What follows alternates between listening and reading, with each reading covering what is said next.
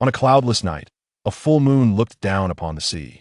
The massive sailing vessel Demeter, a three-masted ship, glided slowly forward, carried by the ocean breeze as it headed toward the kingdom of Tudor. A handsome young man leaned against the railing at the bow, gazing at the distant, faintly shimmering light of a lighthouse. The youth's name was Vincent. Originally a visitor from another world, he had mysteriously crossed over into this realm, arriving in the far east empire of Gendon. His soul had merged with that of an assassin named Vincent, becoming a member of the Bouillon Men, one of the many sects within the Assassin's Covenant. The Assassin's Covenant was a loose alliance formed to facilitate the exchange of contracts and intelligence between various assassin organizations. Over 100 such groups worldwide had signed the covenant.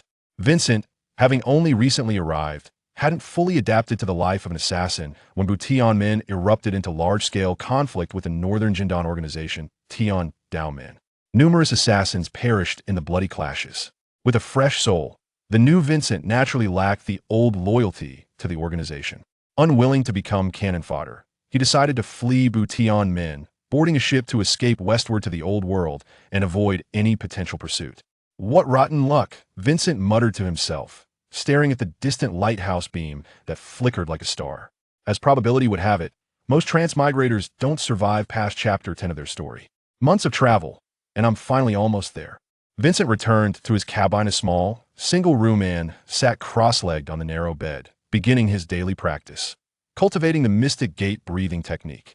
This cultivation method, learned by chance in childhood by the original assassin Vincent, was foundational for Daoist practitioners, but also a path for the extraordinary, enabling one to guide vital energy and enhance physical attributes. It was the very foundation of Vincent's survival as an assassin. Dawn broke. Vincent stepped onto the deck and saw sunlight piercing through gaps in the clouds, scattering glittering points across the water. In the distance, a white cliff rose starkly from the sea. "That's the White Cliffs," a deep, slightly hoarse voice sounded behind him. "Captain Buck of the Demeter. We'll soon arrive in the kingdom of Tudor, my homeland." "How much longer until we reach port?" Vincent asked haltingly, using the Tutoran language he'd been learning from the ship's translator over the past months. "Once you see the White Cliffs, we should make landfall at the southern port city of Hazeborn in about a day. Also, sir, your Tutoran is quite good." "Thank you, Captain Buck. Could you tell me about Hazeborn?" "Of course," Captain Buck replied in his gravelly tone. Hazeborn was the largest port city in southern Tudor, serving as the kingdom's primary gateway for trade with the Near East, Far East, and Africa. Many people from Gendon and Africa settled here, forming communities known as Gendon Town and Africa Street. Hazeborn was close to the Tutoran capital, Dunling. Traveling by steam train to King Station in central Dunling took about 30 minutes. By horse-drawn carriage on the gravel roads, it was roughly 3 hours. Taking a ferry upriver required only 30 to 40 minutes to reach various docks within Dunling. Hazeborn consisted of the dock district, the old town, and the trade quarter. As part of Greater Dunling, it provided maritime docking facilities for the capital. For visitors from the old world, Hazeborn was often their first stop upon arriving in the kingdom of Tudor. The next day, the Demeter slowly entered Hazeborn harbor. On the deck, Vincent saw a bustling scene. Numerous ships crowded the docks, from Gendon's multi-masted tower ships and large Near Eastern xebecs to clipper ships flying the flag of the Africa Alliance. Merchants in diverse attire moved about, while laborers carried vast quantities of goods, loading and unloading with energetic fervor. "My sincere thanks. Farewell, Captain Buck." Vincent shook the captain's hand, mimicking Western etiquette. "May our paths cross again, Mr. Vincent." Captain Buck responded, returning the gesture with a respectful bow in the Gendon style. Stepping off the Demeter, Vincent felt a slight sense of disorientation amidst the lively harbor. "I should go see Gendon Town," as the captain mentioned, he thought, walking past the docks toward the trade quarter. Hazeborn, being an auxiliary city to Dunling, was built primarily around its long-distance port. The dock district housed numerous red brick warehouses, a steam railway station, and ferry terminals. North of the docks lay the Old Town, and the trade quarter to Old Town, mainly residential, the trade quarter commercial. Gendon Town sat at the junction between these two areas. Following the commercial street of the trade quarter, Vincent soon saw a grand red archway in the distance. Golden dragons coiled around its twin pillars, and the characters Gendon Town were inscribed above. Vincent knew he had found the right place. After months confined to the ship, Vincent decided to find a place to improve his diet. Though called a town, it was really just a few streets. Soon, Vincent stood before a restaurant named Hoki Eatery. He glanced at the sign written in Jindan script stating exchange available inside, then pushed open the door and entered. Welcome. The shopkeeper behind the counter spoke in Baiwe, a language Vincent recognized. One guest, sir? Just me. Vincent replied in Baiwe. What local specialties do you have? Take a look at the menu. Our head chef came directly from the homeland. No roast goose? Vincent asked, flipping through the menu. Apologies, sir. Eating goose is forbidden in this country. How about roast duck? Can't eat goose. Then I'll have the roast duck rice. The food arrived quickly, looking delicious and aromatic. After months of terrible shipboard rations, it tasted even better. Vincent picked up his chopsticks and began eating heartily. Sir, how is the meal? The shopkeeper approached with a teapot to refill Vincent's cup after he finished. Vincent took a sip of tea and answered, though there's no roast goose, it still tastes like home. By the way, shopkeeper, where can I exchange money? I've just disembarked and don't have much Tudor gold. Do you have Jindan gold yuan? Yes. The exchange rate between Jindan yuan and Tudor pounds is roughly 1-to-1. My shop offers 105 yuan for 1 pound, the shopkeeper explained. If that suits you, I can arrange it now. Then I trouble you to make the exchange for me. Vincent handed over all his Jindan gold yuan. Shortly after, the shopkeeper returned with a tray holding several Tudor pounds.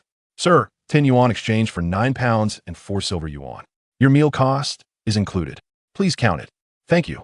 With the money in hand, Vincent poured himself another cup of tea and began pondering his next steps. Hayesbourne seems ideal for hiding so many passers-by. No one pays much attention to strangers. But with only this little capital, I can't afford to sit idle. I need a way to earn money. It's staying too long, and Hayesbourne risks being remembered by locals. I'm also unsure if Bouillon Man has sent assassins after me. Drawing unwanted attention would only bring more trouble. The sensible approach is to first look for a quick way to earn some extra cash, then move on to Dunling or elsewhere. Now the question is, what kind of odd job? His thoughts were interrupted by a loud voice. Liang Tong, time to pay your protection fee.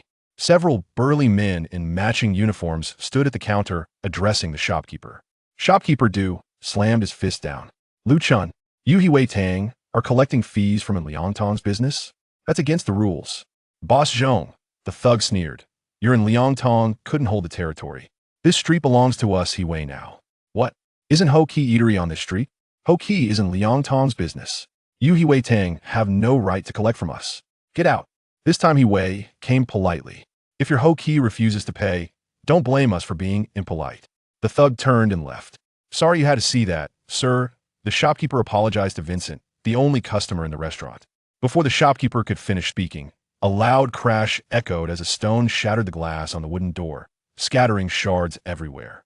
Enraged, the shopkeeper grabbed a knife from under the counter and rushed outside. Despite the foot traffic, the thugs had vanished without a trace.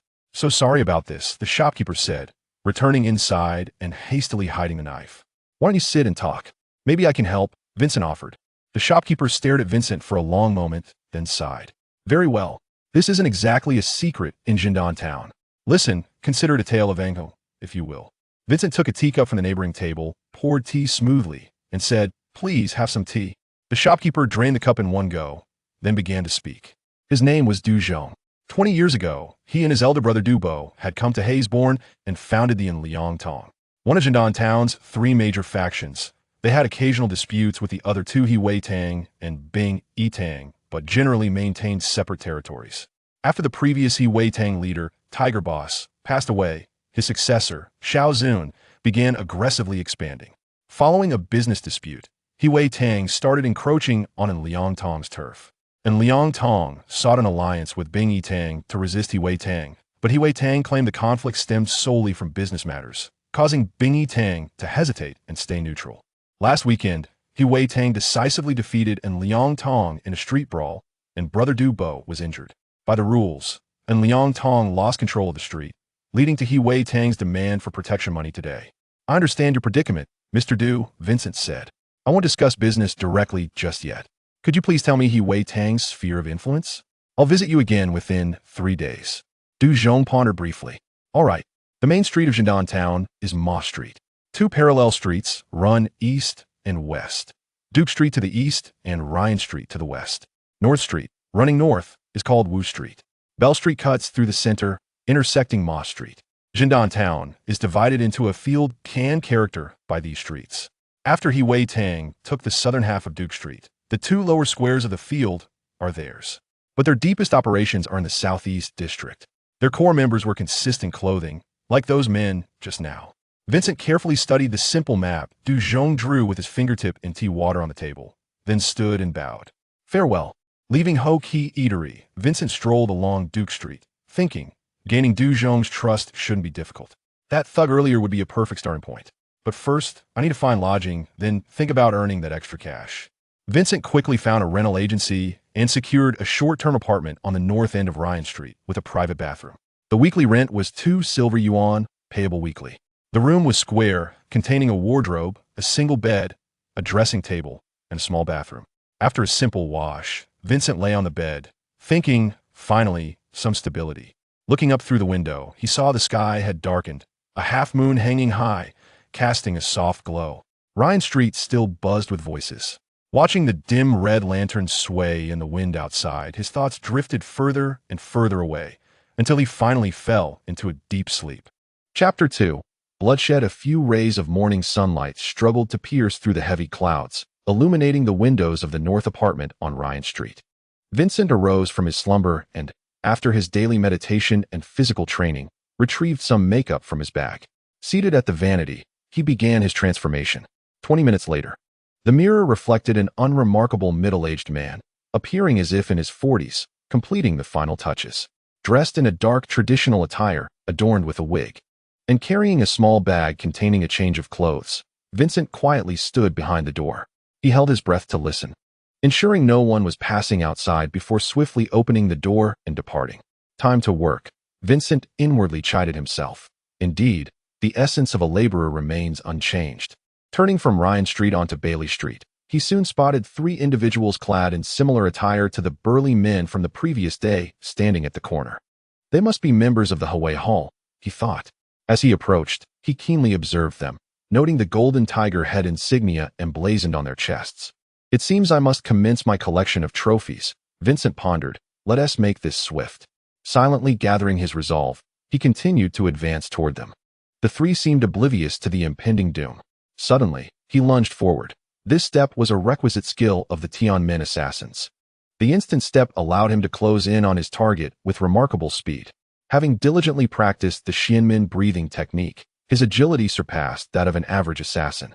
Before the 3 members of Hawaii Hall could react, Vincent's right hand drew a dagger, plunging it into the back of the unfortunate soul facing away from him, striking true to the kidney. With a forceful push to the left front, he withdrew the dagger, causing the hapless victim to collapse against his companion from Hawaii Hall. In a swift rightward slide, Vincent's dagger sliced through the throat of the other member, blood splattering in the air. Without hesitation, he twisted his waist to the left, thrusting the dagger directly into the remaining member's left carotid artery. With a swift extraction of the blade, blood gushed forth, and he quickly delivered another strike to the first victim's artery. In the span of mere moments, all 3 members of Hawaii Hall lay lifeless. Vincent collected the golden tiger head insignias from their chests and vanished into the alley. The Hawaii Hall was situated in the southeastern district of Zhenduan Street. Modest in size, yet forming a quaint courtyard enclosed by 2.5 stories of buildings on 3 sides. At that moment, several members of Hawaii Hall were exercising in the courtyard while the leader, accompanied by several heads, conversed over tea in the main hall, with some members standing by to serve. Suddenly, a flustered errand boy rushed into the courtyard, announcing, "Master, trouble has struck. 3 of our brothers were attacked on Bailey Street. It seems none of them will survive."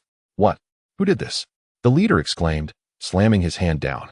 "I don't know. The assailants were incredibly swift, and bystanders didn't even have time to react before they fell," the errand boy replied. The leader tossed a few coins to the errand boy from his pocket, commanding, "Scram." Bending to collect the coins, the boy expressed his gratitude profusely before departing. "Who dares to commit murder in broad daylight on our turf?" The leader glared at the assembled heads. The second in command, Marshal Lin Yuan, inquired, having just seized the territory from the Anliang Hall. Could this be their retaliation? Lu Chun of Hongkouan remarked, "Yuan Go, if Anliang Hall possesses such a formidable personage, can we truly prevail over Dekenin Street?" Xiaozuan replied, "Lu's words ring true. Yet if not Anliang Hall, then who could it be?"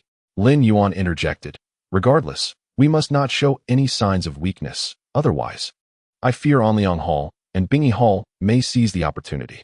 Indeed, Xiaozuan concurred, We cannot allow them to perceive us as feeble, nor can we let the residents of Zindanching think us weak.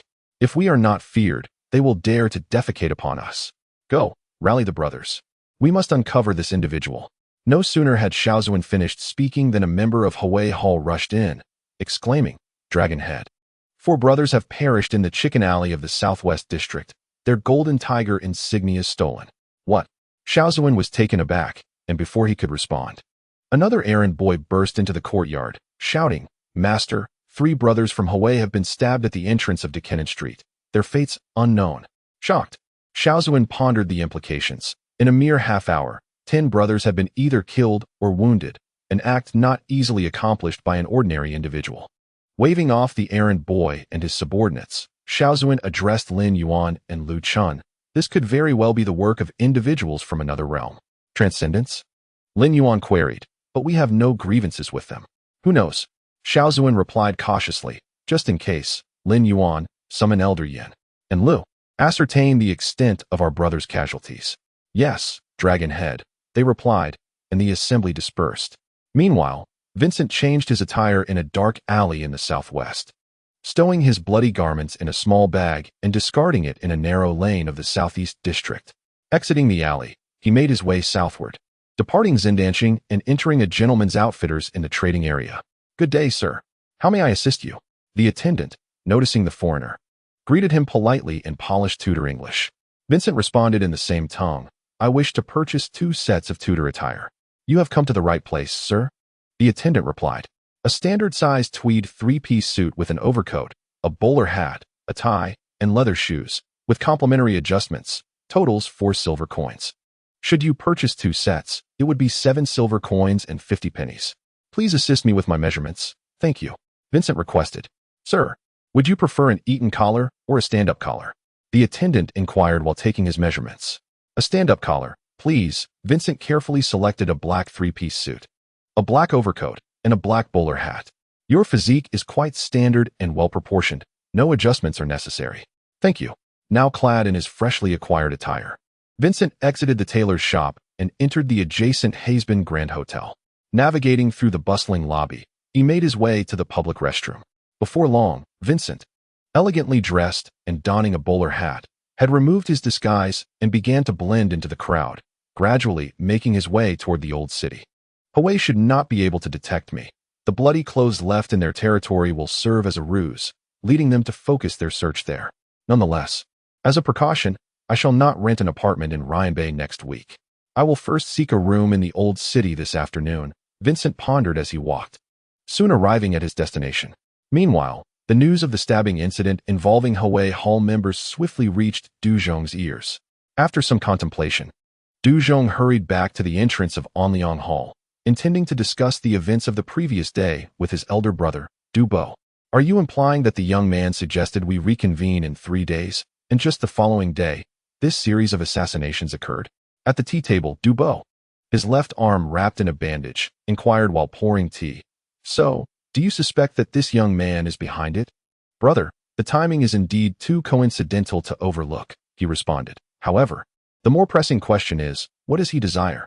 Du Bo lit his pipe, continuing, "This young man managed to eliminate 10 members of Hui in less than half an hour. Such remarkable skill cannot be motivated solely by monetary gain, can it?" To his surprise, Du Bo had hit the nail on the head. Vincent was indeed merely seeking some extra income. Taking another puff from his pipe, he added, "We shall know the truth within 3 days. What is Hui's reaction at present? While we can still enjoy our tea, Xiao Zun is a different story. It is said he was so enraged that he smashed his father, Hu Ye's favorite roux kiln teacup. Someone informed me that a bag of bloodied clothing was discovered in the alley behind Hui's headquarters in the southeast district, leading them to suspect that the perpetrator resides there. Now, Xiao Zun is gathering personnel to comb through the southeast district, causing quite the uproar and disrupting local businesses." Du Zhong took a sip of tea and continued, "I've observed that all Hui members are mobilized. It seems they are not only searching for the assailant, but also putting on a show for us and Bing Tang." Du Bo set down his pipe, lifted his teacup, and laughed heartily, saying, "Then let us enjoy our tea and watch the spectacle unfold." With that, he drank heartily. In the Hui headquarters, the conference hall was dimly lit and modest in size, yet it served as the very heart of Hui, where all formal directives were deliberated. At an octagonal table, the dragon head Xiao Zun and the leaders took their seats on redwood benches. Xiao Zun inquired, "Has Lin Yuan returned from fetching Elder Yin yet?" "He should be back shortly," Lu Chun replied. "After all, Elder Yin spends his days in a drunken stupor at this hour. It takes considerable effort for Yuan Gu to rouse him." Xiao Zun nodded and pressed further. "Are there any new leads?" After discovering the bloodied clothing, we focused our search on the southeast district, inspecting all rental properties, but to no avail. A bounty has been posted, 50 gold pounds for the capture of the perpetrator, and 1 pound for any useful information. Many have tried to exploit the situation, yet none have provided anything concrete. Lu Chun responded. "We are now commencing our search in the southwest district. However, the area around Duke Street South was just taken, and the shopkeepers are not particularly cooperative, so it may take some time." "Damn it. Lu Chun, go to Heji restaurant and seek out Du Zhong. Ask for his assistance, and tell him that if we find the individual, the two factions will cease hostilities, and we will waive the fees for Heji restaurant," Xiao Zun instructed. "Brother, we have just subdued in Liangtang. Is it wise to relent now? It's crucial to observe Du Zhong's reaction to this matter. If he remains indifferent, it may very well indicate that in Liangtang is orchestrating this from behind the scenes. Their peace will only hold until they locate the assassin. Whether they succeed is one thing, and when the conflict reignites is quite another. This time, it is primarily a test of Liangtang's response." "Understood, brother. I shall attend to it at once." Just as Lu Chun prepared to depart, the door to the conference hall swung open, and Lin Yuan entered, leading a tipsy old man with a strong scent of alcohol. "Lu, go and attend to your business. Come, Elder Yin. Please sit and enjoy some tea." Xiao Zun gestured for the old man to take a seat. "Greetings, esteemed elder." The old man settled down to sip a cup of hot tea, seeking to awaken from his drunken stupor. He clasped his hands and, having indulged in food and drink for quite some time, he expressed, "If you have any instructions, please do not hesitate to share." "Have you heard about this morning's events?" inquired the young master. "Lin Yuan has informed me," the elder replied. "Master Yin, can you handle this individual?"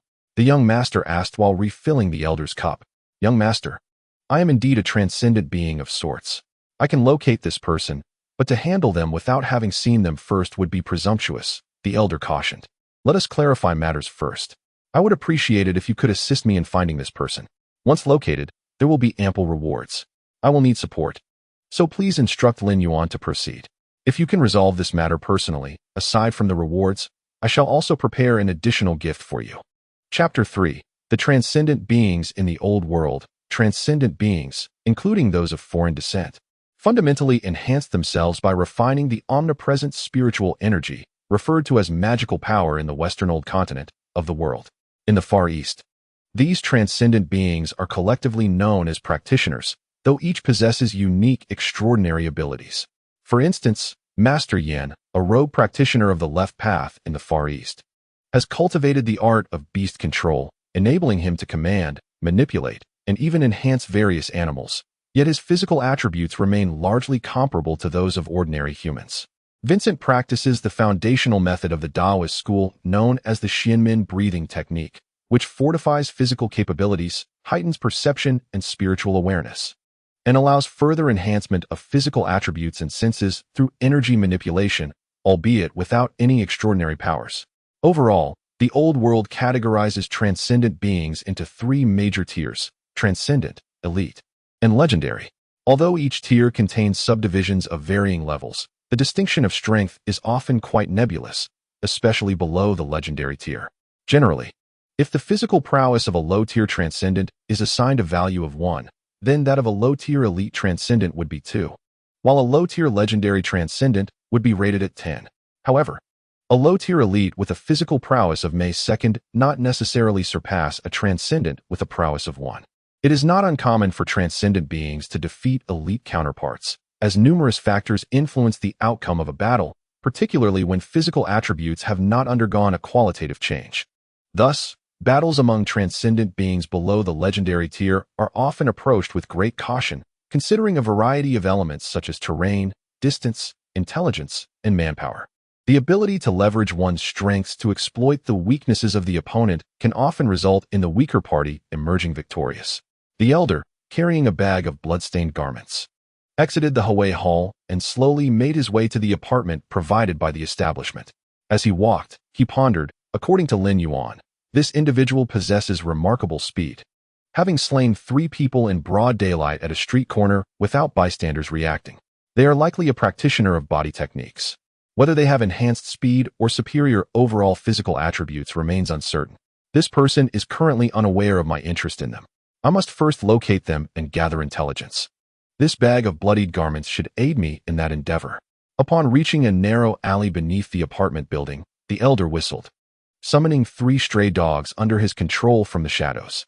Children, the old man, Yin handed one of the blood-stained garments to the 3 stray dogs, intent on uncovering its owner. The strays circled the garment, sniffing intently for an extended period before scattering to pursue the scent wafting through the air. Yin ascended the staircase with deliberate slowness and opened the door to his apartment. The space was ample, housing an exceptionally large wolfhound, while a formidable hawk perched by the window. Upon Yan's entrance, the hound approached, quietly circling him, while the hawk fixated its gaze upon him. All right. I know you're hungry. I shall prepare your meal shortly," he reassured them. These beasts, enhanced through his beast manipulation technique, served as both companions and his means of defense. This technique allowed him to communicate with and control ordinary animals by refining spiritual energy into a formidable force.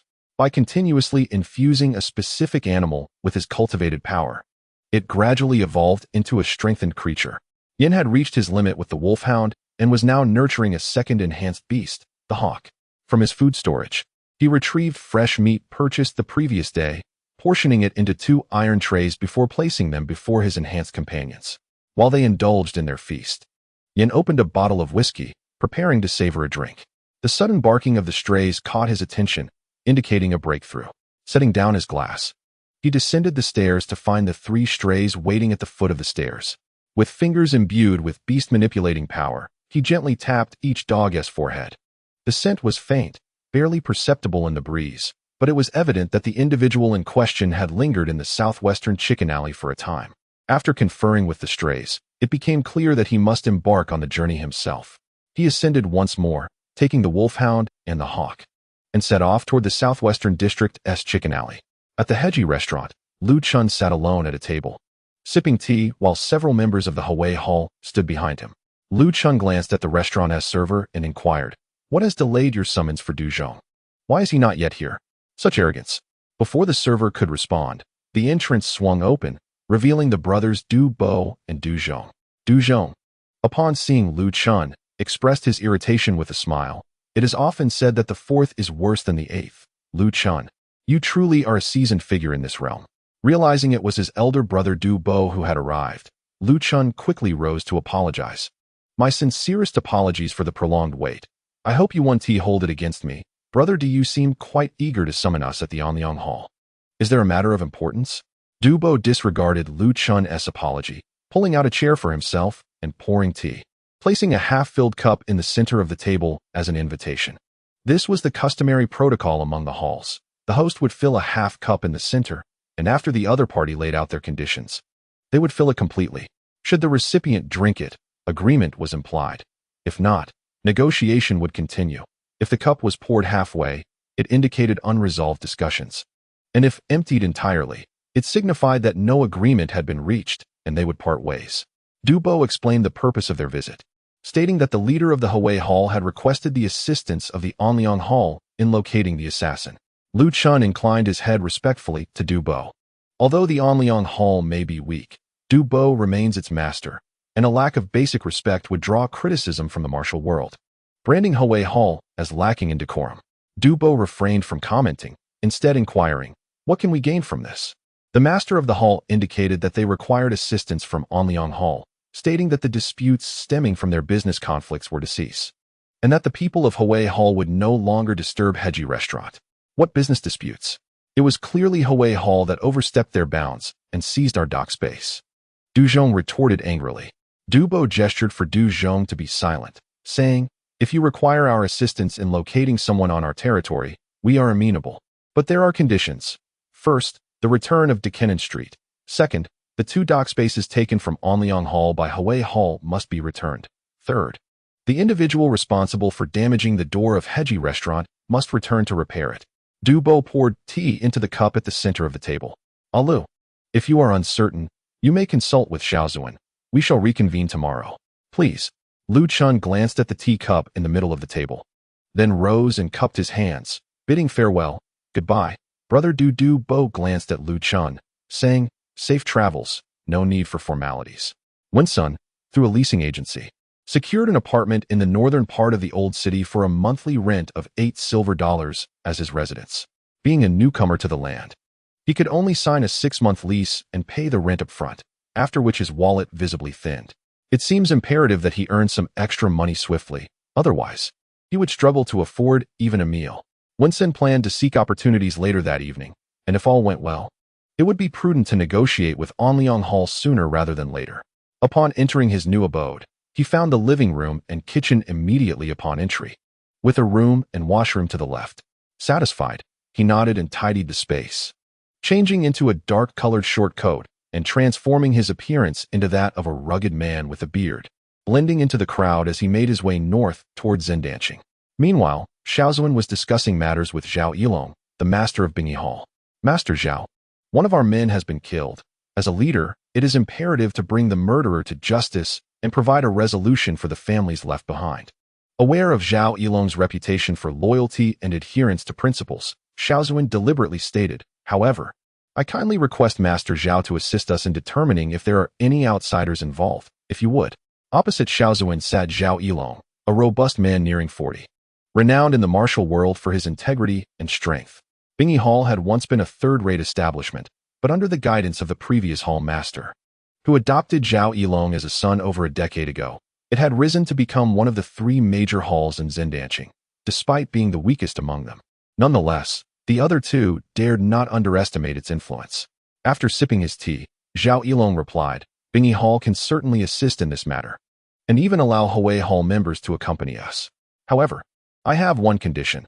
The ongoing conflict between Hui Hall and Anliang Hall has raised concerns for us at Bingi Hall. We require that Hui Hall and Anliang Hall come to a peaceful resolution. Everything else can be negotiated. Should the conflict persist, we at Bingi Hall will be compelled to take a side for the sake of balance in Zendanching. With that, he poured more tea into the cup at the center of the table. The tea house exuded a gentle steam. After a moment of contemplation, Xiaozuan spoke, Master Zhao, we at Hui Hall can agree, but what about the exorbitant demands of Anliang Hall? Are we to swallow our losses? Zhao Yilong replied, Master Xiao, let us take a step back for the sake of peace. A harmonious world is preferable, allowing our brothers to prosper without bloodshed. Observing the dissipating steam from his cup, Xiaozuan raised it and drank deeply, saying, very well, since it is you, Master Zhao, who speaks, we at Hui shall concede for now and see how Anliang responds. With that, he stood and bowed in farewell. As night enveloped Zendanching, the bustling streets were adorned with crimson lanterns swaying in the breeze. Vincent noticed several members of Hui Hall patrolling in groups of 5, the air thick with tension. Sensing an opportunity might elude him tonight, he turned slowly towards the northern part of the city. Suddenly, an unsettling prickling sensation crept up his spine, an instinctual warning that someone was watching him. Intriguingly, he mused, they are capable of detecting my presence. Is their faction composed of cultivators? Without looking back, he slipped into the shadows of an alleyway, yet the prickling feeling persisted. Indeed, they were cultivators, but of what caliber? Continuing down the alley, Vincent entered a herbal shop, where the ominous feeling vanished. How curious, he thought. Can they see in the dark, yet not within the confines of this store? As he selected herbs for potential use, he remained vigilant at the entrance for any tale. Once satisfied, he inquired of the shopkeeper, pray tell, where does the back door lead? Sir, it leads to the northwest beef alley, came the reply. Taking the bundle of herbs, Vincent exited through the back door, only to feel the prickling sensation return. It was indeed not a human presence. There was scarcely enough time for anyone to circle around. Could it be an animal? It seemed the herbs might prove useful. As he pondered, he ground the mixed herbs into powder. Beef Alley was renowned for its bustling beef slaughterhouse and hot pot restaurants, where the locals relished freshly slaughtered beef. The alley lined with wooden tables and diners gathered around charcoal stoves in lively camaraderie. After securing the powdered herbs, Vincent approached the butcher, 2 pounds of raw beef. If you please. Certainly. In a short while, a parcel wrapped in oiled paper was handed to him. With the beef in hand, He ventured into the dimly lit side alley of Beef Alley, where the oppressive sensation dissipated once more.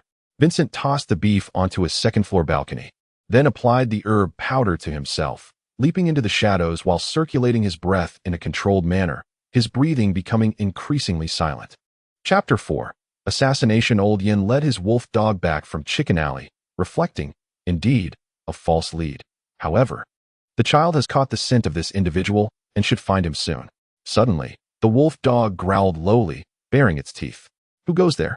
Old Yin crouched down, stroking the wolf while attempting to decipher its thoughts. Is it that person? A furtive glance revealed a bearded man. The elderly man rose from his seat and made his way toward the alley. With a swift motion, he raised his arm adorned with a falconer's gauntlet and whistled, prompting the falcon to perch steadily upon his arm, its gaze fixed upon him. He commanded the bird, and with a flick of his wrist, it ascended into the sky. Guard me well, the old man instructed his wolfhound, then formed a hand seal, invoking the beast control technique, Falcon's Eye. His eyes turned pale as he established a visual connection with the falcon soaring above. A burly man with a beard emerged from the back door of the apothecary. The falcon circled overhead. Had it spotted us? The old man mused, harboring a tinge of doubt. The falcon continued to tail the bearded man, who seemed to be merely purchasing meat. Observing through the falcon's keen eyes, the old man pondered whether this individual was merely tainted by the scent of his target. The old man concluded that the man did not appear overly suspicious. Through the falcon's perspective, he watched the bearded man enter a side alley, vexed by the multitude of awnings. Very well, I shall wait at the exit. 10 minutes passed without any sign of the man. Could he possibly reside here? It was prudent to confirm. The old man dispelled his spell and led the wolfhound toward the cow alley. Upon reaching the alley's entrance, he unclipped the leash and gently encouraged the wolfhound. Go take a look. The robust wolfhound darted into the side alley like a wild stallion, and soon 2 low growls echoed back. The old man cautiously whistled, and the falcon returned to its perch on his arm. He ventured into the alley, finding it deserted save for the wolfhound, which stared intently at the second floor. The old man approached with care, stroking the wolfhound to discern its thoughts. Is the individual residing upstairs? But is he the murderer or merely tainted by a scent? Should I ascertain this further? After a moment of contemplation, the old man decided. Very well, if he is indeed the one, engaging in indoor combat is not my forte. I should allow the members of Hawaii Hall to investigate first. As he led the wolfhound out of the alley, he remained unaware of a pair of eyes watching him. Vincent observed the old man with the dog, realizing he was indeed a beastmaster. Animals possess remarkable olfactory abilities, Vincent mused, yet they rely too heavily on their sense of smell, making them easily misled by concealed scents. The powder he had recently applied, a secret formula known as no-trace powder, effectively masked his own scent, rendering him nearly undetectable to ordinary animals. It appeared imperative to eliminate this man. Not only was it troublesome to have an extraordinary being tracking him, but this old man belonged to Hawaii Hall. By eliminating him, Vincent could then sit down with the members of Anyang Hall to negotiate leisurely. As he watched the old man exit the side alley, Vincent quickly altered his appearance, smearing his face with dark ash and reapplying the no-trace powder before stealthily following at a distance. Vincent believed the old man lacked similar perceptive abilities. Otherwise, he would have noticed him moments ago in the alley. However, he remained cautious, suspecting the old man might be employing a strategy of feigned indifference. The elder led his wolfhound into the entrance of Hawaii Hall, where he spoke to Lin Yuan in the main hall. In the second-floor street-facing room of the northern unit of the cow alley, there is a bearded man who carries the scent of a criminal. Although I suspect he may not be a true criminal, it would be wise for you to send someone to investigate and see if they can apprehend him. Should anything arise, have them report back to me immediately. Lin Yuan clasped his hands in acknowledgement, replying, I will arrange for personnel to handle this at once. Vincent mingled among several laborers, leaning against the wall at the entrance, watching as the old man exited Hawaii Hall, having finally located its entrance. Vincent contemplated, pondering whether this old man was a goldmine of information. Had he come to Hawaii Hall because he had fallen for Vincent's bait? Or was he planning to conspire with Hawaii Hall to ensnare him? Vincent continued to trail the old man from a distance, observing as he petted 3 stray dogs before ascending the stairs. Vincent recognized these animals as pawns in the old man's scheme. After confirming the old man's residence and the whereabouts of the strays, Vincent turned towards the alleyway. As he approached the alley's entrance, He spotted several members of Hawaii Hall stationed at the mouth of the cross street. It seemed they had taken the bait, though that was not guaranteed. Nonchalantly, he strolled past the alley entrance, making a circuitous route back to the old man's home. Vincent circled the base of the old man's dwelling, finding no signs of an ambush, and his instincts detected nothing amiss. The night had deepened, and the streets were growing sparse with pedestrians. Vincent slipped into the shadows of the alley, and in the darkness, he leapt nimbly to the balcony diagonally opposite the old man's residence, then lightly sprang to the balcony facing it. Channeling his energy, he listened intently. The occupant within was breathing evenly, already asleep, concealed in the shadows of the balcony railing. His peripheral vision caught sight of the old man in the parlor, leisurely opening a bottle of whiskey and savoring a glass. Vincent felt a confidence of about 50% that the old man had taken the bait, yet he resolved to wait a while longer, hoping the old man would indulge in another drink or two. At that moment, two members of Hawaii Hall hurriedly ascended the stairs. Vincent discerned their arrival and immediately focused his senses. After a series of urgent knocks, he overheard the Hawaii Hall members speaking to the old man, bracing himself against the door. "Good evening, Elder Yen. The room you mentioned was occupied by a clandestine worker, and she has been apprehended. However, she insists she has no acquaintance with a bearded man. We are still interrogating her, but that area is under the jurisdiction of Bingy Hall, so results may not come swiftly." Elder Yen replied, "Very well, I will visit the hall tomorrow. Care to join me for a drink?" "Not this time, Elder. Our superior awaits our report." After the two members departed, Elder Yen resumed his seat on the sofa, downing his whiskey in one gulp before leisurely refilling his glass. Vincent felt a heightened certainty of about 60% that the old man had indeed taken the bait, yet he continued to bide his time. Meanwhile, at the Hawaii Hall's assembly chamber, several leaders convened around the octagonal table. Xiaozuan conveyed the results of Zhao Yilong's negotiations to the leaders, while Lu Chun reported Du Bo's conditions to Xiaozuan. With a resounding bang, Xiaozuan slammed his palm on the table, exclaiming, "Onliang Hall is not even a match for us, yet they wish to reclaim what they lost at the tea table?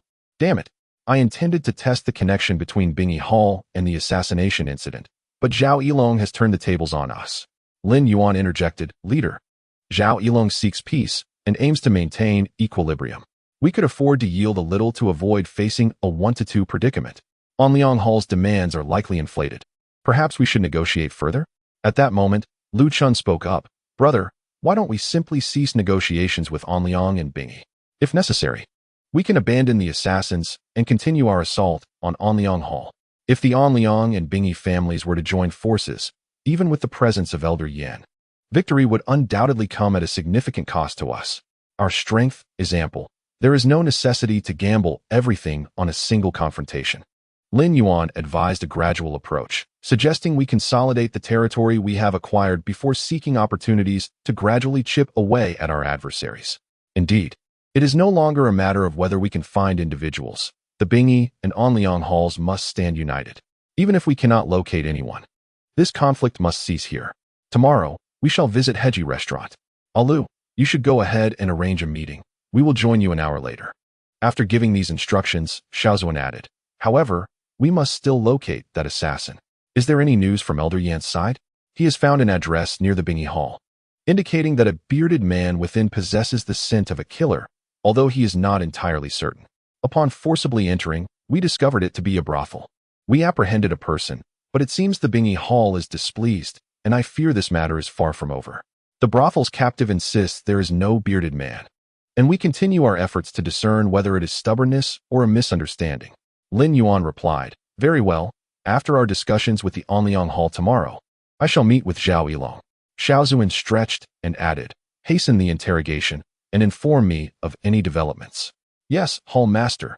On this moonless night, a solitary street lamp at the intersection struggled to emit a feeble glow, its light engulfed by the thick darkness.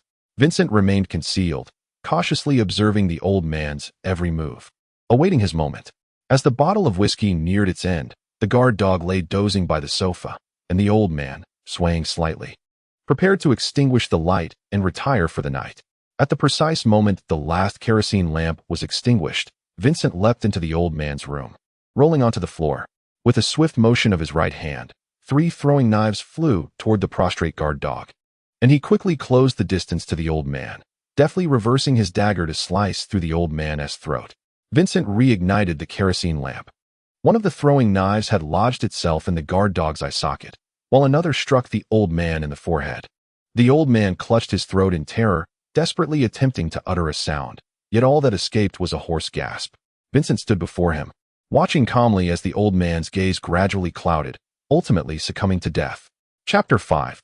Blade of Shadows. Vincent gazed upon the lifeless old man, cautiously moving both his and the guard dog's bodies to the food storage room, lest the pungent scent of blood attract the attention of the neighbors.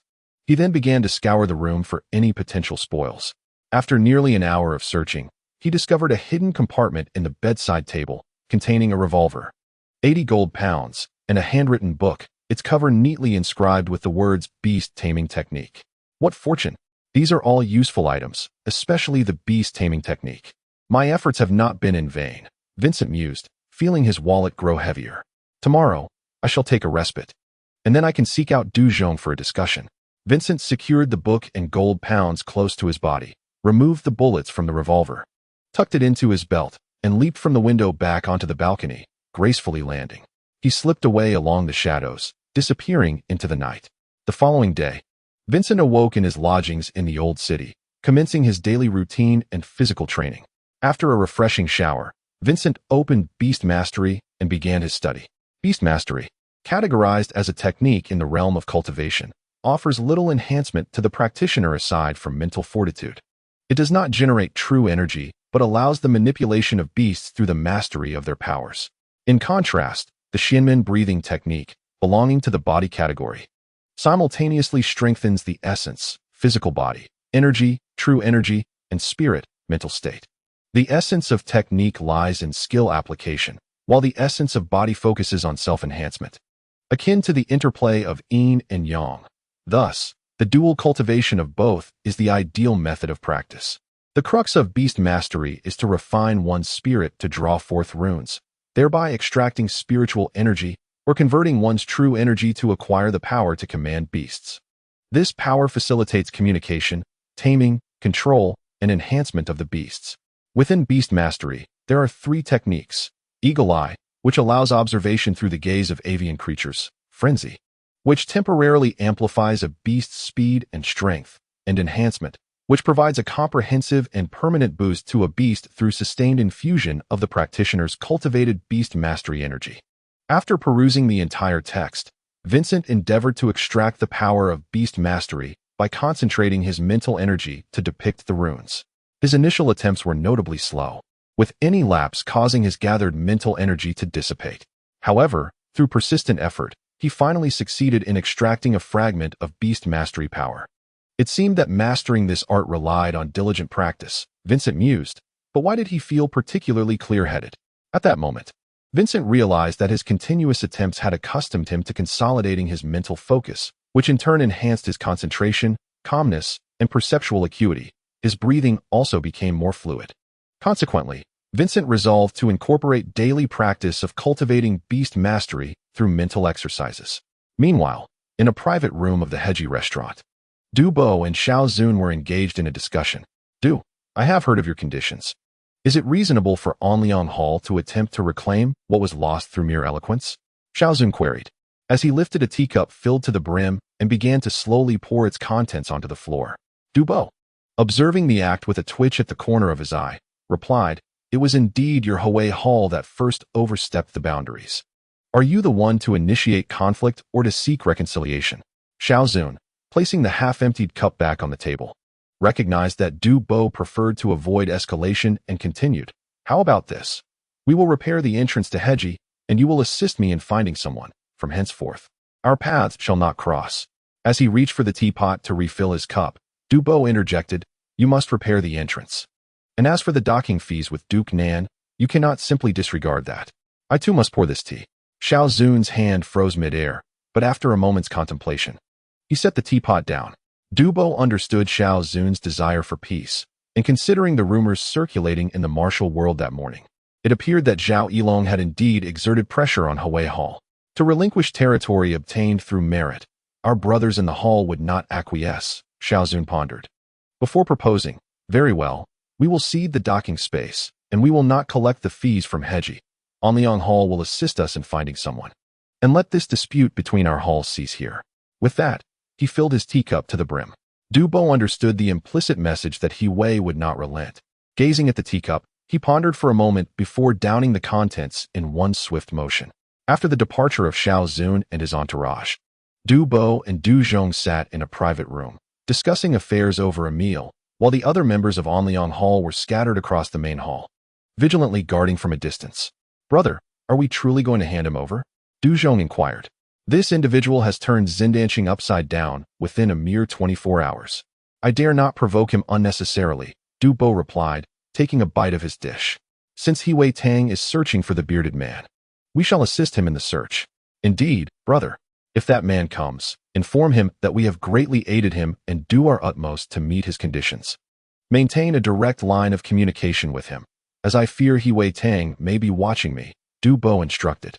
Additionally, probe whether he would be willing to reside permanently at Onlyong Hall, offering our financial support when he undertakes tasks, much like that old man Yin from He Wei Tang. "Understood, brother," Du Zhong nodded. "Speaking of which, it is quite astonishing that this extraordinary individual, Yin, has yet to find anyone. He must be a formidable character. Indeed, quite formidable." At that moment, a member of Onlyong Hall rushed into the tavern, swiftly approaching the private room, addressing Du Bo and Du Zhong. "Brother, second brother, Yin from He Wei Tang has been killed." "What?" Du Bo was taken aback, asking, "What transpired?" "It is known that Yin's body was discovered by He Wei Tang members in his residence, reportedly with his throat slit," the member explained. "Understood, you may leave." After the member departed, Du Bo turned to Du Zhong and remarked, "This explains why Yin has not been able to locate anyone. Remember what I just instructed you. Provide whatever is needed from that side, and consult me if you cannot make a decision." "Yes, brother." Just as Xiao Zun returned to the hall, a member hurriedly entered, reporting the assassination of Yin. "What?" Xiao Zun was startled. Earlier today, two brothers went to invite Yin to examine the captured courtesan from last night, but there was no response despite knocking. The member, calming his hurried breaths, continued, "These two brothers had also visited Yin last night, knowing he was drinking. Although Yin enjoys his drink, he never neglects his duties. He was supposed to come to the hall this morning, but it seems he has missed the appointment." One brother continued to wait at the door while the other returned, only to find Yin missing. Realizing something was amiss, they hurried back, unlocked the door, and discovered Yin with his throat slit, his body dragged into the storage room, with valuables looted. Xiao Zun appeared momentarily stunned by the news of the demise of He Wei Tang's sole, extraordinary member. Lin Yuan, standing nearby, promptly gestured for the member to withdraw. After a moment's hesitation, he asked, "Hall Master, without Yin, we are not much stronger than Onlyong Hall." "Enough, enough. Since we have already spoken of peace, we shall wait for the next opportunity," Xiao Zun sighed, continuing, "There is no need to pursue the assassin. If they could kill Yin, what are we to them?" "Understood, Hall Master," Lin Yuan and the others replied. "Furthermore, arrange for the transfer of the docking rights to Onlyong Hall, with a Lu responsible for the handover. This afternoon, Lin Yuan should meet with Zhao Yilong to provide an explanation to Bingyi Hall, resolving the incident from last night. Let this dispute cease here. Solidifying our claim over Du Ku Nan Street, Onlyong Hall requires time to recuperate, and Bingyi Hall desires peace. Since it is mutually beneficial, expedite these matters." "Understood, Hall Master." With a gentle wave of his hand, Xiao Zun watched the crowd disperse, then sat alone at the octagonal table, letting out a deep sigh. In the evening, after a day spent studying the art of beast mastery, Wensheng donned a three-piece suit, slipped into an overcoat, and adorned himself with a bowler hat before departing from his residence in the old town, making his way to Heji Restaurant. He mused to himself that at this hour, he could conveniently enjoy a meal, thus accomplishing two objectives in one go, an ideal scenario indeed. As he entered Xindanqing, he noted the absence of the Huatang members who had patrolled the area the previous day. The palpable tension of yesterday had dissipated, and the streets had returned to a serene calm.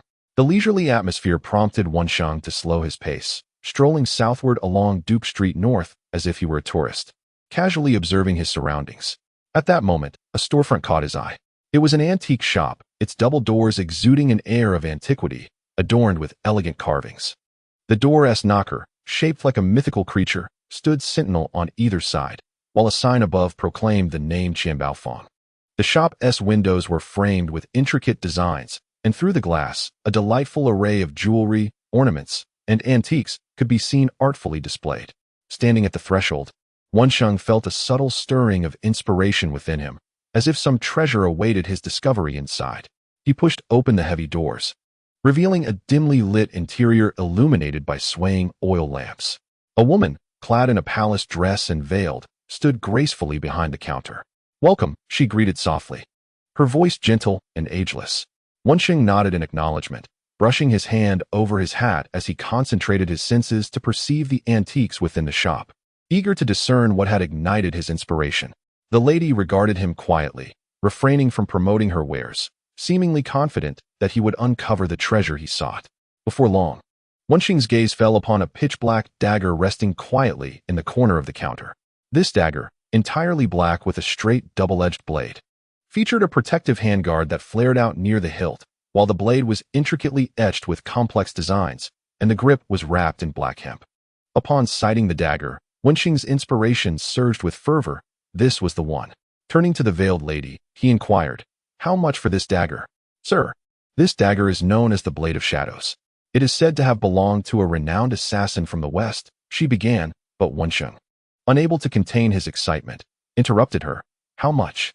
£1, she replied, her tone still gentle despite the interruption. "Is it truly so inexpensive?"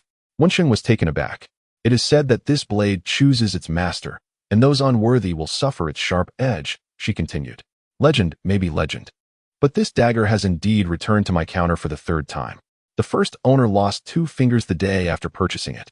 The second lost his left hand 3 days after." Wensheng focused intently on the dagger, the ominous aura it exuded suggesting it was forged from endless darkness. "I'll take it," he declared, retrieving his wallet from his left breast pocket and placing a gold pound on the counter. The veiled lady gently presented the tray holding the dagger to him, saying, "I hope this dagger does not return here again." As Vincent grasped the dagger from the tray, an overwhelming darkness enveloped him, plunging him into an abyss of shadows, yet his spirit felt an inexplicable sense of returning home. He carefully retrieved the scabbard from the adjacent space and, with great reverence, sheathed the dagger. After securing the weapon, he responded softly, "I will not," and expressed his gratitude before turning to depart.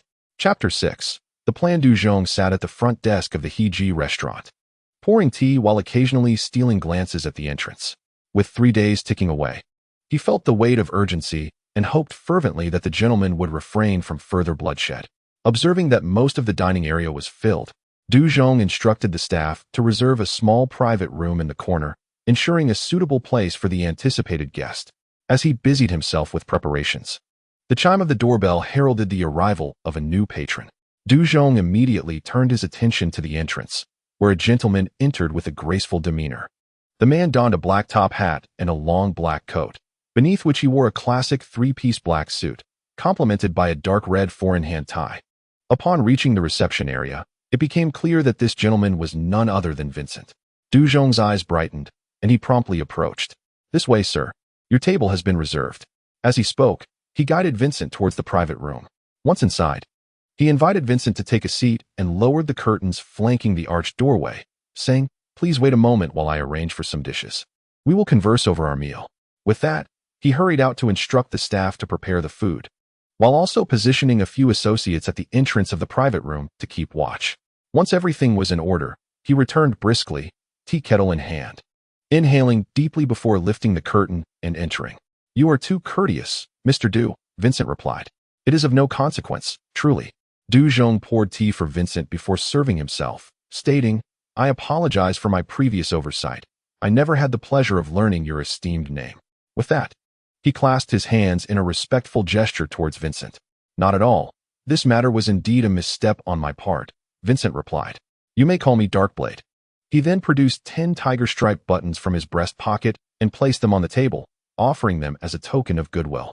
Du Zhong's heart raced at the sight of the buttons, and he swiftly pocketed them, saying, "Mr. Darkblade, your faith in others is commendable.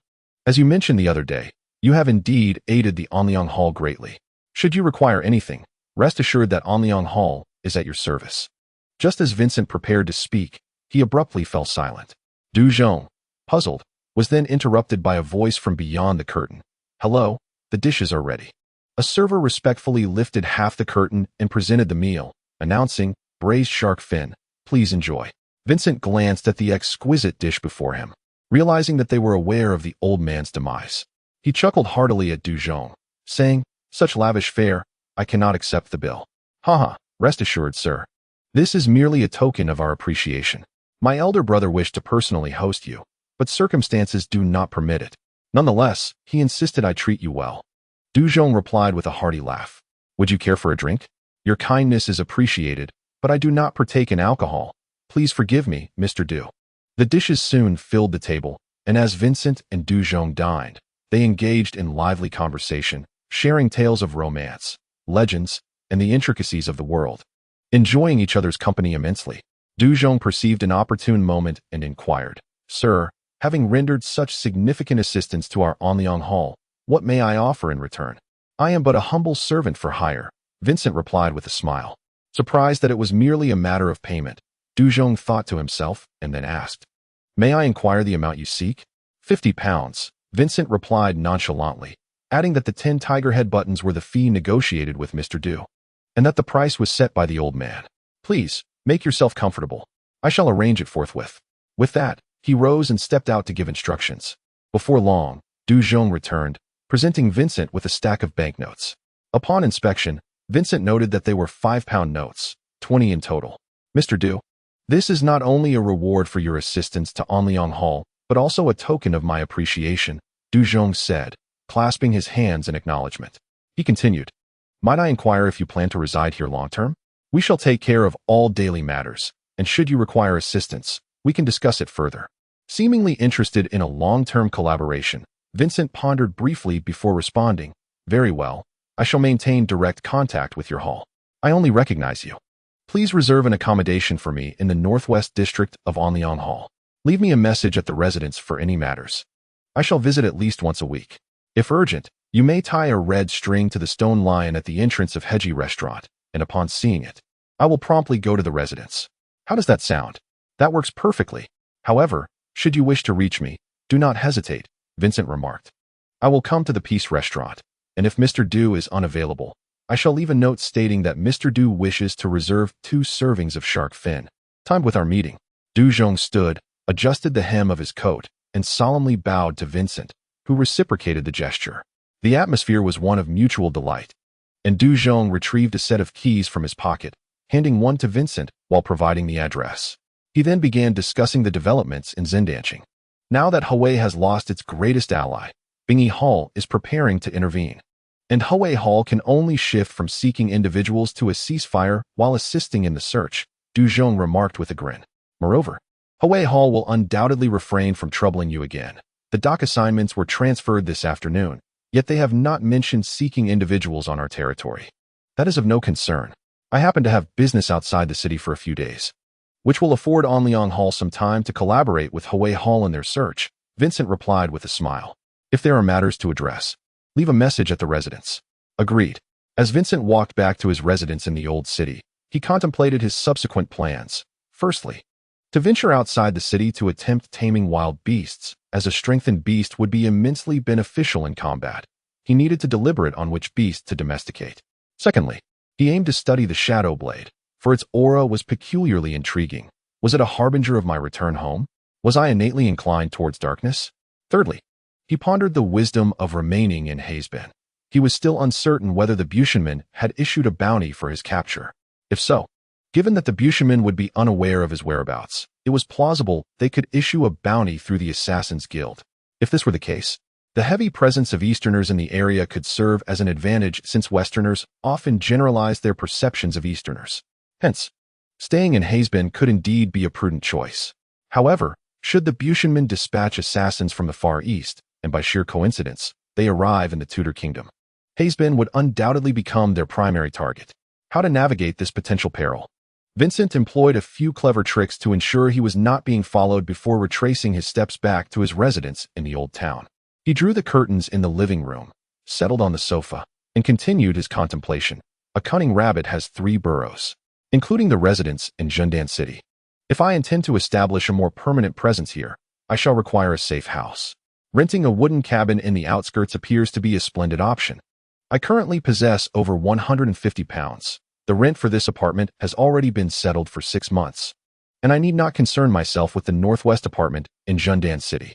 Tomorrow, I shall visit the rental agency to inquire about the cost of a wooden cabin in the countryside, which is also more conducive to the rearing of wild beasts.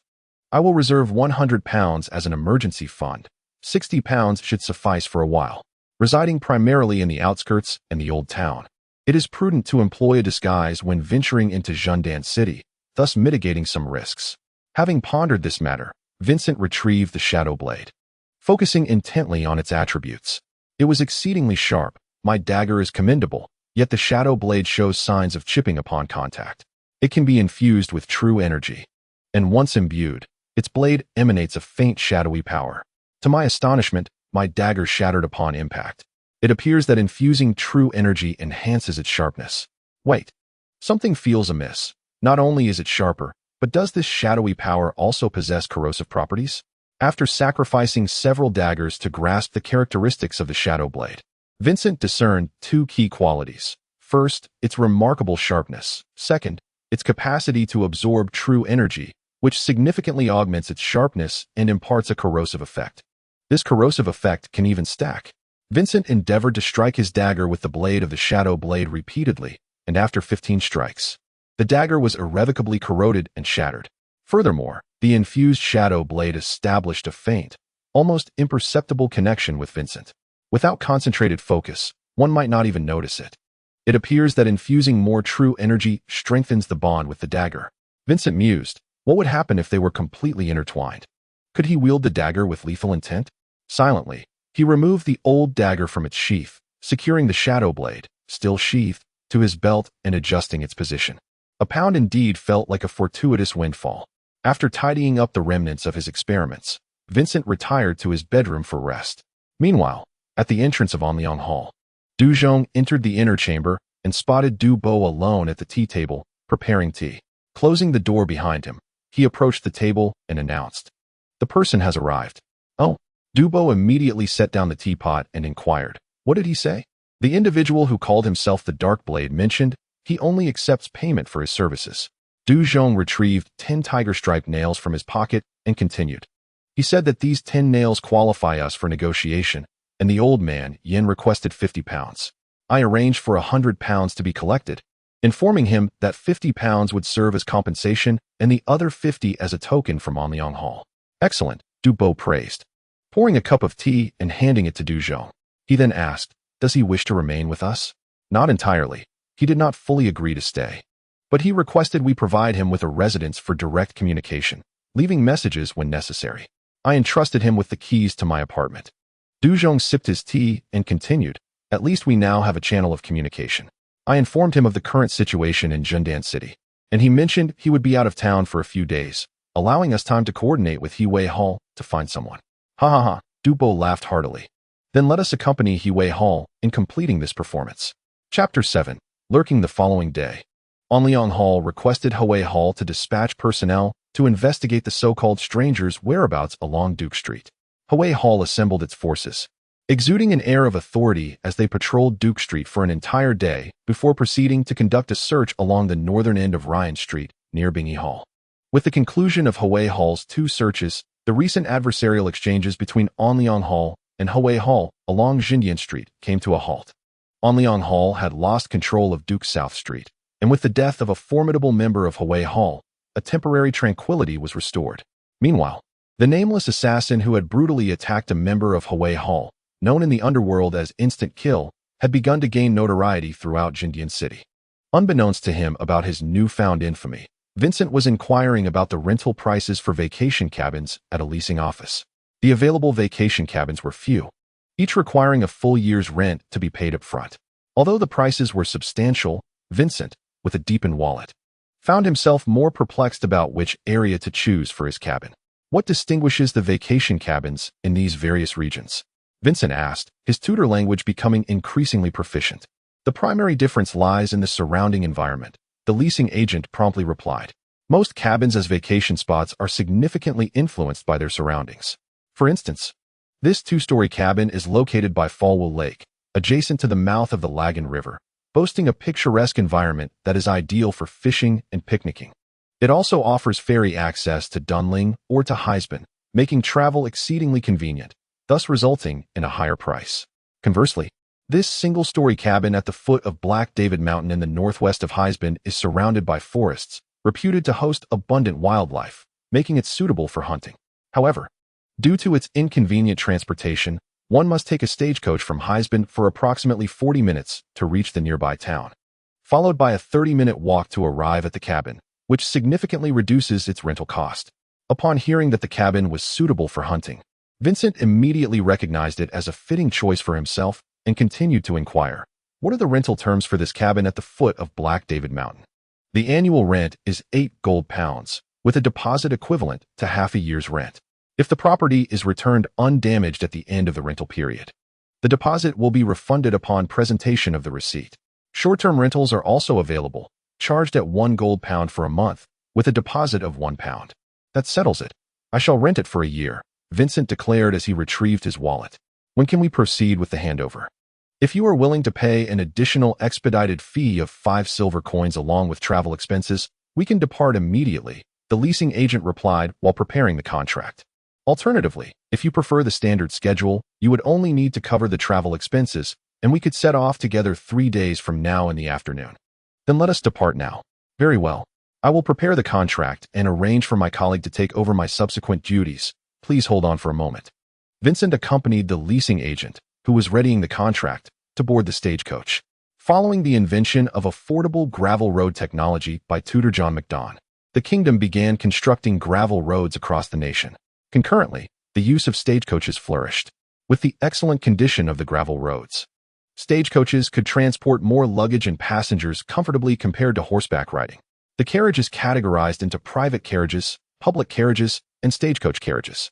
Private carriages serve as transport for nobles, capitalists, and public officials. Public carriages operate along fixed routes within the city as public transportation, while stagecoach carriages are public transport vehicles that span the nation, complementing steam trains by reaching every town surrounding the kingdom's major cities, simultaneously fulfilling the roles of postal service and logistics transport.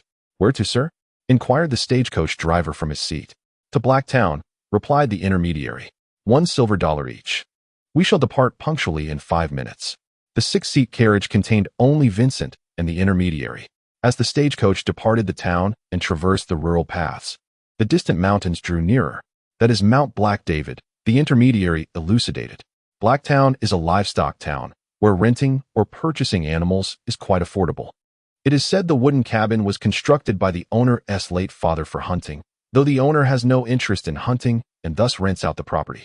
The stagecoach came to a smooth halt at the town's entrance. The driver knocked on the carriage and announced, "We have arrived." The intermediary and Vincent disembarked. A glance from the town's entrance revealed a modest array of establishments: a bar, a police station, a post office, a grocery store, a butcher, a clinic, and in the distance, a large livestock trading post, the entirety of the town's commercial street. Most passers-by were either leading or riding horses, and the air was imbued with the distinct aroma of a livestock town. "Can you ride, sir? If so, we could rent horses and reach the cabin in just 10 minutes. Otherwise, it would take half an hour on foot. Let us rent horses." Arriving at the livestock trading post, and with the intermediary's credentials as assurance, Vincent and the intermediary secured a horse for a deposit of 5 silver. At a rental rate of 50 pence per day, they mounted their horses and headed north towards Mount Black David, soon exiting the town and crossing several pastures. The intermediary pointed to a stone at the intersection marked private property and instructed Vincent, "Sir, we shall take the path beside this boundary stone into the forest. We will reach our destination in about 5 minutes." Continuing onward, the path was flanked by densely packed trees, with the occasional rustle of passing animals. Before long, a wooden cabin nestled against a cliff came into Vincent's view. Dismounting at the cabin, they secured the reins, and the intermediary began the tour. The cabin is constructed beneath a cliff on the side of Mount Black David, with the northern side against the cliff. To the south lies the road leading to Blacktown. The west path leads into Mount Black David, allowing one to ascend to the summit. The east features a well, beyond which delves deeper into the forest, an excellent hunting ground. After introducing the exterior, The intermediary ascended the stairs to unlock the door, continuing inside the cabin. There are 3 rooms, a storage room, a living room, and a washroom. The rooms and living room are equipped with fireplaces, and a charcoal stove outside the washroom can heat water. The storage room contains tools such as axes for your use, but they must not be lost, or your deposit will be forfeited. Vincent was exceedingly pleased, promptly paying and signing the contract. After confirming the details of the deposit with the intermediary, they rode back to Blacktown together. The intermediary took the stagecoach back to Hayesburn, while Vincent prepared to procure supplies to stock the cabin, readying himself for his plans to tame wild beasts the following morning. Early the next morning, Vincent first went outside to the washroom to boil water, and then began his daily tasks and training. After enjoying a refreshing hot bath, he donned a hunting outfit and ventured into the dense eastern woods, fully activating his beast manipulation technique, a skill capable of attracting the attention of nearby wild beasts. Before long, Vincent felt a subtle stir in his instincts, a clear sign that a predator had noticed him. What could it be? He heightened his vigilance. Just then, he sensed movement behind him. A gray wolf sprang from the tall grass, aiming to bite his ankle. Vincent swiftly lifted his foot and, with a sudden step, turned to lightly tap the wolf's forehead with his empowered hand. Another gray wolf leaped from the underbrush, but Vincent executed a swift kick, sending it flying. The first gray wolf, meanwhile, had been subdued by his manipulation and lay docile on the ground. From the side, yet another gray wolf attempted to ambush him. Vincent deftly sidestepped and seized its head, channeling his energy to swiftly tame it as well. The last wolf, still snarling and perplexed by the fate of its companions, confronted Vincent defiantly. In a blink, Vincent leaped forward and effortlessly subdued the final gray wolf. The 3 gray wolves displayed remarkable unity, and Vincent, observing their docile demeanor, deemed them excellent guardians. He knelt down and, utilizing his beast manipulation technique, gently caressed the 3 wolves. Under the influence of his power, a mysterious bond formed between Vincent and the wolves. They comprehended his commands, and he could summon them by expending his energy while also sensing their locations. Is this the mastery of beast manipulation? Vincent pondered, instructing the wolves to guard the wooden cabin before continuing deeper into the forest. As he roamed the woods, the day wore on without encountering any significant beasts. In the winter of the Tudor Kingdom, twilight descended by afternoon.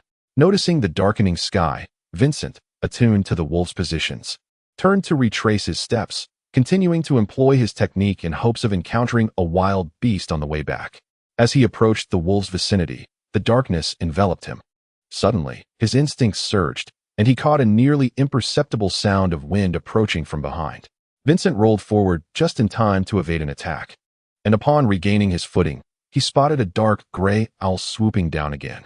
Quickly adjusting his position to lean against a tree, he braced himself as the owl's talons came dangerously close. Channeling his energy for a swift maneuver, he narrowly avoided the strike as the owl collided with the tree trunk. Seizing the opportunity, Vincent activated his beast manipulation technique and captured the owl. Got you, Vincent thought, contemplating the stealthy assault and the potential for this avian creature to utilize its keen eyesight. He resolved to enhance this owl. With the now tamed owl in his grasp, he instructed it to follow him and sprinted toward the wooden cabin. Moments later, he arrived at the cabin's entrance, where the 3 gray wolves had gathered from various directions, seemingly awaiting their master's praise. Vincent activated his beast manipulation technique, affectionately stroking each wolf, feeling the bond grow stronger. Suddenly, the wolves lifted their heads in unison, for the owl had silently perched atop the roof. Friends, Vincent addressed the wolves, and upon his call, the owl gracefully settled on his hand. The claws are remarkably sharp. Had it not been for the cultivation technique in operation, my arm would surely have been torn. It seems I require an arm guard, Vincent pondered. First, I shall prepare dinner, and then I will delve into the effects of enhancing the beast mastery technique. After a simple evening meal, Vincent sat before the campfire, beginning to infuse the beastly power into the owl perched on his arm. The owl absorbed the energy swiftly, while Vincent transformed his true energy into beast mastery power with great speed. In less than 10 minutes, he sensed that the owl had reached its limit. Any further infusion would lead to its demise. Vincent also felt his own true energy deplete entirely. Observing the now slumbering owl, he mused. It appears there are no discernible changes. Yet, with his true energy exhausted, He questioned how long it would take to enhance a wild beast solely through mental refinement of the beast mastery power. After completing his cultivation to recover his depleted energy, he decided to observe the owl's condition again the following day. Before dawn, Vincent was awakened by an inexplicable call. What is happening? He wondered. Is it beckoning me to venture outside? Wrapping himself in a coat, he stepped out of the wooden cabin to find the owl calling to him. The owl's physique appeared larger, its gray-black feathers gleaming more vibrantly. What could be the reason? Vincent stroked the owl, attempting to communicate, and realized it was hungry for meat. A sudden understanding dawned upon him. The owl required sustenance to strengthen itself. He turned to the storage room, retrieving some raw meat to feed the owl. After consuming a pound of beef, the owl resumed its slumber. Vincent, sensing he could infuse a bit more beast mastery power into the owl, decided to wait until it digested the energy before attempting further infusion. As the sky brightened, Vincent commenced his daily tasks and training. Chapter 8. The otherworldly folk. Time flew by, and a week had passed. Vincent spent these days continuously feeding meat and infusing beast mastery power. The once half-meter-long owl had grown to over a meter, its sharp talons capable of effortlessly piercing through hard tree trunks. Its flying speed had increased. Yet it remained silent and agile, with eyes that seemed to convey unspoken words. Vincent named the owl Shadowflight. As he prepared to begin his daily infusion of true energy, he noticed that Shadowflight had seemingly reached its limit and could no longer accept any more beast mastery power. It seemed time to return to Heisben, Vincent thought, as he began to pack his belongings and instructed the gray wolves to guard the entrance before setting off with the owl. Upon returning to his home in the old district of Heisben and tidying up briefly, Vincent instructed the owl to circle in the sky while he disguised himself and headed toward Zendanching. Upon arriving in Zendanching, Vincent felt a strange tension in the air. The streets were bustling with hurried pedestrians, who appeared reluctant to linger. Occasionally, he spotted patrol teams from the 3 major halls passing by, exchanging a few words. Despite it being only 4 o'clock, many shops were already closing for the night. Sensing something amiss, Vincent hurried to his residence in the northwest to check for any messages. Upon opening the door, he found a note pressed under a paperweight on the dining table. Unfolding it, he saw it was a message from Duzhong. Sir, please gather at Heji restaurant. Vincent crushed the note with his energy, removed his disguise, and set out for Heji restaurant. Pushing open the restaurant's door, he found the hall empty. The receptionist, Duzhong, rushed to greet him, exclaiming, Sir, you have finally returned. What has transpired? Vincent inquired.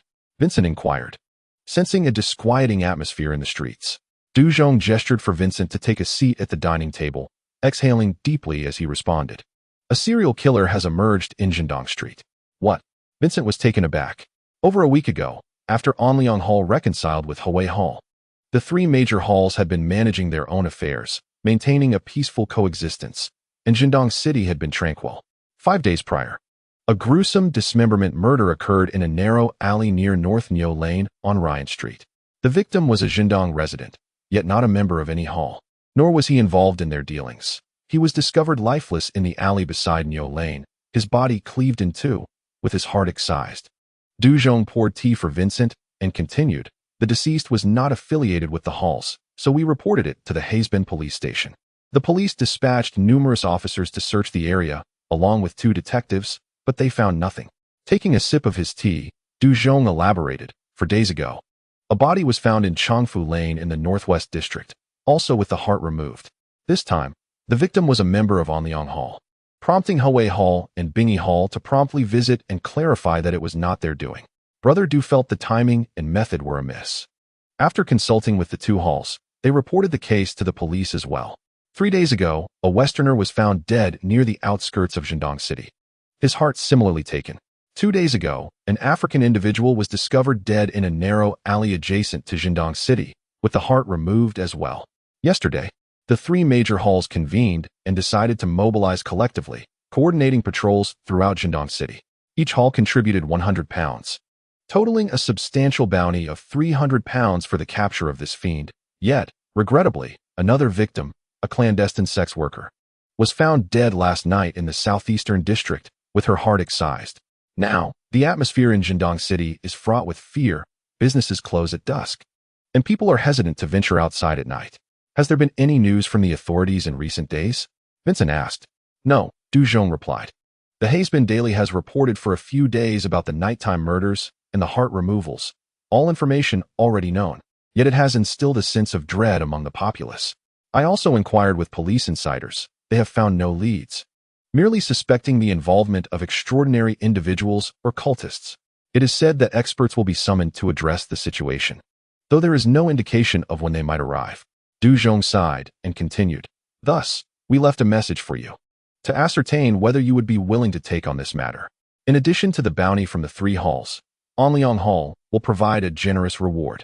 After a prolonged contemplation, Vincent stated, I need to visit the scene first before making a decision.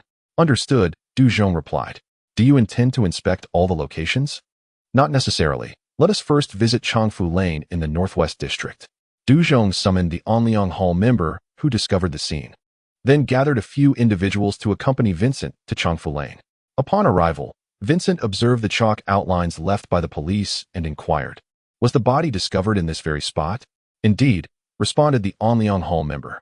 I live upstairs. When I descended the stairs in the morning, I found him lying on the ground, surrounded by blood. A pool of blood? Vincent probed. Approximately 4 or 5 feet in diameter. Was the heart found? Vincent asked again. No. Vincent sighed and addressed Du Zhong, saying, This matter exceeds my capabilities. I sincerely apologize. Du Zhong was taken aback. You lack confidence, sir? It was not a matter of confidence, but rather a recognition of the insurmountable odds. Vincent continued, I suspect this incident is the work of the other races. The term other races refers to non-human entities, encompassing vampires, werewolves, sirens, and others. A survey of the continent's history reveals the frequent appearance of these beings in historical records. During the First Era, the Dark Age, these entities ruled the world and vied for supremacy, while humanity trembled beneath their shadow, reduced to food and slaves. It was not until the legendary first human transcendent, the Apocalypse Celadon, emerged and established the first human empire, the Ptolemaic Empire, that humanity began to hold the right to contest the world against the other races, marking the dawn of the Second Era, the era of conflicts. As time progressed, the burgeoning human population and the increasingly sophisticated transcendent system led to a massive war against the other races, known as the Dark War, approximately 2,000 years ago. When the smoke cleared, both humanity and the other races were left weakened. A truce was established, allowing humanity to dominate the world due to its vast population, albeit with restrictions on interfering in the dark realms of the other races.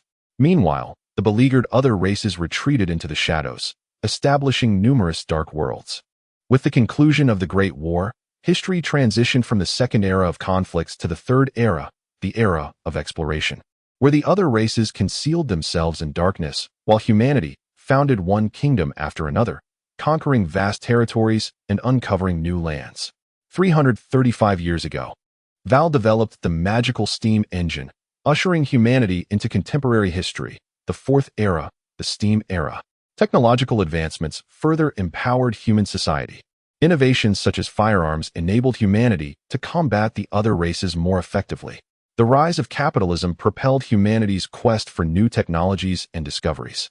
Yet the covert influence of the other races on human society never truly vanished. The prolonged, even eternal lives of these beings rendered humanity's epochs mere slumbers in the eyes of the other races.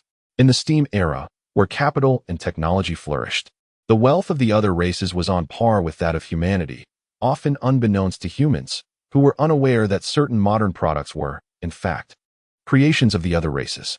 Thus, humanity and the other races remained entwined under a dark covenant, negotiating a fragile balance of contention and collaboration. Chapter 9. Transformation Other Races? Du Zhong exclaimed. After Vincent succinctly recounted the history of the other races, he remarked, the technique of extracting hearts from living beings requires significant skill. If this were the work of humans, it would necessitate at least a seasoned elite transcendent. However, elite transcendent individuals typically do not engage in such indiscriminate killings, nor do they do so with such frequency or expend effort in extracting hearts. Therefore, I suspect it is the handiwork of the other races. As far as I know, some of them relish consuming hearts as we do certain cuts of beef. Vincent clasped his fists in apology to Du Zhong, saying, I truly regret that this matter is beyond my capabilities. Mr. Du must await the arrival of personnel from Dunling City. From my understanding, The Tudor Kingdom should have departments akin to the Imperial Dragon Guards that deal specifically with the other races. We can only wait for them to address this issue. Understood. Understood. Du Zhong clasped his fists in response, remarking that it was getting late, thus he would take his leave. Although it was only 5 in the afternoon. The darkness of winter enveloped Tudor Kingdom by 3 o'clock. After a moment of contemplation, Vincent suggested, "Allow me to escort Mr. Du to the hall." "Thank you, kind sir," Du Zhong replied. As they walked along Duke Street, Vincent accompanied Du Zhong, only to find that all the shops along the commercial avenue had shuttered. An aura of desolation mingling with the biting winter wind. The streets were nearly devoid of passers-by. Those few who did appear wore grave expressions and hurried along. Just 5 days had passed, and Du Zhong sighed, hoping that the city of Dunling would soon send someone. "It should be soon," Vincent reassured him. "For this location is quite close to the capital." "Let us hope so," Du Zhong replied. Before long, they arrived at the entrance of Anliang Hall. Du Zhong inquired, "The hour is late. Might you consider resting here for the night?" "No need. I have my own arrangements," Vincent replied, wishing to maintain a degree of distance from Anliang Hall. After bidding farewell to Du Zhong, he made his way toward the old city. As Vincent entered a dark alley, preparing to traverse it back to Duke Street, he suddenly felt a surge of intuition, prompting him to turn and be on guard. He discovered a pair of green eyes fixed upon him, emanating a terrifying aura. What dreadful luck, Vincent thought, realizing he was facing a ripper. Glancing back at the distant glow of Duke Street, approximately 15 meters away, he contemplated making a dash for safety. Summoning the power of the beast tamer, Vincent called forth Fei to distract the menacing green eyes. With silent grace, Fei approached, and Vincent harnessed his energy, executing a swift maneuver toward the alley's mouth. The dim light at the alley's entrance served as a beacon, guiding him as he lunged forward. A powerful figure seized Fei, who had launched a surprise attack from behind, and hurled it toward Vincent.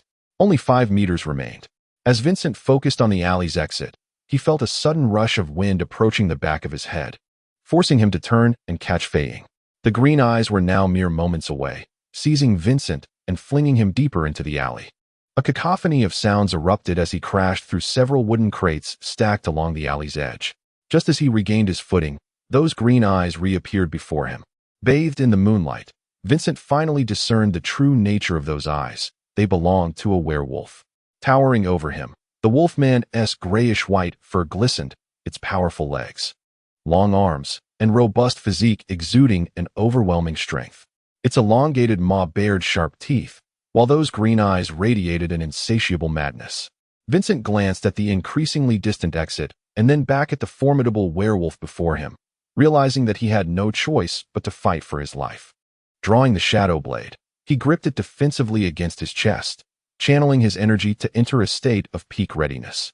With his chi infusing the blade, it emanated a subtle aura of darkness. "Come," Vincent called out, directing the shadow blade toward the werewolf's throat. The creature stepped back to evade the dagger, retaliating with a clawed hand aimed at Vincent. In a swift motion, Vincent countered, embedding the shadow blade into the werewolf's advancing arm, blood splattering into his mouth. With a furious roar, the werewolf lunged, its left paw darting toward Vincent's left ribcage, effortlessly penetrating his flesh with its razor-sharp claws. Vincent let out a cry of anguish as the beast lifted him, its maw poised to bite down on the artery of his left shoulder. Blood splattered as Vincent felt his consciousness blur with the loss of life force.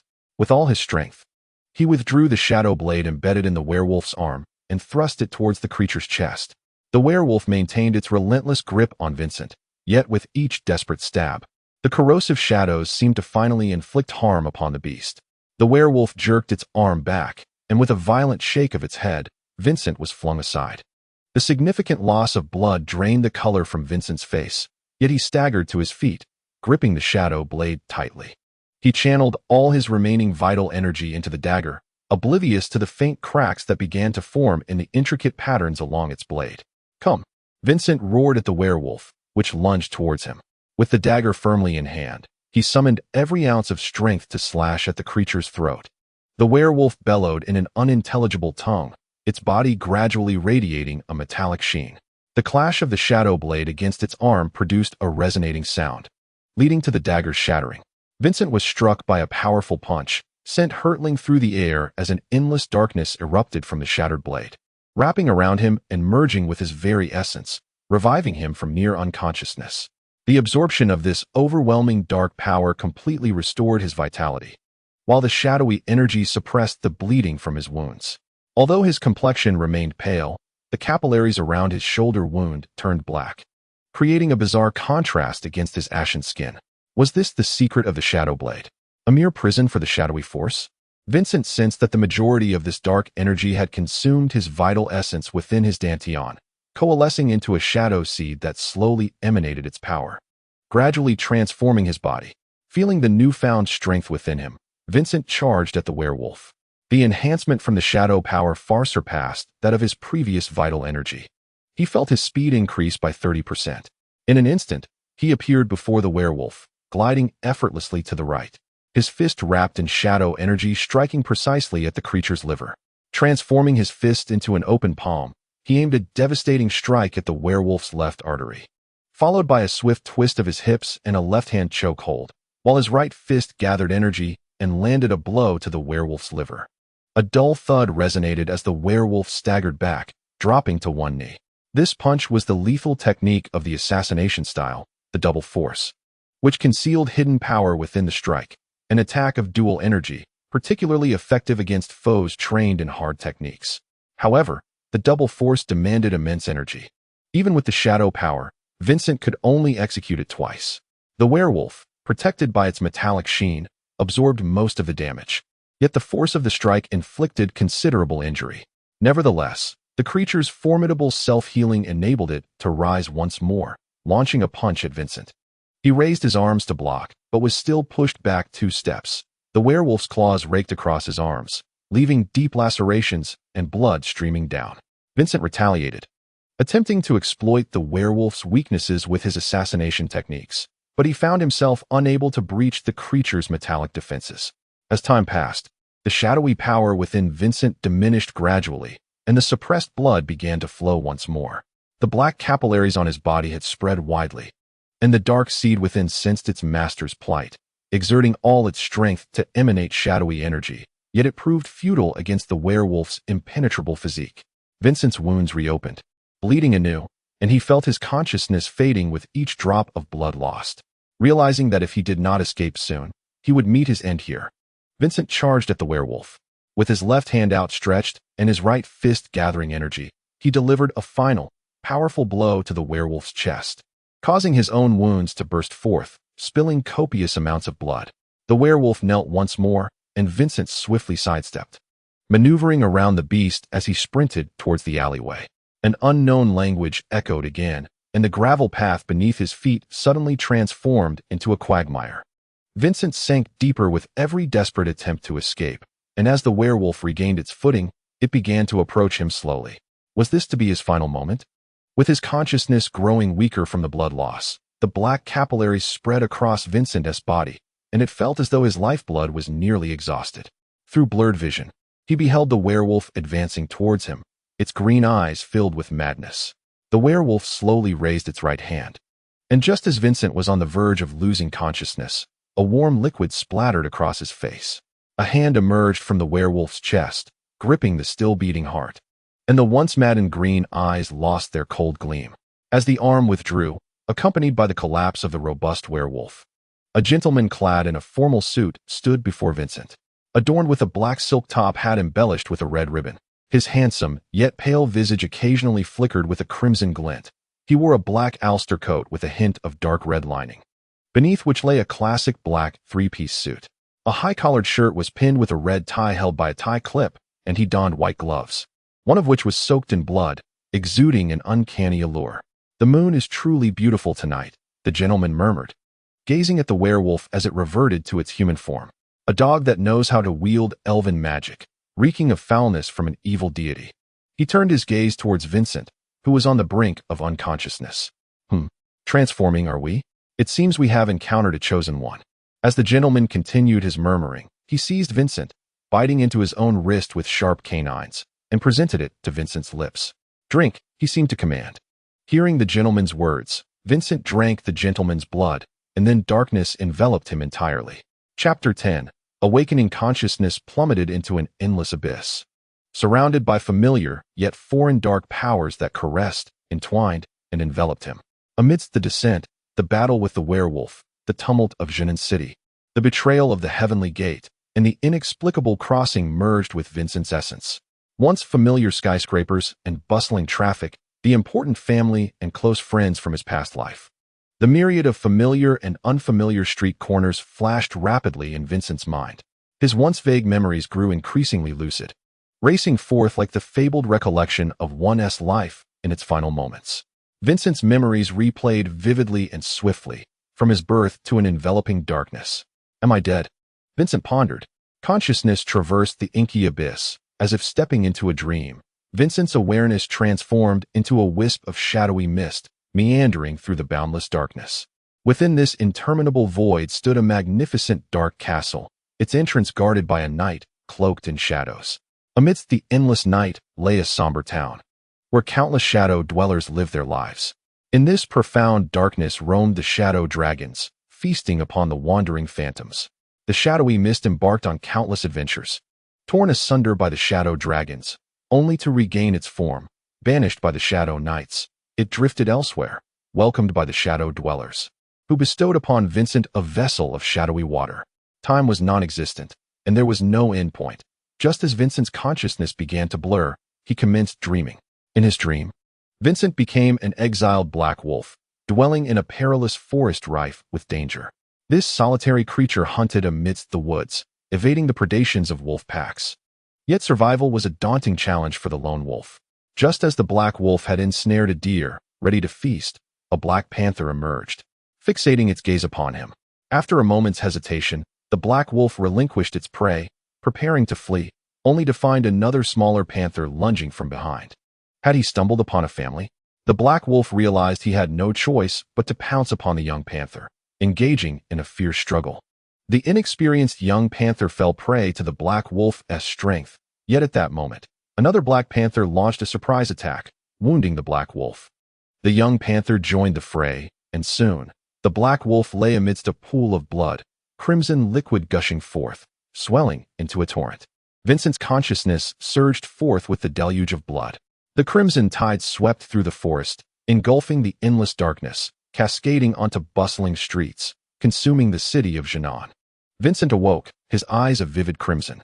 He found himself confined within a wooden crate, his throat ablaze with an intense heat, as if it were on the verge of combustion. This searing sensation incited a deep restlessness within him. Pushing open the crate, the sound of clattering echoed as he realized it was, in fact, a coffin adorned with a small bell. Focusing intently, Vincent discovered that the dark seed within his dantian had vanished. Yet apart from the burning in his throat, he felt no weakness. Indeed, he sensed a newfound strength.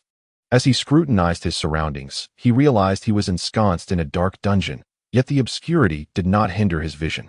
Even the minute imperfections on the coffin's metallic carvings were laid bare before him. Dark vision.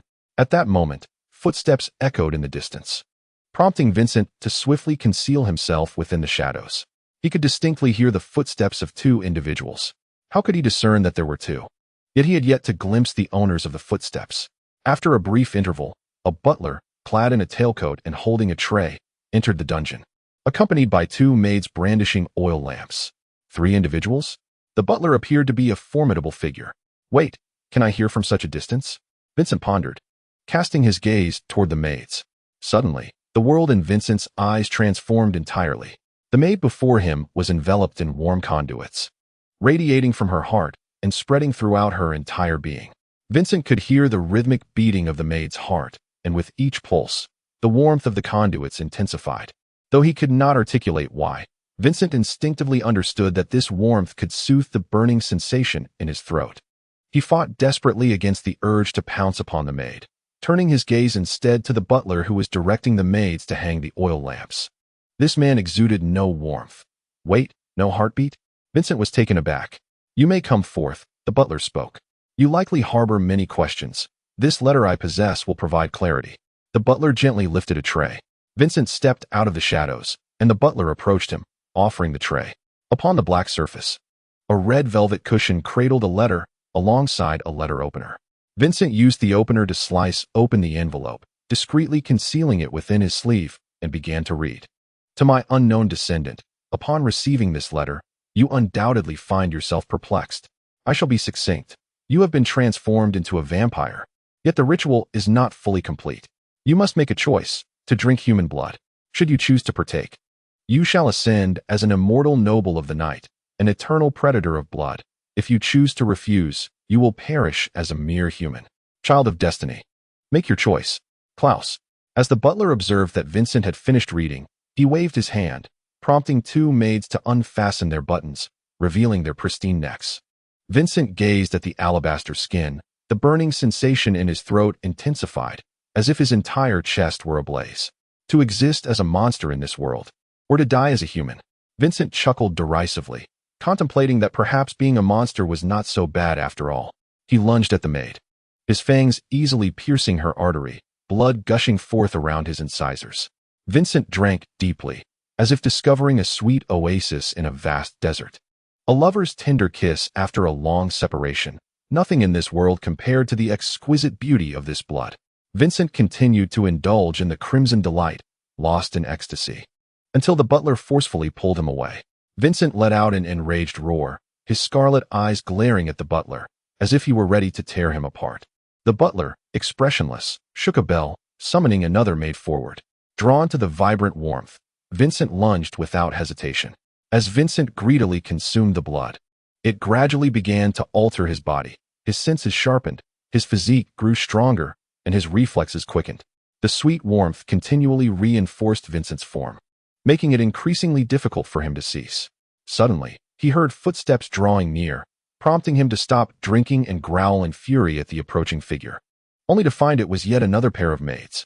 The butler pushed the new maid toward Vincent, gently pulling away the one who had been drained to near collapse. Vincent remained in a fervor of bloodlust. Was this gluttony? The expressionless butler pondered for a moment, then rang the bell. One by one, maids arrived, while Vincent continued to draw sustenance. After an hour, Vincent sank into a deep slumber within his coffin, as the blood within him gradually fortified his body. When Vincent awakens from his slumber, he shall traverse the darkness in the guise of a noble of the night. Chapter 11. The Academy in a lavish hall.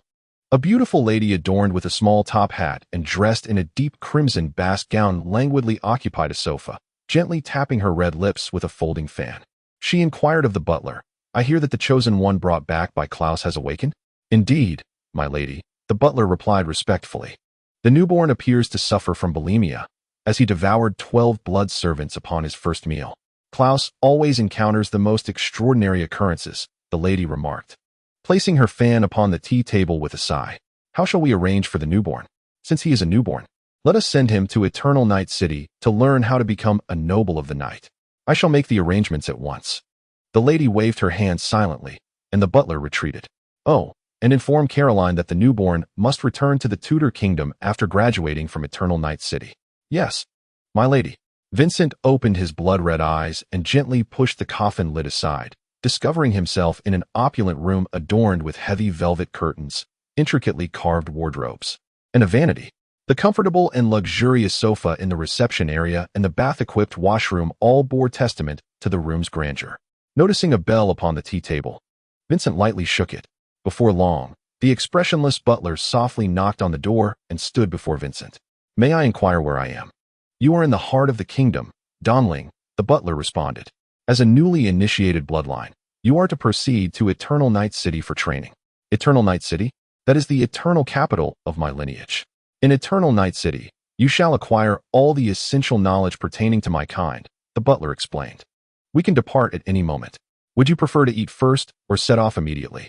Vincent hesitated for a moment, his parched throat incessantly reminding him of his need, and replied, "I shall eat first." "Of course," the butler acknowledged. "Moreover, it seems the letter opener tucked in your sleeve is rather uncomfortable, is it not?" Vincent's hand trembled slightly as he handed the butler the letter opener, gripping the blade carefully. The butler accepted the letter opener, rang the bell, and shortly thereafter, a servant entered the room, bearing a tray with both hands. The tray held a crystal goblet filled with red wine, a bottle of wine, and several dark red glass vials. The servant set the tray down and produced a wine opener from his pocket.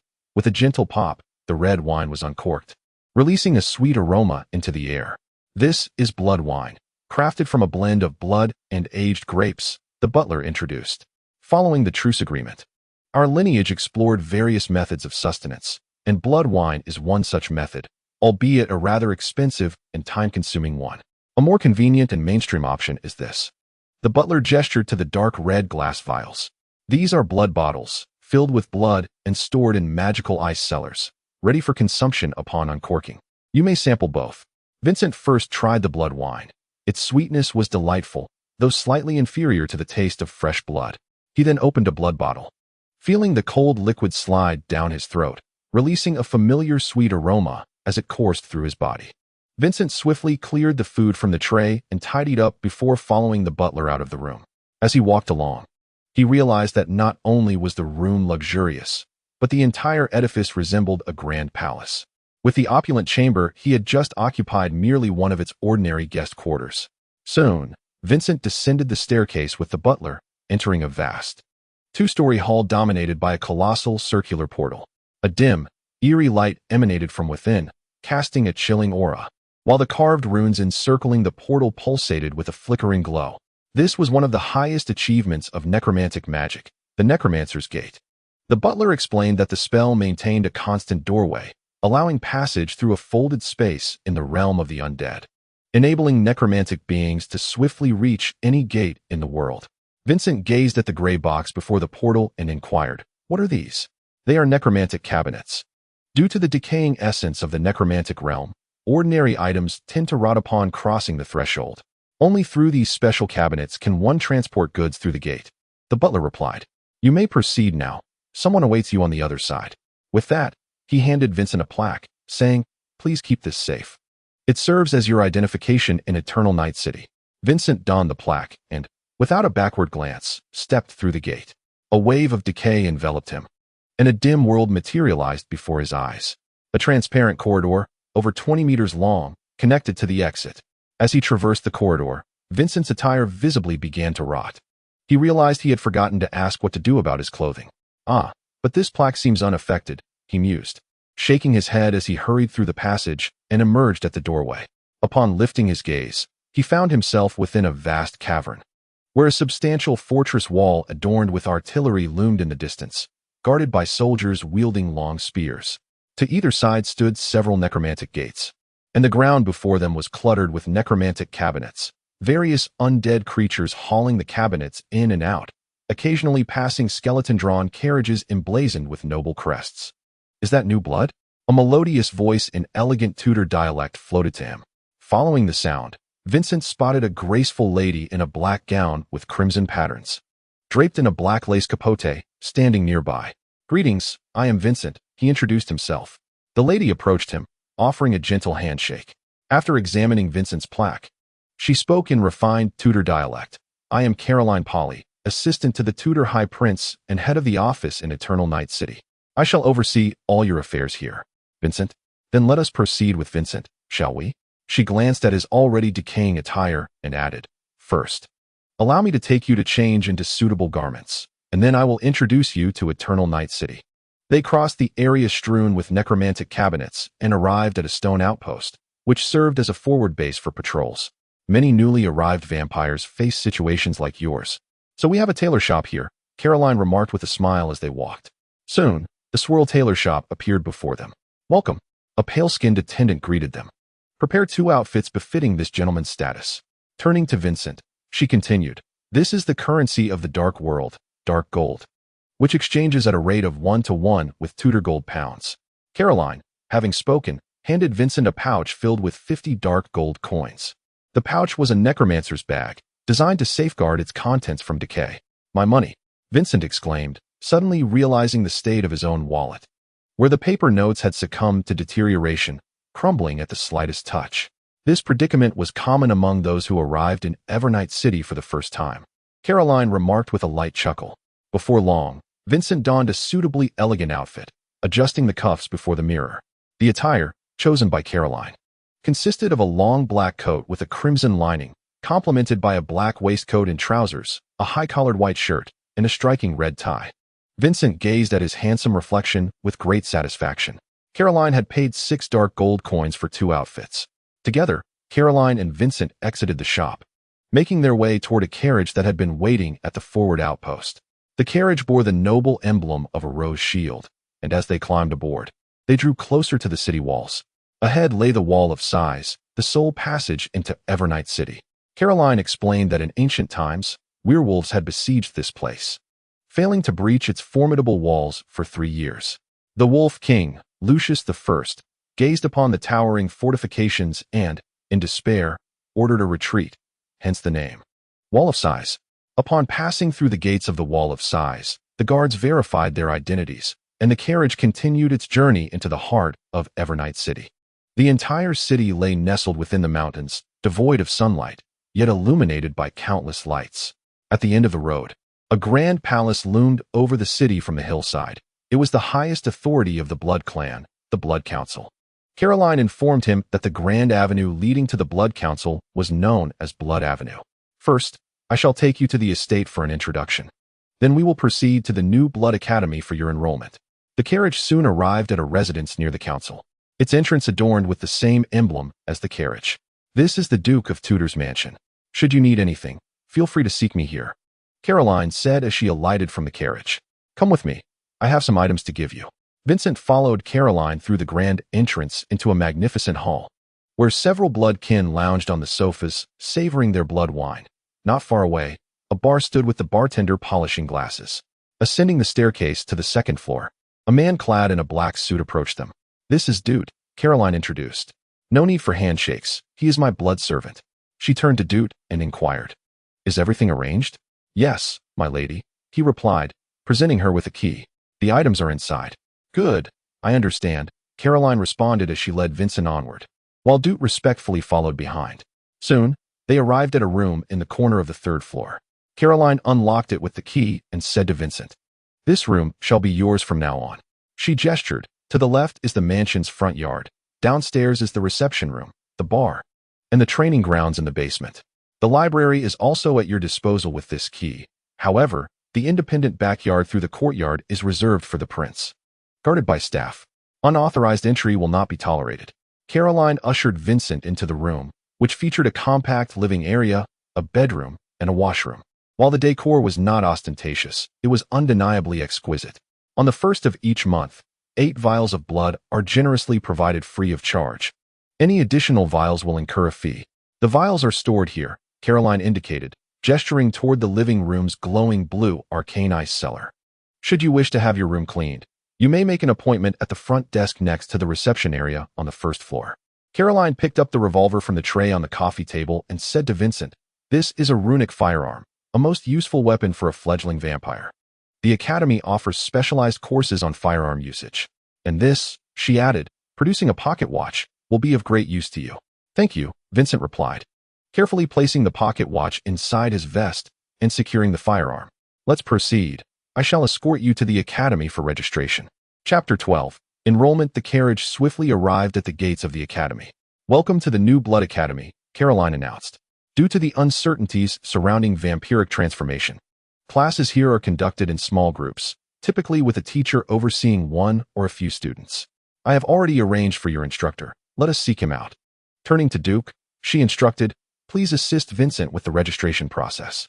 Yes, mistress, Duke responded, turning to leave. Vincent inquired, What is a blood servant? As nocturnal nobles, vampires possess limited ability to walk in sunlight unless they bear the Daywalker mark or possess considerable strength. Thus, bloodlines require assistance to manage affairs during daylight, safeguard themselves, and procure nourishment, hence, the origin of blood servants. However, ordinary human blood servants may not be able to adequately protect their masters during foreign attacks. Consequently, vampires, combining their own sanguine magic with necromantic arts, have cultivated a new breed of beings known as ghouls. Ghouls, transformed from mortals through the blood of vampires, subsist on corpses while requiring regular consumption of their master's blood. They possess physical attributes comparable to other supernatural entities and wield a unique ability known as the Ghoul's Claw. As vital warrior servants of the bloodline, they are tasked with safeguarding vampires during the day and fighting alongside them, earning the designation of blood servants. As Caroline elucidated the nature of blood servants, a man from the far east approached them. Is this the prophesied child? He inquired of Caroline. Indeed, Instructor Lin, she replied. Very well, I shall take charge of him, Instructor Lin said to Caroline before turning to Vincent. Follow me. Vincent bid farewell to Caroline and followed Instructor Lin into the academy. Along the way, Instructor Lin spoke to Vincent in fluent Mandarin, introducing himself. I am Lin Ling of the Wild Hunt clan. From this day forth, you shall be my pupil. To begin, how much do you know about vampires? Vincent responded in Mandarin. I am only aware that they are referred to as ghost people in the Far East. Beyond that, I possess little knowledge. I see, Lin Ling acknowledged. What was your identity prior to your transformation? I was an assassin from the southern branch of the Celestial Restoration sect. However, after a conflict erupted between the Restoration sect and the Northern Heavenly Way sect, I departed from the Far East. An assassin, you say? I suppose we can afford to lighten your physical training, Lin Ling remarked. Are you familiar with firearms? Not at all. Very well, I understand. Your class schedule will be prepared shortly. Lin Ling concluded, pulling out the pocket watch to check the time. It is getting late. Let us proceed to the dormitory for some rest. The so-called dormitory is actually a 3-story house with 5 bedrooms. Lin Ling led Vincent through the entrance, where a maid stood waiting. This is Aureliana, and this is my student Vincent, Lin Ling introduced them. She is responsible for managing this residence and resides on the 1st floor. My room is on the 3rd floor. You may choose a room on the 2nd floor for yourself. Should you require anything, do not hesitate to consult Aureliana. She is fluent in Tudor and can also communicate in Mandarin. With that, she ascended to the 3rd floor. Please follow me, Mr. Vincent, Aureliana said with a bow, guiding him to the 2nd floor. In impeccable Tudor, she informed him, this suite has a private washroom. The other 2 rooms will need to share one. Then I shall take the suite, Vincent replied in Tudor. The academy provides 2 bottles of blood for free each week. I will deliver this week's supply tomorrow. Should you require additional provisions, please let me know, and I will arrange it for you. The reception room on the 1st floor will serve as the classroom for Instructor Lin's lectures, while you will also have some classes in the teaching building, Aureliana explained. If you need anything, simply ring the call bell in your room. Thank you, Aureliana. Good night, Mr. Vincent. The following day, Vincent awoke to the unchanging lights outside his window and finally understood why Caroline gifted him a pocket watch.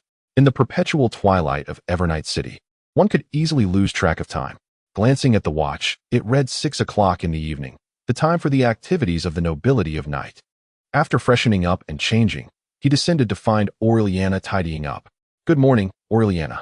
Good evening, Mr. Vincent, she replied with a bow, continuing. The nobility of night does not greet with good morning, as they do not favor the dawn. My apologies, Vincent responded. Good evening, Aureliana. No need for formalities, just Aureliana will suffice. I am merely a blood servant. At that moment, Lin Ling descended the stairs. It seems you are getting along well, she remarked. Today, we shall head to the teaching building. I need to assess your physical condition. Yes, instructor. Lin Ling and Vincent exited together, making their way to the training grounds of the teaching building. Although the New Blood Academy operates on a small class system, physical courses such as combat and shooting are often conducted in group formats. As they approached the training area, the sound of gunfire echoed from the shooting range, where numerous students practiced, while others engaged in combat training, wielding everything from bare fists to swords. Once you begin your physical group classes, you may also train here. I hear there are competitions among students, with blood vials as stakes, Lin Ling explained. By the way, do you possess a firearm? I do, instructor, Vincent replied. I believe it is a magical firearm. Excellent. May I inquire, what is a magical firearm? Leave the intricacies of firearms to the firearms instructor, Lin Ling responded. As I am not an expert in that domain. They arrived at an unoccupied practice area, and Lin Ling said to Vincent, give it your all. I need to evaluate your physical prowess. Understood. Vincent warmed up and charged towards Lin Ling. Vincent felt his speed exceeded that of when he possessed the Dark Seed, surpassing it by more than double. He unleashed a punch, which Lin Ling effortlessly deflected. Vincent sensed that his strength had also doubled compared to before. His formidable physical prowess propelled his assassination martial arts into an entirely new realm. He exerted all his might, fists, palms, claws, elbows, legs, and a series of relentless attacks. Yet, even so, Lin Ling managed to dissolve each of them with ease. With a single palm, Lin Ling pushed Vincent back several meters, stating, that appears to be the assassination martial arts passed down from the Assassin's Covenant, is it not? It is indeed commendable, but your technique is rooted in humanity. You must understand, you are no longer human. You need to employ the methods of the other races.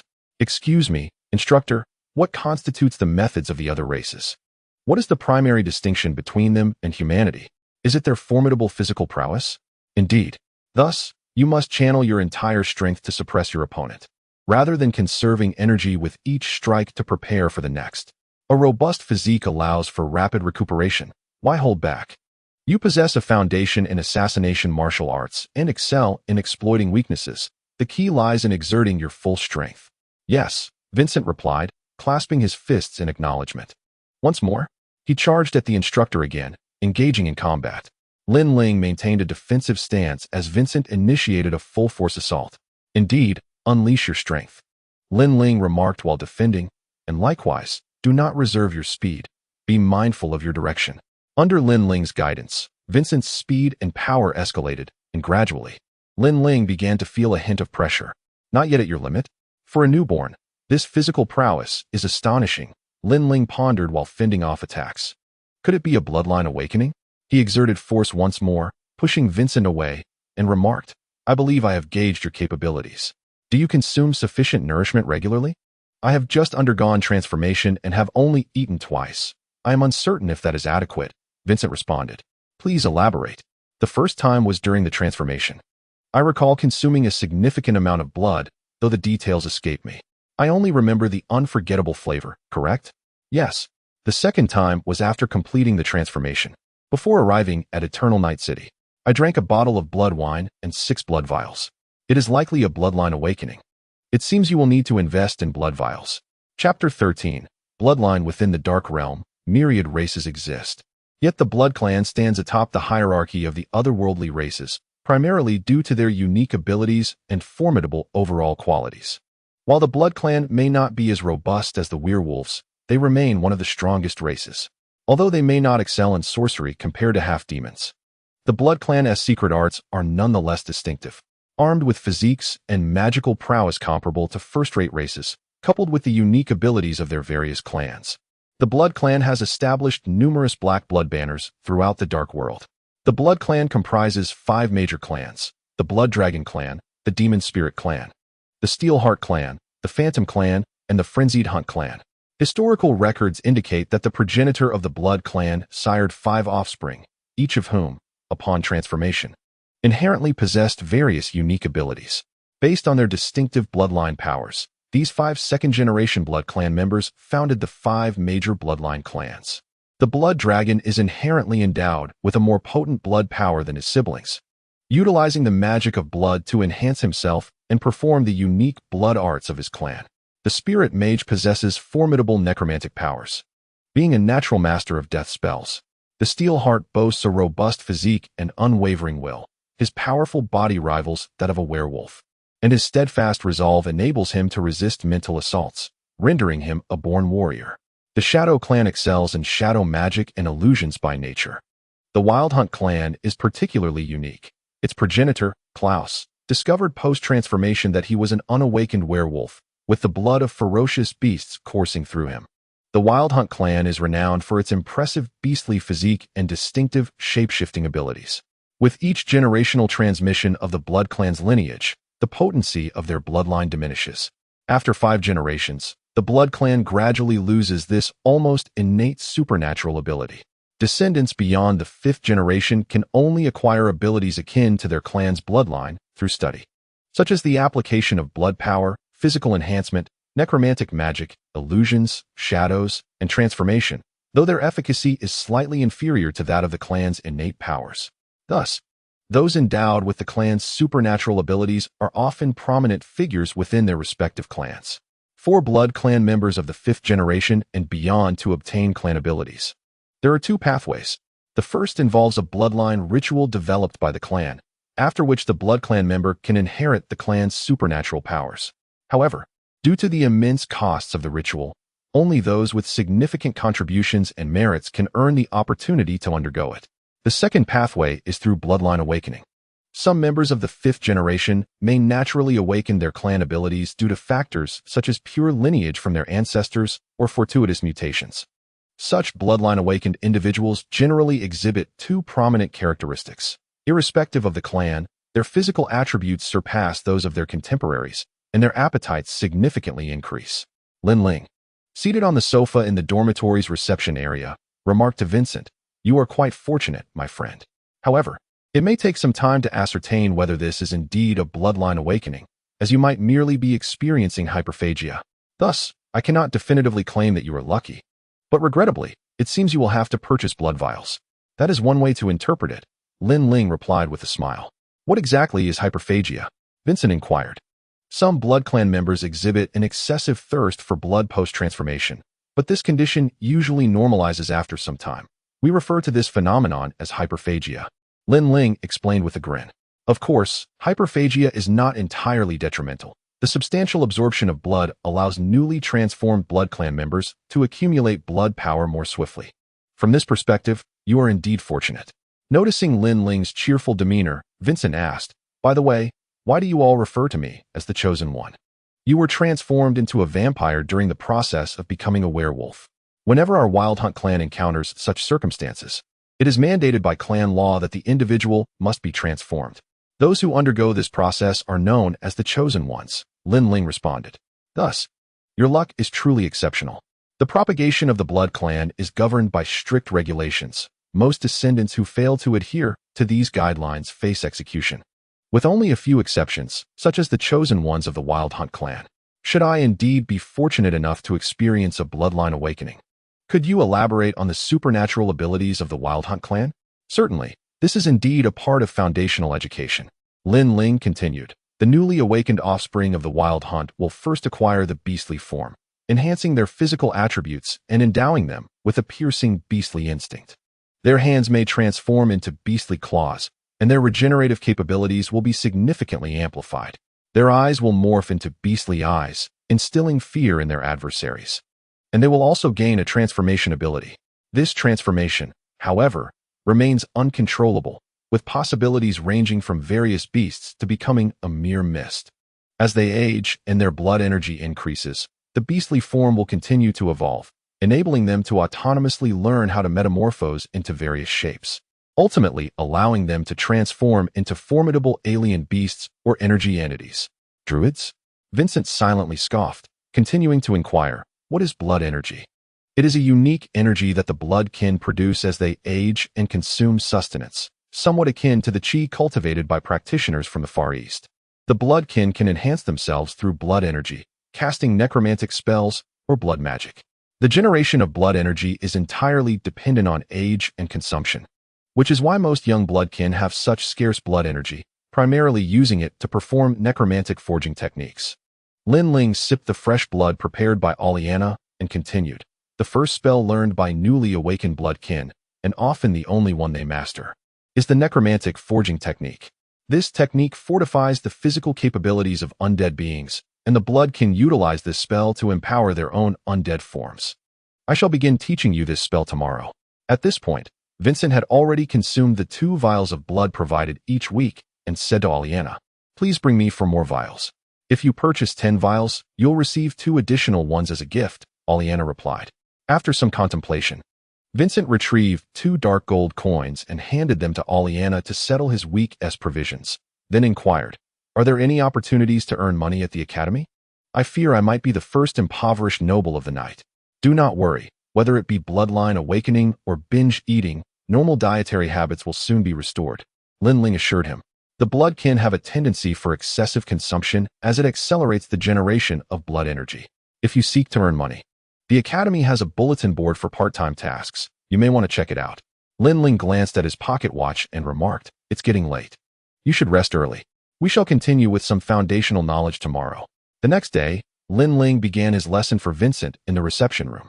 "This is silver," Lin Ling said, tossing a small piece of silver toward Vincent while wearing gloves. As Vincent caught it, it felt as though a flame ignited in his palm, prompting him to swiftly discard the silver onto the ground. Upon inspecting his hand, he noticed that the burn was healing at a painfully slow rate. This is a substance that all beings of otherworldly nature must treat with caution. Contact with silver induces a severe burning sensation, and it can inhibit regenerative abilities, with recovery only occurring after distancing from the silver. Naturally, beings of other worlds can develop a degree of resistance through repeated exposure to the burns inflicted by silver. Yet silver remains a potent countermeasure against them. Lin Ling retrieved the silver piece with his gloved hand.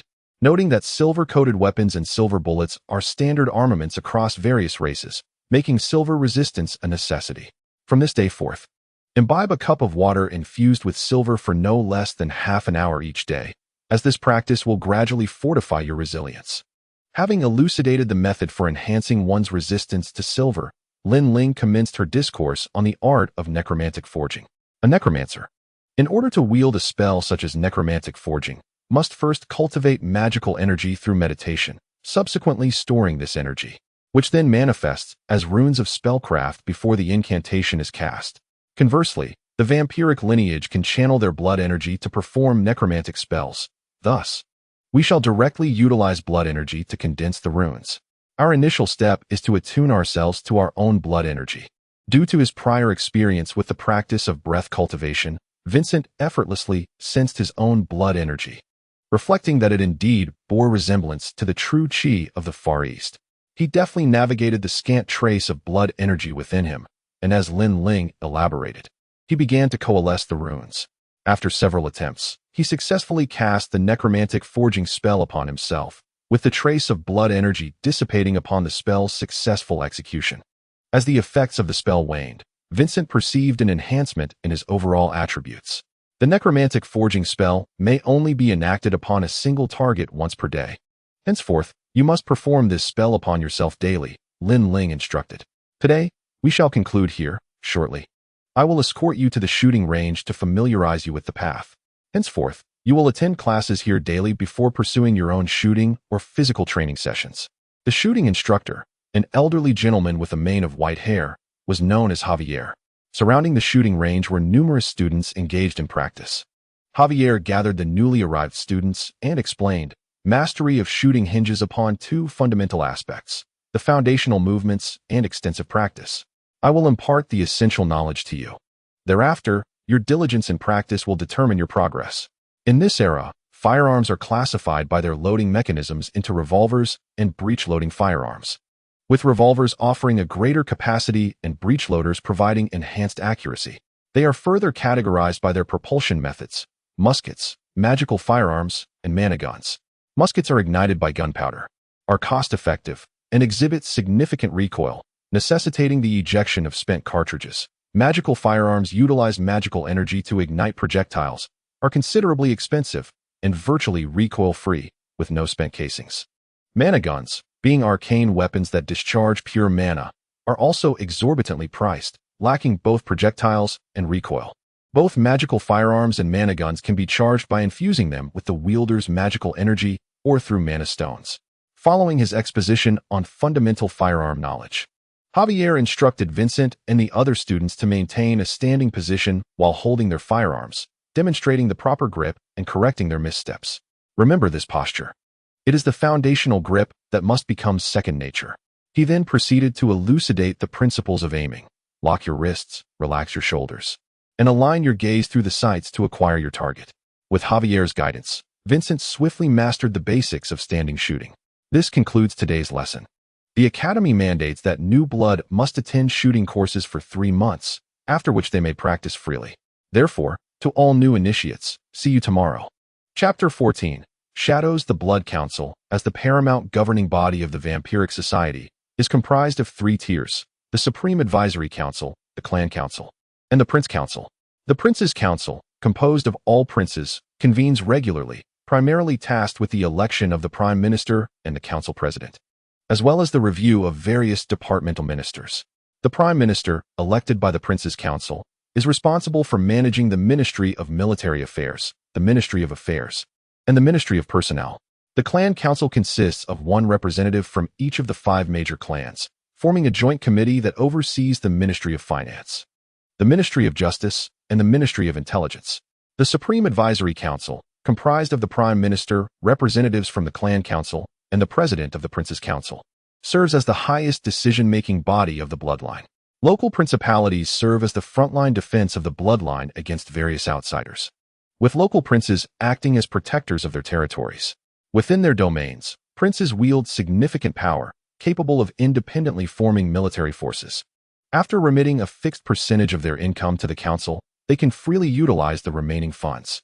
Any transformation of bloodline individuals within their territories requires the prince's consent as a form of oversight. The Ministry of Military Affairs and the Ministry of Intelligence will dispatch personnel to assist the prince in managing the territory, providing a system of checks and balances. The upper political structure of the bloodline operates in this manner, with local knowledge to be acquired in due course.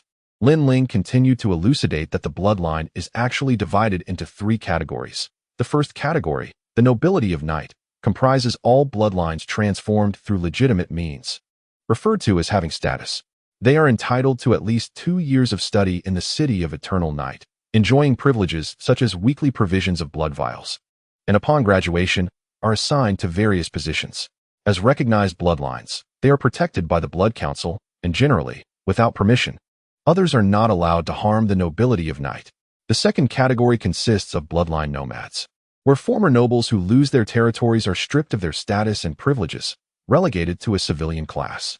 Unless they successfully establish a territory, they must live as nomads within the prince's domain. In fact, many princes have indeed established territories while initially being recognized as nomads by the Blood Council. The third category is the criminals, those who are not permitted to transform, and include traitorous bloodlines who have violated the law. Criminals are forbidden from residing in the prince's domain and are hunted by the Ministry of Justice, forced to live within the territories of other outsiders. Unlike general bloodline laws, violations of the law lead directly to criminal status, which encompasses only a few regulations. Firstly, private reproduction is prohibited. Secondly, harming the nobility of knight without permission is forbidden. And thirdly, selling out the bloodline or engaging in illicit relations with other races. Lin Ling took a sip of blood and continued, while there are numerous legal provisions, there are several critical points for newly transformed bloodlines to heed. Firstly, it is essential to safeguard one's territory. Nobles who lose their lands will become bloodline nomads. Secondly, one must protect blood servants as they are considered property of the bloodline and should not be harmed indiscriminately. Other laws are generally enforced quite leniently. Unless apprehended by the enforcement team of the Ministry of Justice, there are usually no significant issues. Given the leniency of law enforcement, why establish so many laws? Vincent inquired with curiosity. Otherwise, how would anyone acknowledge the existence of the Ministry of Justice? Lin Ling replied with a light laugh. All right, that concludes today's lesson. Vincent settled into a remarkably structured routine, beginning each day by employing necromantic forging techniques to enhance himself, drinking silver water to bolster his resistance, then attending Lin Ling's classes to learn everything from ancient bloodline languages to political, economic, and social knowledge related to the bloodline. In the afternoons, he practiced shooting at the range, and in the evenings, he returned to refine his combat skills with Lin Ling. The only trouble lay in Vincent's ever-growing appetite, which consumed 6 bottles of blood each day. As his wallet grew lighter, Vincent felt an urgent need for additional income. He resolved to check the part-time job board during the upcoming weekend and considered approaching Caroline to see if any opportunities were available. On the weekend, Vincent made his way to the teaching building to peruse the so-called part-time job board, which was primarily filled with tasks posted by students, ranging from purchasing necromancy skills to forming teams for the trial grounds. The trial grounds served as a facility for training students, simulating battles against various alien creatures. As a freshman, Vincent had yet to qualify for entry into the trial grounds. It appeared that aside from selling necromancy skills, he would have to see if Caroline had any work available. Sighing, Vincent left the school and headed toward the Duke of Tudor's residence. Upon arriving at the imposing entrance adorned with a rose shield emblem, he was met with unexpected security. A squad of Blood Clan guards stood at the door, while several others patrolled the front courtyard. Vincent presented his key, marked with a nameplate, to the guard, who examined it closely before granting him entry. You may enter. Please wait in the reception area. Another verification will take place there. Walking through the door under the watchful eyes of the guards, Vincent was greeted by another guard in the reception area, who inquired, "Who provided you with this key? We need to verify. Caroline Polly. Please wait. She will come to escort you." Before long, Caroline descended from the upper floor, signed her name in the reception area, and led Vincent upstairs. "Miss Polly, is something amiss?" Vincent asked. "The Duke will return to Evernight City tonight to prepare for a meeting tomorrow. However, the intelligence department just reported that someone has secretly transported food tiger mantis eggs into Evernight City via necromancy cabinets.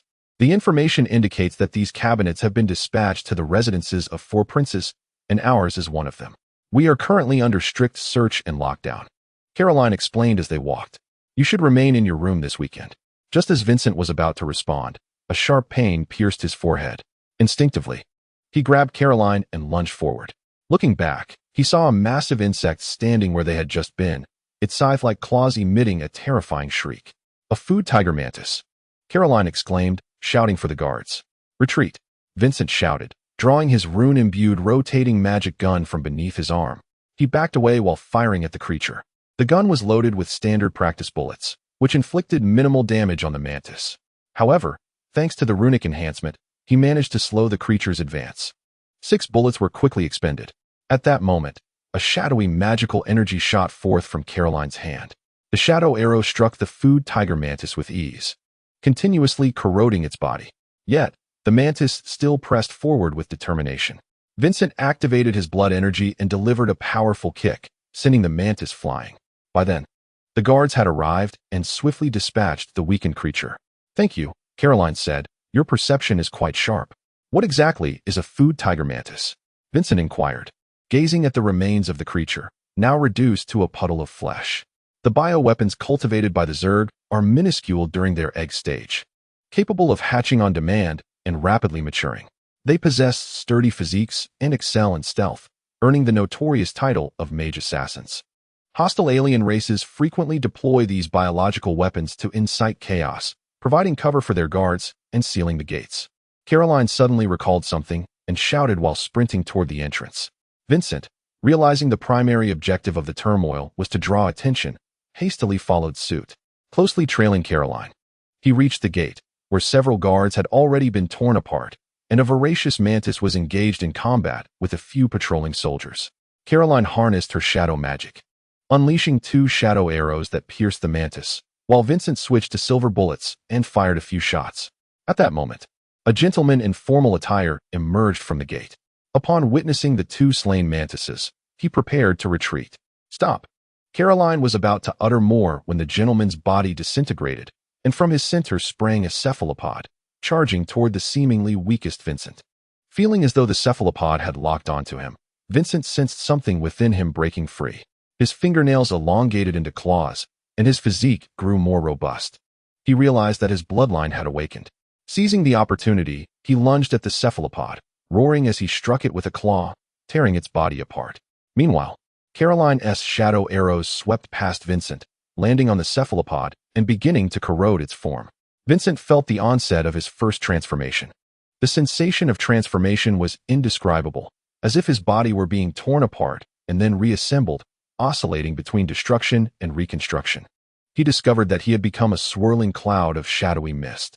The innate powers from his bloodline informed him that this was the ability to vaporize, with the shadowy strength derived from the dark seed that had existed prior to his transformation. The essence of that seed fused with his bloodline, granting him shadow magic upon awakening. The black mist coiled around the still struggling cephalopod, gradually eroding its form. Black mist can erode enemies, Vincent pondered, attempting to coalesce once more. He reformed within the shadowy cloud. The cephalopod was dead, yet still convulsing.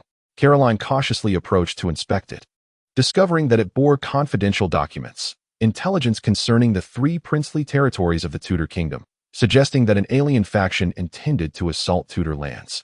Contemplating this, Caroline glanced at Vincent and remarked, "Well done. It appears you've awakened your bloodline." Vincent nodded in affirmation. "So you possess the ability to vaporize.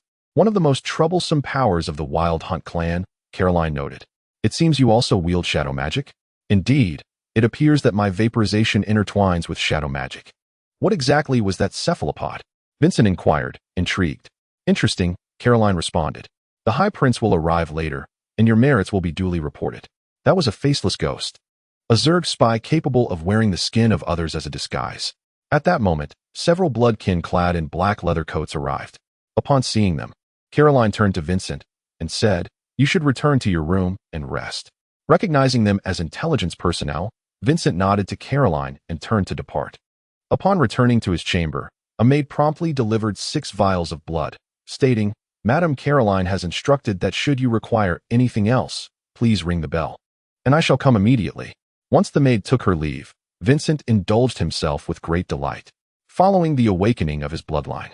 His appetite appeared to have returned to normal. However, he finished all 6 vials of blood, entering a state akin to mild inebriation.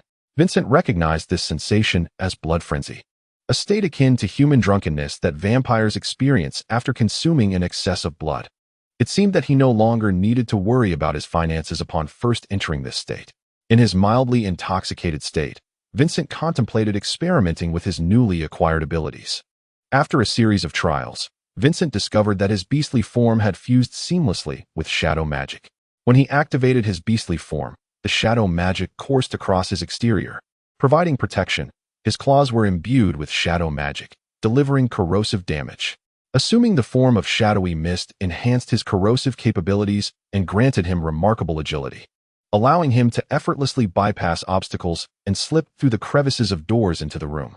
It appeared that upon returning, he would need to consult with his instructor regarding the frenzied hunt ability, perhaps even delve into the study of shadow magic, he mused.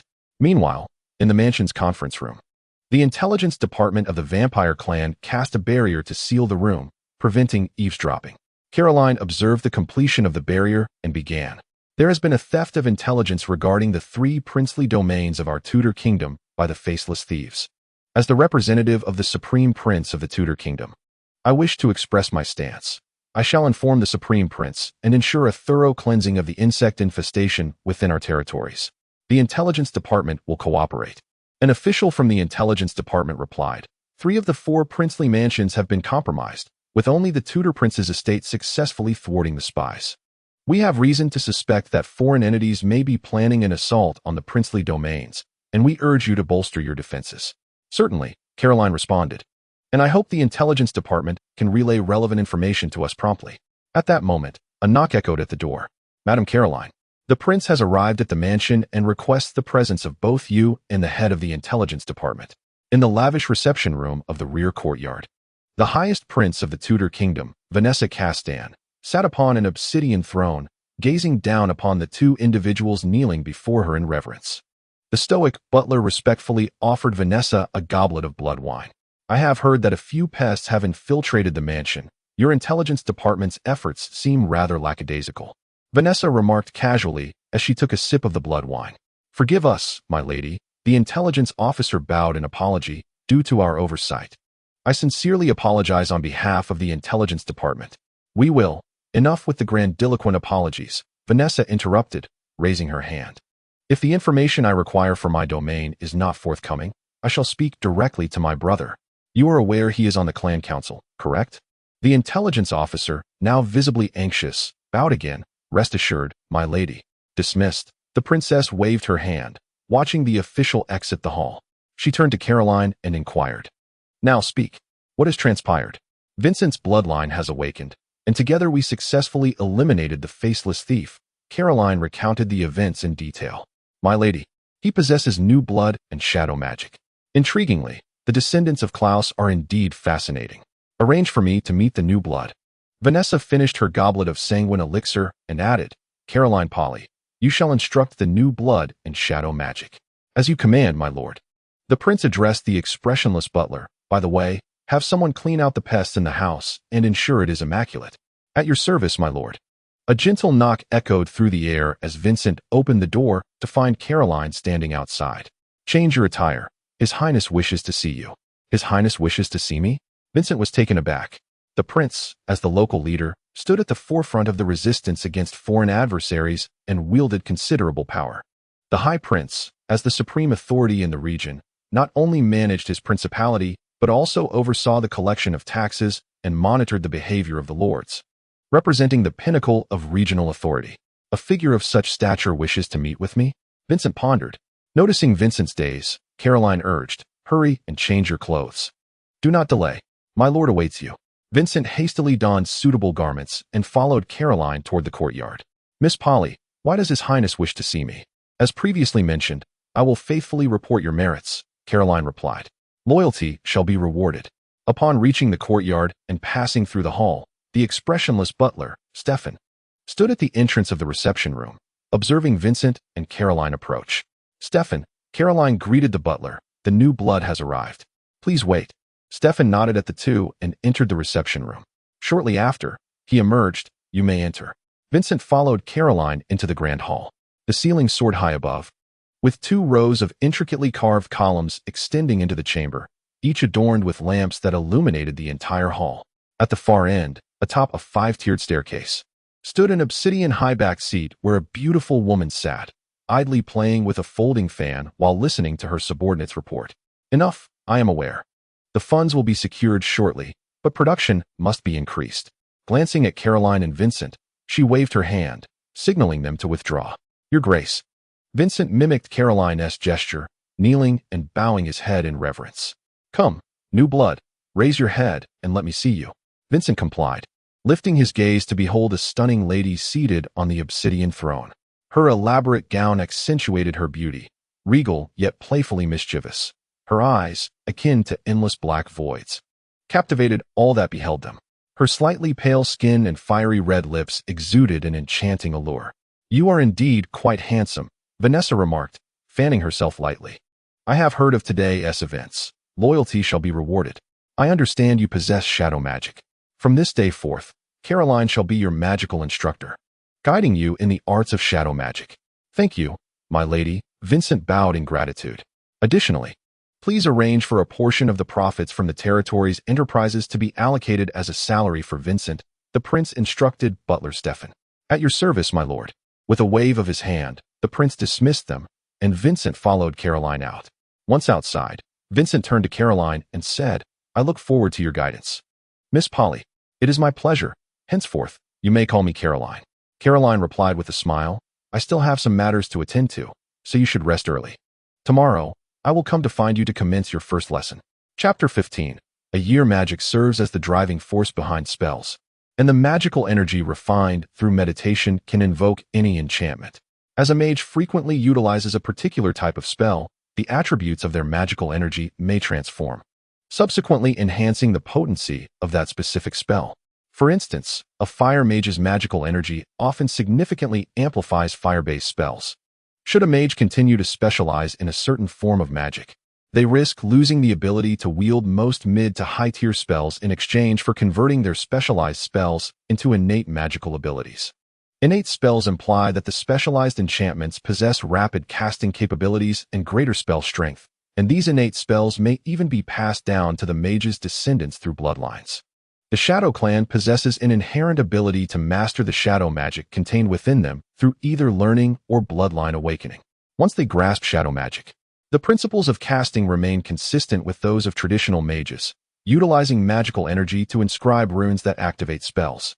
However, shadow magic is cast with greater swiftness and exerts a power that surpasses that of conventional dark magic wielded by other mages. The drawback is that they can only cast dark spells, akin to the innate magical abilities of mages.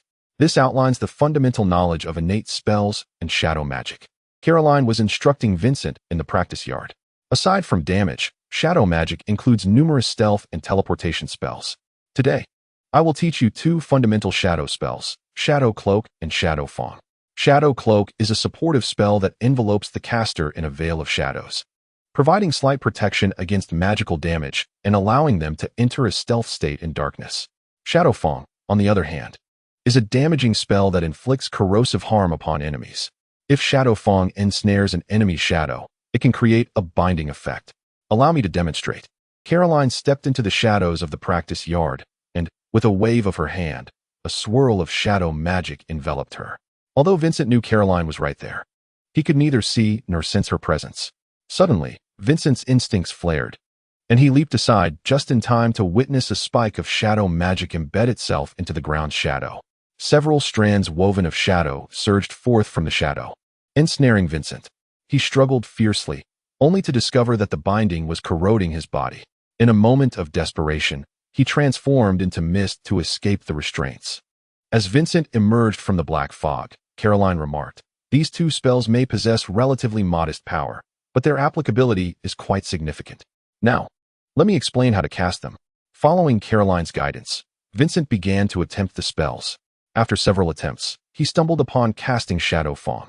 You've learned quite swiftly, but having just acquired shadow magic, you will require extensive practice to wield it with precision, Caroline advised. Practice diligently at the academy. Honing your magical skills will refine your shadow magic. We shall conclude for today. In the future, we will have classes every week for half a day. See you next week. By the way, your salary has been arranged by Butler Stefan, 15 dark gold each month. You may collect it from me while in Evernight City. Here is this month's payment. Thank you. I shall see you next week, Teacher Caroline, Vincent replied, taking the pouch of coins. Upon returning to the academy dormitory, Vincent inquired of Oriane, "Is the instructor upstairs?" "He has stepped out and will likely return later." "Very well, I shall take a stroll first." Vincent made his way to the practice range to hone his shooting skills. Upon reflection, he realized he could seamlessly integrate his practice of the shadow cloak with his shooting exercises. Finding a secluded corner, he alternated between casting the shadow cloak and practicing his aim, occasionally sending shadow fangs towards the target. Nearby, a vampire clad in a tailcoat and adorned with a semi-formal top hat approached him and inquired, "Are you practicing magic?" Vincent glanced at the individual and nodded. The teaching building has a dedicated area for magical practice. The vampire tipped his hat and introduced himself. "Forgive my intrusion. I am Cremo, a first-year student also studying necromancy." "Vincent, just enrolled," he replied. "You've commenced your magical practice quite early," Cremo remarked in surprise. "Shall we engage in some friendly sparring when you're more adept?" Vincent smiled. "Perhaps once I have gained a bit more proficiency?" "Very well. I usually practice in various ranges during the afternoons." Vincent nodded and continued his training. While Cremo seemed to appreciate Vincent's methodology, as the sounds of gunfire mingled with the incantations of Bone Shield and Poison Fong spells. As time passed, Vincent prepared to return to find Lin Ling, nodding to Cremo before heading back to the dormitory.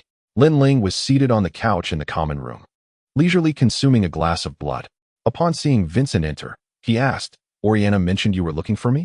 "Instructor, I believe fortune smiles upon me," Vincent replied. Lin Ling paused, suddenly realizing, "You've awakened?" Vincent briefly recounted how he fortuitously awakened his powers and sought Lin Ling's guidance. "So, you possess the ability to vaporize, indeed. You are quite fortunate," Lin Ling chuckled. "Vaporization is one of our clan's signature skills. Once vaporized, you become immune to all physical damage. Though magical attacks will inflict greater harm, you must now learn to evade magical assaults while in vaporized form, as well as how to achieve partial vaporization in your human state. Our training session next week will focus primarily on this." "How can I enhance my beastly physique?" Vincent inquired.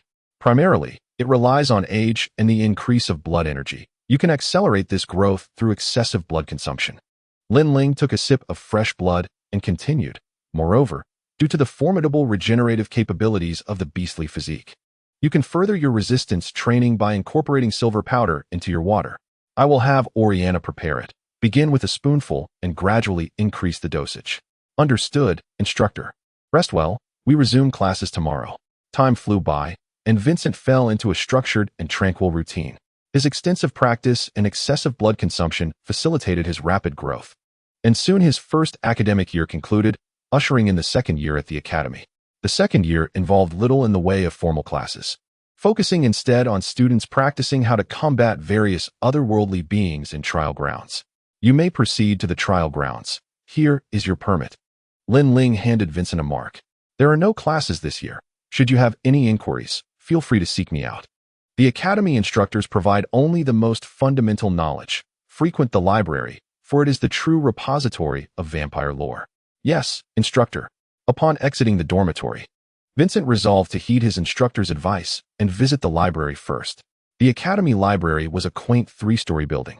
As Vincent entered the atrium, he gazed upward in astonishment, discovering what seemed to be countless additional levels. "Is this a spatial folding spell?" Vincent pondered as he approached the reception desk. "A new blood." The administrator's reaction was rather exaggerated. "I initially presumed that the newly initiated would merely indulge in the cacophony of firearms at the shooting range." Vincent gently lowered his hat's brim in greeting, inquiring if he might receive an introduction, as this was his first visit. He expressed a willingness to enlighten those new to literature. This particular building, excluding the current floor, comprised a total of 66 to 67 levels, with an additional floor recently added just a couple of days prior. The newly initiated were permitted to peruse the books available from the 2nd to the 10th floor. The 2nd floor housed knowledge on political economy. The 3rd floor contained the history of the bloodline, while the 4th and 5th floors provided introductions to extraordinary beings of other races. The 6th to 10th floors were dedicated to literature concerning various clans. The administrator cast a discerning glance at Vincent, who sensed an underlying significance in the gaze.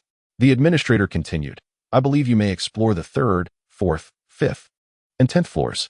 Aware of the administrator's expertise, Vincent offered a respectful nod, replying, "Thank you."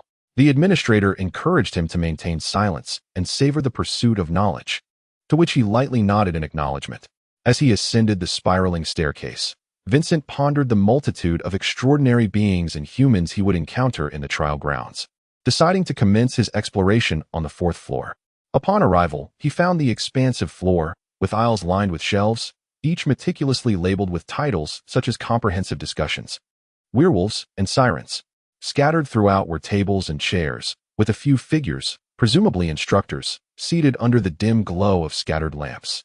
No wonder the administrator reacted so dramatically upon the arrival of the newly initiated. It appeared there were scarcely any living souls present, Vincent mused silently. He approached the first row of shelves and discovered a volume titled Introduction to Extraordinary Races, the spine adorned with a note recommending it for newcomers.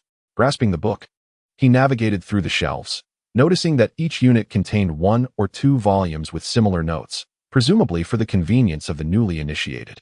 Vincent took the Introduction to Extraordinary Races to a table and illuminated it under a lamp, beginning to read. Upon delving into the book, he realized it was indeed perfectly suited for newcomers, offering foundational yet detailed explanations of each extraordinary race. Werewolves, boasting a lifespan of approximately 800 years, were depicted as robust beings with remarkable regenerative abilities, proficient in both physical combat and elven arts. They were categorized into innate werewolves, born of werewolf parents, who could awaken their latent wolf blood only through acts of violence, and transformed werewolves, who, upon being bitten or drinking wolf blood without succumbing, would metamorphose into werewolves. Half-demons, also known as halfmans, were immortal descendants of witches and otherworldly demons, characterized by their slit-pupil eyes and inherent magical prowess, renowned for their teleportation spells. Sirens, living over 800 years, thrived on the life force of humans, possessing the unique ability to invade dreams through their esoteric arts. Their progeny would invariably be female sirens, while male offspring would be mere mortals. Frankenstein, a human-turned-extraterrestrial, was an immortal created over 3 centuries ago by Dr. Victor, who developed the transformation technology by merging magical energy, alchemy, and potion-making, sustaining himself on magical energy and exhibiting formidable physical strength. Liches, too, were humans transformed into extraterrestrials, achieving immortality. Chapter 16. The Trial Grounds. Vincent devoted 3 days to completing Introduction to Extraordinary Races and finally recalled the trial grounds that remained unexplored. He concluded that it would be prudent to amalgamate theory with practice. Contemplating this, he made his way toward the trial grounds. The trial arena is situated within the educational building, comprised of numerous halls, each equipped with magical arrays capable of simulating diverse terrains for combat practice among the students. These arrays can also conjure various adversaries from different races, serving as practice opponents. Students may choose to participate solo or in teams, and they have the option to permit spectators. When Vincent arrived at the trial arena, he noticed a considerable number of individuals heading towards one of the halls. Curiously, he inquired at the registration desk, "What is happening?" A few students were teaming up for a challenge and had opened the spectator permissions. "Oh," Vincent paused, continuing to question. "I thought everyone preferred not to be observed." 3 months later, the annual Student Cup competition commenced. The format involved 5-person teams, prompting many students to deliberately showcase their abilities in search of allies.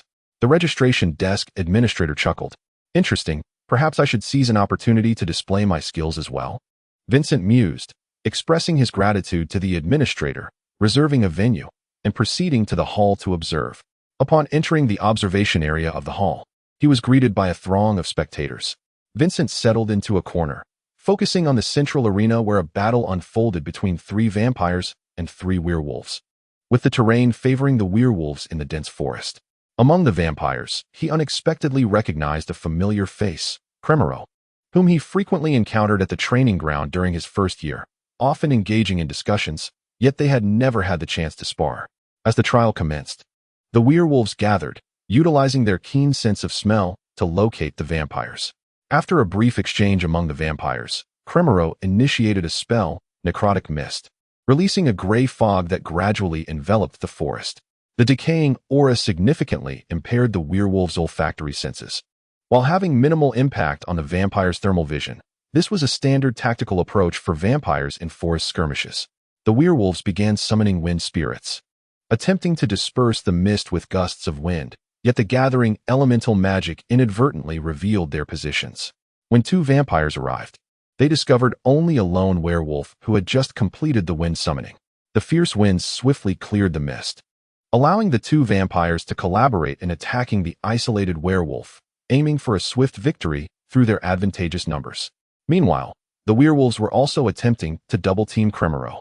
He quickly conjured several skeletons to impede the werewolves' assault, striving to buy time for an opportunity. The solitary werewolf, employing the wind spirit, deftly maneuvered through the forest while the two vampires relentlessly pursued. The battle entered a stalemate. Eliminating the isolated opponent would yield a significant advantage. Vincent keenly observed Cremero's performance. His spellcasting was remarkably agile, and he exhibited impressive physical prowess. Alongside his well-trained undead minions, he successfully held off two werewolves single-handedly. It seems he still has some reserves, Vincent thought, realizing he must find an opportunity to challenge him. Suddenly, the situation shifted dramatically. The werewolf, against all odds, managed to defeat one of the vampires while outnumbered. With a piercing howl, the two werewolves attacking Cremero prepared to retreat. Reacting swiftly, Cremero ensnared one of the werewolves with bone prison, rapidly channeling his magical energy.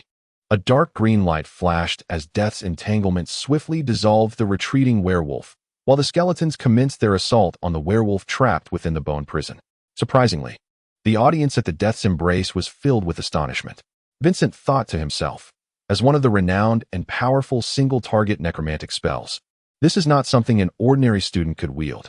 Could it be a manifestation of bloodline awakening? The bone prison shattered, and the werewolf effortlessly tore apart the skeletal warrior before it, roaring as it charged towards Clay. Maintaining his composure, Clay summoned 3 specters to encircle the werewolf, their emanating aura of death gradually sapping the werewolf's strength. With his right hand, he conjured 3 bone spears, easily pinning the werewolf to the ground. The specters and bone spears were not spells that typical students could access within 1 or 2 years. Vincent pondered. It is highly likely that this is a bloodline awakened from the spirit clan. The battle concluded swiftly. Clay spotted Vincent in the audience and tipped his hat in acknowledgement. As Vincent exited the hall, Clay cheerfully remarked, "Though we agreed to spar, it seems you have already begun your reconnaissance." Knowing oneself and knowing the enemy, Vincent replied with a smile, "I was just fortunate. It is my first time at the trial grounds, and I happened to witness this public trial." "First time?" Clay was taken aback. "I thought you had already obtained your permit." "I have, but I have been immersed in the library lately," Vincent responded. "Interesting," Clay said. "Shall we schedule a time for our spar? Today is Friday. How about next Monday afternoon at the trial grounds?" "Sounds good. Let us make an appointment."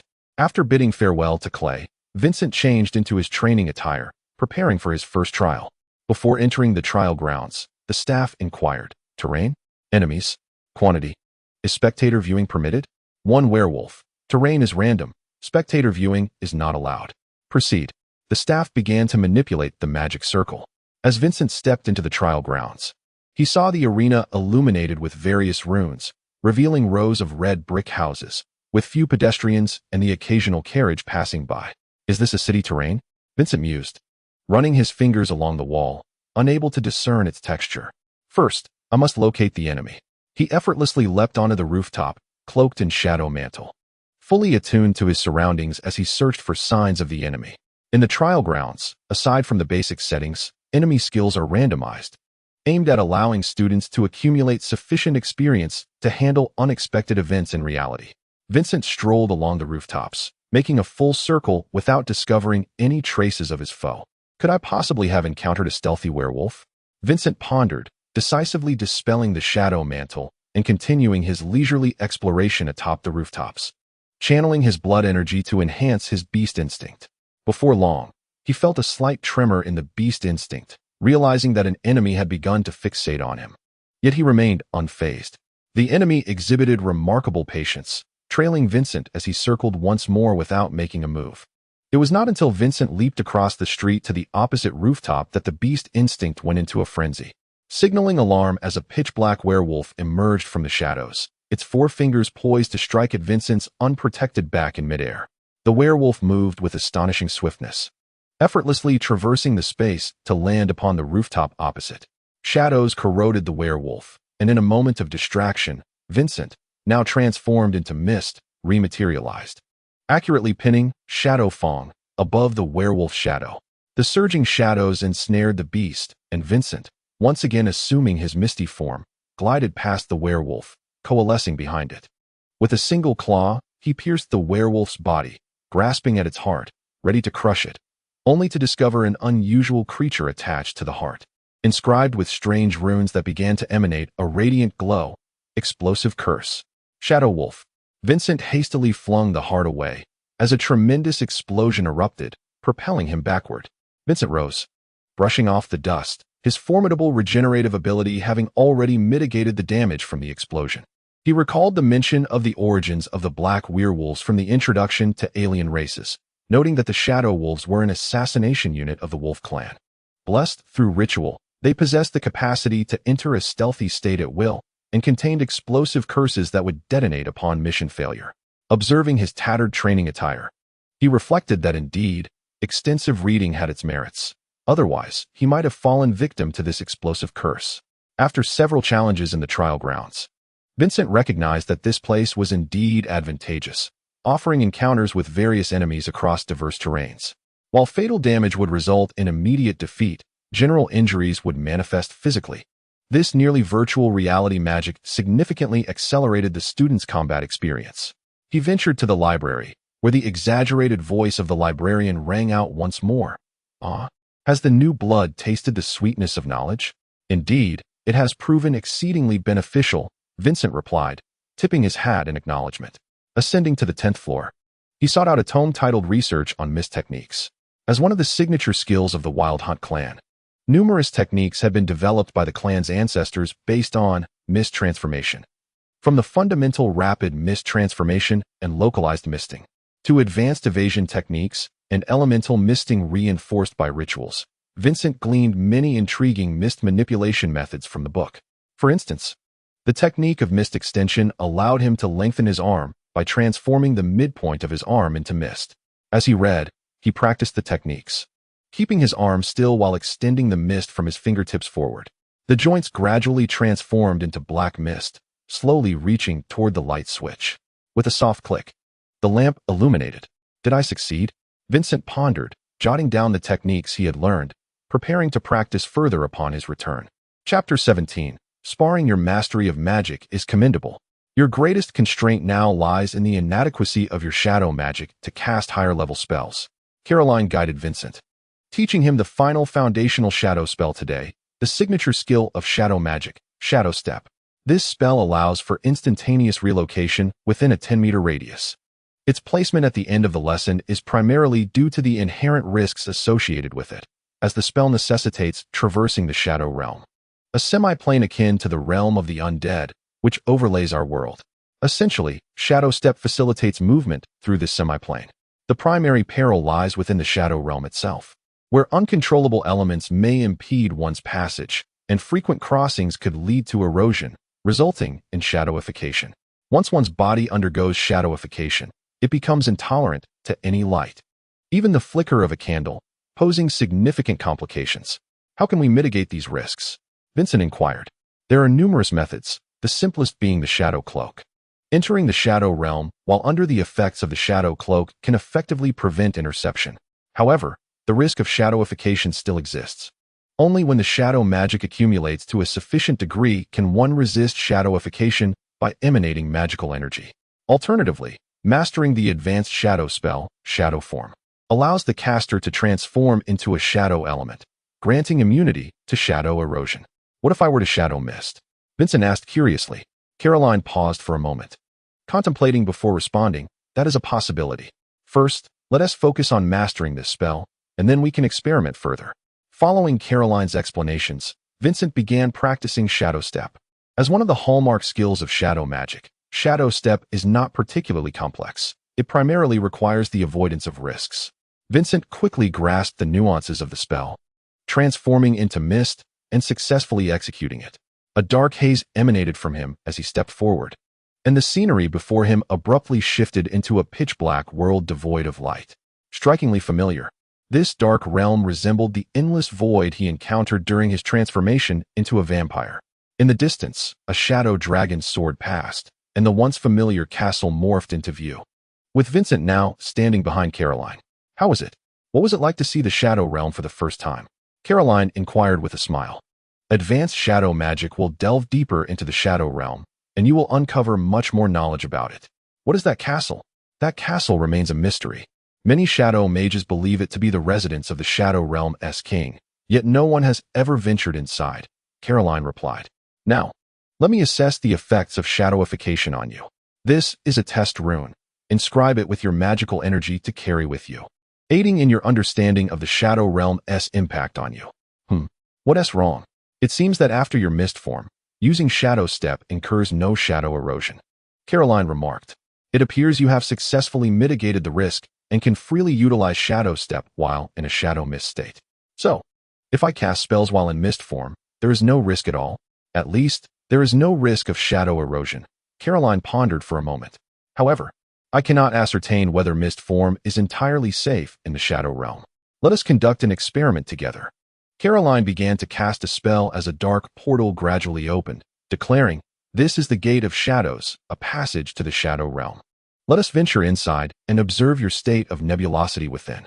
With that, Caroline enveloped herself in shadow form and stepped through, with Vincent transforming into mist and following closely behind.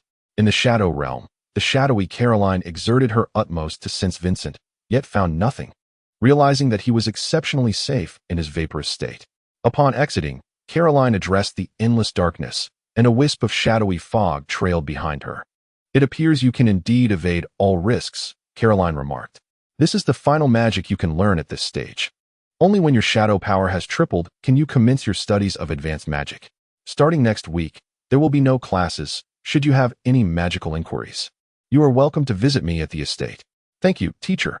Vincent, having just emerged from the library, was heading toward the arena when he spotted Cramelo waiting at the entrance, engaged in conversation with several bloodkin nearby. "Cram, shall we form a team for the competition?" one female student suggested, while 3 others chimed in with encouragement. "No, I do not intend to participate," Cram politely replied, and upon noticing Vincent approaching, added, "I have an appointment, pardon me." Cram navigated through the crowd to greet Vincent. "What's the matter?" Vincent inquired. "It's the annual student trial competition," Cram responded. "I hear the prize is quite attractive. The format is a 5-member team, with a reward of 500 dark gold for the champions, which is why many have been urging me to join. Are you interested?" "The prize is indeed appealing," Vincent remarked. "Perhaps I shall register just for the experience." As they conversed, they soon arrived at the arena. "Is the venue ready? Shall we enable spectator mode?" a staff member inquired. "Random selection, no spectators," Vincent replied. The magical array shimmered with runes. The setting transformed into a nocturnal graveyard. "I've drawn the short straw," Vincent mused, donning his shadow cloak and stealthily advancing. Cram, recognizing the advantageous terrain, began to cast summon undead, as shattered skeletons and decayed zombies clawed their way from the graves. Undead manipulation commenced, directing these creatures to seek out Vincent's whereabouts. At that moment, Vincent contemplated a strategy to approach Cram, preparing to launch a surprise attack using Shadow Step. 20 meters, 15 meters, 11 meters, the distance dwindled. Shadow Step. Dark mist materialized behind Cram as a rapidly coalescing Vincent unleashed a clawed strike, ensnaring Cram with Shadow Fang, while another claw lunged towards Cram's vulnerable back. Just then, a massive skeletal shield emerged to block Vincent's lethal talons. Indeed, a bone shield. Vincent understood that this was a passive defensive spell from the necromantic arts, capable of triggering automatically during ambushes. He hastily retracted his claws and retreated, while the undead minions summoned by Cram formed a dense encirclement, surrounding Vincent completely. "Your luck seems rather poor," Cram chuckled. "This terrain is exceedingly advantageous for me." "Not necessarily," Vincent countered with a smile, pivoting to unleash a barrage of shadow steps, effortlessly breaking through the encirclement. Cloaked once more in shadows, he vanished from sight. The combination of shape-shifting and shadow magic proved to be quite formidable, thought Clay. However, leveraging the geographical advantage, He summoned the undead he had crafted for close protection and began to cast a spell, Undead Fusion. This particular spell, albeit esoteric, allowed for the amalgamation of numerous undead to create a powerful undead entity. Yet, due to the ephemeral nature of the resulting creature and the necessity of substantial undead as synthesis materials, opportunities for its practical application were rare, nonetheless.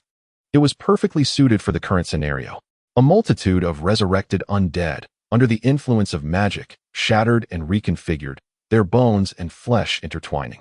Vincent, aware that he could not permit Clay to continue his casting, unleashed several shadow arrows from various angles toward Clay, which were effortlessly deflected by Clay's bone shield.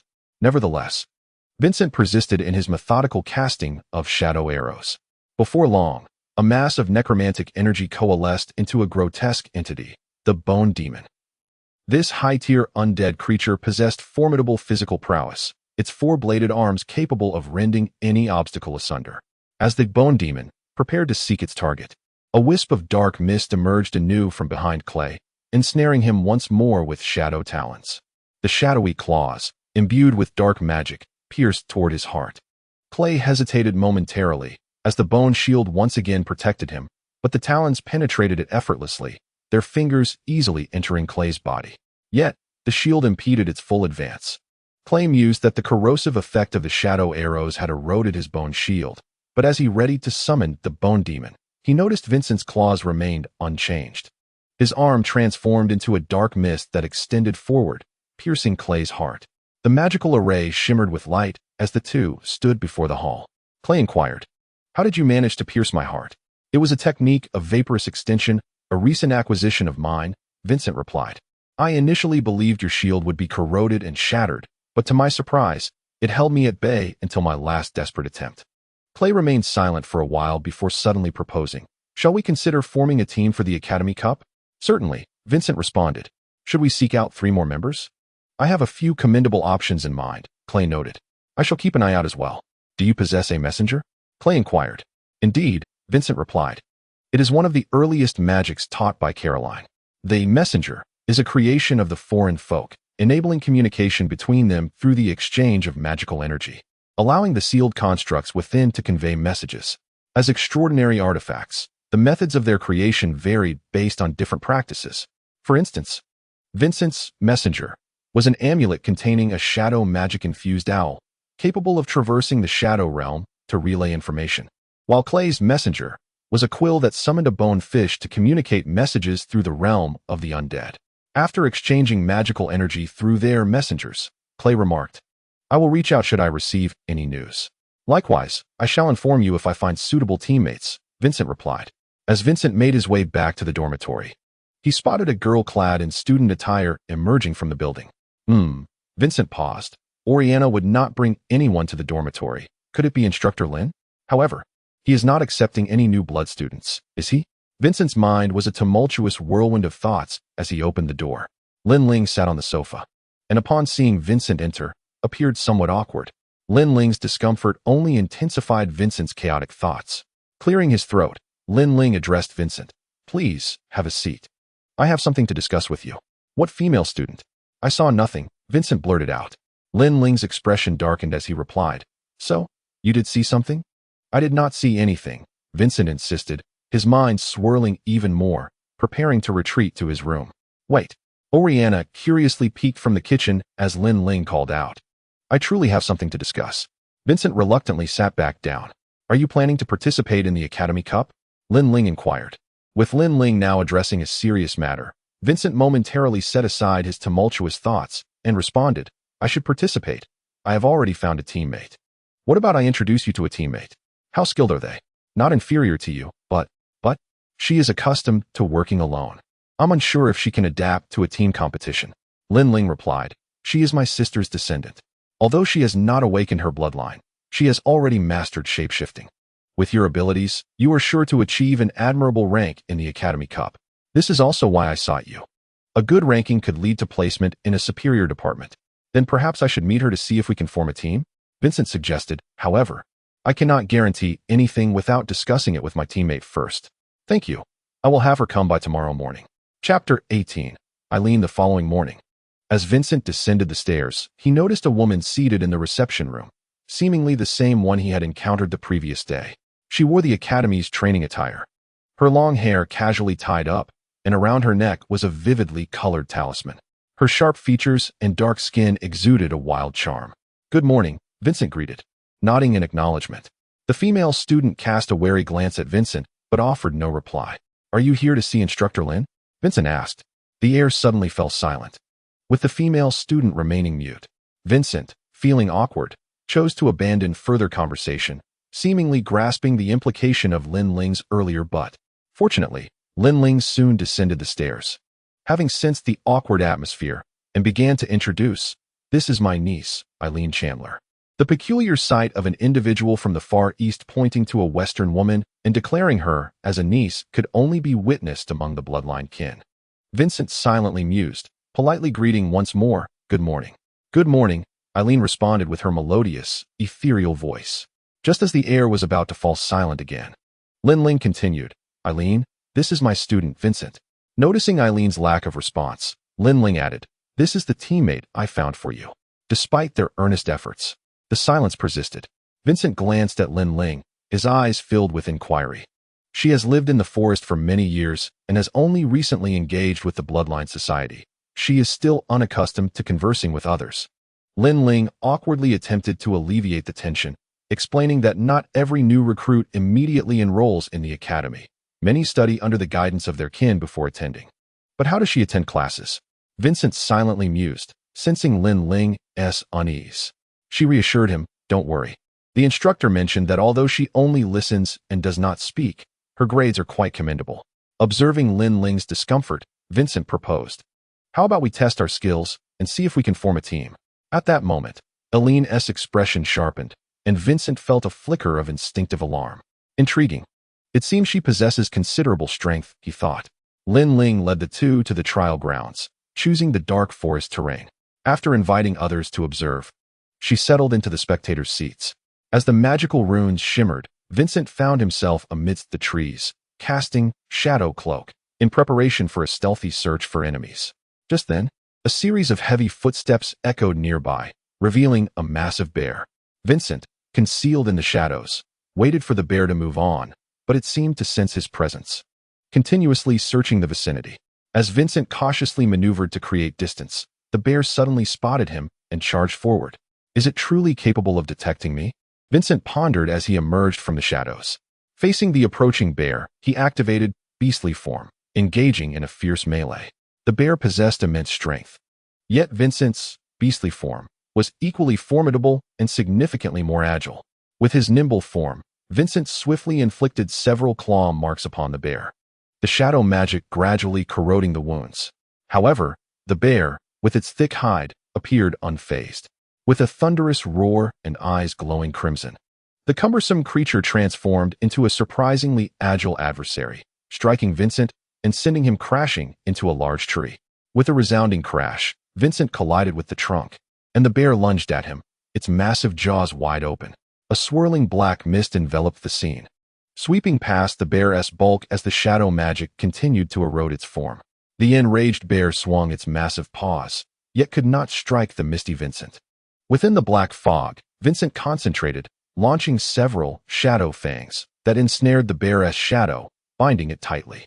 Following this, he unleashed shadow arrows, only to discover that the bear boasted remarkable resistance. Neither the prior accumulated shadow corrosion nor the shadow arrows seemed to inflict significant harm. "Let us test the limits of its resistance," Vincent thought, transforming into mist and coiling around the bear, intermittently casting shadow spells. After 15 minutes of relentless assault, the bear finally succumbed to the extensive shadow corrosion and collapsed. Emerging from the trial grounds, Lin Ling inquired, "What do you think?" "Indeed, it possesses formidable resistance and keen instincts," Vincent replied, then turned to Eileen, suggesting, "How about I summon my teammates, and we can discuss further?" Eileen nodded in agreement. Flying Shadow transmitted the message to Clay, who soon arrived at the trial grounds. "This is a member I've recruited for our team, Eileen Chandler. She is quite formidable as a frontline warrior," Vincent stated. Clay gazed at Eileen and asked, "Would you like to introduce yourself?" A silence enveloped the air. Clay turned to Vincent, who remarked, Miss Chandler is reputedly not fond of conversing with others. She excels in bear transformation, possesses immense resistance, and has sharp instincts.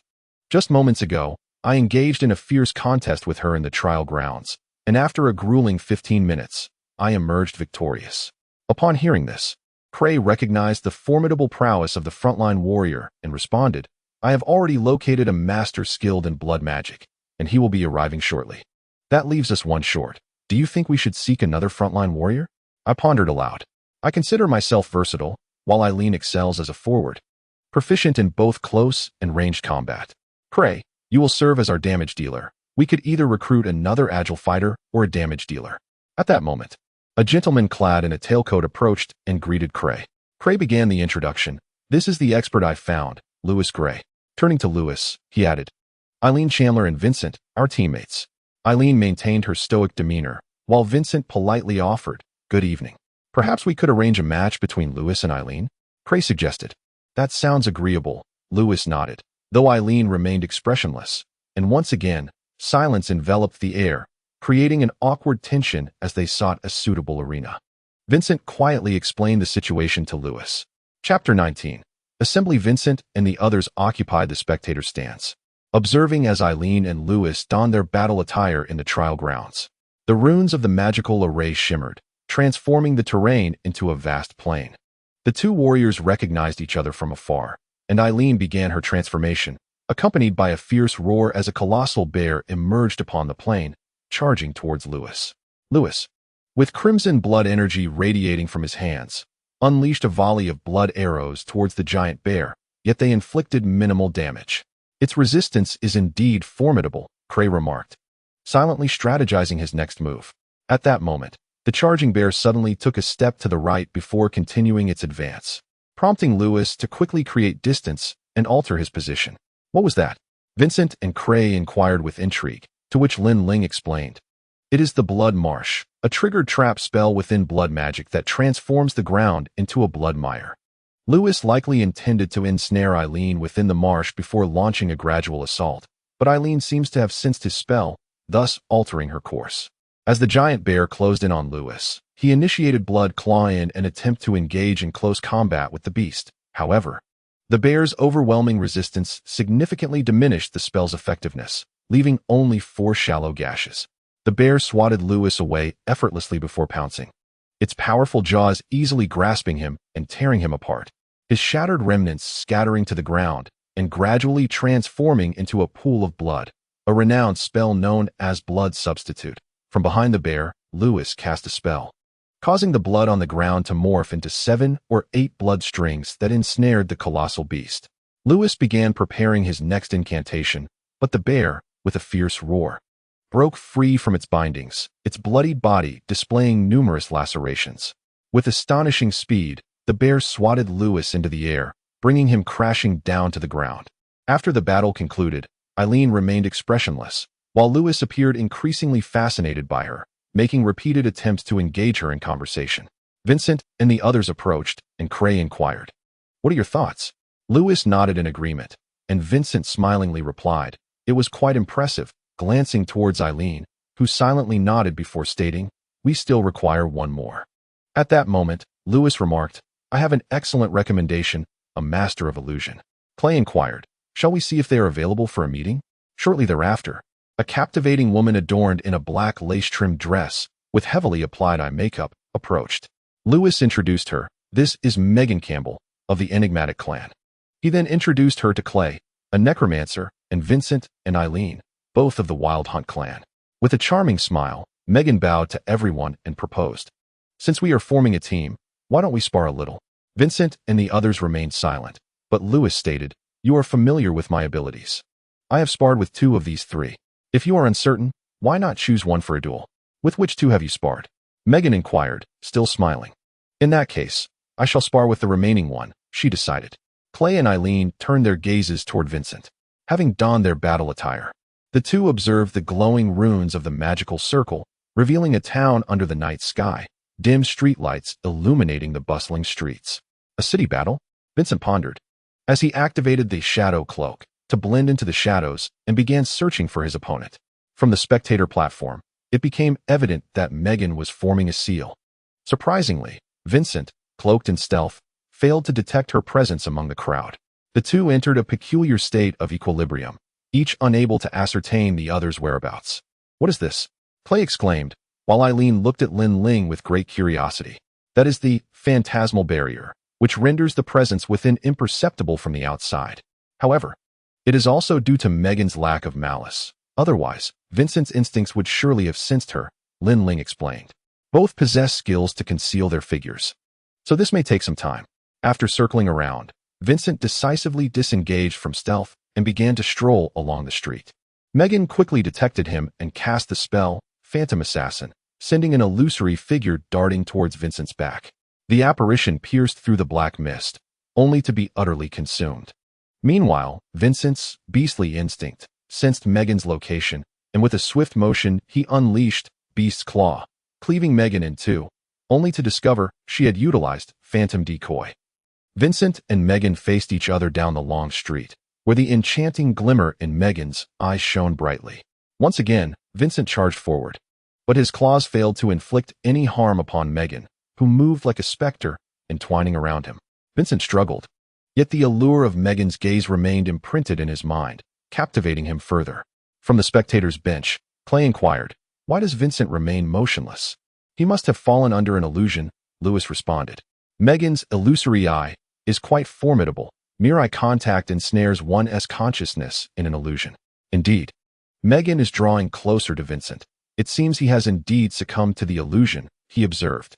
As Megan approached the unmoving Vincent, she drew a dagger from her lower back. Just as the dagger was about to pierce Vincent's heart, he took a step back. The dagger lunged again, but Vincent deftly sidestepped. "Oh." Clay and Lewis were taken aback, while Eileen appeared unfazed. "That was a reaction from beastly instinct to malice," Lin Ling elucidated. "Although his consciousness is ensnared by the illusion, his instincts still compel his body to react." Megan relentlessly attempted to stab Vincent with a dagger, yet he effortlessly evaded her strikes. The rapid beating of his heart alerted him to the illusion encasing his consciousness, prompting him to channel his blood energy to liberate himself from its grasp. Realizing Vincent's intent, Megan fortified the illusion, while Vincent, in his desperate attempts to escape its control, found himself ensnared. Aware that her illusion would eventually be unraveled, Megan intensified her assault with the dagger, but Vincent's primal instincts allowed him to evade her every thrust. The two found themselves trapped in a peculiar stalemate, Vincent's mind ensnared, while Megan was incapable of inflicting harm upon him. Megan sensed the fleeting nature of her illusion's hold and opted to reinvigorate her efforts with the phantom barrier, dissolving the illusion. Observing the surrounding area devoid of life, Vincent discerned that Megan was nearby. He transformed into mist, the dark vapor rapidly expanding until it encountered the phantom barrier. Under the influence of shadow corrosion, the barrier swiftly shattered, and the black mist engulfed Megan. Within the shroud of darkness, Megan discovered that the Eye of Illusions proved utterly ineffective against the black mist. As she prepared to break free, the phantom assassin lunged toward the mist, only for it to suddenly part, allowing the illusion to escape. Megan attempted to follow, but the gap was quickly obscured by the encroaching darkness. Feeling increasingly weakened by the shadow's corrosive effects, she witnessed half of Vincent materializing within the mist, his hands forming a seal for shadow detonation. The arcane symbols of the spell shimmered, signaling the conclusion of their trial. That is the shadow magic, shadow detonation, capable of unleashing the accumulated shadow corrosion upon the target in a single, devastating explosion, Lin Ling remarked. The two emerged from the trial grounds, with Megan exclaiming, "That was truly impressive." Vincent, ever modest, replied, "You flatter me." As the group convened, they resolved to form a quintet to participate in the Academy Cup. After registering at the trial grounds, they arranged to return the following day for team practice before dispersing. Aileen and Lin Ling headed back, while Clay and Lewis made their way to the training grounds. However, Vincent was intercepted by Megan. With her hand resting on Vincent's chest, she inquired with a playful smile, "Shall we dine together this evening?" Vincent, momentarily taken aback, stammered, "Huh?" Megan stepped back with a grin, declaring, "It's settled then. I know a delightful restaurant." "Wait, a restaurant?" Megan looked at Vincent quizzically, asking, "You've never been to one? What restaurant would a vampire go to? Isn't it easier to just feed directly?" Vincent silently scoffed, shaking his head in confusion. Shall we meet tonight? Megan inquired cheerfully. If you have other matters, you may say so now. After a moment's contemplation, Vincent declined her invitation. I'm curious about how you perceive your enemies after transforming into mist. It cannot be visual. Or else my eye of illusions would ensnare you in an illusion. I have not encountered a situation like yours before, Megan pressed on, her curiosity piqued by Vincent's resistance to illusions. I am also quite interested in the nuances of illusion resistance and escape. Shall we find a place to converse? The two transitioned into an academic exchange. Chapter 20. The group matches the following day at the trial grounds marked the beginning of their daily training sessions, where the five practiced cooperative combat. Beginning their training in the realm of the 5-on-5 blood clans, the synergy among the quintet grew increasingly harmonious. As the competition approached, they found themselves capable of engaging in skirmishes against 9 opponents. Time swiftly passed, and before they knew it, 3 months had elapsed. The Academy Cup was upon them. As they entered the testing grounds, a sea of eager faces greeted them. Vincent remarked, I had no idea the Academy was home to such a multitude. The Academy operates on a 2-year system, Clay replied, but students may apply to remain for an additional year to continue their studies. Vincent's curiosity was piqued, so many seniors are here for the generous rewards, seeking another opportunity to compete. The notion of substantial prizes astonished the group, and to their surprise, Eileen spoke up. Is Eileen perhaps a little obsessed with monetary gain? Vincent mused silently. He exchanged glances with his companions, sensing they shared similar thoughts. Indeed, Lewis confirmed. I am in my 3rd year. Last year, it was the same situation. Moreover, any team that advances from the group stage receives a reward, albeit not as lavish as that for first place. As Lewis concluded, the atmosphere shifted, and Eileen's demeanor became unexpectedly fervent. Is she truly motivated by wealth? Vincent silently scoffed. The Academy Cup consisted of 2 rounds, the first being the group stage, where 10 teams formed a group of 4, engaging in chaotic skirmishes within a randomly generated terrain. As time progressed, the battlefield would constrict inward, with each team receiving a map that marked their location and indicated the shrinking safe zone. Any team lingering outside would face automatic elimination. Ultimately, the surviving teams would advance to the 2nd round. Vincent's group was assigned to the 2nd cohort, where the runes of the magical array shimmered, revealing a mountainous landscape before them. Megan swiftly cast the Phantom Barrier, enveloping the group within its protective confines. Within the barrier, they began to strategize using the map. We're located in the southeastern quadrant. We can utilize the Phantom Barrier to position ourselves near the central peak and await our adversaries. Vincent proposed. Indeed, though the barrier moves slowly, we remain cloaked, Megan concurred. However, Eileen and Vincent remained vigilant, honing their instincts to thwart any potential stealth or counter-stealth spells from their opponents. I, too, will dispatch a specter for reconnaissance, Clay added, casting a glance at Eileen before encouraging, let us give it our all, the reward beckons us. Though Eileen remained silent, her determination was palpable to the others.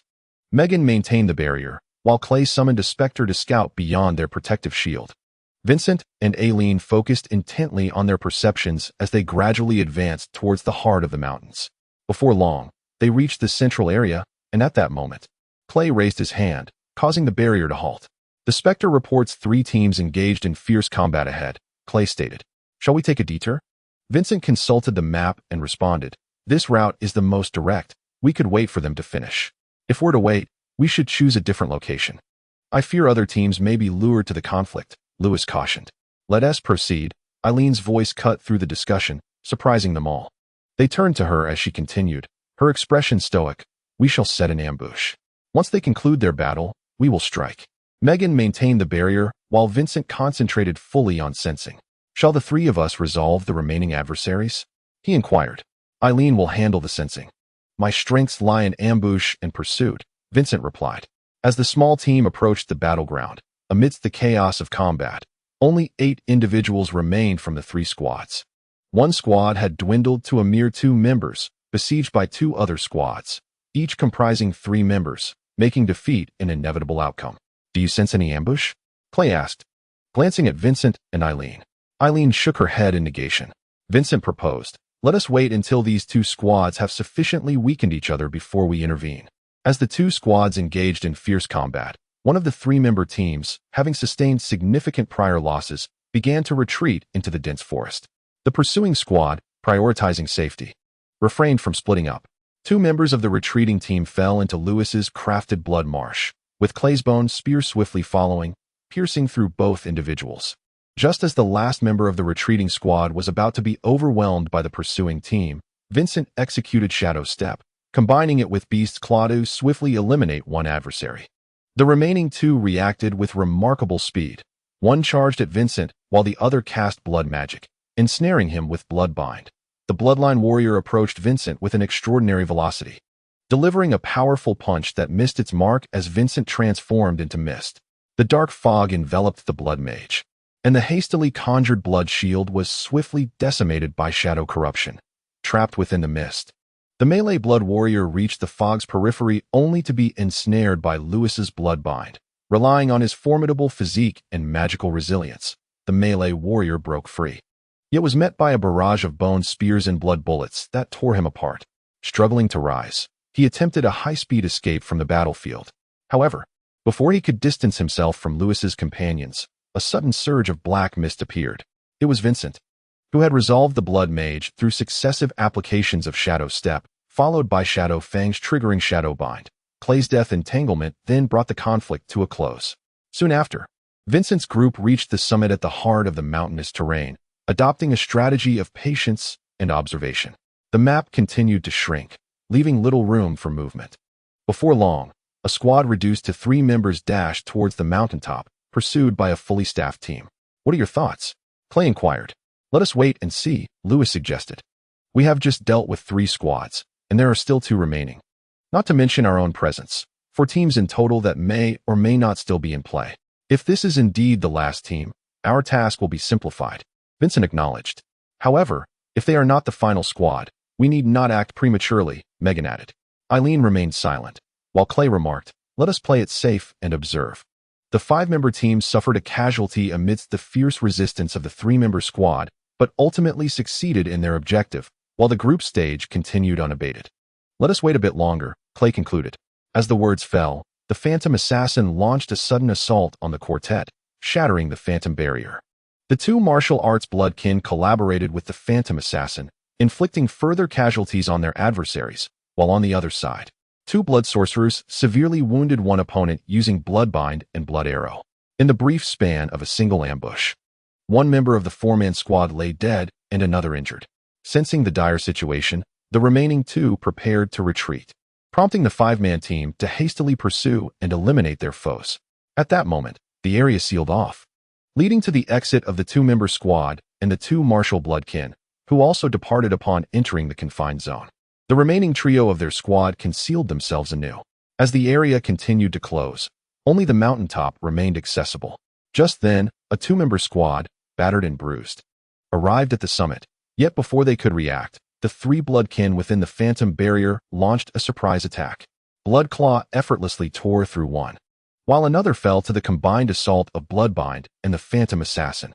In the instant the 2-member squad was annihilated, Vincent and his companion struck. Bloodbind and Bone Spear worked in unison to pin the illusionist bloodkin to the ground, while the massive bear sent 1 blood sorcerer flying and struck another with a powerful blow. A dark mist surged in midair, and the heart of the fallen bloodkin was crushed by the beast's claw. As the other bloodkin barely rose, the imposing figure of the bear loomed, ripping them apart.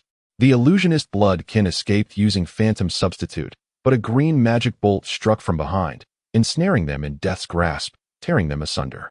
The mountaintop began to shimmer with magical runes. Chapter 21. The selection. The runes of the magic array glowed brightly, signifying the conclusion of the group matches. Observing the remaining 4 teams on stage, Vincent inquired, "Lewis, do you recognize anyone?" Lewis glanced around and replied, "That man over there in the first group is named Duke. He is reputed to be a formidable expert from the Steelheart clan, possessing exceptional physical prowess. The brothers in the third group are the Russell brothers, renowned for their blood sorcery, and their coordination is impeccable. As for the 4th group, I don't seem to know anyone. The woman in the 4th group is named Alice, a master of necromancy." Cray added, "I have sparred with her before. She is likely from the bloodline awakened necromancer clan. However, her undead creations are quite troublesome. She possesses a rather difficult bloodflesh puppet." The woman in the 3rd group is named Catherine, a master of illusions, and she should also be bloodline awakened. With formidable illusionary skills, Megan remarked. I called upon a friend to observe the battles of the third and fourth groups. He will send me the information later, Lewis stated. As the second round of the Academy Cup commenced, the group matches were devoid of significant terrain restrictions, focusing purely on team confrontations. According to the group allocations, Vincent's team faced the first group in the opening match. The magical runes glimmered as Eileen transformed into a giant bear and charged, while Megan cast the phantom barrier to envelop Cray, and Vincent, alongside Lewis, flanked the opponents from both sides. Vincent directly engaged Duke, while Lewis, empowered by Bloodclaw, grappled with another martial arts adept from the opposing side. The giant bear withstood the spells of two blood mages from the enemy camp, sending one of them flying. The combination of Bone Prison and Phantom Assassin injured one of the blood mages, while several phantoms began to entwine and harass the opposing martial artist. Meanwhile, Clay unleashed his spells with fervor, casting Bone Spear and Venomous Fang toward the enemy ranks. Vincent exerted all his strength into beastly form, barely holding back the formidable Duke. The opposing martial blood mage attempted a rapid assault on Clay but was ensnared by Megan's Phantom Eye, allowing Clay to fire 3 bone spears, pinning him to the ground. Duke, indeed a master, feigned an attack and countered Clay, but Megan's Phantom Eye had no effect on him, and he landed a powerful punch toward Clay. Iron Heart, Megan exclaimed. The Iron Clan's signature technique grants immunity to all illusions and significantly enhances physical resilience. Just as Clay was about to be struck, a massive white bone shield appeared, blocking him.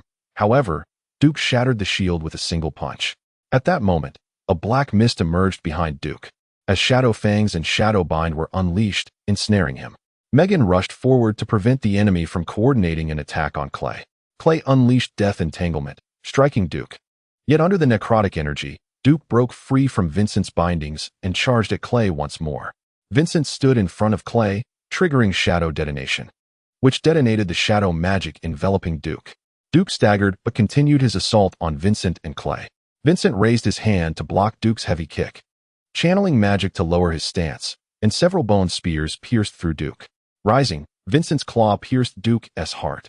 With Duke dispatched, the remaining 3 opponents were swiftly overcome by Vincent's team, securing their first victory in the elimination round. Meanwhile, in another match, the fourth group emerged victorious, with the championship set to commence the following day.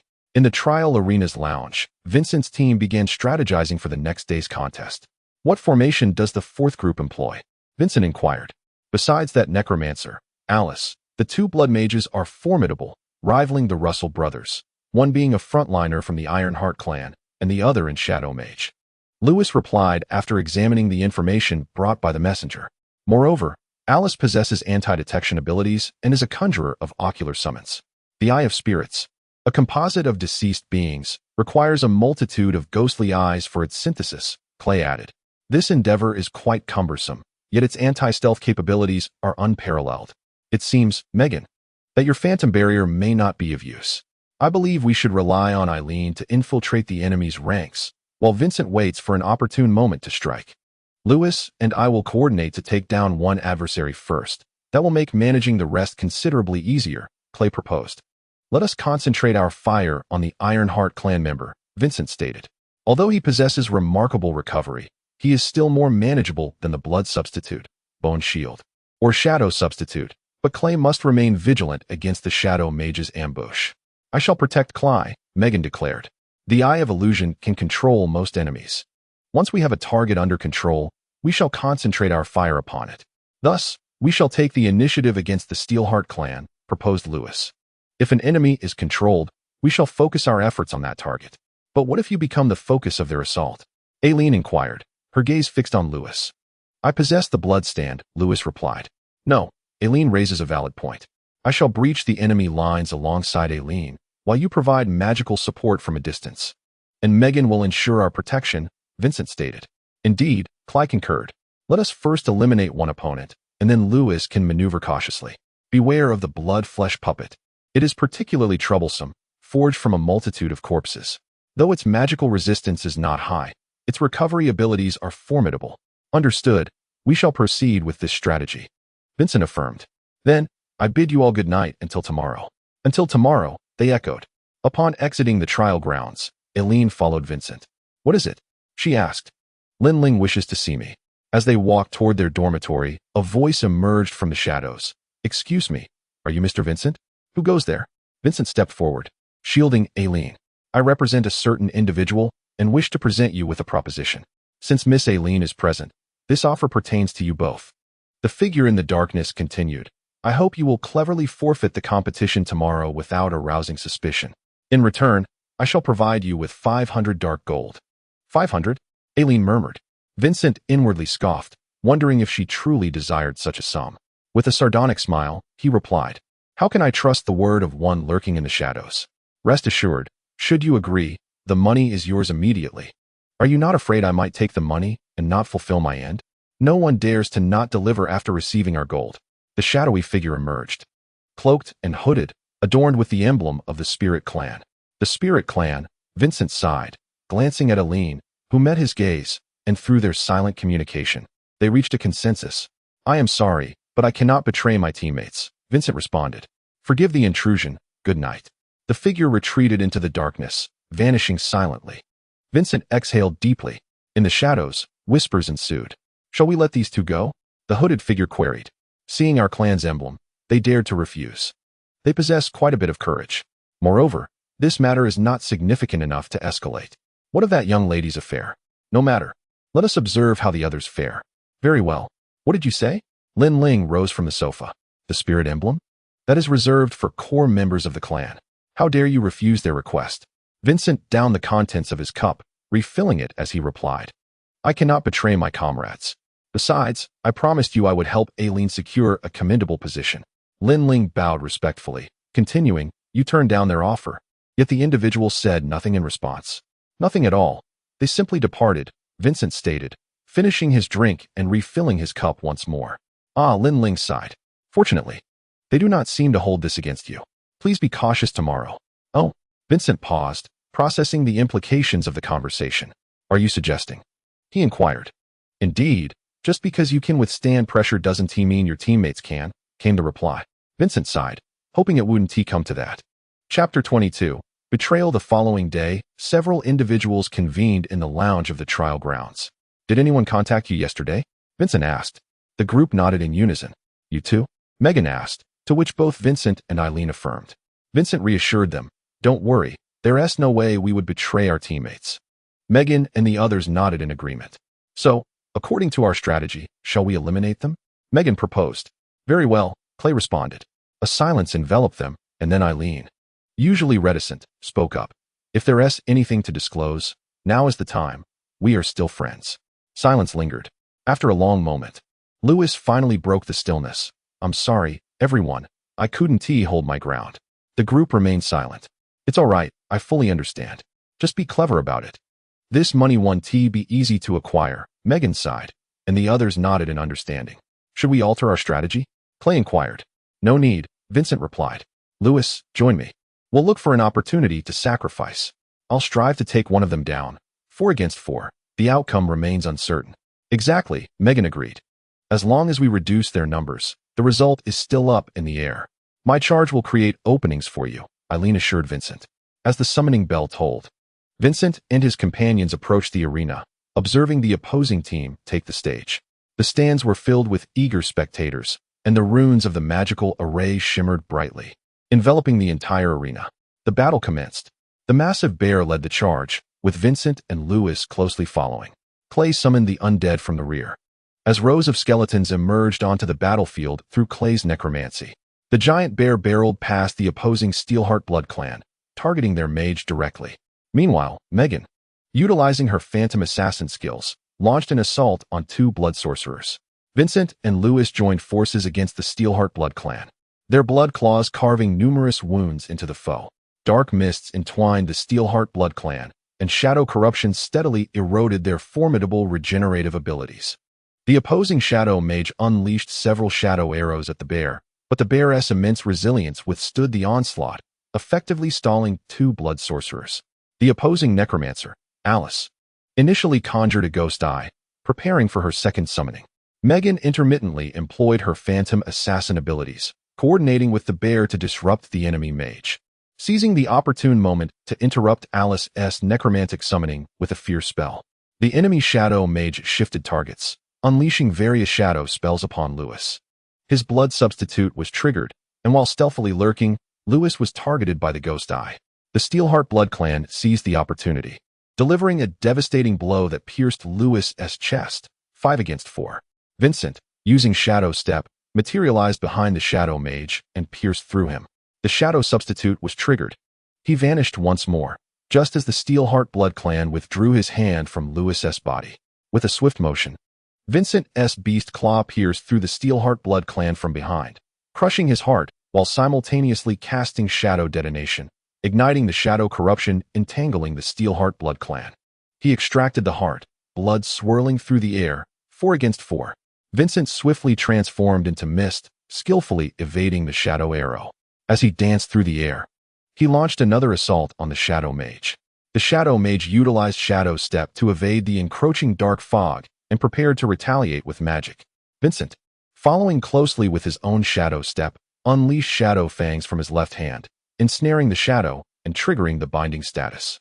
He then pierced through the shadow mage's shadow shield with his right hand's shadow arrow, and with his left hand, the claw of the beast aimed directly at the heart. At that moment, a furious roar erupted as the massive bear succumbed to the relentless assault of the two blood sorcerers. Vincent's claw penetrated the shadow mage's heart, leveling the score to 3 against 3. Having vanquished his foe, Vincent stealthily approached Alice, who had just freed herself from the fierce spell. Summoning her blood puppet, the colossal corpse surged toward Megan.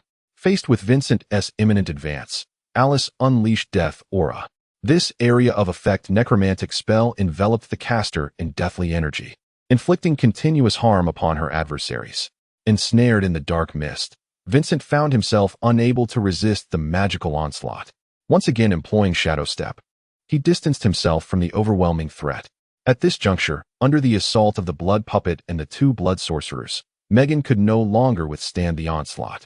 Realizing her impending defeat, she exerted her full might to cast the illusionary eye, ensnaring one of her attackers in a dreamlike realm. The dark fog surged forth, and Megan was knocked down, while Vincent simultaneously dispatched the blood sorcerer entrapped in the illusion, bringing the score to 2 against 2. As both sides momentarily retreated to catch their breath, Vincent suddenly noticed that Clay had become completely inconspicuous. "Why do you not speak?" Vincent inquired. "If you do, we shall not hold it against you." The response was a calm dismissal. "The condition is to cleverly forfeit the match. If I reveal it, you will not resist." Clay replied indifferently. "Is it merely for 500 dark gold?" "That is insignificant," Clay continued. "They promised me blood puppets and the Eye of the Phantom." "So, you have betrayed us?" Vincent coldly retorted. "If that is the case, I surrender," Vincent declared loudly. "You." Clay was taken aback. Alice's team stood in shock. The audience was left speechless. Even the instructors at the judges' table were momentarily stunned. "I surrender," Vincent reiterated. As the magic circle shone brightly, the match came to an end. In the lounge, several individuals were embroiled in a heated argument. "Why didn't you mention you received payment?" Lewis questioned. "What? Did you suddenly grow a conscience just because you spoke first? You also accept payment for your services. No one is morally superior," Clay replied, turning to Vincent. "You actually surrendered." Vincent ignored Clay entirely, removing his mark from the messenger, greeting Megan, Eileen, and Lewis, then turning to leave. Eileen nodded to Megan and Lewis, following Vincent as they departed together. "From now on, we are strangers," Megan stated to Clay before turning away. The group exited the trial grounds with somber expressions when suddenly, Alice intercepted Vincent. "Why did you surrender?" After a moment of contemplation, Vincent chose not to reveal the truth, replying, "If victory is unattainable, there is no need to compete. Farewell." In the dormitory, Lin Ling looked at Vincent and asked, "Did I hit the mark?" "Yes," Vincent affirmed. "One must look after oneself, lest the heavens impose punishment," Lin Ling remarked. Whether transformed into a blood sorcerer or an extraordinary being, some truths remain immutable. The second place is quite commendable, and the prize is substantial, amounting to 300 dark gold. Moreover, Lewis has graciously given each of us 100. Vincent remarked, however, that despite having the opportunity to secure first place, he feels it is acceptable to express this openly. He would even be willing to assist, as the pressure from the clan is a burden that is difficult to bear. Yet, He cannot tolerate being treated merely as a tool. Eileen nodded in agreement. Given the circumstances, you should contemplate your destination after graduation, Lin Ling suggested. Vincent, you must have made arrangements? Yes, we are likely returning to the Tudor Kingdom, Vincent replied. The Tudor Kingdom, a splendid place. Perhaps you could inquire about the specifics of the destination. I shall find a way to coordinate and facilitate Eileen's journey there. It would be beneficial for you to travel together and look out for one another. That sounds good. I will investigate this over the weekend. Chapter 23. Appointment in the Tudor Prince's residence in Evernight City. Caroline and Vincent were enjoying afternoon tea. A burgeoning cultural phenomenon in the Tudor Kingdom that piqued the interest of the vampire clan. The fragrant black tea, sourced from the Tudor colony of Barodo, was accompanied by lemon, white sugar, and milk, allowing for personal preference. A three-tiered stand displayed an array of exquisite pastries. The bottom layer featured ham sandwiches, tuna sandwiches, and toasted bread, complemented by caviar from the Duchy of Ross. The second layer boasted the renowned Tudor scones, served with cream and jam. And the top layer was adorned with fruit tarts and cream cakes. Caroline, seated on the sofa, poured milk into her teacup and inquired, "What prompted you to invite me for afternoon tea?" With the conclusion of the Academy Cup, I must certainly seek guidance regarding my post-graduation plans, Vincent replied. Caroline took a sip of tea and asked, "Speaking of the Academy Cup, I am curious as to why you ultimately withdrew?" Vincent recounted the events leading to his decision. And Caroline remarked, "I have encountered that Alice. She is a decent young lady, a descendant of a significant figure within the Spirit clan. It seems her subordinates quietly arranged this for the sake of their esteemed leader. That is inconsequential. Power dynamics often unfold in such manners," Vincent stated. "I simply cannot abide betrayal. Strictly speaking, Lewis has also betrayed," Caroline noted. "Lewis can only be said to have succumbed, yielding under the pressures of authority, which I completely understand." After taking a sip of tea, Vincent said, "What is done is done.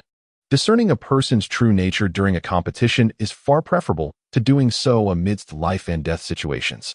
"Indeed," Caroline continued, "your next steps have already been arranged." "Oh," Vincent looked at Caroline inquisitively. "You will be going to Union City," Caroline explained. "As the largest city in northern Tudor Kingdom and an industrial hub, Union City is one of the kingdom's two urban clusters and serves as a primary port to the New World.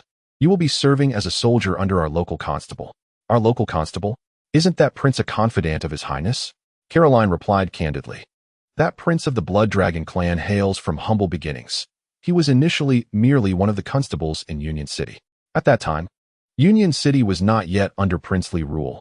Several constables controlled key towns, yet that prince successfully seized control amidst the chaos of intertribal conflict, establishing the principality. Consequently, some constables aligned themselves with His Highness, who has also placed some personnel there, namely, the team you are to join. Do you mind if I bring someone along?" "Not at all. There's a shortage of personnel over there. Just give me the name, and I will make the arrangements." "Thank you, teacher." With that, Vincent relayed Eileen's name to Caroline. Caroline smiled and took a sip from her teacup. As time passed, Vincent spent his days in the library, often dining or sparring with Eileen, Megan, and Lewis. One day, upon returning to the dormitory, he found Eileen there as well. "What brings you here today?" Eileen remained silent and handed him a letter. Vincent opened the envelope. The letter was brief and stated, "Dear Mr. Vincent, by the decree of the Blood Council, you are to report to Sheriff Jason Taylor in the Dock District of Union City before August." "So the appointment has been made," Vincent remarked. Eileen handed him another letter, identical in content except for her name at the top. "It seems the teacher has made all the arrangements." "Thank you," Eileen said softly. Lin Ling descended from the upper floor, grasped Vincent's hand tightly, and said, "Thank you. Receiving such an appointment in Union City is quite sought after. Without you, I would have had no confidence in pursuing it myself. It's the least I could do. The instructor has imparted great knowledge to me. Thank you. I entrust my niece to you," Lin Ling declared, producing a scroll from her robe. "Here, take this. It contains my treasured techniques and insights for honing your instincts. Eileen's instincts are a result of my training, and with your beastly instinct, the effects should be even more pronounced."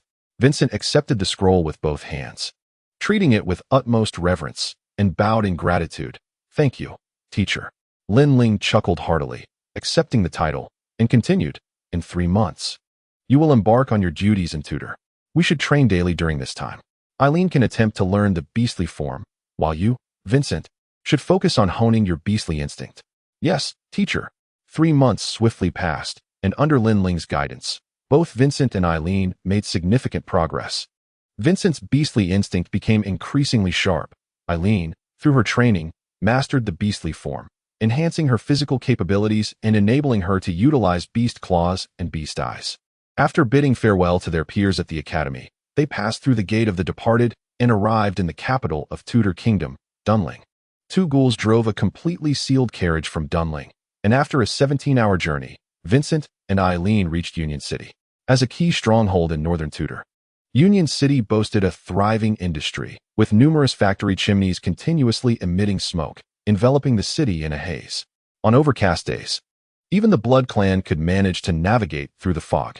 The carriage swiftly traversed the city center, arriving at the dock district. The docks of Union City served as the primary port to the New World and the last substantial supply point for ships coming from the Old World. The expansive docks were home to a variety of vessels, from steam-powered paddle boats to multi-masted clipper ships, with flags from various nations visible in the dock district. Vincent observed the bustling port from the carriage until it came to a halt in front of a hotel named Dumont. Upon noticing the rose crest emblazoned on the carriage, the blood servant at the entrance approached and bowed, saying, "Are you here to assume your duties, my lord? This way, please." Upon disembarking from the carriage, Vincent and Eileen followed the attendant into the grand entrance of the hotel. Vincent waved a farewell to the blood servant on the carriage before stepping inside. The attendant exchanged a few words at the front desk, and soon a member of the vampire clan descended from the upper floor, greeting Vincent and Eileen with a warm welcome. "I am Charlie West. Lord Jason is awaiting your arrival," he stated, leading them upstairs. Before long, they reached the top floor of the hotel. Charlie pushed open the door to reveal a circular hall, where, at the far end, a striking blonde gentleman sat in a revolving chair, perusing documents. Upon noticing Charlie and the newcomers, he beckoned them over. "Good day, Sheriff," Charlie saluted. And Vincent and Eileen followed suit. "Vincent, Eileen Chandler, correct?" the sheriff inquired, introducing himself. "I am Jason Taylor, of the same clan as you, the Wild Hunt. You will be assigned to the Pain House team. Charlie will escort you for your report, and your captain will brief you on the particulars." "Yes, my lord." Vincent and Eileen responded with another bow. Jason waved his hand, instructing Charlie, "Take them to meet Katerina." After bowing, Charlie led Vincent and Eileen out of the hall. Beginning to explain, Lord Jason oversees the entire dock area of the United City. The Dumont Hotel serves as his seat of power.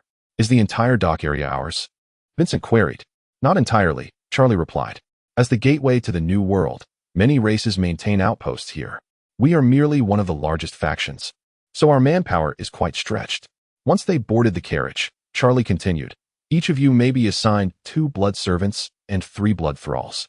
You can choose who to allocate these positions to, and once the blood thralls and servants are appointed, you may request weaponry." "Can I assign a slot to a mortal?" Vincent asked. "Indeed," Charlie affirmed. "If you lack candidates, there is a list within the team from which you may select. This list contains various types of blood thralls. Do you have any recommendations?" "My personal suggestion is to select experienced blood thralls who can assist you with your affairs. As for blood servants, they will accompany you on missions, so their combat capabilities are of greater importance." Chapter 24. The Pain House. The vampire factions in the region primarily operate under a vertical management structure. The prince, as the local leader, not only oversees his own knightly order and territories, but also manages several sheriffs within his domain. Each sheriff is responsible for specific areas and, aside from their direct jurisdiction, manages a number of subordinate teams. The team leaders are tasked with overseeing specific outposts, handling their businesses and security. 70% of the profits generated by each outpost must be remitted to the sheriff, who then consolidates and forwards 70% of the total revenue to the prince. After fulfilling obligations to the High Prince and the Council, the remaining funds are at the prince's discretion for local use. Thus, funding is one of the prince's primary means of managing his territory. Another method is through auditing. The prince possesses the authority to inspect the accounts of all outposts, and sheriffs are likewise empowered to scrutinize the financial records of their subordinates. Any attempts to conceal income will result in the forfeiture of one's position, reducing them to a vagabond or even a criminal. Thus, various teams, rather than concealing their earnings, are often more inclined to expand new ventures to increase their revenue. Charlie, accompanied by Vincent and Eileen, arrived at the dock where a 3-story red brick warehouse stood majestically by the waterfront. The walls were adorned with the words Victoria Warehouse painted in white. One side of the building featured a fenced storage entrance with numerous goods scattered about in the open space. The other side, closer to the road, housed a bar, its sign elegantly inscribed in Gothic font as House of Pain. The carriage halted at the bar's entrance, and Charlie led the two inside. "Is Captain Catalina present?" Charlie inquired at the reception. The attendant courteously replied, "Lady Catalina is currently engaged in discussions with 2 maritime guests," and guided the trio to a private room on the 2nd floor, adding, "Lord Charlie, please take a seat here. I shall inform her immediately." The attendant hurriedly departed, granting Vincent a moment to observe the future workplace in detail. The bar was spacious, spanning 2 levels. To the left upon entering was a long bar counter, behind which a row of cabinets displayed an array of spirits. On the opposite side were several round tables and booths, leading further into a stage adorned with various musical instruments, flanked by 2 staircases ascending to the 2nd floor. The 2nd floor was designed with a hollow center, illuminated by 3 chandeliers that cast a warm glow throughout the establishment.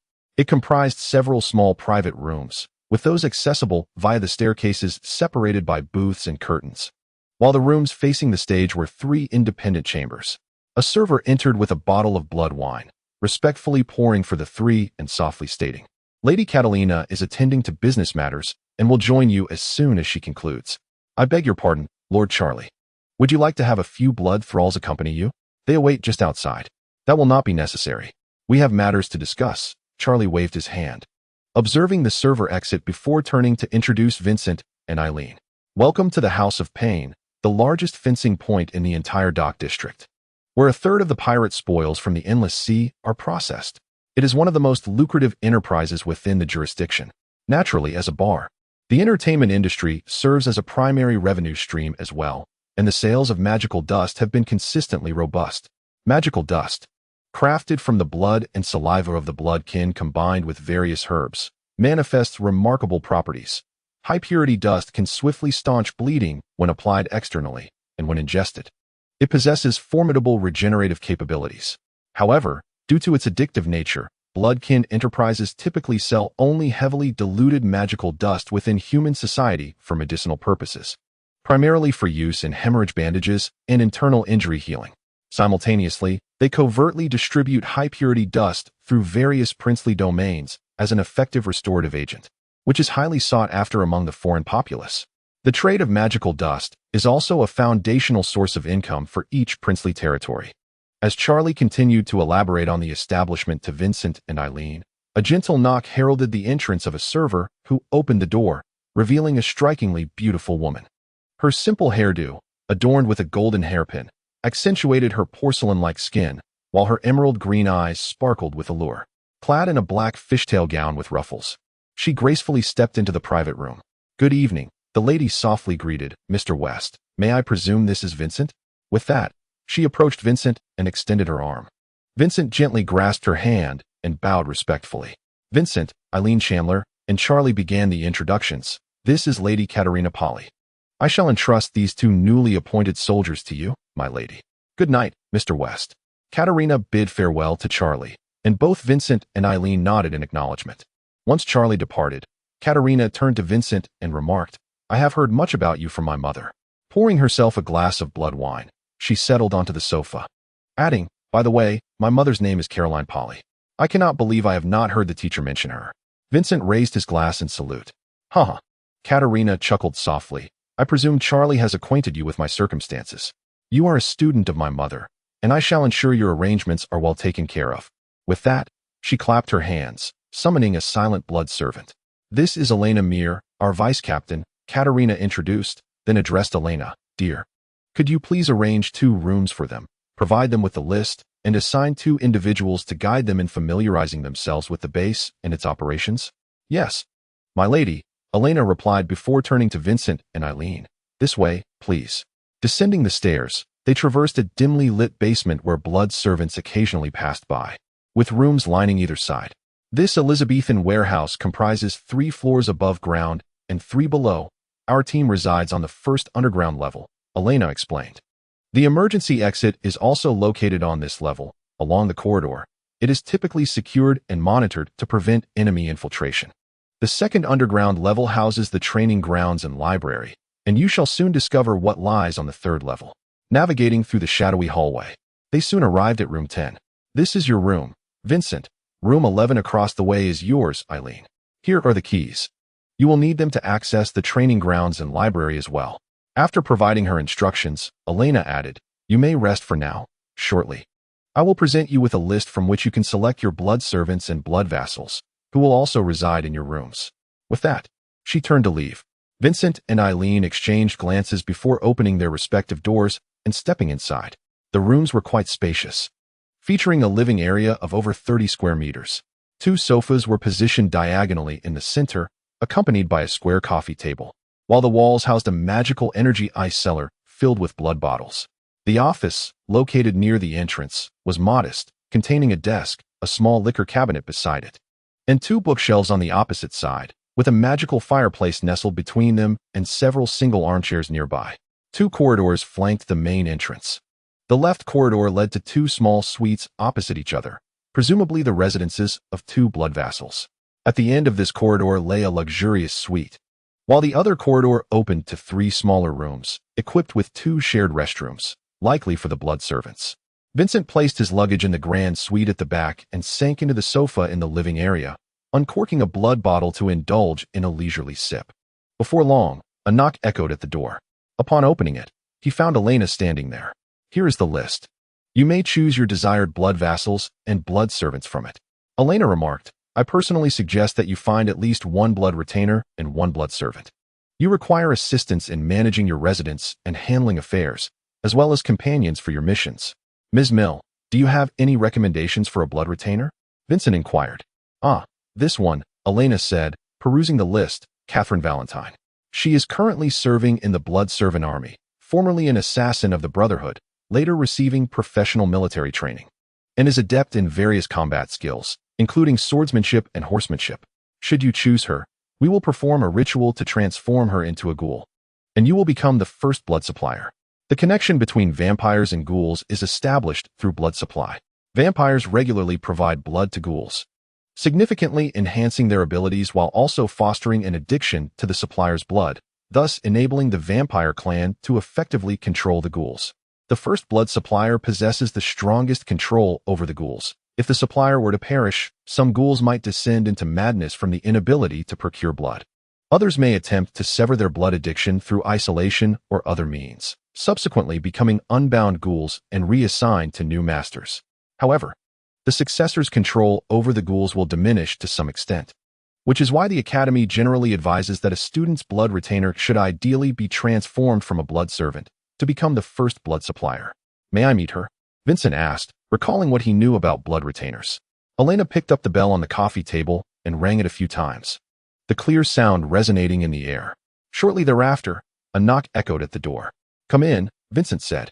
At the doorway stood a maid, curtsying with her hands clasped at her skirt, and inquired, What is your command, my lord? Elena instructed, Please summon Catherine Valentine. Yes, my lady, the maid replied, closing the door and departing with a brisk step. If you require anything, simply ring the bell, and a blood servant from the common area will attend to your needs.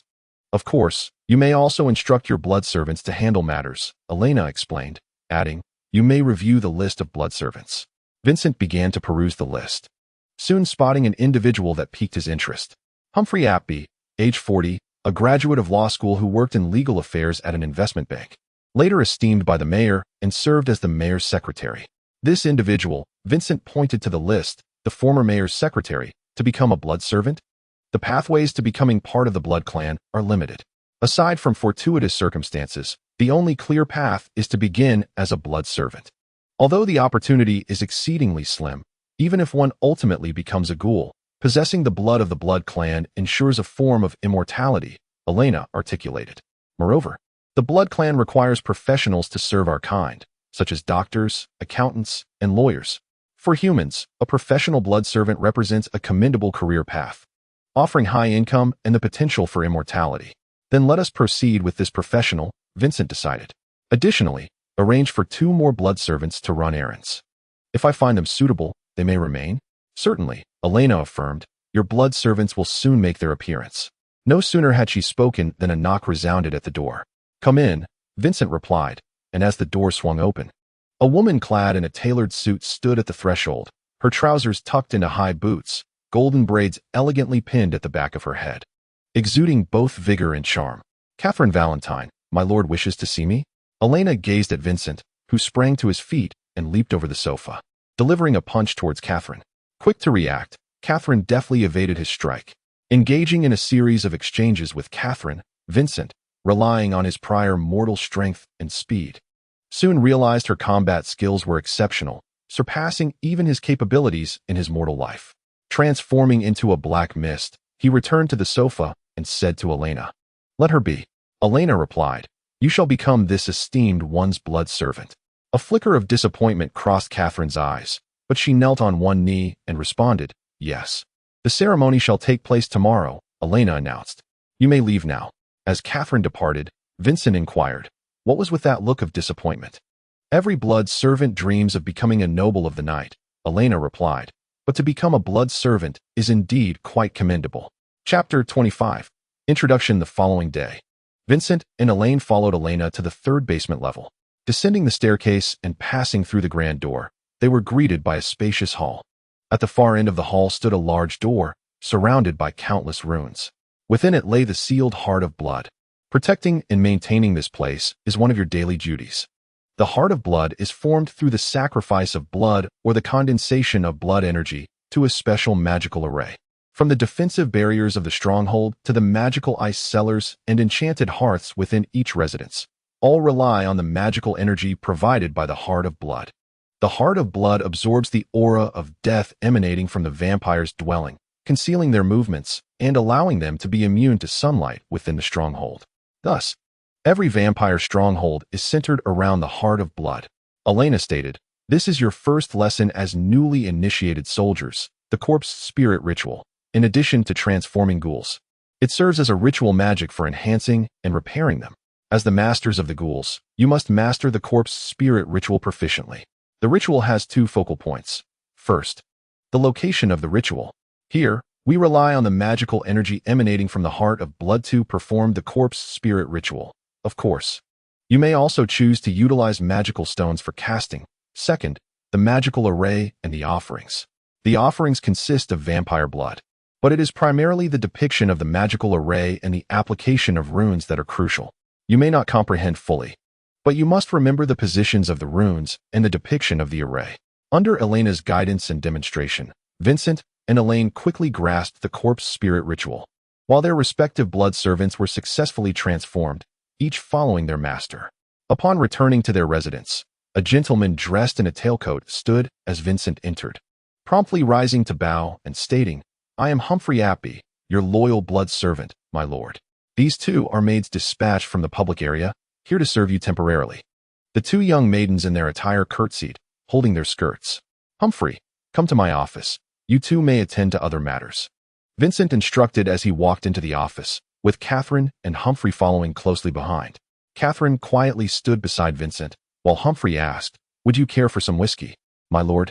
Upon Vincent's nod, Humphrey retrieved 3 glasses from the office cabinet, pouring the amber liquid smoothly into each, respectfully presenting the glasses to Vincent and Catherine, and toasting, "May your endeavors in warfare be prosperous." Catherine added, "May the night envelop you, my lord." The 3 individuals gently clinked their glasses, and Vincent remarked, "Please, take a seat." "Humphrey." He gestured for Catherine to sit beside the desk, signifying closeness. "Catherine, you may sit here." As the two settled down, Vincent addressed Humphrey. "I have been informed that you are quite occupied, so perhaps you could commence by introducing our stronghold." "Indeed, my lord," Humphrey replied. "The House of Suffering primarily engages in 3 lines of business. Firstly, we specialize in the retail of magical dust, which has consistently performed admirably. The production of magical dust necessitates a parliamentary charter, and local constables typically oversee transportation and distribution. However, our dock area possesses a clan's production license, allowing us to enjoy higher profits compared to other constabulary jurisdictions. Approximately 65% of our retail revenue is profit, with taxes being remitted by the clan to the parliament. The earnings are primarily allocated for blood procurement and the daily expenses of our stronghold. Secondly, We engage in the sale of stolen goods. The Endless Sea, a major trade route to the New World, has always been tumultuous. In addition to rampant piracy, many armed merchant vessels frequently partake in acts of piracy themselves. The House of Suffering stands as the largest fencing operation in the United City and one of the 3 principal fencing points across the Endless Sea, yielding substantial profits. However, as this is a venture of the Shadow Clan, we only retain 10 of the revenue as a management fee, exempt from local taxes, while the clan addresses the taxation obligations to the Parliament. Thirdly, we provide logistical services for ghost pirate ships. Rumors suggest that this is a joint enterprise involving the Shadow Clan, the Spirit Clan, and the Prince's Domain. Several strongholds in our dock area collaborate to offer docking and various logistical services related to fencing, averaging once a month. Post-tax, our entire dock area can expect to garner approximately 5 of the revenue from the vessels. Additionally, there are stable incomes from warehouse storage and taxes paid by bloodline vagrants, which constitute the business of the House of Suffering. Vincent nodded and turned to Catherine, inquiring, "What are our usual assignments? Are there any foreign factions in the dock area?" Catherine responded, "My lord, I am only familiar with the routine tasks of the blood servant army. These include safeguarding the blood heart and supplying it with blood energy, maintaining a presence at the House of Suffering to prevent disturbances from clients, providing armed protection for transportation tasks, and patrolling alongside other strongholds in the dock area to protect the magical dust distributors affiliated with our strongholds. As for foreign factions, to my knowledge, the dock area is quite diverse. Aside from us, the most significant faction is the werewolves, whose territory encompasses the southern outskirts of the dock area, making them our primary adversaries. There are numerous smaller groups. For instance, a siren operates a bar in the dock area, primarily serving our kin traveling to the New World. Acting as a neutral ground, our eternal allies, the necromancers, maintain a small stronghold here, under our protection. The bloodline vagrants also have a few warbands of varying sizes. Additionally, there exists a mutual aid society composed of various non-human entities. Previously, there were a dozen or so Frankstans residing in the dock area, though I am uncertain of their current status. Aside from the werewolves, most foreign entities still acknowledge our control over the dock area. A gentle knock echoed, and Emma softly announced, "My lord, Lady Alina has arrived." Vincent and the others rose to greet Alina, who was accompanied by a bloodline individual. Though their appearance was rather unremarkable, their attire was notably refined. Elena addressed Vincent, saying, "This is Duke Duran. During this period, you will be under his guidance regarding all matters pertaining to the jurisdiction." After speaking, she turned to Duke and added, "I leave him in your capable hands." Once Elena departed, Duke remarked to Vincent, "I have reviewed your academy records and have heard commendations from the captain about you. You are quite impressive. Starting tomorrow evening, bring your ghoul to room 3 to meet me.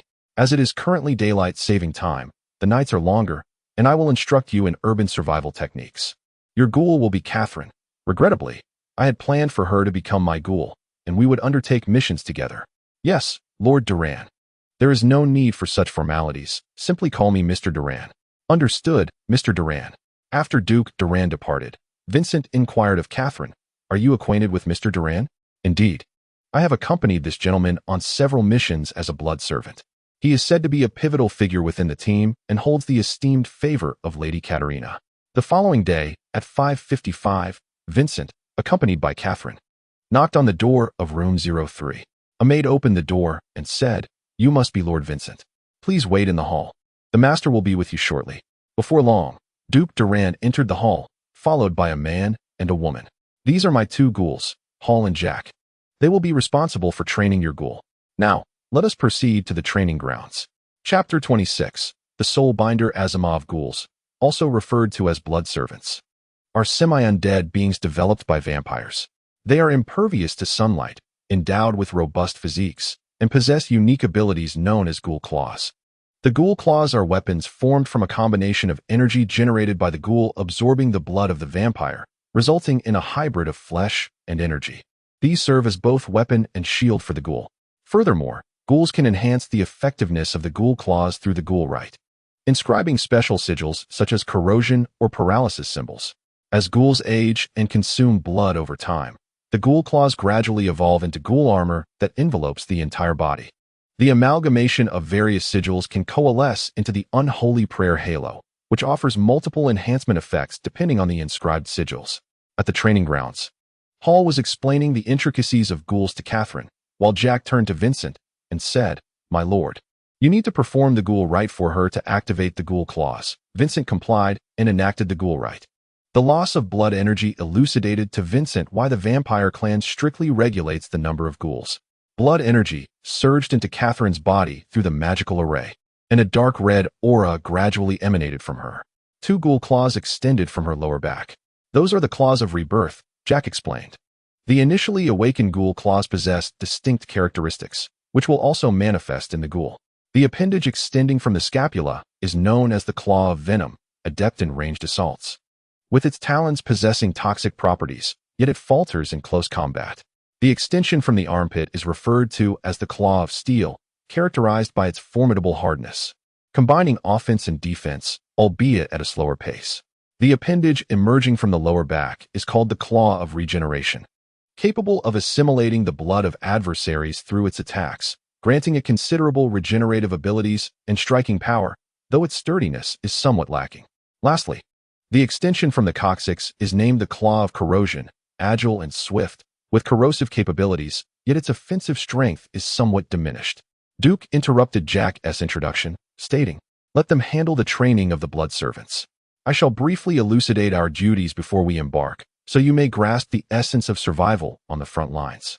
"Very well, Mr. Duran," Vincent replied, as Duke and Vincent moved to a nearby resting area.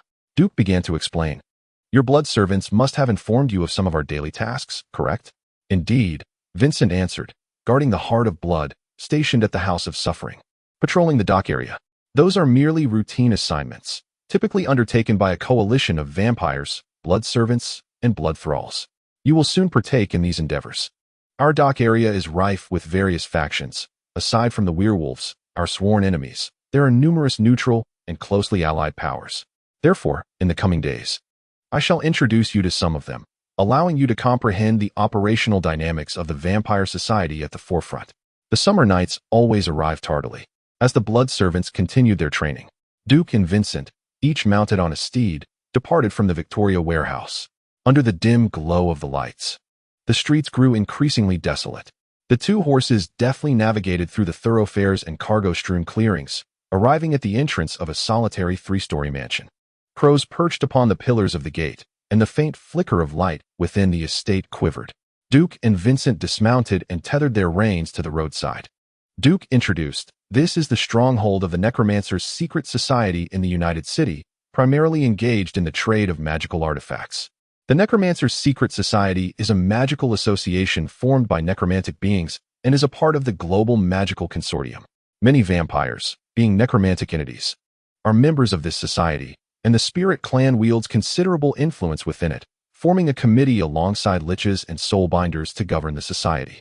As eternal allies of the Blood Council, the Necromancer's secret society has always maintained a close relationship with vampires." Reflecting upon the information regarding the Necromancer's secret society, Vincent followed Duke toward the entrance. Before he could knock, the double doors swung open automatically, releasing a faint aura of magic. Standing in the foyer was an elderly gentleman clad in robes, who greeted Duke. "Ah, young Duke, what a surprise it is to see you visit this old man today." "Lord Asimov, you jest," Duke replied with a respectful gesture. "I have come today specifically to introduce our newcomer, Vincent. Vincent, allow me to present to you the overseer of the United City branch of the Necromancer's secret society, the Soulbinder, Lord Asimov. There are 3 primary pathways for a human to transform into a sentient necromantic being. The first is to undergo the embrace of blood to become a vampire. The second involves anchoring the soul within one's own body through a special ritual to become a soulbinder.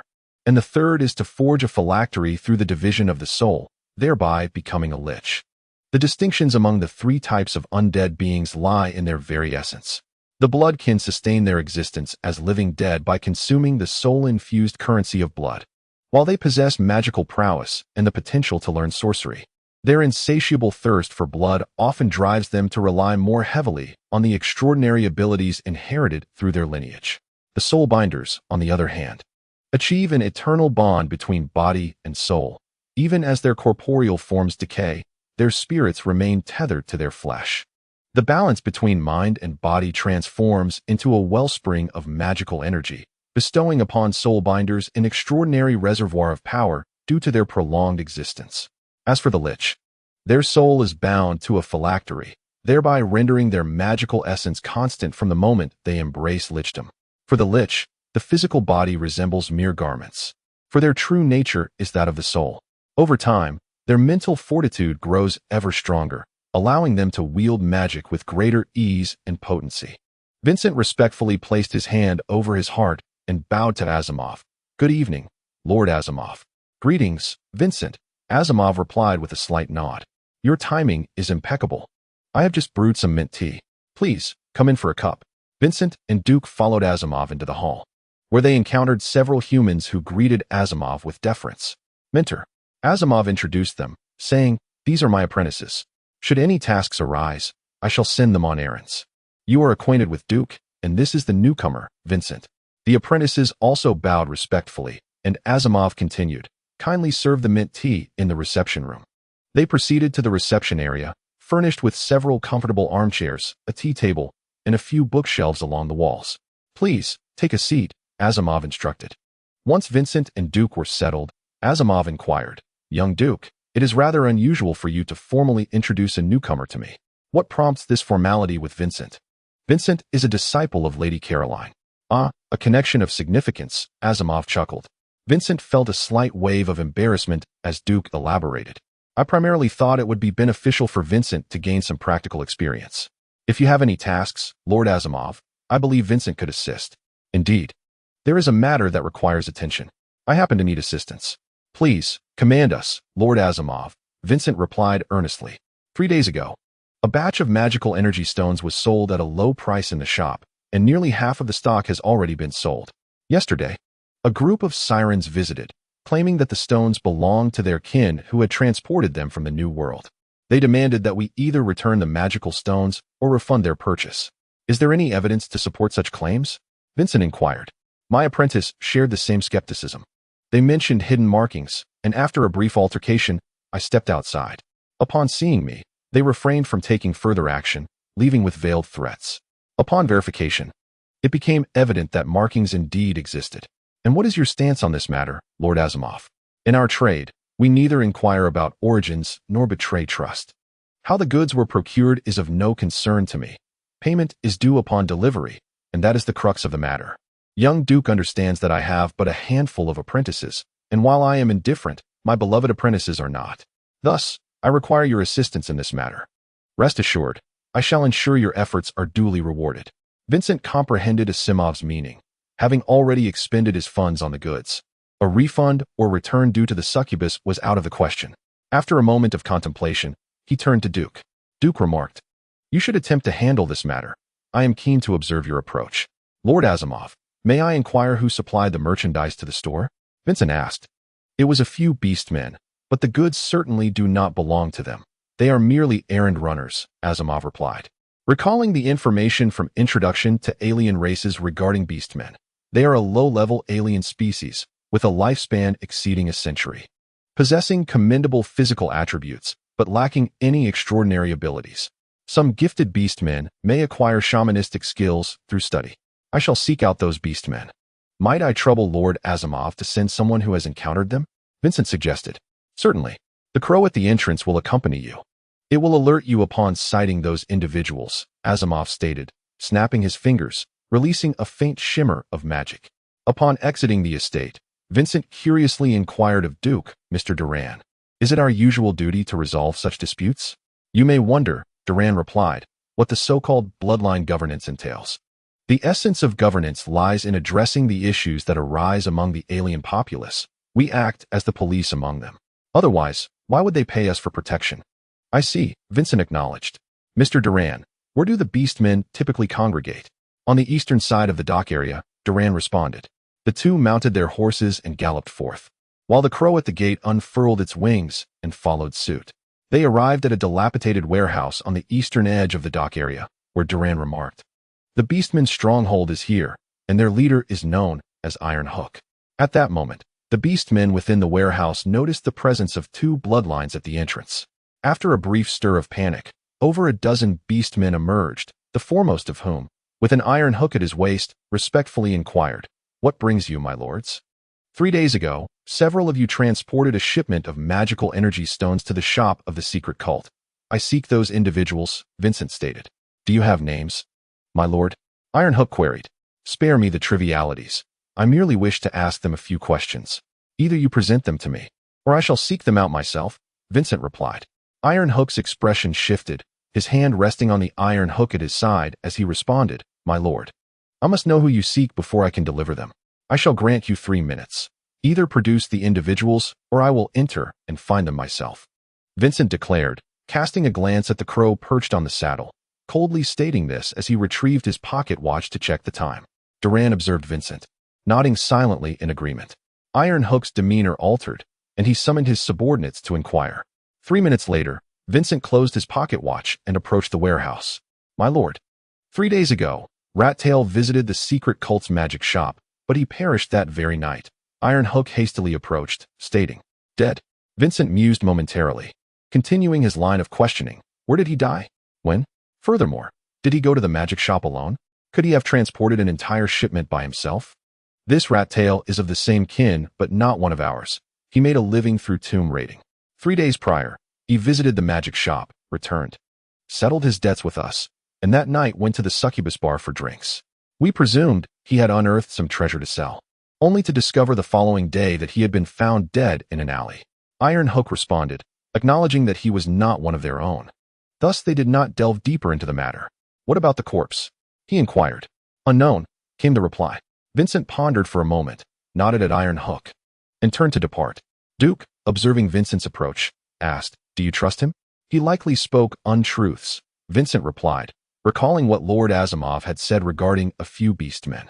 He then approached Crow and said, Could you kindly enter and see if anyone familiar is in the warehouse?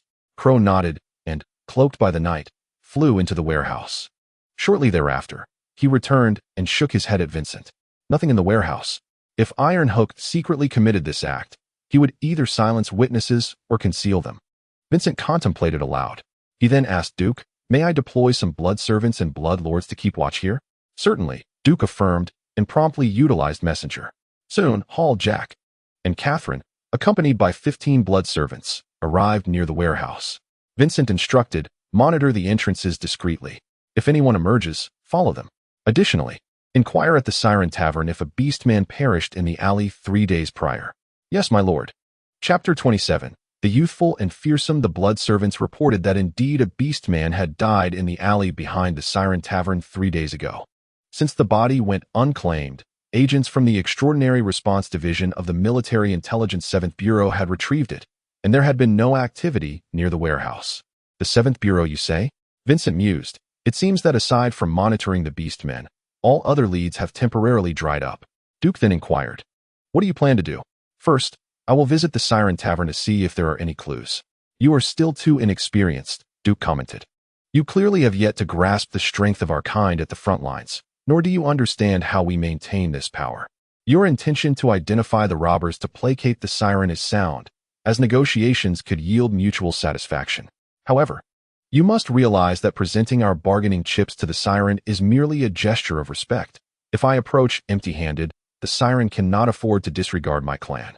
Should the other races lose their fear of us, our deterrent power would vanish, leading them to encroach further upon our rightful interests. The same applies to those beastmen. If you do not trust them, then eliminate them until they confess.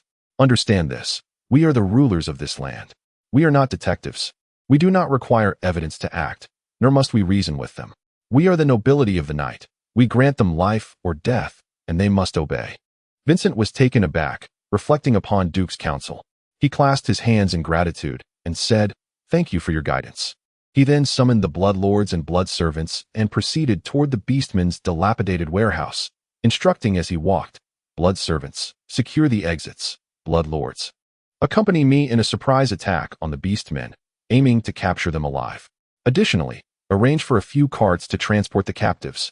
Yes, my lord. Duke displayed a keen interest, eager to observe Vincent's actions following his advice. Vincent led 3 blood lords into the warehouse, and the beastmen were caught off guard by Vincent's sudden return. Ironhook, startled, asked, What is the master doing? Vincent refrained from responding. Drawing forth his magically animated revolver, and firing a shot at the leg of the hook-handed man, who promptly fell to the ground. Accompanying the gunfire, 3 blood servants surged forward, while Hall's venomous claw unleashed a flurry of deadly projectiles, pinning several beastmen attempting to protect the hook-handed man to the ground, their wails echoing throughout the warehouse. Jack's corrosive claw whipped like a tail, deftly throwing beastmen to the ground, as he fired another shot from his revolver into the man's leg. Catherine's twin regenerative claws targeted the enemy's knees, and as the claws absorbed their blood, another claw sprouted from her lower back. In no time, over a dozen beastmen lay incapacitated on the ground, their cries of agony relentless. After binding the beastmen and loading them onto a cart for transport to the Siren Bar, Vincent addressed the blood servants, stating that he and Mr. Duran would proceed ahead. With that, he exited the warehouse, and Duke, observing the fallen beastmen strewn about, inquired, "Are we taking these beastmen to the Siren Bar? Since they are the ones dealing with the beastmen's goods, handing them over to that gang of sirens could be seen as giving them a way out." Duke chuckled heartily, adding, "You seem to have picked up on things quite swiftly." At the Siren Bar, alluring sirens busied themselves at the bar, serving drinks, while scantily clad waitresses weaved between tables. Various exotic beings indulged in copious libations, their conversations blending with music to create a vibrant atmosphere. Suddenly, as the bar's doors swung open, Vincent and Duke stood at the entrance, and the lively ambience abruptly ceased, giving way to a peculiar murmur. "The nobility of the night has come here? I just saw a ghoul pass through. Who are they here for?" At that moment, a captivating voice descended from the second floor, announcing, "A distinguished guest has arrived." Accompanying the voice was a dark-haired woman, dressed in a conservatively styled, deep-hued, short-sleeved bustle gown, adorned with lace gloves, yet exuding an irresistible charm. Her azure eyes sparkled with brilliance, and beneath her prominent nose, her vivid red lips parted, inviting, "Please, esteemed guests, come upstairs for a conversation." As her blue gaze followed Vincent and Duke ascending the staircase, she continued, "Since we have the rare privilege of such esteemed guests, let us treat each person present to a glass of beer." The patrons in the hall erupted in applause and cheers, and the lively atmosphere returned. "Mr. Duran rarely pays a visit. Is there a matter at hand? Today, I am merely here to introduce you to our newcomer, who has business with you." Duke and Vincent settled into a booth, and he elaborated, "This is Vincent, our clan's newcomer, and this is the proprietor of the Siren Bar, the leader of the sirens in the dock district, Bodanis." Vincent nodded courteously to Bodanis, who returned the gesture and inquired, "So, what business does this newcomer have? I have heard that you are in dispute with the Secret Order. Are you here to advocate for them?" Bodanis elegantly lit a cigarette, the refreshing scent of mint wafting through the air with the smoke. "And who shall we turn to for our losses? First, one must take care of their own possessions. Second, one cannot simply claim what others have legitimately purchased with a mere word. I only know where my belongings are, and I shall go there to reclaim what is rightfully mine."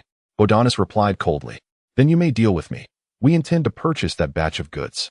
Vincent retorted just as coldly, "So, there is nothing left to discuss then?" A moment of surprise flashed across Bo's eyes, igniting a spark of fury within him. He had not anticipated Vincent's unwavering stance. He continued, "Do you truly believe that you 2 Blood Clan soldiers can dominate our succubus tavern? If there were no negotiations to be had, I would not be seated here on this sofa." Vincent's eyes turned crimson, and with a swift motion, he drew a runic revolver from his holster, slamming it onto the table. "I cannot claim to dominate the succubus tavern," he retorted, "but I can assert that I am capable of leaving." Tension filled the air, thick as a blade, when, at that moment, a captivating succubus approached from the bar. Addressing Bo, "Madame Dennis, several carriages have just arrived downstairs, parked in the tavern's rear alley." Bo Dennis regarded Vincent with a keen gaze, to which Vincent responded with a soft smile, "That is but a small gift of mine. Shall we go see it together, Madame Dennis?" Bo scrutinized Vincent intently before signaling to the succubus, who hurried downstairs. After a moment of silence, Bo turned back to Vincent, suddenly breaking into a radiant smile. "Mr. Vincent, how delightful that you bring gifts on your inaugural visit. It is quite impolite to arrive empty-handed." Vincent chuckled in return. "Then let us see whether my gift can bring joy to the lady." As the group made their way to the rear alley, they found 7 or 8 succubi already gathered, their gazes fixed upon the carriages driven by blood servants. "It appears my gift has garnered quite the attention," Vincent remarked with a slight smile. "Girls tend to be filled with curiosity," Bo replied with a soft chuckle. Vincent nodded to Catherine by the carriage door, and she opened it to reveal the beastmen, their hands bound by silver chains that seared their wrists. The weakened beastmen lay silently in the carriage, awaiting their inevitable fate. "What is this?" Beau inquired. "These beastmen transported your goods to the Arcane Society's magic shop," Vincent succinctly explained, continuing, "Thus, I have delivered them to you. I do not believe the beastmen possess the capability to seize items from my kin. One must seek their own possessions," Beau replied coolly. "Then I shall express my gratitude for your gift, Mr. Vincent," she said with a gentle smile, signaling her subordinates to take the beastmen away. After whispering an instruction to one of them, she turned to Vincent and Duke, saying, "Gentlemen, please accompany me as I wish to express my appreciation for Mr. Vincent's gift."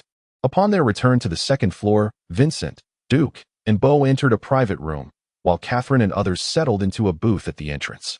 "Mr. Vincent, Mr. Duran, could I trouble you both to facilitate the return of that shipment to the Succubus Tavern?" Vincent recognized that Beau's request had struck a chord and glanced at Duke, who nodded in understanding of Vincent's indecision. Vincent responded, "We can convey your request, but as I understand it, part of that shipment has already been sold, and we shall not intervene in the matter of pricing. Could you not assist a frail lady in need?" Beau's blue eyes sparkled with a newfound brilliance.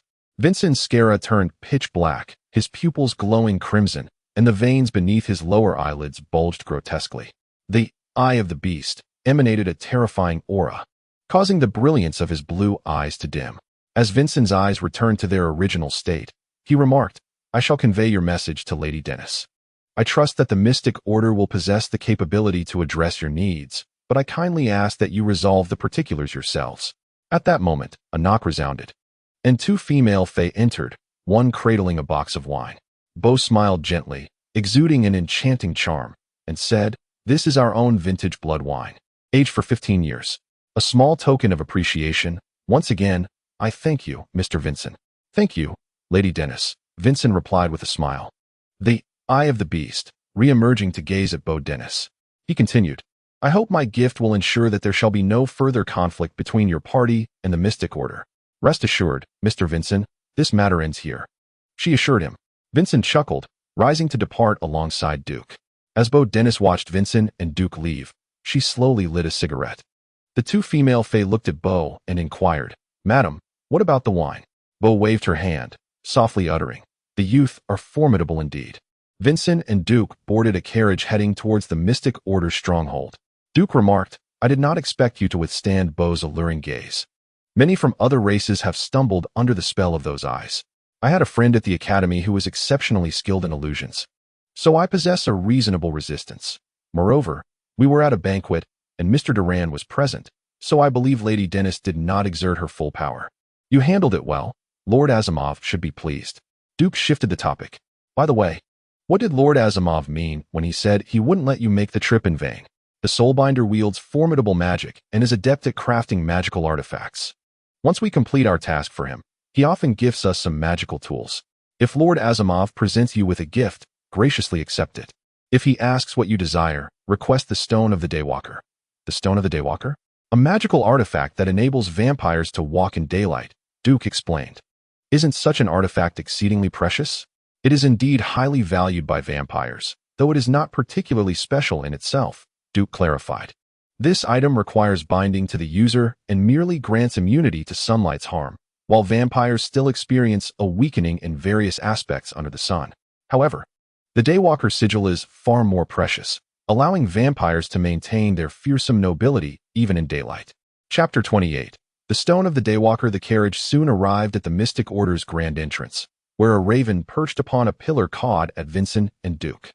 As they stepped through the gates, the mansion's doors swung open automatically. Lord Asimov awaited them at the threshold, observing their entrance. "Have the matters been resolved?" he inquired. "Indeed, they have," Vincent replied. "Additionally, Lady Dennis wishes to procure some mana stones from the shop." "Such delightful news." Asimov chuckled heartily, leading the two inside while addressing Duke. "This Vincent is quite remarkable. Not only has he resolved the issue, but he has also brought forth a new opportunity. I was merely fortunate." "Lady Dennis seems to have an urgent need for this batch of mana stones," Vincent humbly responded. "How intriguing," Asimov remarked. "The demand for magical energy stones by the succubi has recently surged." "Oh, Duke inquired with curiosity. Yet the prices of magical energy stones in the dock district seemed to remain largely unchanged. To my knowledge, Asimov continued, settling himself on the sofa. The Mystic Society has recently engaged in 3 significant trades of magical energy stones with the succubi. However, these transactions have primarily occurred in the central regions of the Old World, near the Near East, where the deposits of magical energy stones are abundant, thereby exerting little influence on market prices. What, then, could be the reason for such a substantial demand for these magical stones? Vincent asked, intrigued. The possibilities are numerous. The necromancer's apprentice interjected as he served tea.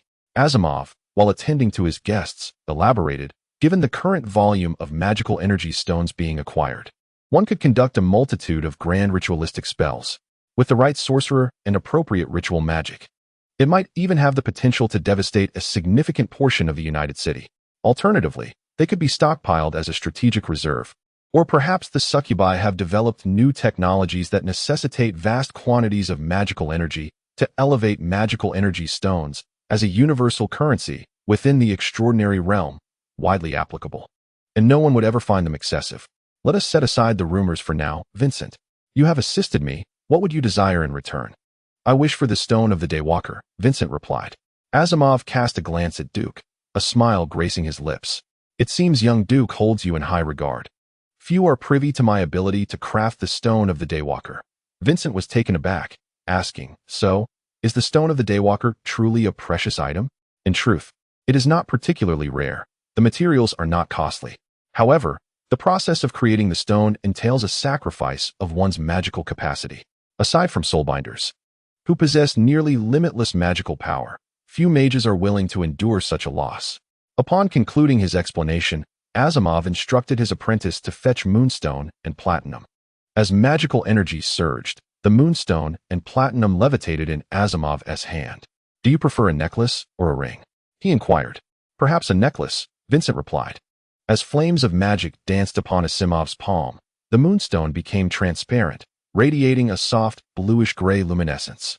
The platinum melted into a liquid state, intertwining with the moonstone under the influence of magic, molding into a necklace that prominently featured the moonstone, which then descended gracefully into Asimov's hand.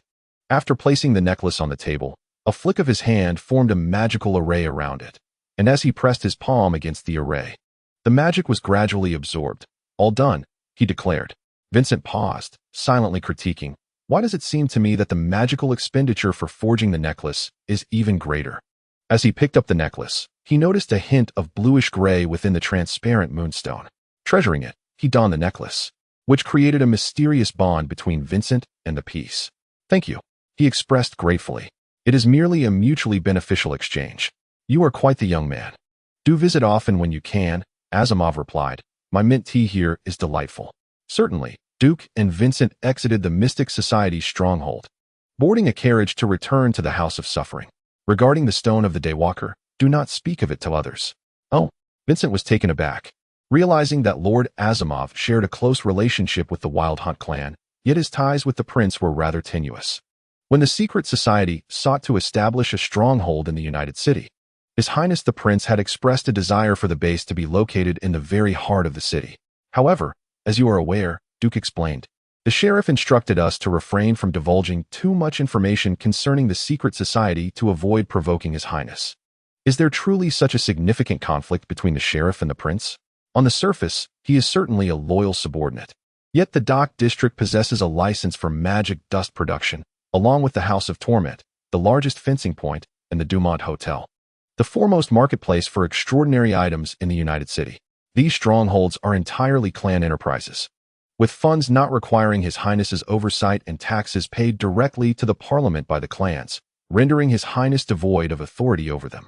Consequently, His Highness's control over Lord Jason is, in fact, rather tenuous, a reality he deeply resents. Is the Dumont Hotel owned by the Wild Hunt clan? Indeed, Duke affirmed. The license for magic dust production is a gift from 2 clans to the Dock District, each holding a 30 stake, while Lord Jason and several captains of the Dock District jointly possess the remaining 40. Our expenses in the Dock District primarily derive from this arrangement, eliminating the necessity of His Highness's funding. Thus, you comprehend why Lord Jason is reluctant to provoke the prince. do you not? Understood. As the carriage arrived at the Victoria warehouse, the two alighted. Duke patted Vincent on the shoulder, saying, although you are still somewhat inexperienced, you learned swiftly. Well done. Mr. Duran has taught you well. The dawn is approaching. It would be prudent to rest early. Indeed. By the way, someone will soon knock at your door. That will be a gift I have prepared for you. Vincent was taken aback, but Duke had already entered through the main door. Upon returning to his chamber, Vincent found the blood servants present, but Catherine was absent. Humphrey, where is Catherine? She is training in the practice yard. Arrange for someone to deliver her some food. With that, he entered his own room. Yes, master. At that moment, a knock echoed, and Humphrey opened the door to find a blood servant standing at the threshold, inquiring, what brings you here? I am a gift from Lord Duran to Lord Vincent. Follow me. Humphrey lightly tapped on the room door, saying, Master, Lord Duran has sent a gift. What is it? With Vincent's question, the door opened, revealing a maid. He cast a perplexed glance at Humphrey. The maid stepped forward gracefully, loosening her collar to reveal her fair skin and the alluring contours beneath, smiling seductively at Vincent as she said, I am the gift. Vincent gazed at her softly pulsing artery, his eyes turning a vivid crimson. Humphrey slowly closed the door, and through the crack, Vincent had already sunk his fangs into the maid's neck. Good night, master, Humphrey whispered. That long-forgotten, warm sweetness rekindled memories of previous delights for Vincent. An intoxicating warmth akin to a beautiful dream from which one is reluctant to awaken. The icy, blood-filled vial, necessary for survival, could hardly compare to such a reverie. The maid emitted a moan of pain laced with ecstasy, stirring Vincent from his trance. He quickly released her, asking, Are you all right? I am fine, my lord. If you could use your saliva to staunch my wound, that would be even better, the maid replied weakly. Vincent's tongue caressed the wound on the maid's neck, savoring the last vestiges of sweetness. He observed as the injury began to visibly heal, eliciting an intoxicating sound from the maid. Enraptured by the allure of the bloodline's saliva, she shed her maid's attire and lunged towards him. The following day, Humphrey gently knocked on the door. My lord, it is nearly time to visit Master Duran. Very well. I understand, Vincent replied, as a languorous voice from within the room responded, My lord, please allow me to assist you in changing your attire. Humphrey stepped back, saying, Master, I shall return shortly. Half an hour later, Vincent entered the hall, where Catherine and Humphrey rose to greet him. Come, Catherine, let us first visit Mr. Duran, Vincent said. By the way, Humphrey, the gift remains in my room. Please take care of it. Yes, master. Vincent and Catherine knocked upon Duke's door. I anticipated you would arrive late today, Duke said with a smile, gesturing for Vincent to take a seat. I trust the gift was to your liking? I thought we could not directly consume the blood servant's blood. A benefit for frontline warriors, Duke replied. But do try not to treat the blood servant as a disposable item. You haven't used the gift all at once, have you? No, it is still in my room. Vincent answered. Shall I have someone bring it to you? Once a gift is given, it is not to be reclaimed. It is meant to be savored slowly. Duke chuckled lightly. Today, I shall introduce you to a few individuals, and then we can continue our exploration of the Dock District, allowing you to familiarize yourself with its diverse factions. Chapter 29, Transportation in the Payne House, on the second floor of a booth. As Vincent followed Duke to the booth, the three bloodlines engaged in hushed conversations ceased their whispers and rose to welcome Duke. Lord Duran, they spoke in unison.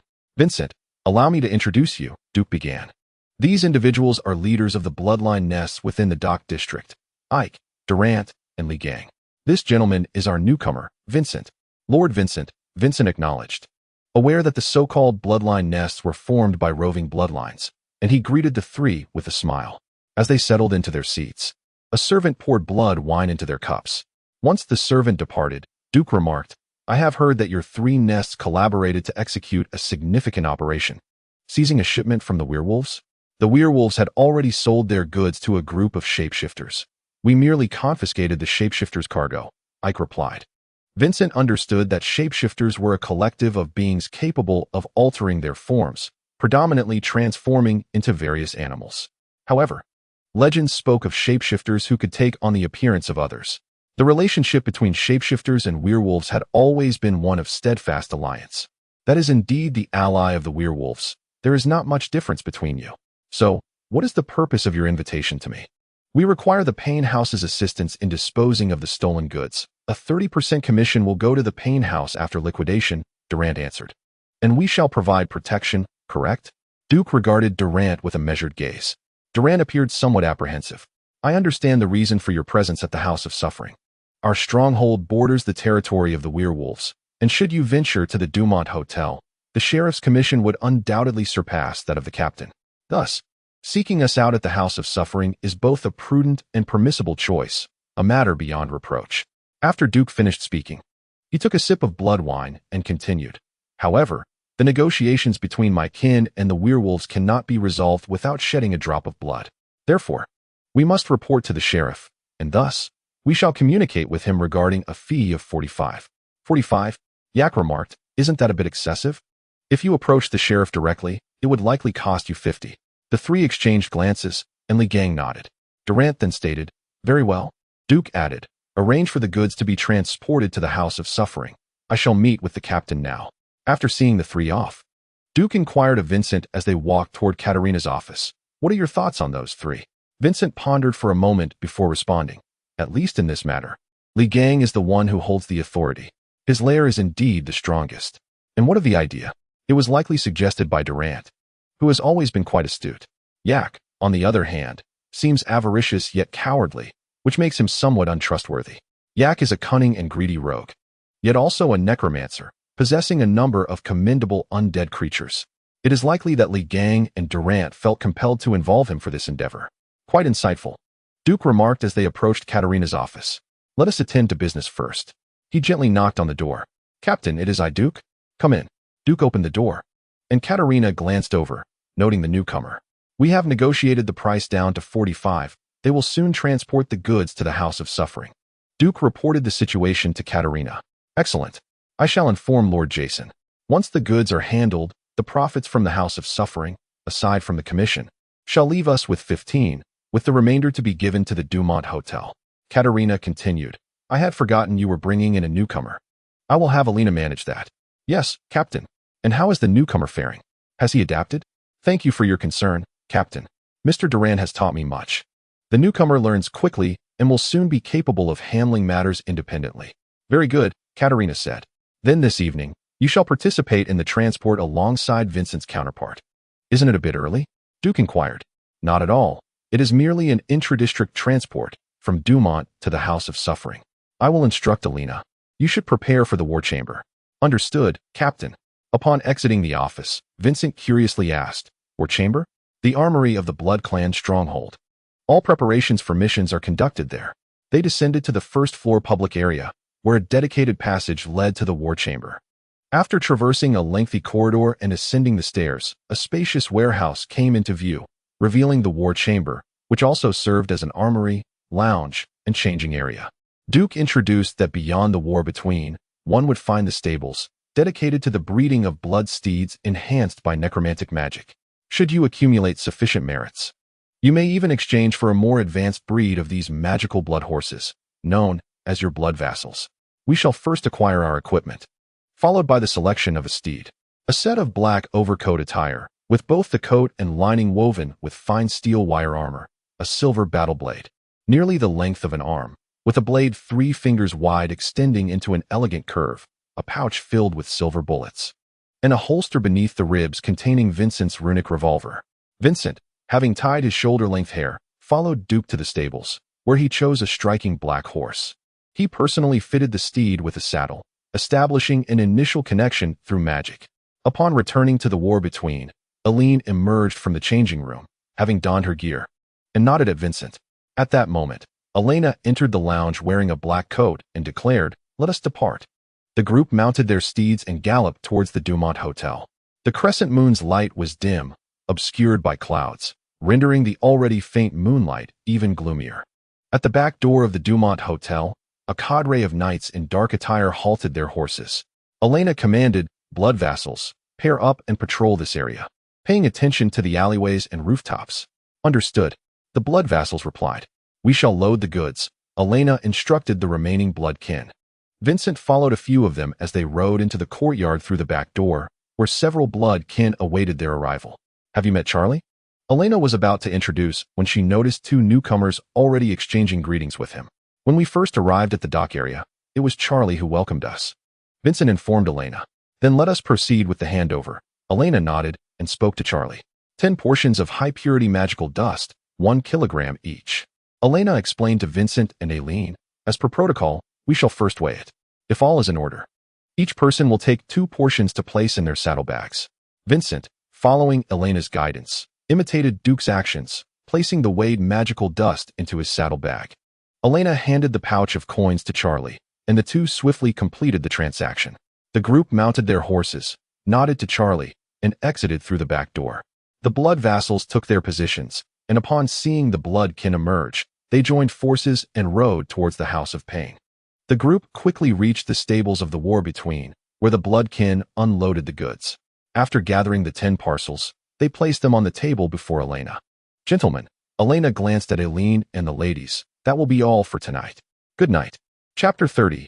Intelligence. Vincent and Duke changed into their everyday attire and approached the carriage parked at the entrance of the House of Pain. Is this the transport task? Vincent inquired. Such intrazone transport has never encountered issues, as riding from Dumont to the House of Pain takes less than 10 minutes, Duke explained. The primary purpose is to familiarize you new soldiers with the process, and this is also one of our routine tasks. However, long-distance transport is a different matter altogether. So, we will have long-distance transport tasks? The House of Pain occasionally requires the transportation of contraband for other principalities or sheriffs, extending beyond the United City to encompass the entirety of the northern regions of the Tudor Kingdom. The Duke opened the carriage door and continued, on my furthest journey, I ventured into the northernmost sheriffdom of the realm. That transport was nothing short of exhilarating. This piqued my curiosity. Tales of war shall be reserved for another time. Let me first enlighten you about our current destination. The Duke gazed out at the ever-changing landscape and remarked, we are to visit an eccentric consortium. A consortium? In your recollection, these eccentrics are organizations centered around their respective races, correct? Indeed, the Academy classifies various eccentrics by race. Have you ever pondered how those rare and formidable eccentrics manage to survive in the shadows of the world? Is that the consortium? Not quite. It is far more intricate. A consortium typically comprises one or several astute eccentrics who establish companies to conduct business, or they may simply rely on the influence of certain powerful races to facilitate their trade. As their capital accumulates and their corporate power expands, they find themselves in need of military might to ensure the smooth operation of their enterprises. Consequently, they employ eccentrics of any race, particularly those like the Dragonborn, who possess formidable strength, yet are few in number. This robust military support feeds back into the accumulation of capital, gradually forming a consortium. So, the consortium we are visiting is a business partner? Precisely. The leader of this consortium is a Dragonborn who initially made his fortune in shipbuilding for oceanic voyages. In recent years, he has diversified into various ventures, including the armed merchant shipping and the trade of oceanic magical dust. I understand the armed merchant shipping, which necessitates the disposal of stolen goods. But what of the trade in oceanic magical dust? Although our bloodline is one of the most powerful factions globally, there remain territories beyond the reach of our Black Cross banner. The werewolf domains are a prime example. They require pharmaceutical-grade magical dust, yet they cannot procure it from us, correct? So, the consortium acts as an intermediary? Indeed. We bestow trading rights upon these intermediaries, the Duke explained. Although it is officially prohibited to trade with the Wolf clan, both parties are acutely aware that as long as the consortium facilitates the exchange, the responsibility is absolved. Goods will reach the werewolf territories, and in turn, their blessed weaponry will find its way to us. Thus, our trade with the werewolves, Vincent noted, has been ongoing? Yes, however. Our visit to the consortium this time is primarily to gather intelligence. The sheriff is quite curious about the significant purchases of magical energy stones by the succubi. Additionally, I thought to introduce you. That lady has a penchant for charming young men like yourself. The Duke, glancing at the residents outside, added, we have arrived. Charming young men? Vincent inquired, what do you mean? Let us discuss it once we disembark. Stepping out of the carriage, a brightly illuminated 3-story building loomed by the canal. Its small dock bustling with activity as barges laden with goods frequently made their way towards the wharf. Duke, a blonde beauty, greeted them at the entrance. Who is this? This is our new recruit, Vincent, the Duke introduced. This is Mary Dan, the manager of the Dragonfang Consortium. Good evening, Mr. Vincent. Good evening, Ms. Dan. Mary is just fine. I have known Duke for ages, Mary remarked as she led the two men inside. The trio entered a private room, took their seats, and the server elegantly poured blood wine into their glasses. Mary raised her glass, proclaiming, "May the eternal night prevail. May the eternal night prevail," echoed Duke and Vincent as they lifted their glasses in unison. "So, Duke, tell me, is it because of our last conversation that you promised to introduce me to a gentleman?" Mary inquired, glancing at the departing server before setting down her glass and languorously reclining on the sofa. "Are you here to introduce this handsome and charming gentleman to me?" "Ah, indeed. But I have another matter to discuss," Duke replied. "I have heard that the succubi have recently been acquiring mana stones." Mary paused, straightening her posture as she asked, "Where did you hear this?" "Enough, Mary. There's no need for such probing." Duke waved his hand dismissively. "What do you know? The consortium has dealt with them," Mary stated, "but not in United City, so I am unaware of the specific amounts. I'm rather inquisitive. If you have any information, do share," Mary continued. "Although we are old friends, I cannot proceed if the leadership disapproves, as my access does not extend to other transaction records. However, I can inform you that, as far as I know, besides us, the succubi should also be procuring from other consortiums. What if I told you that the succubi have also acquired 3 ships of mana stones from the necromancer's secret society? What do you think? What could they possibly need so many mana stones for? This is precisely why I am compelled to be curious." "Very well, I shall report to the chairman. However, he is currently in the New World and will not return for approximately 6 months. When he returns, I shall see what can be done. I shall await your news."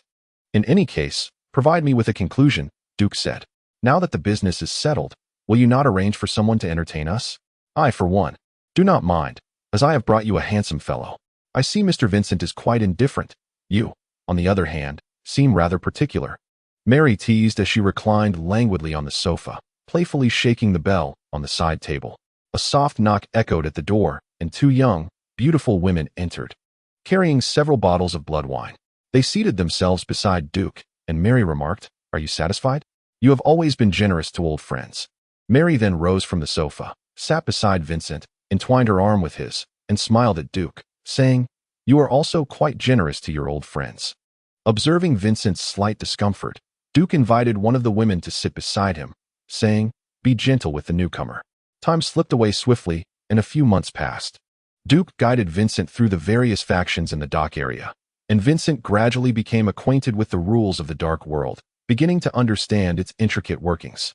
Due to Duke's high regard for him, Vincent started to handle responsibilities as a newly minted soldier, engaging in tasks from basic transportation within the district to base protection, steadily evolving into a competent soldier, and began to make his mark in the dock area. Chapter 31. The Root of Calamity as Night Fell. The crescent moon flickered shyly among the clouds. In a dilapidated warehouse, Catherine relentlessly pummels an alien creature. A row of these beings kneels before her, while armed blood servants stand guard behind them. Vincent observes silently from his chair. "You wretched rat folk," he admonishes. "Captain Katerina has commanded your departure from the dock area. Yet you dare to ignore her words. How audacious of you." The rat folk, a lowly species, are typically unremarkable scavengers. However, once they locate a settlement, they begin to breed prolifically, akin to cockroaches in a dark world, earning them widespread disdain. Recently, this particular batch of rat folk has settled within the territory of the House of Suffering. Upon learning this, Captain Katerina dispatched Vincent to rectify the situation. "Please, my lord, grant us another chance," pleads one rat folk, hands clasped together. "We shall leave at once." Vincent, regarding the supplicant, retorts, "You were given an opportunity before, yet you squandered it. Therefore, none of you shall depart." The rat folk, in a flurry of desperation, exclaims, "My lord, I possess crucial information regarding the werewolves. I beseech you, grant us a chance to live." "Catherine, spare this one and the other half-rat," Vincent commands. As for the leader who fails to comprehend, he need not remain. "Yes, master," Catherine responds, unsheathing the claw of the ghoul from her lower back, and swiftly rends the battered leader of the rat folk apart, the green blood absorbed by her weapon. She gestures to a blood servant, "Commence firing from here," and with a swift motion of her arm, the air erupts with gunfire. Half of the rat folk collapse, their green blood pooling upon the ground as the remaining ones tremble in fear. Vincent rises and approaches the rat folk, stating, "Speak, and if your information pleases me, you may leave. Should it not, I assure you, it will please you." the ratfolk stammers, glancing at the encroaching green blood at his feet. Despite their frail physique compared to humans, ratfolk have survived in the dark world not only due to their remarkable reproductive capabilities, but also their innate skills in stealth and burrowing to forage for food. These ratfolk often clandestinely dig through barriers, infiltrating the dock district's warehouses in search of sustenance or goods. This time, however, they stumbled upon a hidden stronghold of werewolves. Terrified, the ratfolk fled hastily, only to be captured by the Blood clan upon returning to their settlement. How can you ascertain that what you encountered in the warehouse were werewolves? Vincent inquires. My lord, those individuals bore both clan and wolf pack markings on their arms. When werewolves congregate, they participate in a special ritual to form a pack. And members of this pack bear distinctive wolf pack markings, which enhance their abilities. Additionally, werewolves possessing clan insignias are akin to the aristocracy of the night, symbols of honor and status within werewolf society, differentiating them by clan. What clan's insignia did you observe? Vincent presses. My lord, my knowledge is limited, and I cannot identify it. However, the insignia depicted a wolf's head with 3 claw marks beside it. Vincent waves his hand dismissively. Depart now, and do not let me see you on our territory again. Thank you, my lord, thank you. The remaining ratfolk hastily departed from the warehouse, and Vincent made his way towards the exit. Master, Catherine followed closely behind Vincent and inquired. Those were the Ironclaw clan, primarily active in the New World. Vincent pondered. The southern werewolves belong to the Bloodfawn clan, so they should not have been dispatched from the south. Let us return to the House of Suffering. This matter must be promptly reported to Captain Katarina. At the House of Suffering, Vincent knocked on Katarina's office door. Captain, it is I, Vincent. Katarina's voice resonated from within. Come in. He complied, opening the door to find Katarina clad in a black dress suit, her high-collared coat casually draped over a chair, her hair loosely gathered. As she meticulously reviewed documents on her desk, she glanced up and asked, Vincent, your presence signifies that those bothersome rats have vacated my territory? Noticing Vincent's grave expression, she inquired, is something amiss? It appears to be the Ironclaw clan, Vincent reported. Katarina pondered for a moment before commanding, gather everyone. We shall convene in the meeting room. Understood. 15 minutes later, in the meeting room, a sealed chamber imbued with protective runes, stood a grand mahogany table at its center, adorned with intricate black blood carvings. 10 high-backed mahogany chairs were arranged around the table. At the head of the table sat Captain Katarina Polly, flanked by her deputy, Elena Mir, on the left, and the squad sergeant, Duke Duran, on the right, followed by team members Chaprito, Instructor Rosalie Nolan, Alawalak, West East, Thomas Mori, Vincent, and Eileen Chandler. Katarina gently tapped the table, drawing everyone's attention. Vincent, you have news to share. According to the markings described by the ratfolk, I ascertained they belong to the Ironclaw clan. Duke interjected, we have had no recent conflicts with werewolves, yet establishing a base within our territory constitutes an invasion. Elena added, if it is indeed the Ironclaw clan. I suspect the Southern Bloodfangs are entirely unaware, as the Ironclaw clan predominantly operates in the New World and rarely appears in the Old World. What shall we do? Thomas inquired. Eliminate them, Katarina stated calmly. Otherwise, those mutts will assume they can build their lairs at will within our domain. Indeed, the gathered members chuckled in agreement. Should we not first arrange for reconnaissance? Vincent suggested. Yes, that location is a warehouse. We can position some blood thralls to work nearby during the day, Rosalie proposed. Chip remarked, we could also send some goods to see if we can establish a presence in the warehouse. This way, the blood thralls can naturally enter and assess the situation.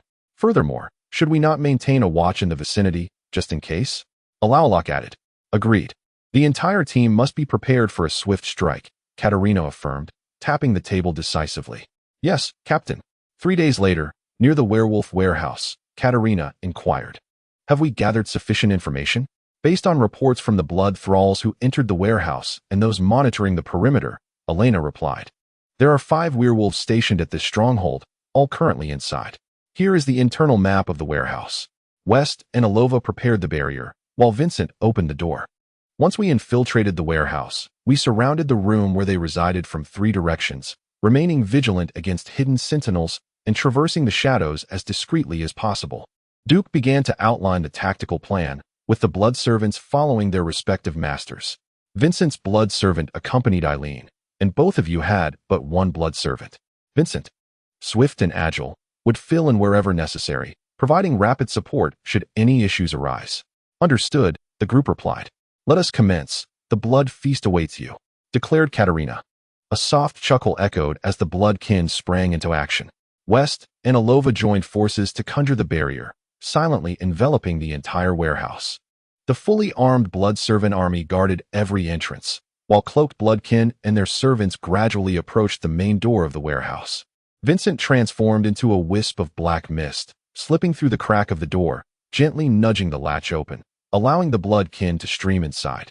In the darkness, the bloodkin and their servants stealthily surrounded the area inhabited by the werewolves.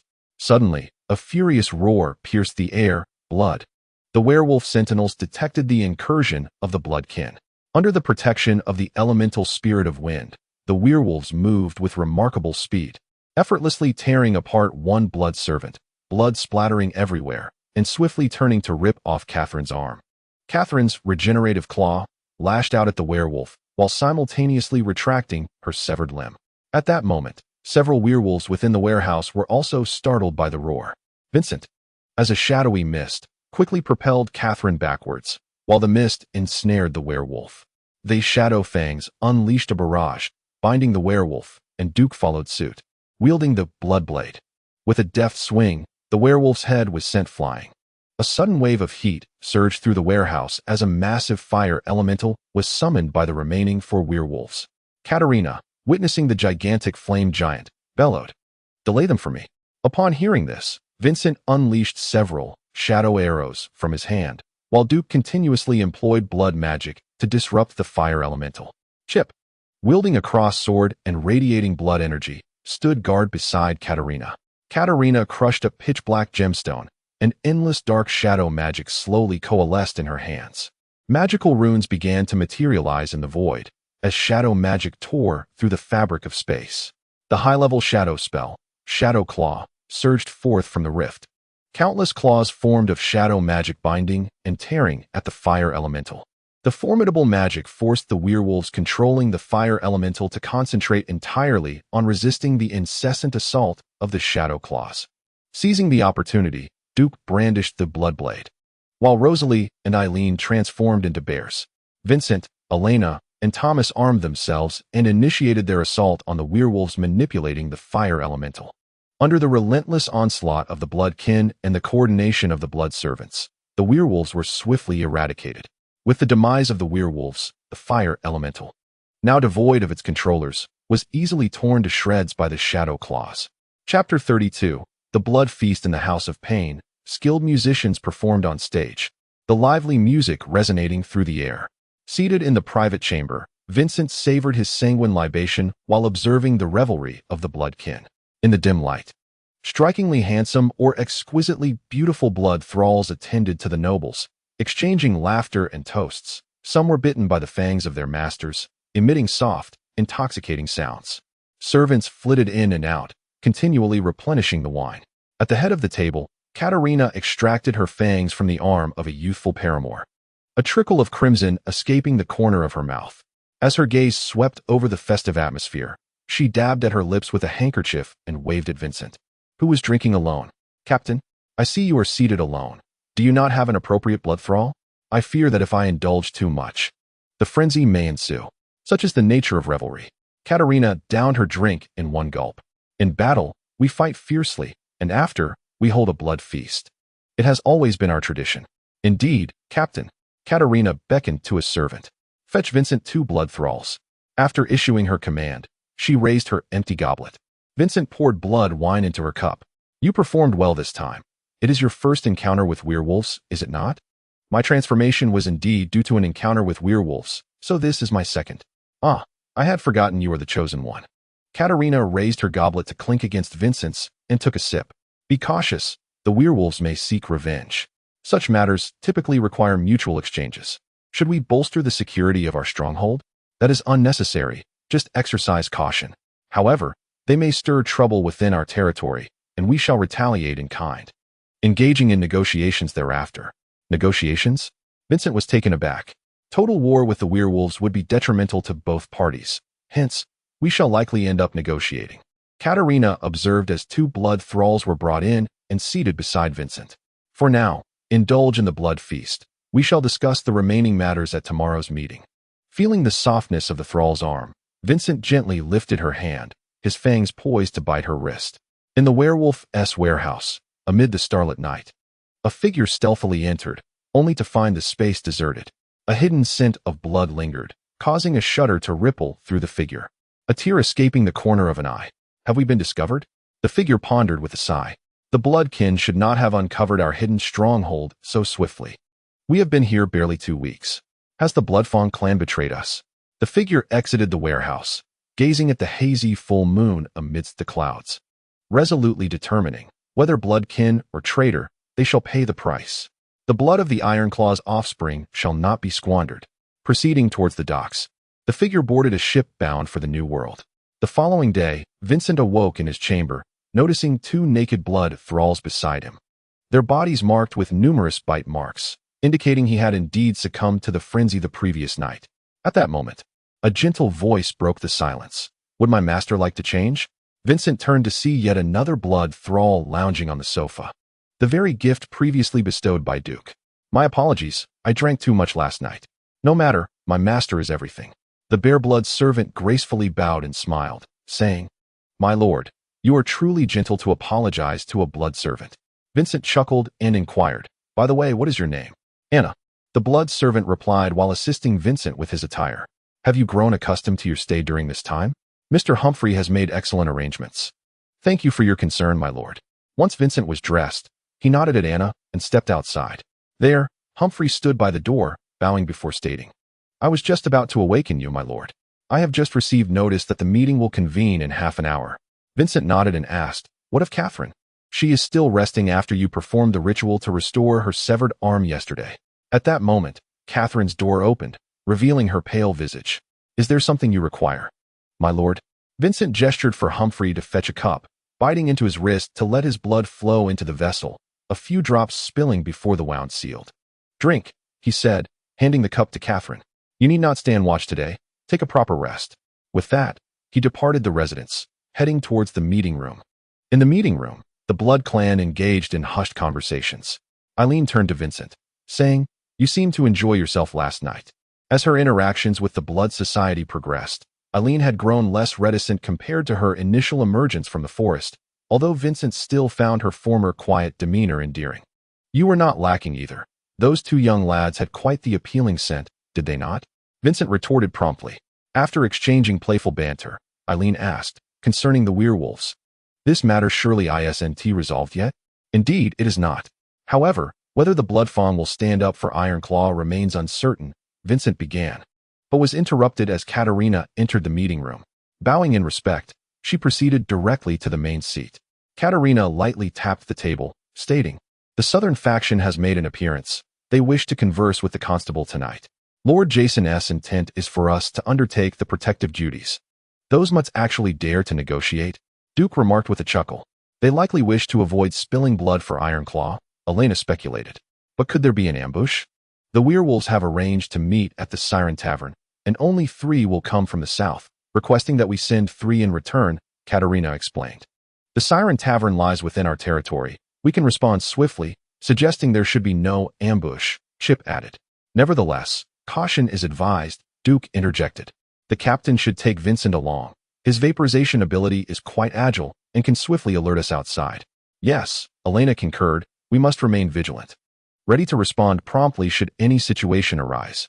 Vincent, you will accompany me as Lord Jason's personal guard, Katerina commanded. Additionally, Lord Jason will dispatch individuals to stand guard nearby as a rapid response team. Duke, you will be responsible for arranging their accommodations. The rest, Elena. You will lead at the entrance of the Siren Tavern to welcome our southern guests. Understood. The group replied in unison. Let us prepare for departure. First, we shall inspect the area around the Siren Tavern. Katerina continued, Vincent, we shall not change into combat attire. Instead, we will don formal wear. The carriage awaits us at the war between, and we will first proceed to Dumont. Very well, Vincent responded, rising to return to the residence for a change of clothing. Chapter 33. Negotiation. The Siren Tavern. The night, adorned with countless twinkling stars, appeared exceptionally exquisite. The cloudless sky allowed the moonlight to gently caress every soul. The Pain House squad, comprising bloodkin and blood vassals, stood fully armed and vigilant, their armored steeds quietly stationed at the entrance of the Siren Tavern. Members of the 7th Bureau, clad in uniforms, cordoned off the entire block, observing the unfolding events from a distance. At that moment, over a dozen majestic horses approached slowly from the south, ridden by robust men clad in trench coats and adorned with Homburg hats, each embellished with colorful feathers along the satin ribbon. Armed with rifles and with intricately carved blades strapped to their saddlebags, the mounted procession aligned opposite the Siren Tavern. The leading man dismounted, surveying the fully armed Pain House squad, and lit a cigar. Amidst the swirling smoke, two of his subordinates followed him toward the tavern. Elena, witnessing the approach of Finn Larson, the alpha of the Bloodfawn clan, puffing on his cigar, stepped forward to greet him. "Mr. Larson, the sheriff has been expecting you. Please, this way." At the private room's entrance, Katerina and Vincent waited for the werewolf's arrival. Acknowledging Finn as he drew closer, Katerina nodded respectfully. "Mr. Larson." Finn returned the gesture. Katerina then instinctively lifted his trench coat to signify his lack of weapons. In truth, all were aware that for a being of Finn's prowess, the presence or absence of arms mattered little. It was more a display of cooperative intent. Noticing Katerina's signal, Vincent promptly opened the door, addressing the sheriff within. "Sheriff, Mr. Larson has arrived." "It has been a while, Jason," Finn remarked as he and his aide entered the private chamber and removed their hats. Observing the seating arrangement, Jason replied, "I assumed that after our last discussion, the agreement between us was mutually acknowledged. The agreement remains unchanged. We acknowledge the Blood's dominion over the dock district. Likewise, the Bloods comprehend our utilization of the docks through the consortium," Finn responded, extinguishing his cigar. "Until yesterday. You know, that was not one of ours," Jason interjected.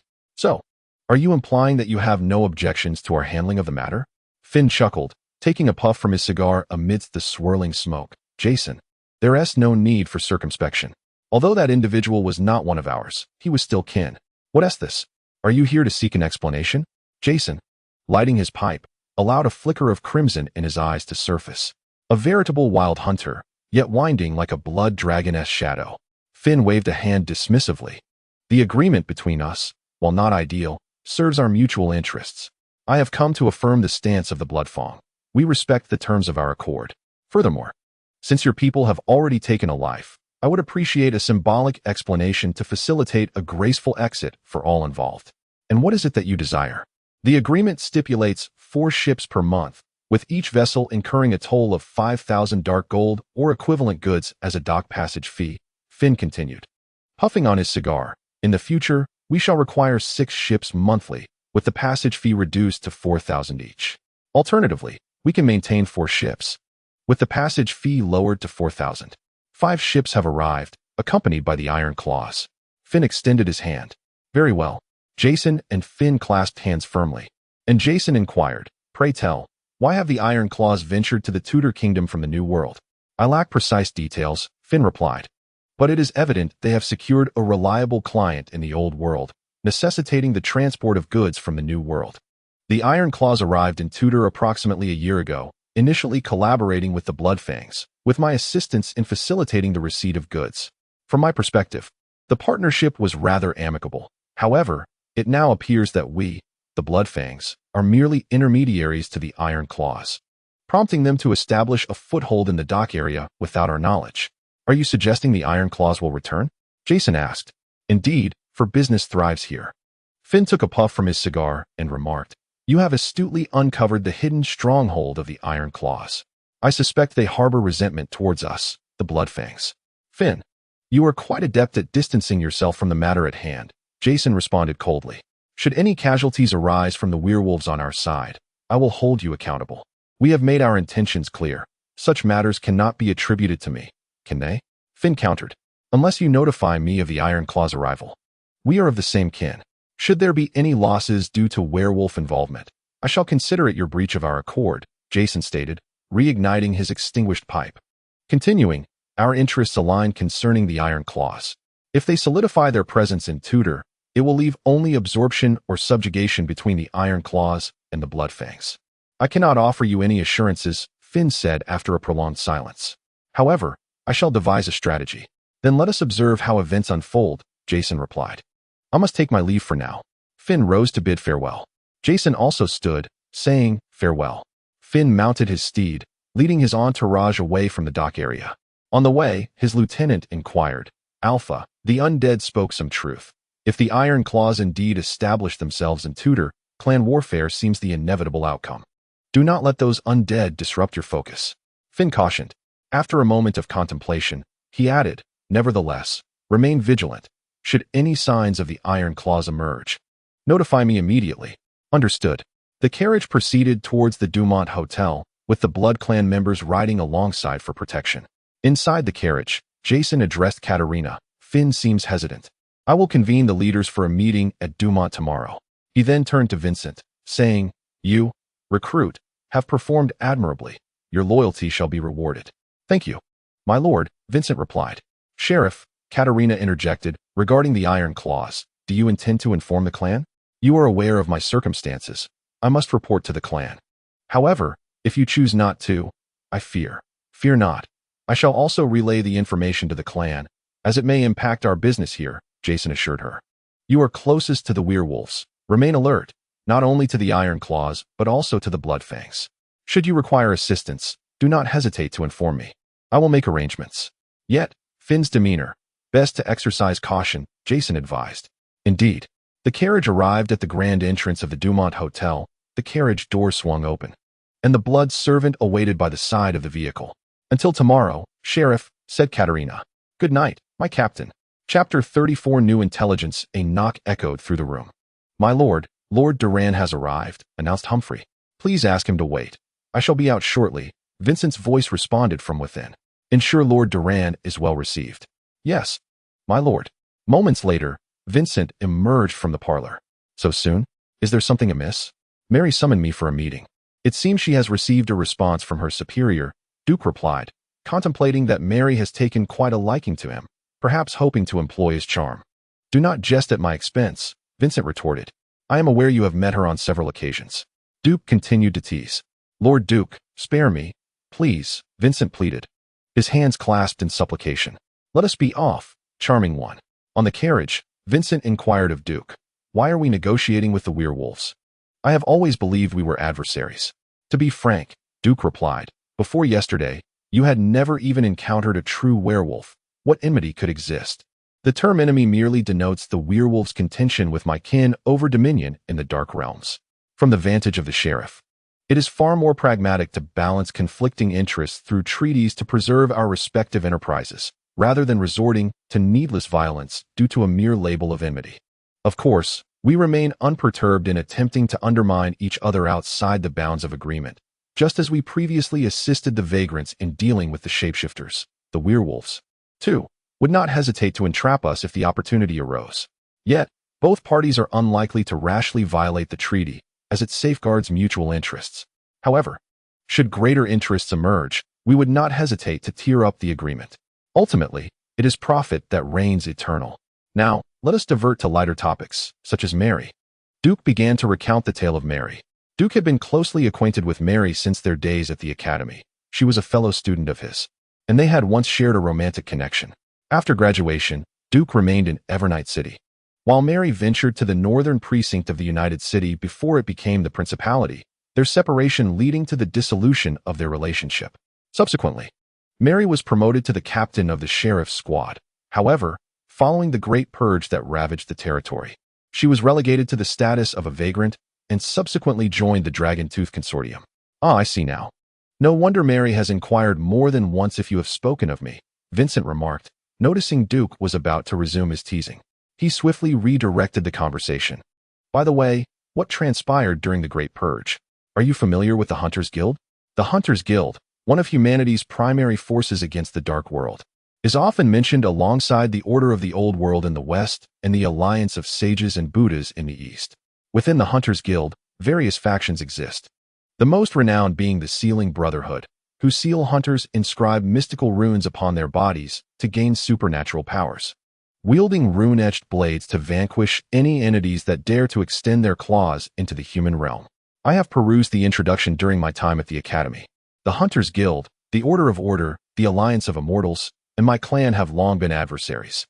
Whenever a significant conflict involving foreign entities arises, the Hunters Guild and similar organizations dispatch personnel to eradicate these beings, a phenomenon we refer to as the Great Purge, Duke elucidated.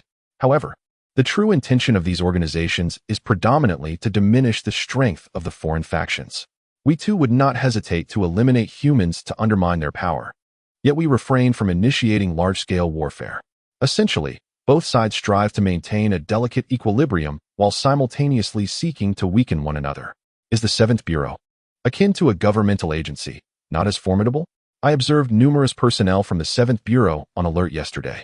Such organizations, tasked with local intelligence and post-battle cleanup, do not possess significant combat capabilities. Our public security sector within the Joint City 7th Bureau can easily manage them. Nonetheless, we maintain a facade of decorum with the 7th Bureau, as they are a governmental body and we have numerous business dealings that necessitate interaction with the government. More importantly, the 7th Bureau is not the sole entity dealing with foreign beings. There is also the National Night Order. Understood. Upon arrival at the Dragon Tooth Chamber of Commerce, Duke and Vincent disembarked from the carriage, where Mary awaited at the entrance. Upon seeing Vincent alight, her face blossomed into a radiant smile. "You have arrived," she said cheerfully. "Indeed," Vincent replied with a smile. At that moment, Duke's voice interjected, somewhat inopportunely, "There are still others present." "Please, go ahead, Duke," Mary responded with a smile. "When there's a handsome man, one tends to forget old friends," Duke jested. "Let us not forget, it was an old friend who introduced the handsome man." "How could I ever forget an old friend?" Mary resumed her graceful demeanor. "Follow me, old friend." Inside the private room, the group settled into their seats. Mary began. "Regarding the previous matter, the President returned from the old world a few days ago and passed through Joint City. I provided a report on the intelligence gathered. The President wishes to emphasize that our consortium greatly values the relationship with the House of Torment and the public security sector. This is the status of our consortium's trade regarding the succubus energy stones and some intelligence we have confirmed about the trade." Mary placed the documents on the table, but Duke's hand reached for them, only to find Mary's hand still resting atop the papers. "Speak, what does the consortium desire?" Duke inquired. "The President wishes for the consortium to establish a closer collaboration with the public security sector and the House of Torment. We hope that you can reduce the transaction service fees at the House of Torment and the Dumont Hotel while providing more magic dust. In return, aside from intelligence, we can offer a substantial amount of weapons blessed by elemental spirits, which we hope to process through your agency." "I cannot make that decision." "Please hold on," Duke replied, then scribbled a few lines on a piece of stationery, summoning a messenger to deliver it to the captain. Shortly thereafter, the messenger returned, and Duke glanced at the note, stating, "Magic dust can be supplied, to be exchanged for the weapons blessed by spirits. We shall negotiate the price. The service fee will not decrease. But for the recent 3 shipments of magic dust, you may pay less." After a moment of contemplation, Mary nodded, agreed.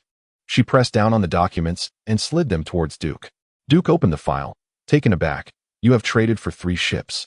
You are aware of 4 additional ships in trade along with the secret cult. What are the succubi planning?" "At present, we remain uncertain. However, the President is quite curious about this matter and hopes we will continue to exchange intelligence." "Very well," Duke remarked. "It seems we cannot linger any longer. We shall return immediately. Should anything arise, do not hesitate to contact us." "Agreed," Mary stated, casting a glance at Vincent. "Let us arrange to meet again." In the carriage, Vincent inquired, "Isn't 3 times 3 too significant a concession? Ultimately, the consortium is merely reselling information they already possess." "It appears the lovely Mary has not enchanted you to the point of distraction," Duke replied. "Indeed, you have perceived correctly. The consortium is merely making use of what they have. However, those 3 times 3 serve 3 purposes. Firstly, as bait, let us not forget, the price for bartering has yet to be determined. Secondly, we require the consortium's subsequent intelligence. And thirdly, it also provides some support for Mary, which she understands well." "So that is the case," came the response. In the conference room, everyone had reviewed the intelligence. "Let us discuss our thoughts," said Katerina, seated at the head of the table. "If I could harness such a quantity of mana stones, with ample coordination, I could seal off United City for over a month through barriers," West stated. Alova nodded in agreement, adding, "Alternatively, through a combination of ritual magic and barriers. We could eliminate more than half of the population of United City. Yet, it need not be exclusively within United City. After all, the Harpies hold minimal influence there. Confined mainly to the dock area, Rosalie remarked. Chip interjected. Currently, we only know that the Harpies possess a significant number of mana stones, and with insufficient parameters, it is difficult to assess.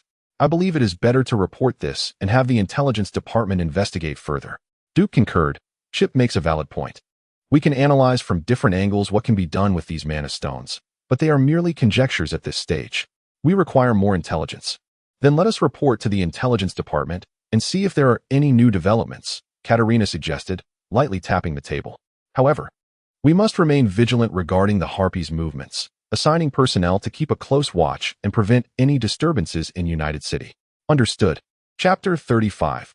Elemental Link. Due to Vincent's fortunate discovery of the Iron Claw werewolf stronghold, the sheriff bestowed upon him a potion, Blood of Silver, capable of permanently enhancing the user's resistance to silver as a reward. Suddenly, tranquility enveloped the days. The Harpies exhibited no unusual activity, and the Iron Claw werewolves left no trace. The territory remained exceptionally calm, devoid of disputes or invasions. Aside from routine matters, the blood kin entered a state of idleness. Having gone on several dates with Mary, the unoccupied Vincent resolved to utilize these tranquil days to enhance his strength. Reflecting on past battles, Vincent realized that with shadow mist and shadow magic, he possessed formidable mobility, allowing for rapid entry and exit from the battlefield. Beastly form granted him remarkable melee capabilities and regeneration, while beastly instinct enabled him to navigate perilous situations. However, neither shadow corruption, produced by shadow mist, nor shadow magic, offered a decisive, lethal skill capable of determining the outcome of a battle. Seizing the opportunity presented by the recent calm, Vincent sent a message to Professor Caroline via messenger, seeking her advice. The messenger swiftly returned through the shadow realm. Vincent opened the letter, Caroline's elegant handwriting coming into view. Greetings, I trust this letter finds you well. I wholeheartedly concur with your perspective. However, it is unfortunate that unless one's magical prowess meets the requisite standards, one may learn but be unable to wield advanced shadow magic. Nonetheless, you might draw inspiration from the path of the Wild Hunt and consider visiting your sheriff, Jason Taylor. As far as I am aware, he possesses considerable skill in mist form. I have sent him a letter of recommendation, and he has graciously agreed to receive you at 9 o'clock tomorrow evening. Thank you, Professor, Caroline Polly replied. Vincent penned a letter of gratitude, entrusting it to the Swift Shadow for delivery to Caroline. The following day at 8:30, Vincent's carriage arrived at the entrance of the Dumont Hotel. Upon spotting the Black Cross emblem adorning the carriage, a blood servant promptly approached. How may I assist you, my lord? The blood servant inquired, observing Vincent alight from the carriage. I have an appointment to see the sheriff at 9 o'clock this evening, Vincent noted, glancing at his pocket watch, realizing he had ample time. Please inform him of my arrival and escort me to the waiting room. Certainly, my lord. Please wait a moment. The blood servant guided Vincent to the reception area. Before long, a familiar figure entered the waiting room. Vincent, it has been quite some time. Vincent rose swiftly and replied, Charlie West, indeed, the last time we met was during my first transport assignment. The Lord has briefed me regarding your matters. However, Sheriff Jason is currently occupied. I shall escort you shortly. Thank you, Vincent acknowledged with a bow. Not at all. We are comrades, Charlie waved dismissively. Although Vincent had only recently arrived in our dock district, he had already made quite an impression. I even heard about the Iron Claw incident, which was commendable. Fortune and coincidence. Nothing more, Vincent modestly replied. You are too humble, Charlie remarked. Do visit the Dumont Hotel sometime. I would relish the opportunity to share a drink with such a rising talent. You flatter me. I shall certainly pay a visit when time permits. Under Charlie's warm invitation, their messengers exchanged magical energies, engaging in lively conversation as time swiftly passed. A gentle knock echoed from outside the waiting room, as the blood servant announced. It seems the Lord has returned to his office. Let us proceed. Charlie certainly wields considerable influence in this so-called administrative capacity. Vincent mused privately as he followed Charlie out of the waiting room and approached the sheriff's office door. My lord, Vincent has arrived. Charlie gently tapped on the door and announced. Let him enter, came the response. Very well. Charlie watched as Vincent stepped into the office and closed the door behind him. Lord Jason, Caroline has briefed me on your situation, Jason said, regarding Vincent. I indeed possess a method to fulfill your request. Although our Wild Hunt clan cannot wield magic in the conventional sense, we have a unique ritual known as Elemental Link. Through this exceptional rite, our clan gains the ability to harness a specific element. Jason spoke, transforming into mist. Vincent was astonished to discover that Jason's mist was akin to a raging frost, with the piercing cold wind slicing through the air like a blade. Jason resumed his form and remarked, "The Elemental Link does not directly bestow the ability to wield magic upon the ritualist. However, the elements will merge with my blood energy, and when I harness this energy, the elements will manifest as well. For instance, my beast claw will inflict frost damage, and my mist form will also carry frost damage. Our clan, the Wild Hunters, has developed a series of skills based on the elemental abilities granted by the Elemental Link. Yet, your situation is rather unique. I have heard from Caroline that after awakening your bloodline, your mist form is imbued with shadow damage, but your blood energy has not fused with the elements. Under such circumstances, I am uncertain whether the Elemental Link can succeed. Do you know the cost of the ritual? If possible, I would still like to give it a try." After listening to Jason's explanation, Vincent pondered for a moment before responding, "You need not worry about the ritual's cost. As you are the descendant of that esteemed individual, it is crucial that I clarify the situation to prevent any misunderstandings." "Not at all. I am deeply grateful, Lord Jason." Vincent quickly rose and bowed in thanks. "Do you know of my bloodline?" You were unaware?" Jason was taken aback. "I am the chosen one. I have not formally met my blood relative, but I know his name is Klaus." "Ah, I see. Let us prepare for the ritual first, and then I shall tell you more about your bloodline." "Thank you, my lord." Vincent bowed once more. At the Dumont Hotel, outside the seal of the Heart of Blood, aided by the energy surging from the Heart of Blood, the magic array was ready. The mana stones were placed within the array in a unique manner, emitting a gentle glow. "Let us begin," Jason instructed Vincent. Vincent stepped into the magic array, and Jason formed hand seals. The runes of the array began to shine brightly, and various elements began to swirl within it. Yellow earth elements, blue water elements, red fire elements, and green wind elements encircled Vincent. The earth element was the first to depart the array, dissipating into the air, followed closely by the wind element. The water and fire elements continued to swirl around Vincent. The water element exited the array, while the fire element lingered. The glow of the magic array gradually dimmed, signaling the impending conclusion of the ritual. Just as Vincent feared that the ritual had failed, he suddenly emanated shadow magic, merging with the fire element that hovered nearby. The magic array was shattered by the elemental explosion, and as the last flicker of light from the array faded, crimson flames ignited around Vincent, with the shadow magic releasing black smoke. The black smoke and crimson flames gradually fused amid the elemental eruption, transforming the flames around Vincent into black, with a hint of blood red flickering on the outer flames. "It appears to have succeeded after all," Jason remarked. "Thank you, my lord." As the black flames gradually dissipated, Vincent, now cloaked in the remnants of fire, bowed to Jason. The fusion with the elements consumed a significant amount of blood energy. "You should eat first, and then rest," Jason said, handing a vial of blood to Vincent. "I will inform Katerina. You may rest here at Dumont today." "Yes, my lord." Chapter 36. Kloskaville. The following day, in the guest room of the Dumont Hotel, Vincent awoke. After a day of deep slumber, he experienced a peculiar sensation coursing through his blood energy, a distinctive blend of icy warmth that gradually fortified his body. Rising to his feet, he surveyed the scattered empty vials on the floor. He shook the bell placed upon the coffee table, and shortly thereafter, a maid entered the room. "Sir, I have informed Lord Charlie. This is your new attire. Allow me to assist you in changing." Once attired, Vincent followed the maid's guidance into the reception room, where Charlie was already seated on the sofa. "I apologize for the wait," Vincent hastily remarked. "Not at all." Charlie waved his hand dismissively. "Come. Lord Jason has instructed that I take you to see him upon your awakening." In Jason's office, he greeted Vincent with a simple command, "Sit."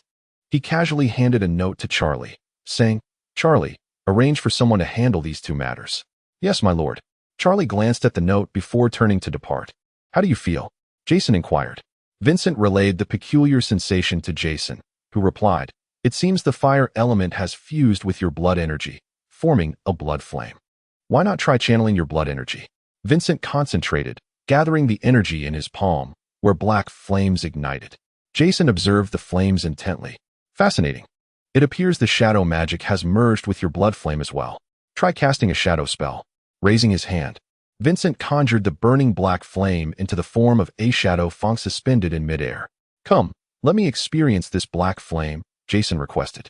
Vincent hesitated, but Jason urged, do it. Yes, my lord. The burning shadow fong glided toward Jason, who waved his hand, summoning frost, and with a swift motion, shattered the shadow fong. Yet, the black flames continued to flicker defiantly amidst the frost.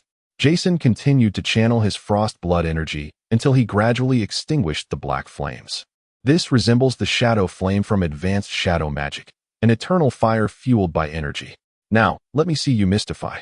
Vincent transformed into a swirling mass of shadow flames. The chilling warmth surging throughout the room.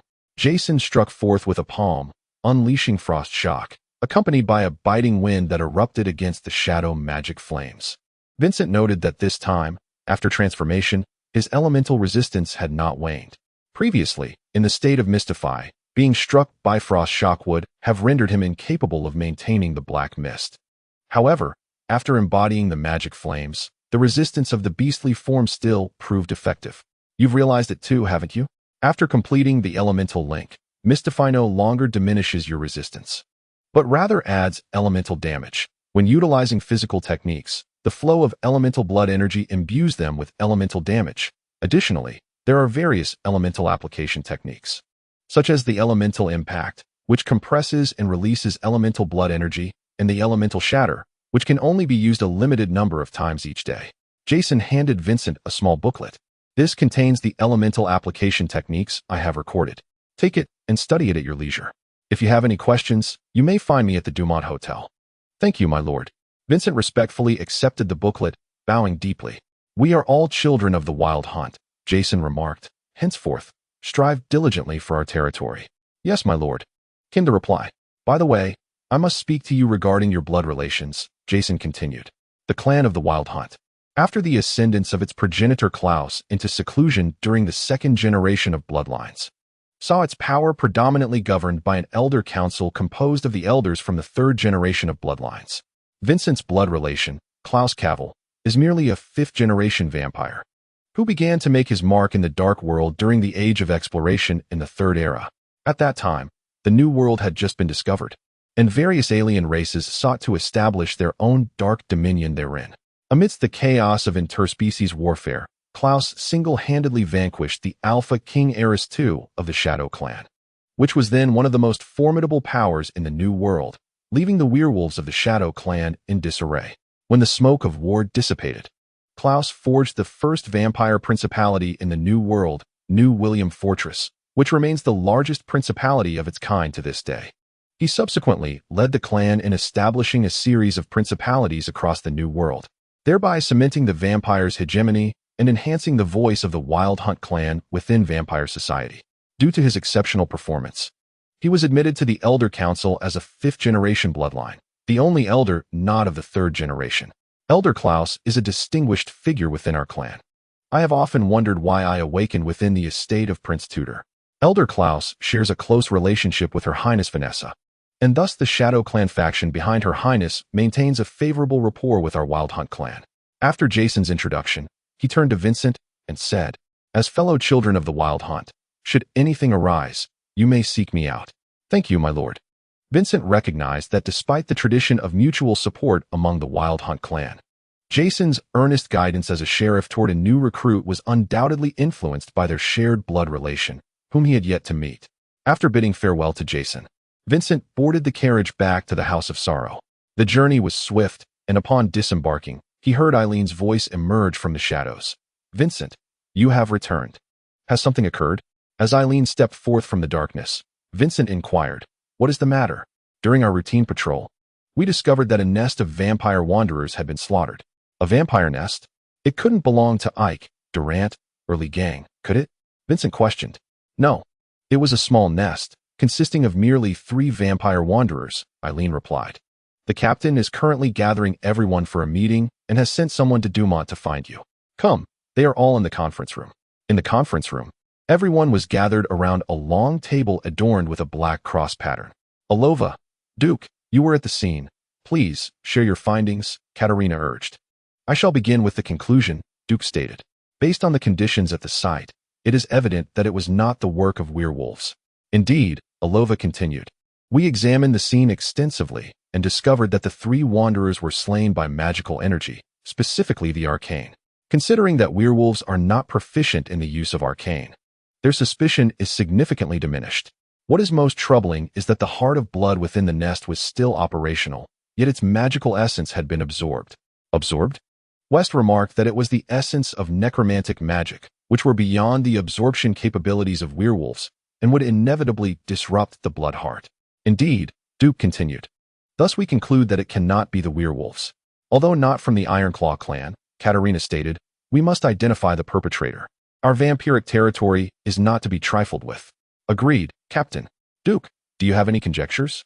There are several races that utilize the arcane, including Huffman, Frankenstein, and witches are rather ambiguous. Yet, few are adept at absorbing magical energy. Could it possibly be Frankenstein? Vincent suddenly interjected, recalling from his readings that Frankenstein feasts upon various forms of magic, refining them into magical energy through their core, which serves as fuel for their immortality. Indeed, it is plausible, Elena responded. If it were Frankenstein, they would exude a distinctive aura, leaving traces at the scene.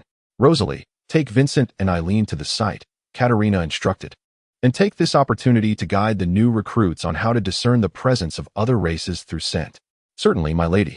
Chapter 37. Tracking at a solitary residence on the southern edge of the Dock District, Rosalie, Vincent, and Eileen arrived on horseback. A few cloaked blood servants stood vigil beneath the dim glow of the street lamp, promptly approaching to pay their respects and tether the horses upon seeing Vincent and the others. Vincent gazed at the house, a 2-story red brick structure that appeared rather unremarkable, indistinguishable from the surrounding homes. The only distinctive feature being the diamond-shaped glass pane embedded in the door, adorned with crimson patterns that flickered under the shadowy light. Let us proceed, Rosalie urged, activating your beastly forms. Vincent's pupils transformed to a blood-red hue, while the whites of his eyes turned black, veins protruding beneath his eyelids as he followed Rosalie toward the dwelling. Upon pushing the door ajar, Eileen suddenly recoiled, her nose twitching, and Vincent swiftly grasped the cause. A nauseating scent surged into his nostrils, a repugnant odor reminiscent of decaying rust. Your senses are quite astute, particularly yours, Eileen, Rosalie remarked. It must certainly be Frankenstein, given this unique and abhorrent scent. Why did Duke and the others fail to detect it? Vincent inquired curiously. Our kin primarily rely on the unique vision of our bloodline, Rosalie explained.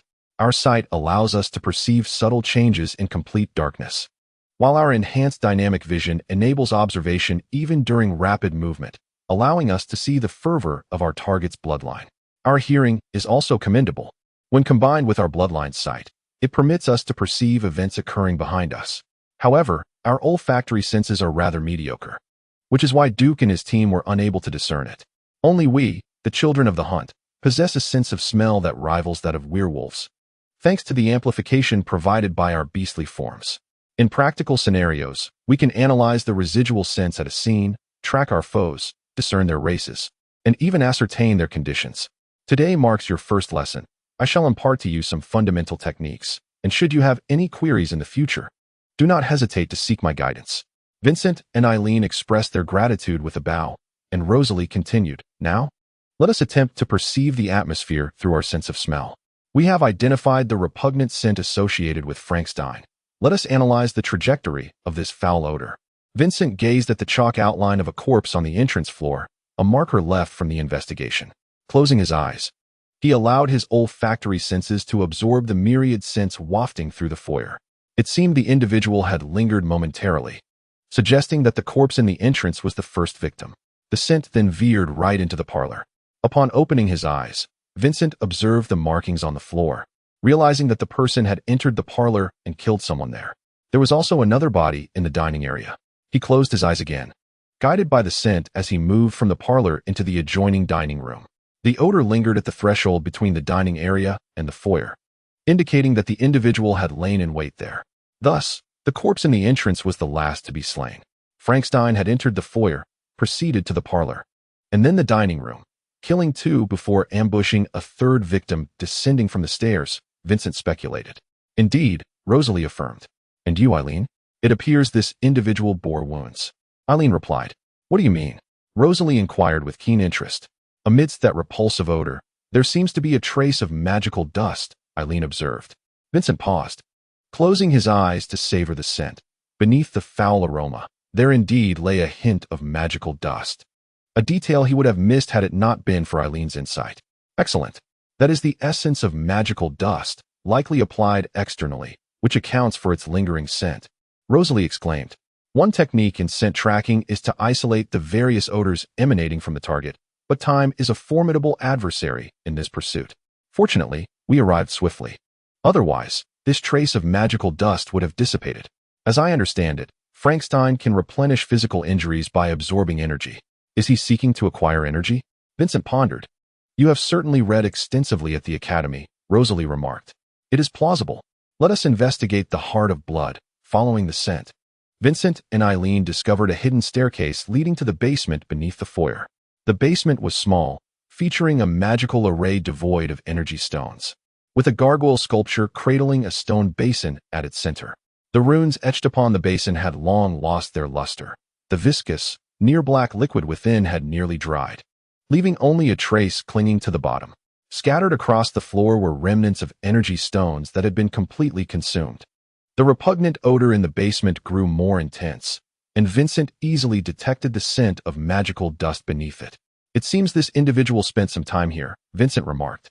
Not only did he extract energy from the heart of blood, but he also left no stone unturned, even depleting the energy stones that powered the array. Given the abundance of magical power in the heart of blood, why would he leave no stone untouched? The vagabonds, lacking resources, have constructed a rather weak heart of blood, sufficient to maintain only 2 or 3 barriers, which may not suffice for this individual to restore his physical form. Hence, he did not spare the energy stones, Rosalie explained. Let us continue tracking and see if we can locate this person. Understood, Vincent replied. After the two had responded, Vincent inquired, by the way, how did Frankenstein manage to enter the barrier without being detected by the Wanderers? This question was rather intricate, and Rosalie suggested, let us first investigate. Exiting the residence, she instructed the blood servants to return the horses to the stronghold. The trio embarked on their journey through the dimly lit streets. As Rosalie imparted techniques for scent tracking and counter-tracking to the two, she simultaneously detected the repugnant odor that lingered in the air. The scent fluctuated between faint and potent, guiding them through shadowy alleys until they encountered a fish market. In the deep night, fishing boats gradually returned to port, and fishermen unloaded their catches, the pungent smell of fish overpowering all other scents. Is it possible that Frankenstein arrived here because he was aware of our scent tracking? Eileen queried. He knows that scents can be traced, Rosalie replied, but he remains too naive.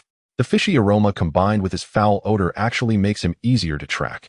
With that, Rosalie donned her hood and activated the beast's body. Her heightened senses allowed her to discern the concealed scent amidst the fishy stench. Navigating through the market, Rosalie led the two in pursuit of the scent, which became increasingly pronounced on the deserted streets. Following the trail, they arrived at a building alongside the docks canal. As the hour approached midnight, Rosalie communicated information back to the stronghold via messenger, turning to her companions and asking, what do you think? Should we enter or wait for reinforcements? However, the dawn was fast approaching, and the reinforcements would primarily consist of blood vassals and blood servants. Vincent glanced at his watch and suggested, shall I scout ahead? Upon receiving Rosalie's nod, he transformed into a dark mist, vanishing into the pitch blackness before dawn. The mist retracted its cold, searing presence and drifted like ethereal smoke. The structure appeared to be a modest 2-story warehouse, not particularly spacious, with the only entrance guarded by Rosalie and her companions, while the rear led to a small, independent dock. Peering through the window, he discerned an absence of activity. The dark mist resolved to infiltrate the interior of the warehouse. Ascending through the exhaust pipe on the top floor, he found no barriers within. The mist gradually coalesced and flowed into the duct. Inside, the warehouse was exceedingly vacant, devoid of partitions, save for a steel frame that formed a room on the second floor. The mist seeped into the room, revealing it to be unoccupied. With several makeshift beds hastily assembled and an office desk strewn with everyday items. Two doors directly opposing each other led to the staircase downstairs, and the window offered a view of the empty storage area below. Meanwhile, Rosalie and Eileen awaited at the entrance as the sky began to lighten. Suddenly, a swirl of dark mist coalesced into shadowy flames, and as the flames dissipated, Vincent appeared before them. "There is no one inside," he informed them. "How long until the carriage arrives? Should we seek refuge from the sun inside?" "The stronghold has responded. The blood vassals and blood servants are en route. However, the sun is about to rise. I possess the Sunwalker's stone, so I am not overly concerned, but it is primarily a matter for the two of you," Rosalie stated. Although Vincent also possessed a Sunwalker's stone, he discerned that Rosalie's implication was that Eileen did not have one. He proposed, "Let us remain inside for now and investigate Frankston's whereabouts." Three individuals entered the warehouse, gazing at the vast emptiness and the makeshift room on the second floor. Vincent remarked, "This place is imbued with the essence of Frankston." The room above contains some personal belongings and a few temporary beds, suggesting that our quarry likely has companions. "This must be their temporary stronghold. There may be more," Irene interjected. "Observe the ground. The thickness of dust on either side is noticeably inconsistent, and there is a faint scent of dried wood, indicating that goods were once stored here. Thus, Frankston and his associates must have been here to guard their cargo. But why was Frankston injured, and why did he return here alone from the south? To notify his companions?" As Vincent spoke, he pushed open the back door of the warehouse. The sun had begun to make its appearance, its rays flickering through the clouds.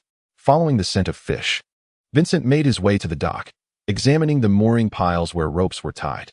Upon returning to the warehouse, he informed the others, "Frankston escaped by boat from here. There are two mooring piles at the dock, and one of them still has its knot intact. It appears he untied the rope from the boat and cast it into the water before departing." Rosalie was about to speak when she froze, her gaze fixed on the ground. Vincent and Irene followed her line of sight, and sunlight streamed through the windows, revealing several glimmering spots on the floor. Rosalie approached and picked up the shining fragments, exclaiming, "These are shards of mana stones." "Thus, the warehouse previously stored mana stones?" Vincent inquired. "Let us search for more fragments." "Mana stones can easily shatter during transport due to collisions," Rosalie suggested. The trio dispersed to search, and indeed, they discovered numerous shards scattered throughout the warehouse. "Let us compile our findings," Rosalie said, and later summarized them for the captain. The assailant acted alone in the southern dock area, primarily to absorb energy for bodily recovery. Irene noted, "The perpetrator has accomplices and established a temporary hideout by the canal, with clear signs of substantial mana stone storage in the warehouse."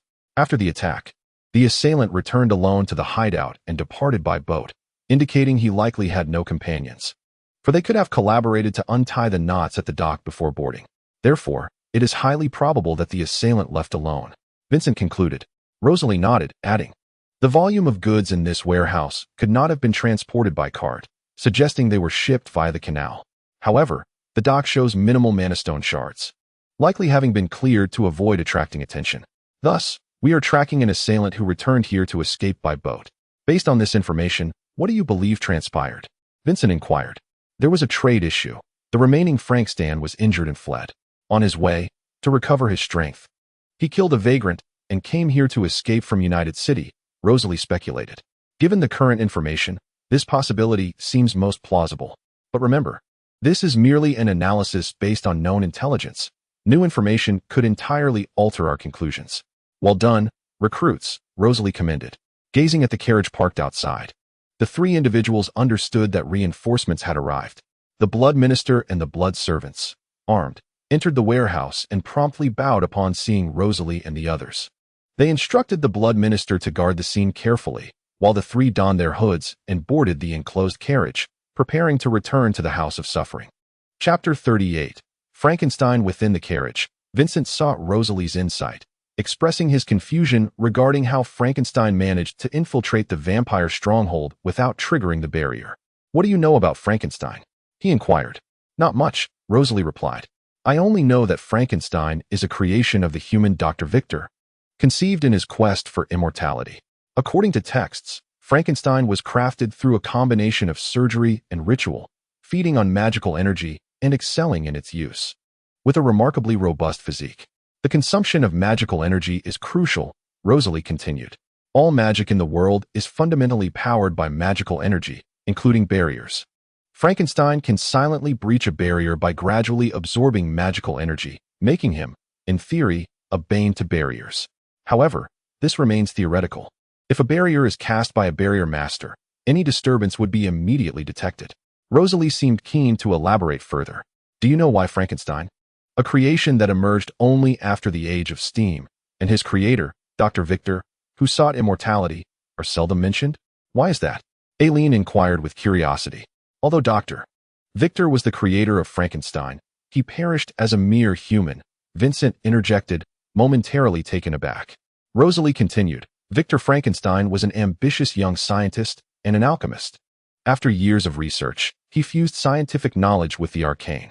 When he successfully created the first Frankenstein, it immediately drew the attention of various factions. At that time, my clan's intelligence department, the Shadowwolves of the Werewolves, the Tribunal of the Order, the Hunters Guild, and the Council of Banshees, among others, all converged in the capital of the Tudor Kingdom, Dunling City, attempting to monopolize the technology to create Frankenstein, or at the very least, to prevent others from acquiring it. Amidst the ensuing struggle, both Dr. Victor and his first creation, Prometheus, tragically perished, and the Book of Victor, which recorded all of Dr. Victor's research, was also destroyed. Consequently, the various factions only obtained a small portion of the research materials. And what of the Frankensteins that wander the dark world now? Aileen asked. Over a century later, sporadic appearances of Frankensteins in the dark world led the major factions to discover that Victor's assistant, Hugo, had been transformed into a Frankenstein and had left Dunling City with Victor's daughter and the Book of Victor. They continued their research on the Book of Victor and established the Frankenstein Research Society. After a century of dedicated development, the Frankenstein Research Society has emerged as a formidable force, erecting a vast magical city, the Eternal City of Frankenstein. In the heart of the northern deserts of Africa, various factions have not considered continuing the pursuit of acquiring Frankenstein's manufacturing technology? Vincent inquired. How could they possibly relinquish such an opportunity? Rosalie responded with a smile. The Order, as a fervent religious sect, finds it utterly intolerable to accept such supernatural creations, especially those derived from human beings or their cadavers through surgical transformations. For the zealots of the Order, this is nothing short of blasphemy. Upon receiving intelligence, the Order swiftly organized what they termed an expeditionary force, uniting a small contingent of hunters with the intent of annihilating Victor City. However, the harsh desert environment of North Africa, coupled with the city's formidable defenses and its self-sustaining magical ore, rendered the expeditionary force's efforts futile after a protracted 3-month campaign, leading to their defeat. It is rumored that many bodies of the Order were reclaimed by the Frankenstein Research Society for the purpose of creating new Frankensteins. Various factions recognized that the Frankenstein Research Society was a tough adversary, ultimately conceding to its existence. The carriage had halted at the entrance of the House of Suffering. Rosalie remarked, "You may rest. I shall report to the captain." The following day, in the conference room, Katerina surveyed the attendees at the long table and stated, "Following a joint investigation with the intelligence department, it has been confirmed that the warehouse in question stores magical energy stones. Intelligence indicates that the warehouse has been leased by the Aller Corporation through intermediaries.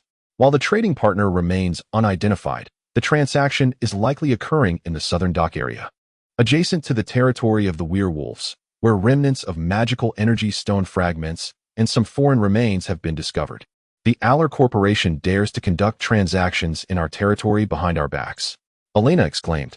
"If not for the black market dealings, we wouldn't have uncovered this." "The Aller Corporation is the principal competitor of the Dragon Tooth Corporation," Duke remarked. "Union City is the market for the Dragon Tooth Corporation. Should we disclose this intelligence to them, inciting a conflict between the corporations?" "Indeed," Katerina nodded. "Although the trading partner of the Aller Corporation is still uncertain, we must assert our position. What outposts does the Aller Corporation have in the vicinity?" "The Aller Corporation has minimal influence in the Tudor Kingdom, to my knowledge.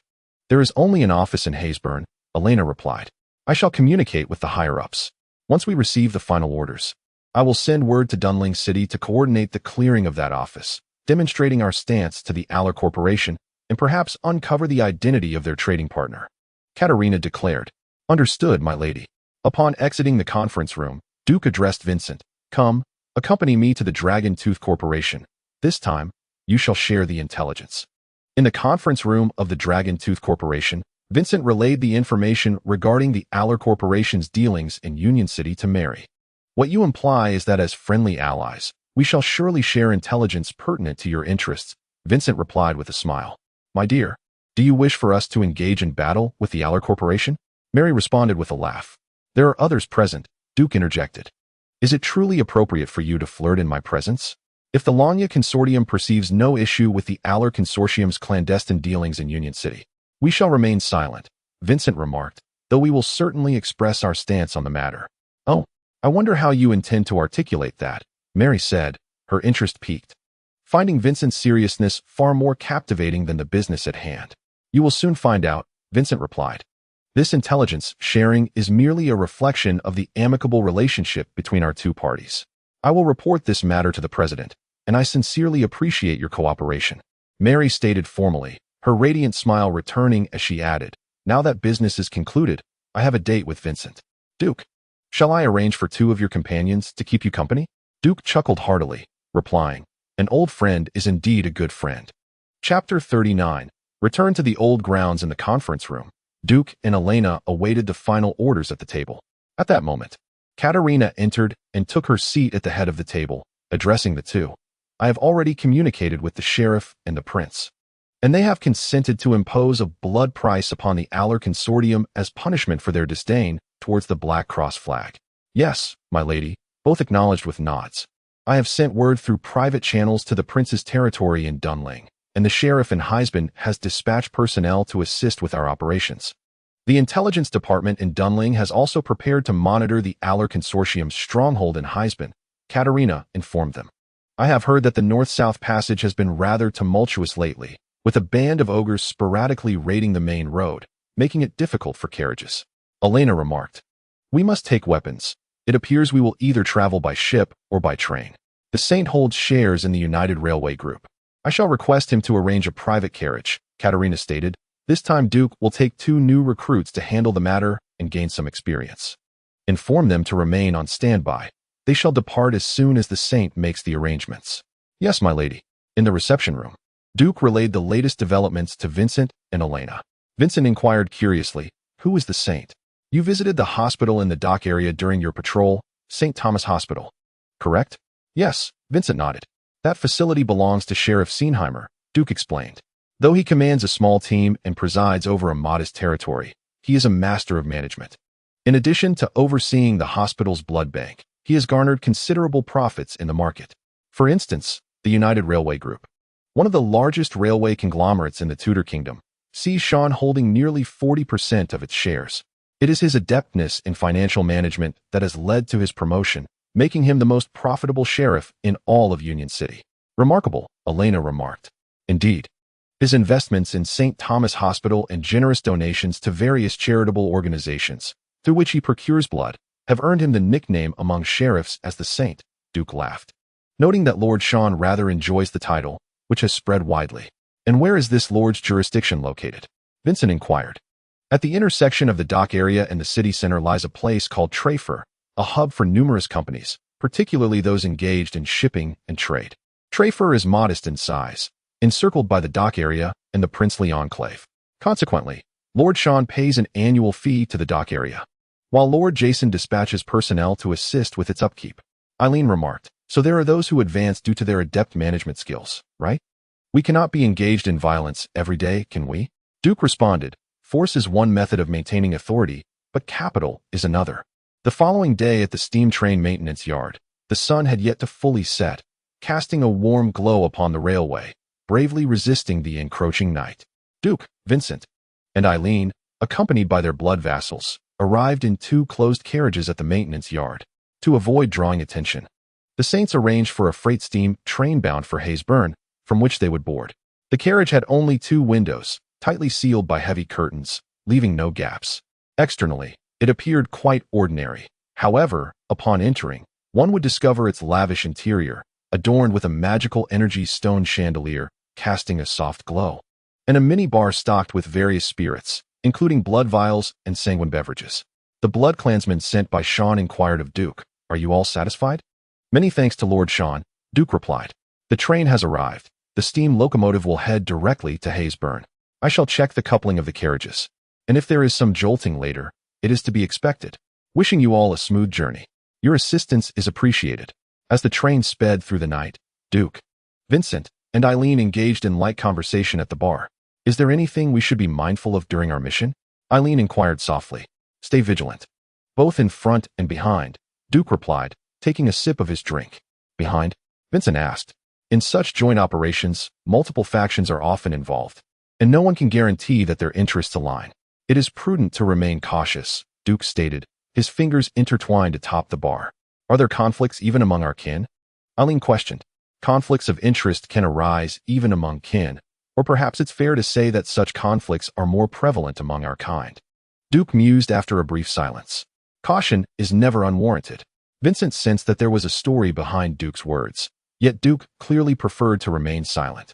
So he adeptly shifted the topic. Speaking of joint operations, Mary mentioned that the Longfong Consortium has significant reservations about this matter and inquired what actions we plan to undertake. I did not elaborate. Vincent continued, raising his glass to sip the blood wine. However, she is aware that I will be leaving the United City for a few days and may deduce something. Business is business. You do maintain a clear distinction between personal and professional matters, Duke noted with a smile, playfully clinking his glass against Vincent's before downing his drink. But that is indeed a commendable habit. We are nearing Haysburn, Eileen remarked. Upon hearing Eileen's words, Vincent gazed into the darkness, where flickering lights began to emerge, evoking memories of the familiar streets that once appeared in his mind, reminiscent of his arrival on Tudor continent years ago. Little did he expect that after more than 2 decades of slumber, returning to this old place would reveal a world utterly transformed. What troubles you? Eileen asked, observing Vincent's contemplative expression. Vincent casually recounted the old tales of his escape to Haysburn. Escape to Haysburn? Eileen's interest was piqued, and Duke glanced over as well. The train would not arrive for some time. Do tell us more.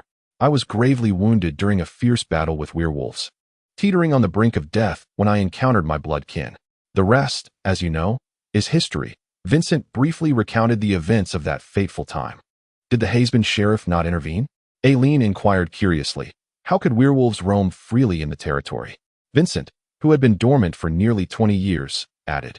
Haysburn underwent a significant purge nearly 30 years ago, and it was only a few years later that order was successfully restored. Ah, I see, Vincent remarked.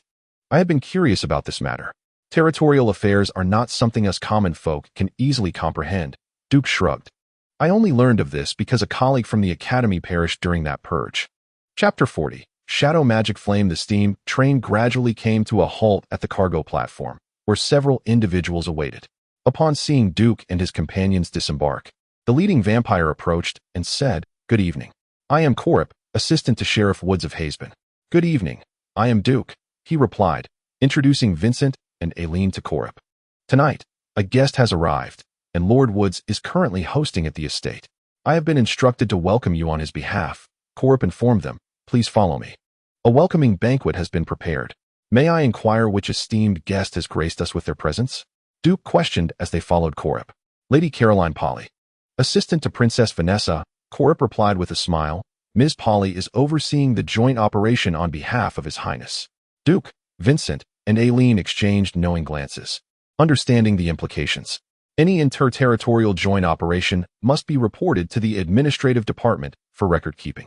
Caroline was concerned that Haysburn might not contribute adequately, as any mishaps could tarnish Captain Katarina's reputation. Otherwise, given Caroline's status, she would have no need to concern herself with such a minor joint endeavor. I see. We shall pay our respects to Ms. Polly shortly, Duke said with a smile. The trio of carriages swiftly made their way to the grand gates of the old district of Haysburn, where a towering red brick edifice rose within high walls. At the entrance stood a security booth, guarded by armed blood vassals. As the carriages came to a stop, a blood vassal approached.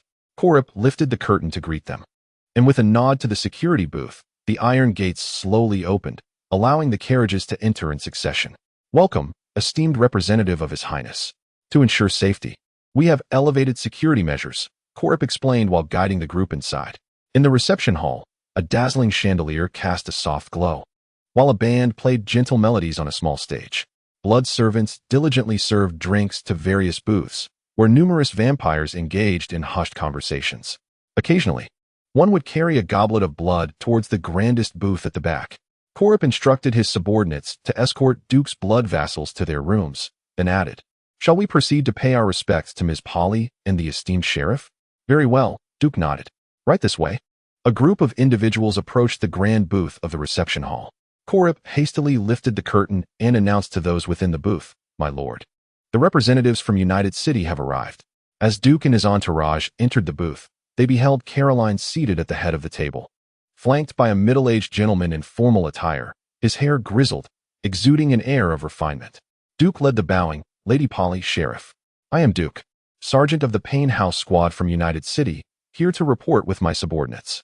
"Ah, it is you, Duke," Caroline replied with a smile. "Oh, Vincent has come as well, and Aileen, what a delightful reunion." "Teacher," Vincent greeted Caroline, while Aileen also offered her respects. Woods cast a glance at Vincent, but remained silent. "Duke, there are urgent matters requiring my attention from His Highness, thus I must expedite our proceedings. Would it be acceptable to commence our actions tomorrow?" Caroline inquired. "Provided we have sufficient intelligence, that shall be no issue," Duke responded. "Lord Woods," Caroline turned to the cultured gentleman. "What is the status of the intelligence gathered from the Hayesbend area?" "The Aller Corporation has a modest presence at the Hayesbend outpost, with around 20 staff members. Currently, we can confirm approximately 4 to 5 foreigners, at least 2 of whom are Frank Stans, while the remainder are mere mortals." Woods beckoned Corp with a gesture, who approached with documents in hand. "Here is the intelligence report. What are the plans for action at the Payne House? We at Hayesbend will offer our full support." Then I kindly ask the sheriff to arrange for personnel to encircle the outpost. Additionally, we will require the assistance of a barrier mage to breach the ward. The rest we shall handle ourselves, Duke proposed after a moment of contemplation. "Should we need further assistance, we will signal you, my lord. What do you think?" "That is agreeable. I sincerely appreciate the sheriff's support." With the formalities concluded, the banquet resumed. Casks of blood wine were transported into the reception hall, distributed among various booths. Elegantly clad blood servants flitted in and out of the space like butterflies, their presence adding to the ambience. The scent of blood permeated the air, and amidst the swaying music, one could occasionally hear the moans of blood servants succumbing to the bites of their kind. Within the grand booth, Duke raised a bottle of blood wine in a toast to Woods. Aileen was seen biting the wrist of a handsome gentleman beside her, who appeared entranced by her sharp fangs. Caroline turned to Vincent and suggested, "Shall we step outside to converse briefly?" "Of course, teacher," he replied. As the others observed Caroline rising, they too began to stand, but she gestured for them to remain seated. "Stay, I wish to assess my dear student. Please continue." "I shall return shortly." Vincent and Caroline exited the reception hall, arriving at the balcony. "I heard from Jason that you have completed the elemental link." "Indeed," Vincent replied, opening his palm to reveal a flickering black shadow flame. "Lord Jason mentioned it resembles shadow fire, and I was hoping to seek your guidance." Caroline scrutinized the flame in Vincent's palm, acknowledging its similarity. "Open your hand wider," she instructed, conjuring a sphere of pure black flame in her own palm. "Now, let us see." As the two flames entwined, they ignited, consuming each other's magical essence as fuel, indeed manifesting as shadow fire. Shadow fire is a fusion of the fire element and shadow magic. Your variant of shadow fire differs. It appears that the elemental link has combined fire elements with your blood energy, granting your magical flame a hint of crimson. As such, Vincent inquired, "How might I cultivate the shadow flame?" "Your shadow flame has indeed taken a shortcut, entirely realized through your unique talent. Had you pursued the path of shadow magic, your magical prowess would need to be at least 5-fold what it is now to even qualify for attempting the fusion of shadow flame. Therefore, your primary focus should remain on enhancing your magical energy. I am quite curious to witness the outcome when you attempt the fusion of the flame." "Indeed, Master. Please ensure safety tomorrow." "I never anticipated that Katarina would dispatch you two newcomers," Carolyn remarked. "The Aller Corporation primarily operates in Africa, thereby maintaining a solid rapport with the Frankenstein Research Society, which poses a rather formidable challenge." "Yes, Master," Vincent replied. "Are there any precautions to consider when facing Frankenstein?" "The issue of magical energy is manageable, and a robust physique can be dealt with effectively. What poses a true challenge are the advanced skills mastered by certain seasoned members of Frankenstein, particularly Mana Devour. In theory, it can consume all forms of magic by leveraging Frankenstein's characteristics and the application of magical energy, Carolyn explained. However, such high-tier members of Frankenstein are unlikely to appear, and Shadow Flame is considered its nemesis, as its fuel is magical energy, the very core of Frankenstein's power. Remain vigilant. It should not pose a significant threat. Carolyn glanced at the revelry in the reception room, where the party continued unabated. Let us return, she suggested. Yes, master. Chapter 41. The Assault as Night Descended. The waning moon became shrouded in mist, leaving the darkened evening illuminated only by the feeble glow of streetlights in Hazeburn. The vampire clan had encircled the Aller Corporation's stronghold, with fully armed blood thralls standing guard at the periphery.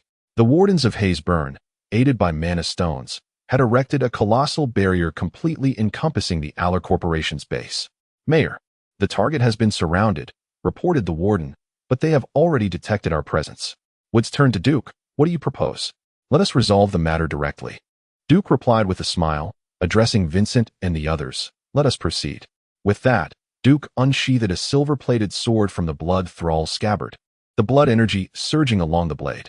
Eileen activated beast form, following closely behind Vincent. The gate was breached by the blood thralls, and the group advanced undercover into the stronghold. The mortals of the Aller Corporation unleashed a relentless barrage of gunfire upon the vampires, who retaliated with their own weapons. In a brief moment, the garden became a chaotic ballet of bullets. Outnumbered, Duke's group was quickly suppressed by the Aller Corporation's firepower. Duke cast a glance at Vincent, who nodded in response. A surge of black flames erupted suddenly, capturing the enemy's attention. Immediately, the Aller Corporation's fire was redirected toward the black flames. Amidst the hail of silver bullets, the black flames danced and scathed toward the crowd. A cacophony of screams erupted as several mortals defending the garden were engulfed in the black flames, writhing in agony. Meanwhile, while the black flames drew the enemy's focus, Duke and his companions stealthily advanced beyond the garden towards the building. Eileen transformed into a colossal bear, her crimson eyes blazing with fury as she let out a thunderous roar, leading the charge through the door. The blood servants followed closely, storming into the hall where mere mortals swiftly succumbed beneath the claws of the ghouls. Pools of blood converged into rivers, flowing through the grand chamber. The giant bear engaged in combat with two formidable ogres, managing to push them back despite facing them both alone. At that moment, a Frankensteiner emerged from the shadows, gathering magical energy between his hands for an assault on the colossal bear. Simultaneously, in the backyard, Vincent confronted two other Frankensteiners. He conjured the shadow flame in one hand, and under the force of elemental impact, one Frankensteiner was sent flying, engulfed in the shadow flame. With his other hand, he drew a revolver, unleashing a barrage of bullets at the remaining foe. Just as the physically imposing Frankensteiner raised his arms to shield himself from the bullets, Catherine struck from behind, her rejuvenating claws piercing through him. Vincent then advanced towards the Frankensteiner ensnared by the shadow flame, his beastly claws, wreathed in dark fire, effortlessly piercing through the creature's core. The colossal bear roared again, its massive form radiating with the brilliance of blood as it barreled forward, sending one ogre tumbling while its paw smashed another's skull. The magical energy in the hand of the ambushing Frankensteiner clashed violently with the blood energy surrounding the bear, sending both the bear and the Frankensteiner hurtling through the air. Before the airborne Frankensteiner could regain his composure, Duke seized the opportunity, cleaving him in two with a single strike of his sword. While the ogre that had been knocked back was torn to shreds by the blood servants, the bear, embedded in the wall, shook its head and struggled to extricate itself. As Duke began to clear the scene, he instructed the blood servants, preparing to rendezvous with Vincent, who then entered the hall through the backyard door. Is it resolved? Duke inquired. Sporadic gunfire echoed as the blood servants continued to scour the building. 2 Frankensteiners dealt with, Vincent replied. And on your end? 2 ogres and 1 Frankensteiner eliminated, Eileen stated, having reverted to her human form. At that moment, several blood servants approached. My lord, the building has been cleared, with no survivors left. Were there any documents left behind? We were discovered too early. The Aller Corporation has already cleaned up, Duke nodded, addressing Vincent and Eileen. Time to wrap up. After dealing with the Aller Corporation, Duke's party bid farewell to Caroline and returned to the United City via steam train. In the Payne House office, the squad leader, deputy leader, and sergeant were holding a small-scale meeting. Sheriff Hayes had arranged for personnel to surround the stronghold. We would move in and eliminate them. However, no intelligence regarding the recent transaction in United City was uncovered. Duke reported to Katerina. Additionally, this is a letter from Lady Caroline.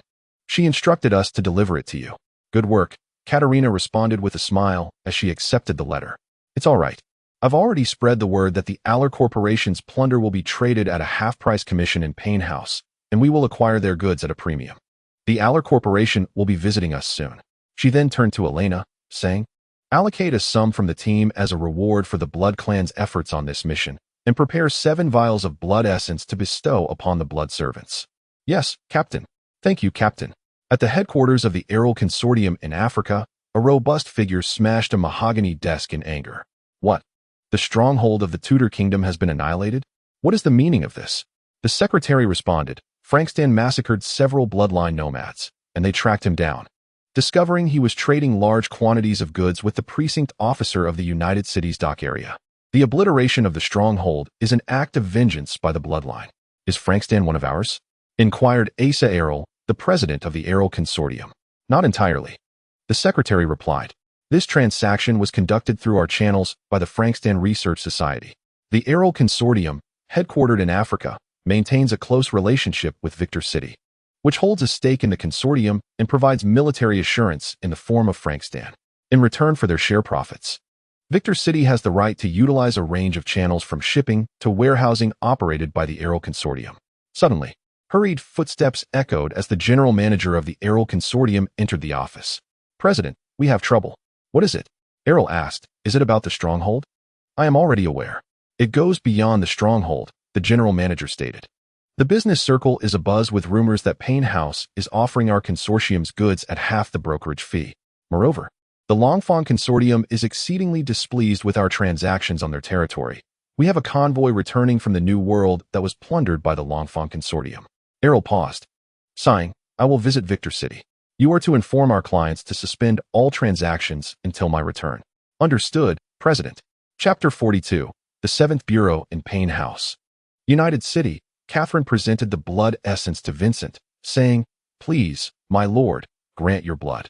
The blood essence is a concentrated essence formed from blood through the heart of blood, which can, to a certain extent, enhance ghouls when combined with the blood of the bloodline. Vincent dripped blood into the blood essence, stating, You have worked hard today. Take a day to rest and properly assimilate the blood essence. Thank you, my master. At that moment, Humphrey knocked and entered the office, saying, Master, there is a matter. What is it? Vincent inquired. A certain Lady Mary has come to visit and is waiting upstairs. Vincent was taken aback, saying, Quickly arrange for her. Ensure everything is in order, and the expenses will be on me. I shall change and join her shortly. Yes, my master. When Vincent arrived at the private room on the 2nd floor, he found Mary seated alone, savoring blood wine. You've come, Mary exclaimed upon seeing Vincent enter, rising to embrace him. You could have at least notified me through a messenger before arriving, Vincent said as he lifted Mary and seated her on the sofa. Mary nestled against Vincent, wrapping her arms around him. This visit to Payne House involves both business and personal matters. I was thinking that if you weren't here, I would handle the business first. Shall we discuss business first? Vincent proposed, or shall we attend to personal matters? Mary gently kissed Vincent on the cheek, rising to say, My dear, let us address the business first. Please, Vincent gestured for Mary to sit. The manager of the Longfong Consortium's dock area in United City, Lady Mary Dan. Thank you. Mary gracefully seated herself. Bloodline soldier in the dock area of United City, Mr. Vincent. May I inquire what brings you here today? Upon receiving the intelligence provided by your esteemed party, we took decisive action against the Errol Consortium. We seized a caravan belonging to them, consisting of 7 vessels laden with products from the New World. Here is the inventory. Mary delicately extracted a piece of stationery from her handbag and placed it upon the table. We have heard that the House of Payne charges only half the usual fee for the Errol Consortium's goods, with a premium on the purchase price. Is that correct? Indeed, Vincent remarked as he glanced at the list before him. This shipment is substantial. I shall need to report back regarding which items we are acquiring and which we shall consign. I will respond to you by tomorrow. No problem. Mary replied with a poised yet courteous smile. Having concluded the business discussion, Vincent tucked the list away. And what of personal matters? I have been thinking of you. No sooner had he spoken than the fragrant presence of Mary drew near, her crimson lips already entwined with his. In the heart of the desert, amidst a desolate expanse of rugged terrain, stood a city. Towering chimneys continuously belched thick smoke, while sunlight pierced through the haze, illuminating the angular city walls. Numerous arcane cannons were mounted upon the stout, massive fortifications, and fully armed patrols occasionally traversed the ramparts. The immense city gates, reinforced with heavy metal plates for enhanced defense, bore a massive iron portcullis suspended above the entrance, resembling a great beast guarding the fortress. As the throngs passed through the gates, the first sight to behold was a colossal statue situated in the central square, adorned in formal attire and crowned with a top hat. Beneath the statue were inscribed the words, Dr. Victor Frankenstein, the creator of Frankenstein. Continuing past the central square, one encountered a 5-story edifice perched at the summit of the hillside. The entrance bore the inscription, the Frankenstein Research Society. This place was the very epicenter of power in Victor City. Asa Errol entered the building and ascended to the office on the top floor. Hugo, I require an explanation. That was a delicate shipment that cannot be known to those wretched creatures. Hugo, once the assistant to Dr. Victor, now the current lord of Victor City, replied. We have not executed our tasks properly, and indeed, you have incurred unnecessary losses. I shall compensate you for that. Oh, Asa seated himself with his hands crossed and inquired. How will you compensate me? The ire of those undead beings, aside from our transgressions, is largely due to their need for intelligence, Hugo stated. I will provide you with the necessary information, which you may benevolently share with those undead. Furthermore, I will take responsibility for the compensation owed to them. This is the first point. Secondly, in addition to the annual quota, over the next 3 years, we will grant you an additional 50 transformation slots for Frankenstein. Thirdly, for the goods previously consigned on our behalf, we shall reduce the supply price by 10%. How does that sound? You had better ensure that your intelligence can quell the wrath of those vampires, Asa cautioned, for if that is not achieved, even 100% reduction in supply price would be futile if our cargo fails to reach its destination. Rest assured, my friend, I shall take full responsibility for calming the vampire's fury. Hugo extended his hand. Asa contemplated for a moment before clasping Hugo's hand in agreement. Master, for this week's routine tasks, you shall act in concert with Lord Chip. Holding a document in his hands, Humphrey stated, this week, you are assigned to a patrol mission. Here is the scope of your surveillance. He handed the document to Vincent and added, additionally, this Wednesday, the dust merchant will pick up goods at the House of Pain, requiring full participation in the defense and alert duty. Understood, Vincent replied, carefully examining the patrol area detailed in the document. The mission begins at 9, correct? Humphrey, remind me, I need to change at 8:30. I will visit Chip beforehand. Yes, my lord. As Vincent approached, the door to Chip's room swung open. Is it you, Lord Vincent? The blood servant paused, then courteously invited Vincent into the reception area of the abode. Please wait here for a moment. With that, he hurried off to report to Chip. Vincent, you've arrived. Chip's cheerful voice resonated as he stepped out from the room. His gray-white hair was casually swept back, his face bore several scars, and he wore a black combat coat lined with chainmail. A sword sheath hung from his utility belt, concealing a cross sword, its hilt adorned with a vibrant red gem that glimmered intermittently. Chip smiled at Vincent and said, I just heard from the blood servant that you would be undertaking a mission with me this week. As a new recruit, it is only fitting that I pay my respects to my senior, Vincent responded with a smile. Haha, Chip laughed, you are no longer a novice. But showing respect for your seniors is indeed a commendable habit. Shall we set off? Yes, please lead the way, senior. Ah, Vincent, you only have one blood servant? Chip inquired as they rode towards the battlefield. I did not find any suitable candidates. Vincent glanced at the capable Catherine following behind him. Not everyone possesses her exceptional skills. Indeed, Catherine has demonstrated remarkable performance within the blood servant ranks, Chip acknowledged. However, do keep an eye out for potential candidates. It is wise to achieve full staffing as soon as possible. Yes, senior. The group mounted their steeds. Let us ride forth, Chip declared. Vincent, where shall we head first? The Necromancer's Secret Society? Vincent suggested. I have heard that Lord Asimov has returned to the Dock District. The mission guide recommends paying him a visit. Then to the Secret Society it is. Onward. Chip commanded, flicking the reins. The warhorses surged ahead, bursting forth from the Victoria warehouse, with Vincent and the blood servants in swift pursuit. At the stronghold of the necromancer's secret society, several blood servants were stationed on horseback, vigilant at the gate. Chip and Vincent secured their steeds to a post and knocked on the door. As it creaked open, Asimov stood at the threshold, arms outstretched. And my favorite young man, Vincent. To what do I owe this visit? We have come to pay a courtesy visit. As we heard Lord Asimov has returned to the city, Chip replied. Too kind, Asimov responded. I wonder if there is anything you require? Vincent inquired. We are eager to assist. Things have been rather peaceful lately. If I need anything, I shall reach out to you, young Vincent. Asimov waved his hand in gratitude. Thank you for your visit. Farewell, Lord Asimov. Oh, by the way, Asimov suddenly interjected as Chip and Vincent prepared to leave. Young Vincent, you visited Dunling not long ago, did you not? Vincent regarded Asimov with a questioning look, to which Asimov continued, I have heard that the 7th Bureau is displeased with Hazebon's matters, so take care. Good night, and thank you very much for the reminder, Lord Asimov. After Chip and Vincent expressed their gratitude, noticing Asimov's disinterest in continuing the conversation, they bid good night. On horseback, Vincent and Chip exchanged the newly acquired intelligence. It seems Lord Asimov indeed holds you in high regard, Chip remarked, to my knowledge. He is not one to share information casually. I once ran errands for Lord Asimov, so he likely has a favorable impression of me, Vincent said while surveying their surroundings. What do you make of this intelligence regarding the 7th Bureau? The 7th Bureau? Chip chuckled. You haven't had dealings with them? Not directly. I only caught a glimpse of a few 7th Bureau agents observing during the negotiation with Blood Fong, Vincent replied. The 7th Bureau, officially known as the Military Intelligence 7th Bureau, is a governmental body established by the Tudor Kingdom to address matters concerning the denizens of the dark world, overseeing all affairs therein. Most frontline members are extraordinary beings. Yet the Bureau is headed by a mortal. Why is that? Vincent inquired, taken aback.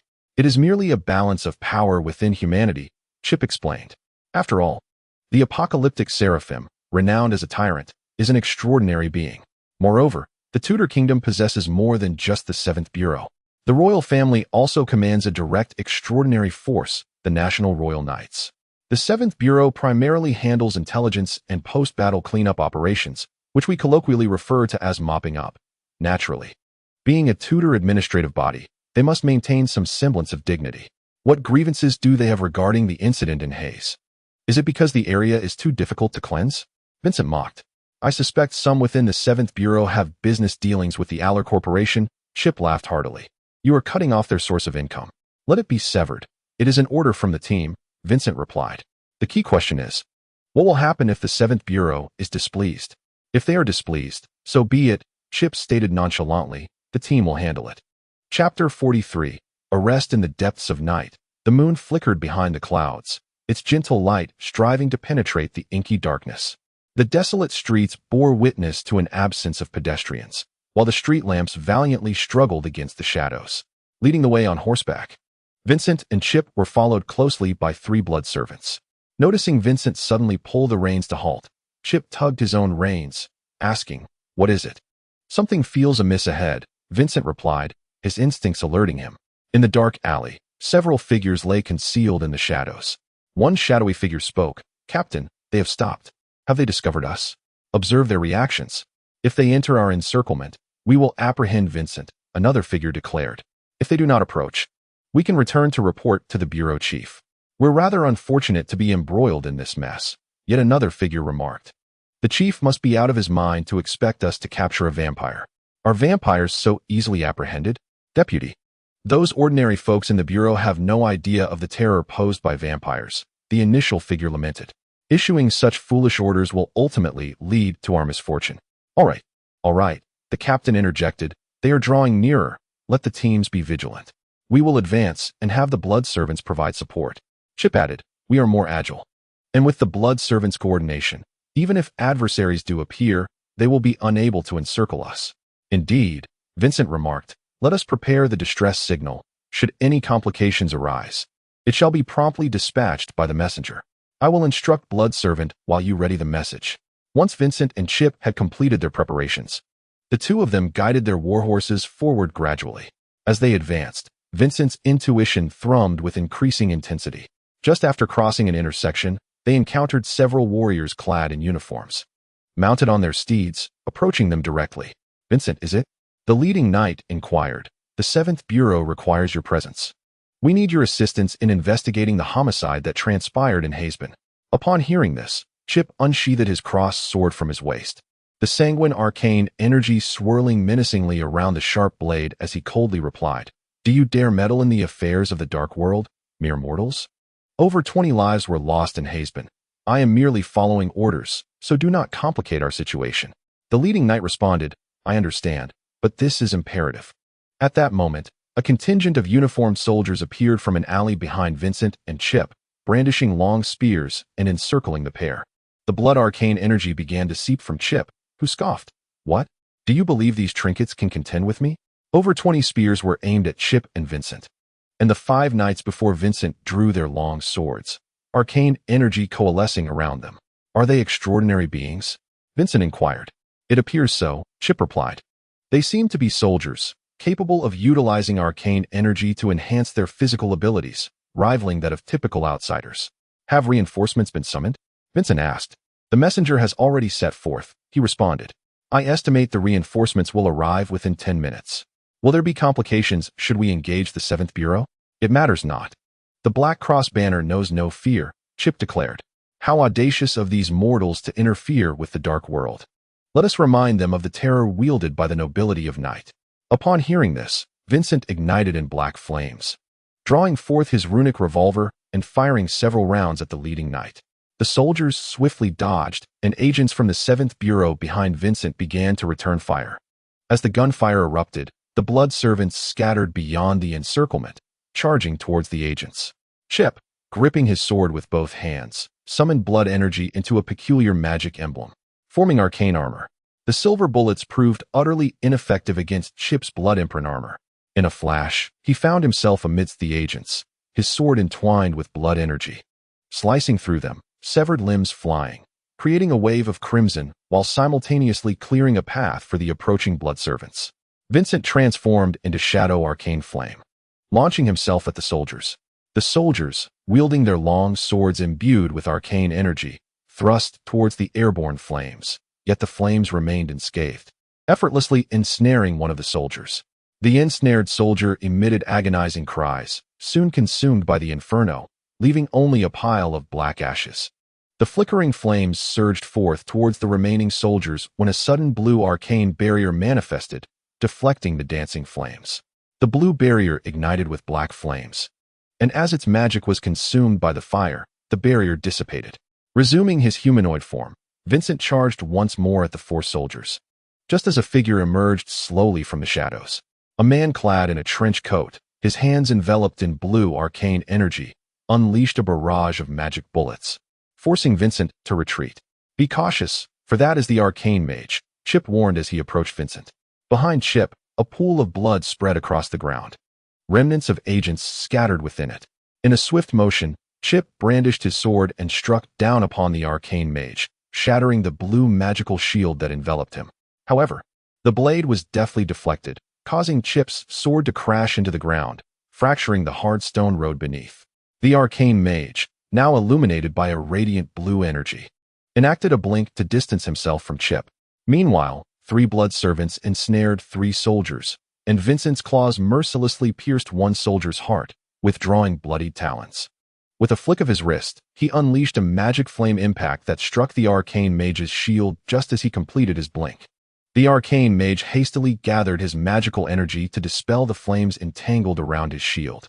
As he prepared to counterattack, Chip surged once more towards the arcane mage, bringing down his cross-shaped sword suffused with blood energy. The arcane mage raised his hands, gathering magical energy to block the strike, forcing the sword aside with a surge of power. "Cease this at once," the arcane mage commanded, extending his arms as a massive blue barrier once again separated the humans from the bloodline. "What is this? You of the 7th Bureau dare to trouble my kin without preparing to pay the price in blood?" Chip planted his cross-shaped sword into the ground, addressing the mage beyond the barrier. "This incident is merely a misunderstanding." With his hands reinforcing the magical barrier, the mage replied, "I am Ailshammer, Deputy Director of the 7th Bureau's Union City branch, here to prevent the escalation of this misunderstanding. What misunderstanding? A languid voice chimed from behind Vincent. It was Katerina, leading her Pain House team, standing resolutely at the entrance. A subtle aura of shadow magic emanated from her as she advanced through the bloodied ground, continuing, I believed, according to our treaty, that your 7th Bureau would notify my kin prior to any actions taken against us. That was a mistake from the new director, Elshammer began. But Katerina interrupted with a wave of her hand. I have no interest in your internal matters. Since you have breached protocol first, I require an explanation. We lost 2 extraordinary beings and over 20 agents, Elshammer asserted, reinforcing the barrier in a fit of anger. I demand an explanation as well. Oh, Katerina's shadow magic intensified. Then allow me to provide you with one. With that, she concentrated her shadow magic into an intricate formation, unleashing Shadow's fury, shattering the magical barrier like glass. As the barrier crumbled, the rift between humans and bloodline closed.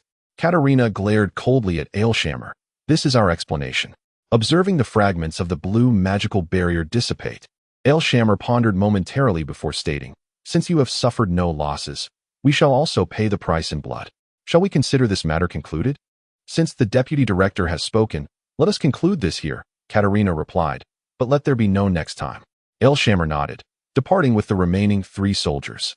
As the 7th Bureau faded into the shadows, Katerina inquired, are you all right? Nothing to worry about. But it seems that the 7th match has left us quite displeased regarding our situation in Heisben, Vincent remarked. Lord Asimov has just reminded us. And I didn't expect to encounter an ambush so swiftly. A standard team of aberrants. One could only say they were unfortunate, Duke chuckled. You were always a challenging newcomer. And your teammate is none other than the illustrious Blood Knight. Vincent paused, glancing at Chip. Senior, how come I am unaware of your glorious exploits? Would you like to hear more stories? Perhaps another time, Chip replied with a smile. For now, let us continue patrolling. No need for that, Katerina interjected. You all should return to rest. I must visit the Dumont Hotel to inform the sheriff. Understood, Captain. Chapter 44. The Trace of the Dark God in the Shadowy Realm. Particularly among the younger aberrants, the distinction between strength and weakness is not sharply defined. In battles among low-tier aberrants, the potency of firearms enhanced by magic inscriptions is quite pronounced. Physical prowess and marksmanship often dictate the outcome of conflicts. The dynamics become even more intricate with formidable races, such as the vampiric and lycanthropic clans. Their superior physical attributes allow them to endure greater firearm damage, and their unique abilities can, to some extent, mitigate such harm. Nevertheless, firearms can still inflict lethal injuries upon them. This tier of humanity is referred to as the elite class, while aberrants are designated as knight class. As aberrants mature and their powers elevate, their physical capacities increase, enabling them to condense magical energy around themselves for effective protection. Consequently, the efficacy of firearms diminishes significantly. They may merely wound rather than kill such aberrants. In parallel, the potency of blades and swords begins to manifest. Weapons imbued with magical energy or claws can effectively breach the magical defenses of aberrants. Those humans capable of condensing magical energy are termed legendary class, referred to as nobility within the Dark Realm. A rare few among humanity transcend the legendary class, breaking the confines of mortality to become immortal beings. These individuals are known among aberrants as resurrectors or regenerators, their power instilling fear even in aberrants. Only those aberrants designated as sovereign class can rival them. Is the senior a master of the noble class? Vincent inquired during their second patrol task of the week with Chip. I was once. But now I can only be considered at the pinnacle of knight class, Chip replied. Currently, Lord Jason is the only one in the entire jurisdiction who belongs to the noble class. Were you once? Vincent asked, taken aback. Have you heard of the Century War? Is that the protracted conflict that occurred before the establishment of the Tudor dynasty, lasting nearly a century? Indeed. During that time, my kin supported the Tudor dynasty's precursor, the Lancaster dynasty, which engaged in large-scale warfare with the Lewis dynasty's predecessor, the Valois dynasty, backed by the werewolves. In the latter stages of the war, we successfully annihilated the werewolves in Valois territory, yet our 4 main forces were besieged by the Order of the Faith and the Hunters Guild, including my own unit. I managed to lead a few comrades to break free from the encirclement just as it was closing in, but my rank fell from noble class to knight class. That siege took a heavy toll on my kin. 2 of the 4 main forces were completely wiped out, and a sovereign class fell. However, humanity did not emerge unscathed either, as the only regenerator among us also perished in that battle. The greatest loss fell upon the werewolves, as their dominion over the Valu dynasty came to an abrupt end, giving rise to the newly established Lewis dynasty. Our clan's support for the Lancastrian dynasty also met its demise due to the ravages of war. However, the ascendant Tudor dynasty, which emerged from the ruins of Lancaster, still retains our influence. Although the Order of Order lost its sole regenerator at the time, it successfully seized a portion of the power of the nascent Lewis dynasty, securing a place for the church within the 3-tiered parliamentary system of the Lewis dynasty. It became evident to Vincent that Chip seemed reluctant to reminisce about the past, prompting him to shift the conversation. I presume you are quite familiar with the extraordinary beings among humankind? The methods by which these extraordinary individuals acquire their powers can be categorized into 2 primary types. The first involves exchanging with certain extraordinary entities to gain strength. Typically, such individuals engage in various rituals to obtain their powers. The advantage of this approach lies in the relatively swift augmentation of strength, while the drawback is the necessity to adhere to the terms of the exchange. For instance, the Order's clerics derive their extraordinary powers through the devotion of faith. Should they lose their faith, the powers acquired through the exchange will dissipate. The second method entails the development of one's abilities through various techniques, such as breathing exercises, potion enhancements, and meditation. The merits of this approach include complete ownership of one's powers, while the downside is the requirement for gradual training and assimilation. For example, the soldier you encountered yesterday acquires extraordinary strength through rigorous physical training and breathing techniques, while remaining vigilant of his surroundings, Chip explained. Though the starting points for acquiring power may differ, many extraordinary individuals often integrate techniques from other paths after attaining their powers. For instance, a cleric may engage in breathing exercises to advance to the rank of paladin. At the prince's residence in the United City, a carriage emblazoned with the Aller family crest halted at the entrance. Asa Aller disembarked from the carriage.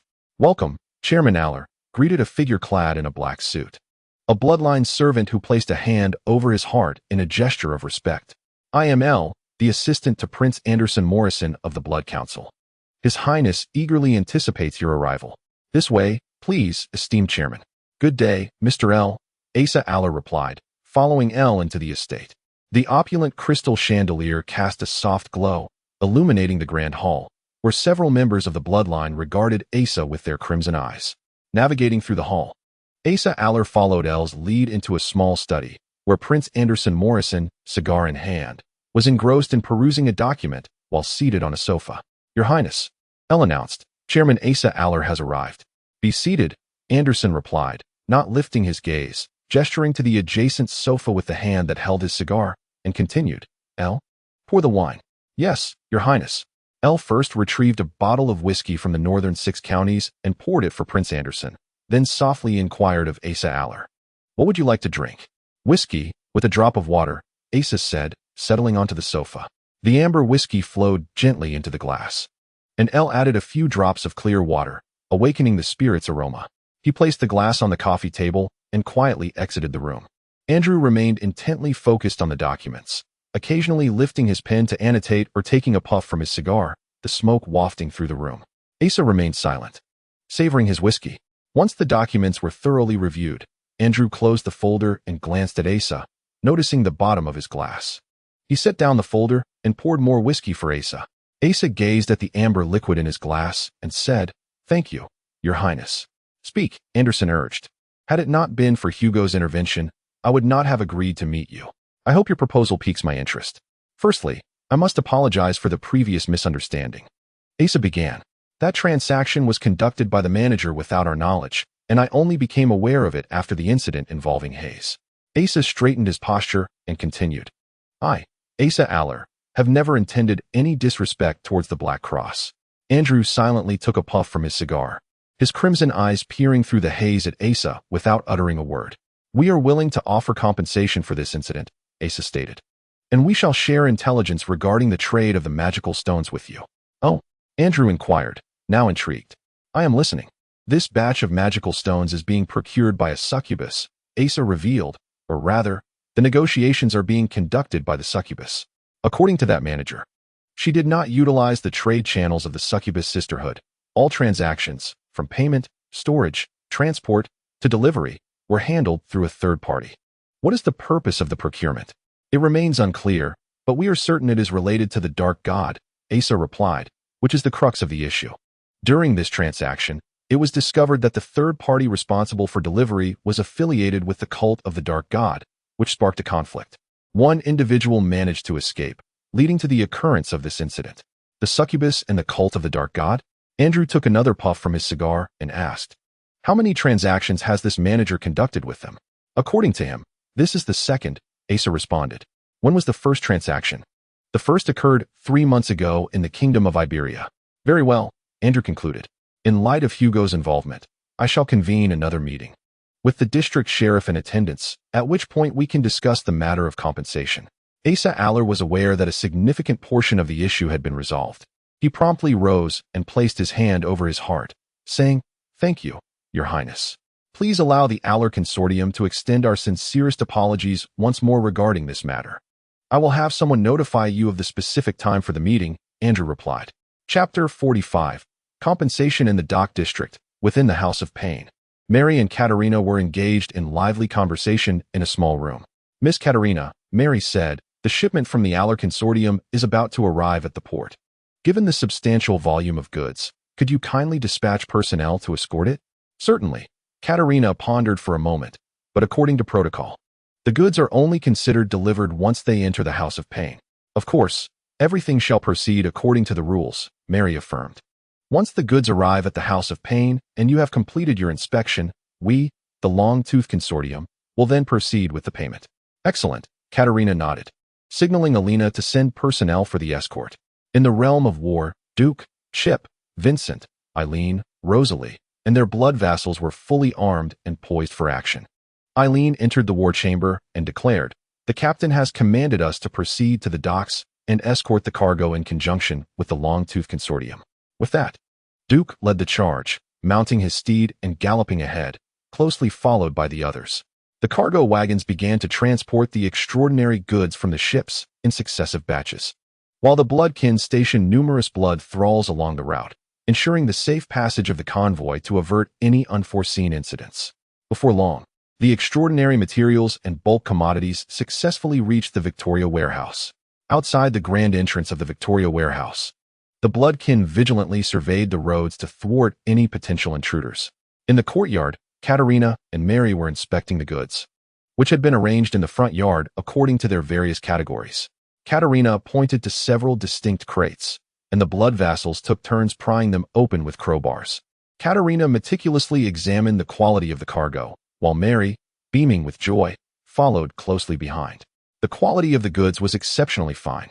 The bulk commodities would be sold through us, with a brokerage fee of 5% of the payment. Some items had already been contracted, and transactions would proceed according to the established protocols. Katerina placed a briefcase on a makeshift wooden table, stating, "We will purchase all extraordinary items. Here is the payment for your verification." "Everything appears to be in order," Mary replied after diligently confirming the amount. "It has been a pleasure collaborating with you." "Indeed. A delightful partnership," they said as they clasped each other's hands firmly. "I will arrange for someone to escort you back to the Merchant Guild," Katerina said, turning to Eileen. "Please prepare my carriage and have Vincent accompany Miss Mary home." Mary, who had intended to decline, smiled and expressed her gratitude. "Thank you very much." Exiting the House of Pain, a carriage adorned with the sigil of the Shadow clan awaited at the entrance, with Vincent already dressed in formal attire standing beside it. The guards of the Long-Tooth Consortium stood watch around the carriage, anticipating Mary's arrival. Understanding the significance of the clan's emblem, Mary felt reassured. Such a carriage was an additional layer of protection provided by the House of Pain, as most outsiders lacked the audacity to assault a vehicle bearing the clan's insignia, for it would signify a grave affront to the clan. Once again, Mary solemnly thanked Katerina. "Thank you, Miss Katerina. It is our duty to ensure the safety of our esteemed clients." Katerina replied with a smile. "I am hosting a celebration banquet tomorrow evening. I sincerely hope you will attend." "Certainly. I shall see you tomorrow night." Inside the carriage, Mary smiled at Vincent, saying, "Tomorrow at the banquet, you shall be my escort."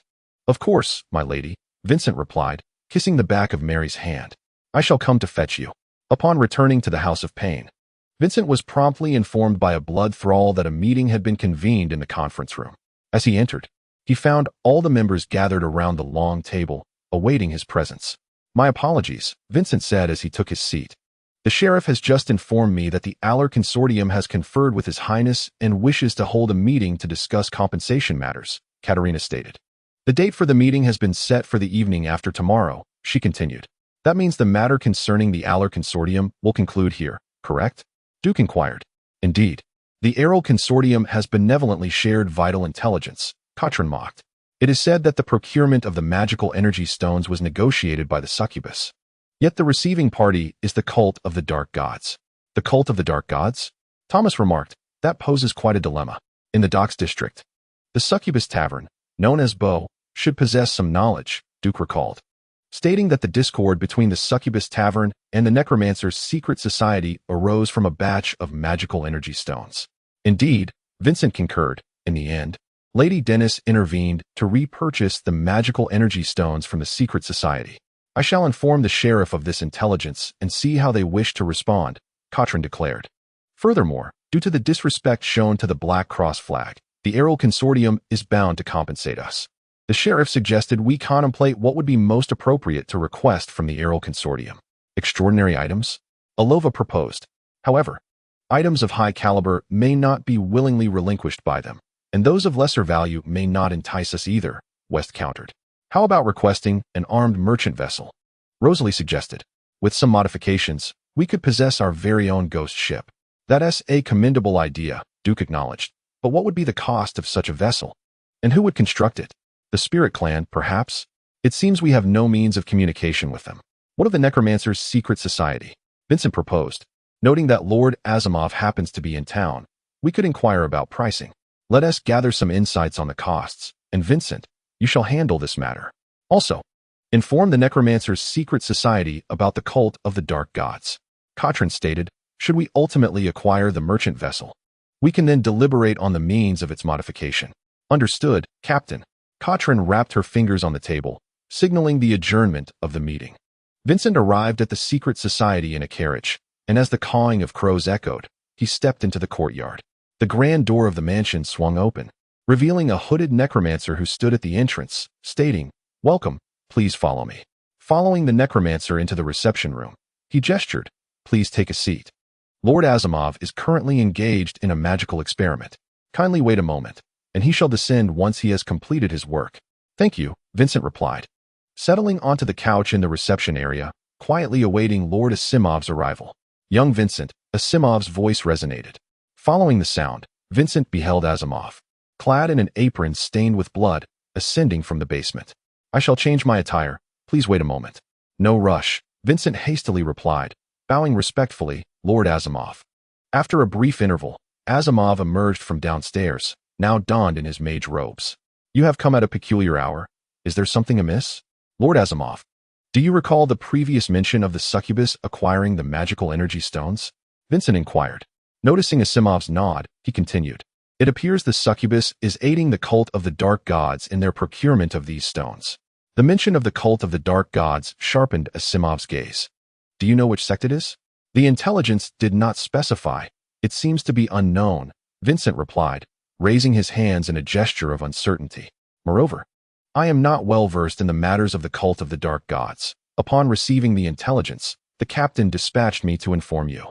I had almost forgotten that young Vincent was still a novice. Asimov chuckled, his gaze softening as he began to elucidate. Chapter 46. The malevolent deity. It is said that at the twilight of the Dark Age, a mortal named Apocalypse Celadon first uncovered the extraordinary powers stemming from a fateful transaction. At that time, Celadon was merely an ordinary miner who, during his excavations, stumbled upon an exquisitely crafted stone statuette. This artifact enabled Celadon to communicate with a formidable transcendent entity residing in another dimension. Through this exchange, Celadon transformed into Apocalypse Celadon, thus bringing an end to the Dark Age. As the knowledge of the transcendent expanded, humanity gradually learned the art of negotiating with these powerful beings from other realms. By offering faith, sacrificing souls, or even engaging in rituals designed to please these beings, mortals could acquire the extraordinary powers bestowed upon them.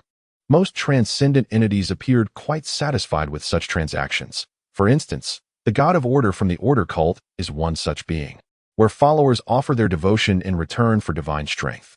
Although the god of order tends to be somewhat preoccupied with managing his adherents, he occasionally delivers oracles or blesses favored individuals. However, the majority of transcendent entities residing in their otherworldly domains remain indifferent to the dealings of mortals, leading many scholars of the arcane to speculate that these beings may merely be divine machines, responding only when provided with the requisite offerings. Conversely, there exist other transcendent entities that exhibit a greater fascination with the material world capable of producing these offerings. They revel in observation, intervention, and even manifestation within the realm of reality. Collectively, these beings are referred to as malevolent deities, and the sects that venerate them are known as the malevolent cults.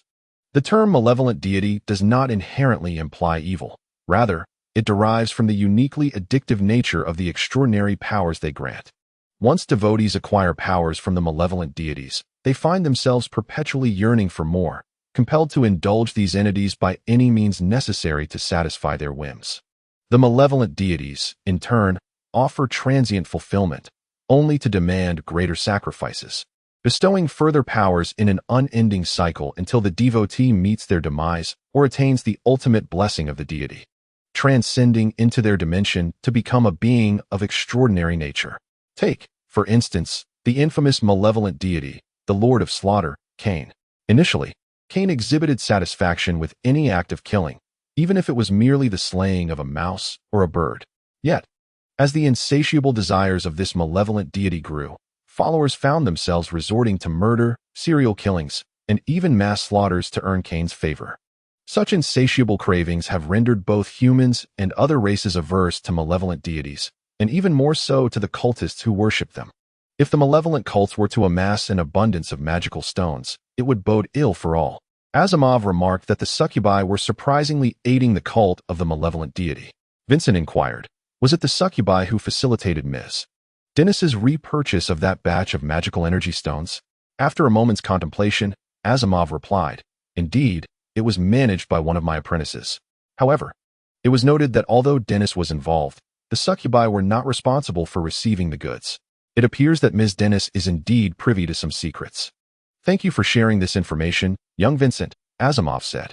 I shall inform the secret order of the circumstances. There is one more matter, Vincent continued, observing Asimov's inquisitive gaze. I would like to inquire about the cost of transforming an armed merchant ship into a ghost ship. That depends on the modifications you desire, Asimov explained. The most basic ghost ship can only navigate the seas, shrouded in death mist to conceal its presence from sunlight, with spectral crew bound to the vessel. This is not exorbitantly expensive. With material and processing costs, and a friendly price from the secret order, it would amount to approximately 70 to 80,000 dark gold. However, if you require a more advanced ghost ship, such as one capable of underwater navigation, equipped with necromantic cannons and death guardians, that would incur a different cost. Ultimately, it hinges on your specific needs. I understand, Master Asimov, Vincent acknowledged. Thank you. Not at all. Asimov was about to continue when a hooded mage hurriedly entered and whispered a few words into Asimov's ear. Enveloped in magical protection, Vincent heard nothing, but noted the sudden sharpness in Asimov's gaze. Waving the mage away, Asimov addressed Vincent. The succubus tavern in the dock district has been annihilated. What? Vincent exclaimed in shock.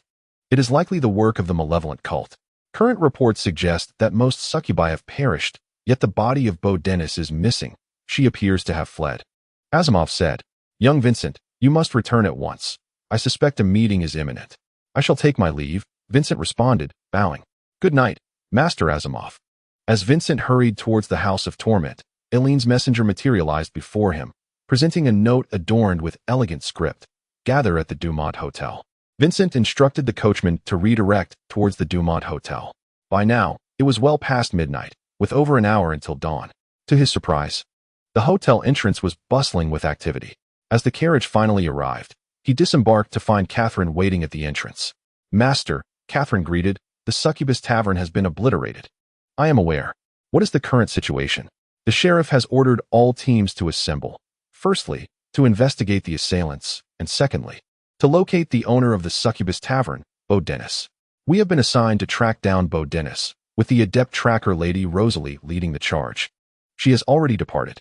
Lady Katerina remains at the Dumont Hotel, while Lady Elena is stationed at the House of Torment. I shall meet Captain Katerina first, and then set out. Vincent, you have arrived just in time. Katerina emerged from the Dumont Hotel. You are aware of the situation? Yes, Captain, Vincent confirmed. The Secret Order has received intelligence, and Master Asimov informed me, prompting my swift return. Dawn approaches, Katerina stated. You possess the Sunwalker Stone. Go immediately to assist Rosalie. Yes, Captain. In the northern part of the dock area, on the outskirts of United City, the sky began to brighten ever so slightly, heralding the arrival of dawn. Rosalie, Chip, and Duke, fully armed, awaited on horseback in front of a dense forest, accompanied by their blood servants. Vincent is on his way, Duke remarked as he glanced at the letter. The Dumont Hotel has also dispatched a team of trackers to assist us, Chip added just as Vincent and Catherine rode up. Have the others returned? Vincent asked, pulling on the reins and halting his horse. Yes, let us converse while we ride, Rosalie urged, spurring her steed forward. Her beast form, already activated, intently continuing the pursuit. We have been tracing her from the Siren Tavern. Dennis should be fleeing in this direction. So far, we have found no other signs, which suggests that the cult of the Dark God has not yet discovered her escape. Duke relayed the latest developments to Vincent. Following Rosalie, the scent of the female Dennis wafted through the forest, the trail unmistakably evident. As they ventured deeper, the path grew narrower and the trees denser, compelling the group to dismount and proceed on foot, leaving a few blood servants behind to guard the horses. At this moment, the sun had risen. Although the Sunwalker Stone shielded the bloodkin from the sun's searing rays, its light nonetheless diminished their combat prowess to some degree.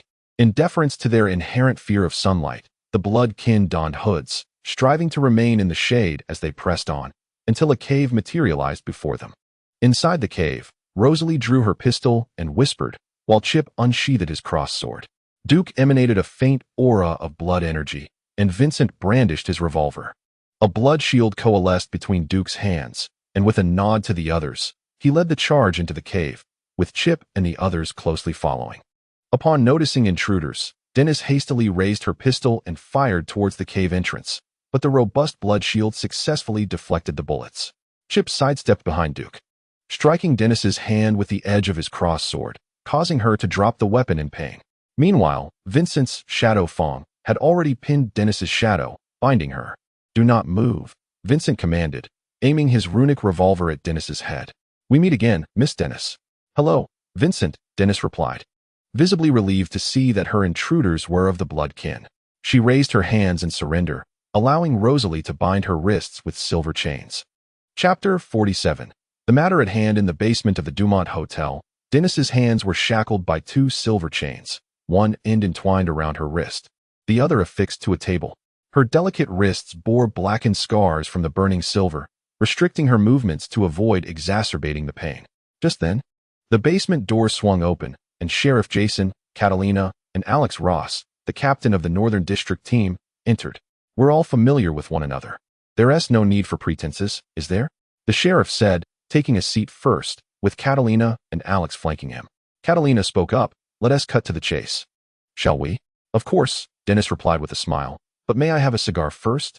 Alex unfastened one of the silver chains from Dennis's hand and wrapped it around his ankle, the silver gently searing his skin. He offered Dennis a cigar and lit it for her. Thank you. By the way, your cigars are truly remarkable, she remarked as she exhaled a plume of smoke and began to recount her tale.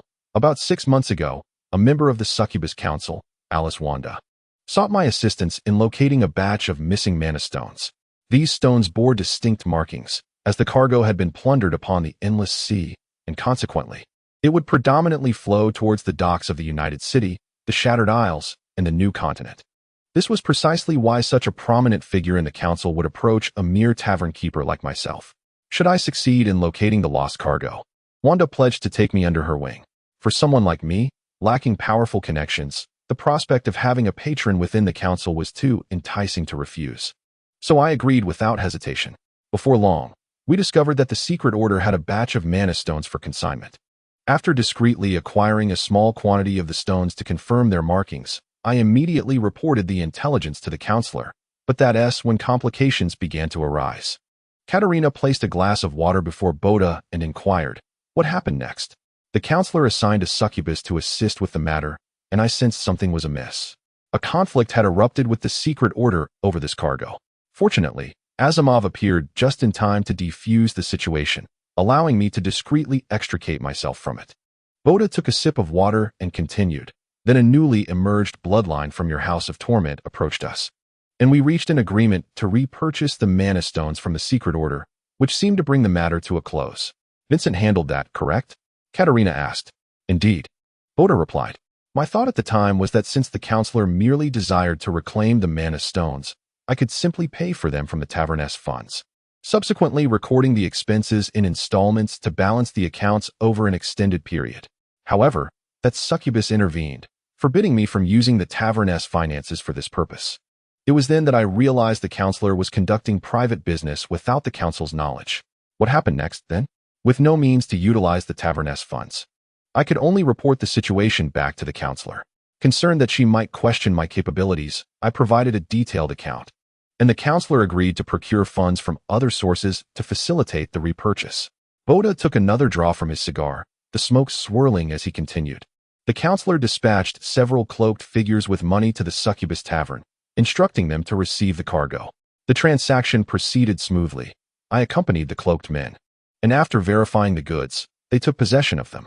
The counselor kept her promise and provided me with substantial assistance thereafter, which allowed me to maintain ongoing relations with her, assisting with minor matters. Until today, I found myself puzzled when Jason, who had been silent, suddenly interjected, "Why? 6 months later, would someone come to eliminate you?"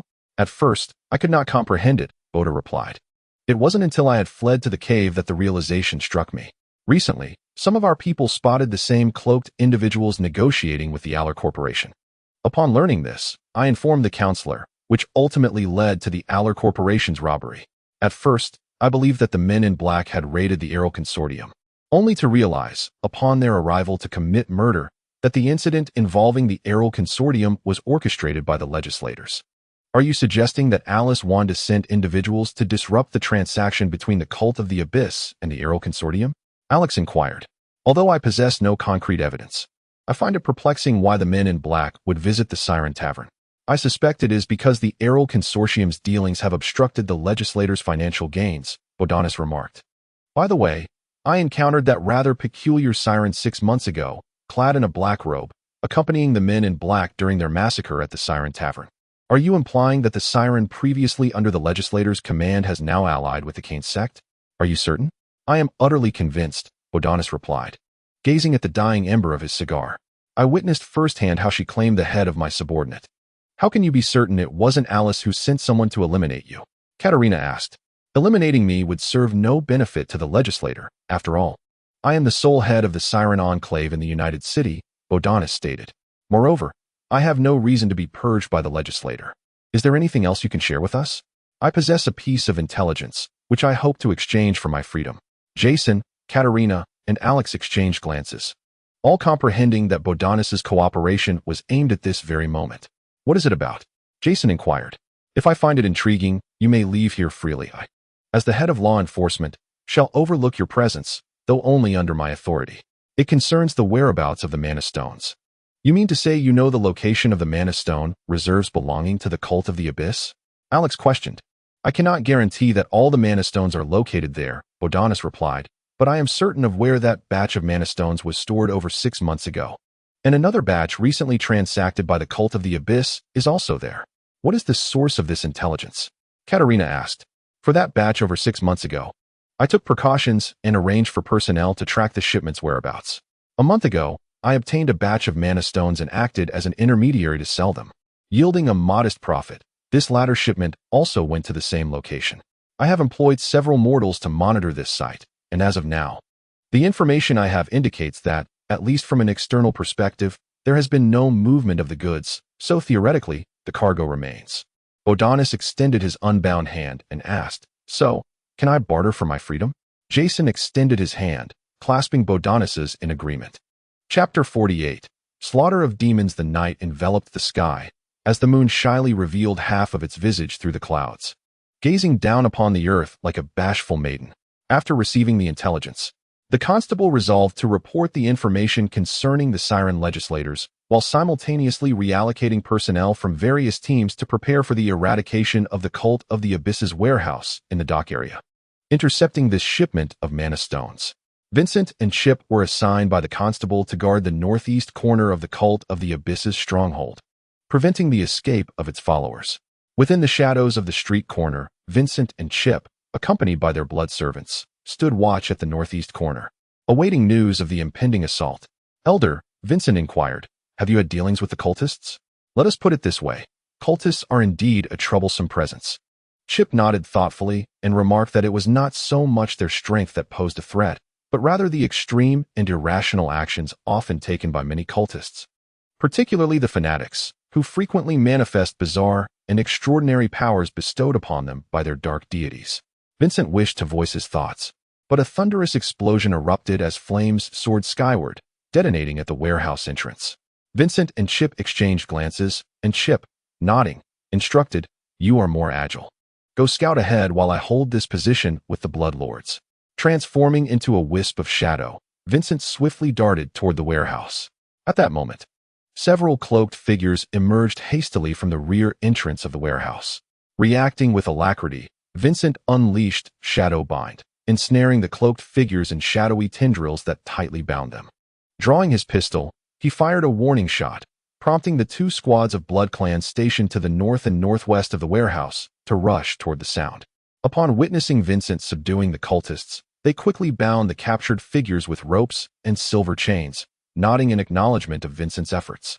Continuing his transformation into mist, Vincent roamed the northern section of the warehouse, searching for any remaining cultists attempting to escape. Meanwhile, at the main entrance, the frenzied cultists had rigged explosives, obliterating the invading Blood clan and their leaders into mere fragments. Amidst the swirling smoke, Sheriff Jason transformed into a chilling frost mist and charged into the warehouse. Observing this, Katarina, enveloped in shadowy magic, followed suit into the icy fog. Inside the warehouse, a cloaked figure adorned with crimson sigils was ruthlessly slaughtering the fleeing cultists. Numerous bodies lay strewn in pools of blood, which gradually flowed toward this figure, causing them to swell in size and strength. The dark robe could no longer conceal their form, and with a mere flick, they tore it asunder.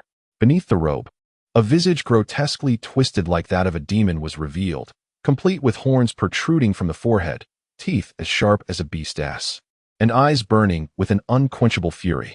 Their skin had thickened into a layer resembling armor, a crimson physique towering over 2.5 meters, with muscular sinews radiating immense power. At the center of their chest, a diamond-shaped mark pulsated with a strange and potent energy. As the last of the cloaked figures fell to the slaughter, the crimson demon began to chant foul praises to the dark god in a corrupted tongue. The flesh and bones scattered among the corpses coalesced in the demon's grasp, forming a massive bone blade. "Be cautious," came the voice of the frost mist, revealing that the disciple of the Lord of Slaughter, Cain, had already succumbed to becoming a demon of carnage. Katarina, accompanied by the Blood clan, pursued closely behind. Upon seeing the imposing figure of the slaughtering demon, she crushed a crystal emanating shadowy magic, her hands weaving intricate seals as shadow energy coalesced into a magical array in the void. The Bloodline and its vassals unleashed a hail of gunfire upon the murderous demon, providing cover for Katarina to cast her spell. Although the silver bullets failed to penetrate the demon's formidable chitinous armor, they successfully drew its attention. The demon, exhibiting agility that belied its massive form, charged into the throng. The Blood vassals and the Bloodline dispersed, employing various skills to inflict wounds of varying depths upon the demon. The claws of numerous ghouls left shallow marks across its body, while the demon effortlessly cleaved a Blood vassal in half with its enormous bone blade, subsequently decapitating another Bloodline member. With a swift maneuver, the demon raised its great blade and bisected yet another Blood vassal, leaving none capable of enduring even a single round of combat. A mist of frost began to swirl incessantly around the demon. Gradually, it was encased in ice starting from its feet as it struggled fiercely, swinging its bone blade in a futile attempt to sever the frost-laden air. which it could not harm in the slightest. As the icy elements accumulated and spread, the demon's lower body became completely encased in ice. The fury igniting in the demon's eyes intensified, culminating in a thunderous roar as a strange and violent energy erupted from the mark upon its chest. The icy bindings restraining it shattered under the force of this energy, causing the frost mist to rapidly retreat. Jason, now a figure of half mist, concentrated the icy elements in his hands and unleashed a shatter ice, sending countless shards of ice, guided by elemental blood energy, piercing into the demon. Blood erupted as the ice penetrated, provoking a pained roar from the demon, which, despite being riddled with icy fragments, swung its massive blade towards Jason. At that moment, Katarina's spell reached its culmination, forming an abyssal flame spear within the void. With her mental focus, she easily pinned the demon, who raised its bone blade, into the ground. The magical flames ignited upon the demon's body, transforming its magical energy into fuel for the abyssal flames. As its power dwindled, the demon grew weaker yet persisted in its struggle to rise, relying on its formidable physical strength. Jason, in a semi-mist state, gathered a substantial amount of icy elements in his palm, compressing them to their utmost before striking the demon with a frost shock, completely encasing it in ice. Devoid of magical protection, with a powerful grip, he shattered the remaining icy blood energy in his palm, causing the massive ice encasing the demon to explode, tearing the creature into fragments. "Captain," Katarina inquired, stepping forward, "are you unharmed?" "I'm fine, but I appreciate your concern," Jason replied, aware that Katarina could not have executed such a high-level shadow magic without utilizing a shadow crystal, a disposable magical stone that aids shadow mages in storing vast amounts of shadow power. "I will procure shadow crystals for you under the name of the Dumont Hotel." "Not a problem. A few days ago, the Dragon Tooth Consortium acquired a batch of goods from the Aller Consortium at the House of Suffering, which included 5 shadow crystals," Katarina informed him. "The Dumont Hotel will purchase those 5 crystals at market price," Jason stated. "You should keep them for your own use." "Thank you, esteemed sheriff," Katarina replied. "Now, let us clear the battlefield," Jason instructed.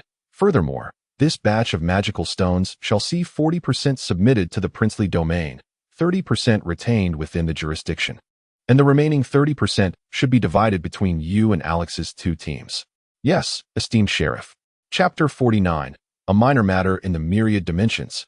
Countless powerful malevolent deities exist, among which the infamous Lord of Slaughter, Cain, stands out as an extraordinary being profoundly intrigued by this reality. Obsessed with carnage, Cain is one of the more easily appeased entities among the malevolent gods. Upon establishing a connection with Cain through ritual, any act of slaughter performed in his name grants his followers his blessings.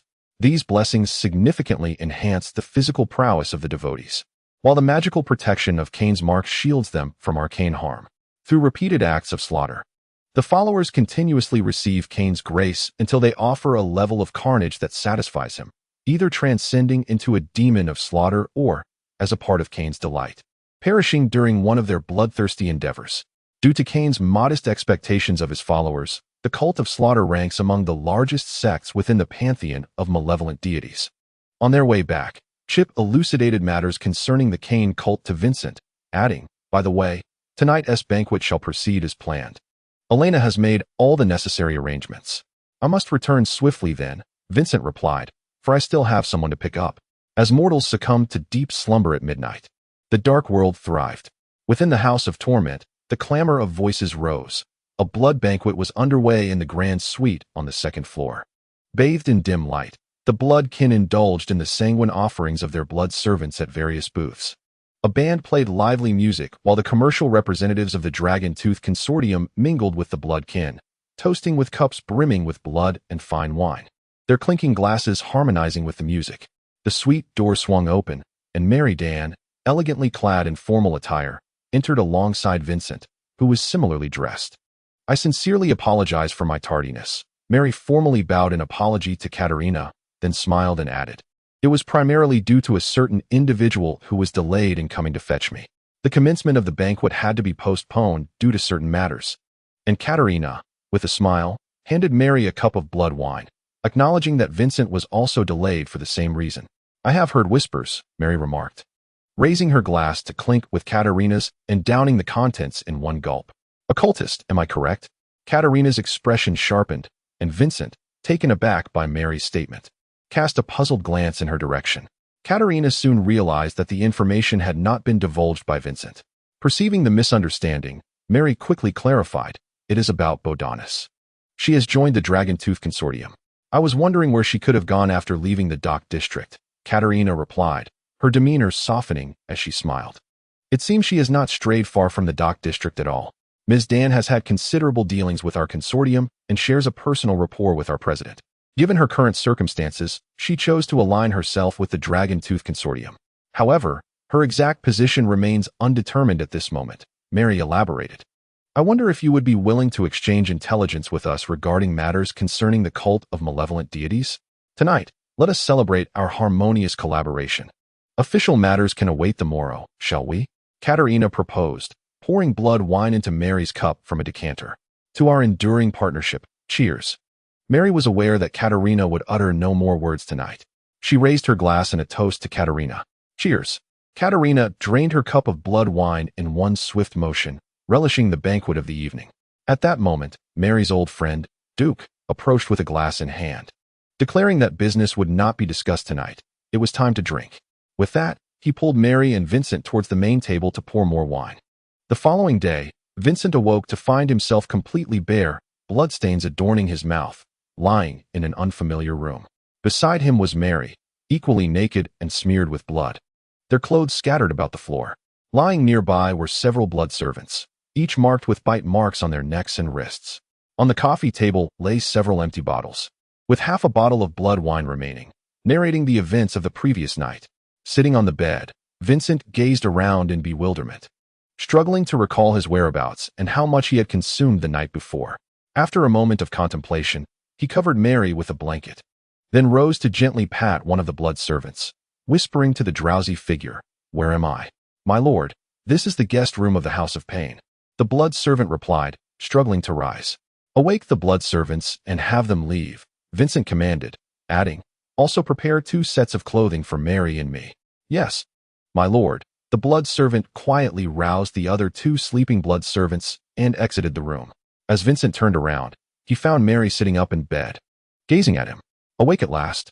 Vincent smiled. "How much did we drink last night? Do you not recall anything from last night?" Mary replied with a laugh. "Then why not help me remember?"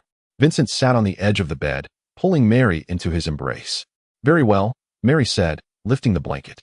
The moonlight cast a hazy glow as the carriage traversed the dock area at midnight, the dim streetlights streaking past the carriage window like shooting stars. Having just departed from the House of Pain, Mary and Vincent engaged in light conversation as they sat in the carriage. "It seems you are reluctant to share any information regarding the cultists." "My dear, I cannot say, for I have been by your side the entire time," Vincent shrugged. "Are you not willing to share a morsel? It is best we maintain a clear distinction between matters of the heart and business." Vincent gently cupped Mary's face, bestowing a soft kiss upon her cheek, ensuring no one would feel uncomfortable. "Indeed," Mary replied, grasping Vincent's collar and pressing her lips to his. At that moment, a messenger materialized before Mary in the void. She accepted the note handed to her, while Vincent turned his gaze to the flickering streetlights outside. "My dear, I must make a trip to the docks to attend to some business," Mary remarked after reading the note. "Shall I accompany you?" "Certainly," Mary replied with a smile. With Vincent's command, the carriage veered towards the docks. Upon arrival, the Dragontooth Consortium's outsiders confronted another group, the tension palpable.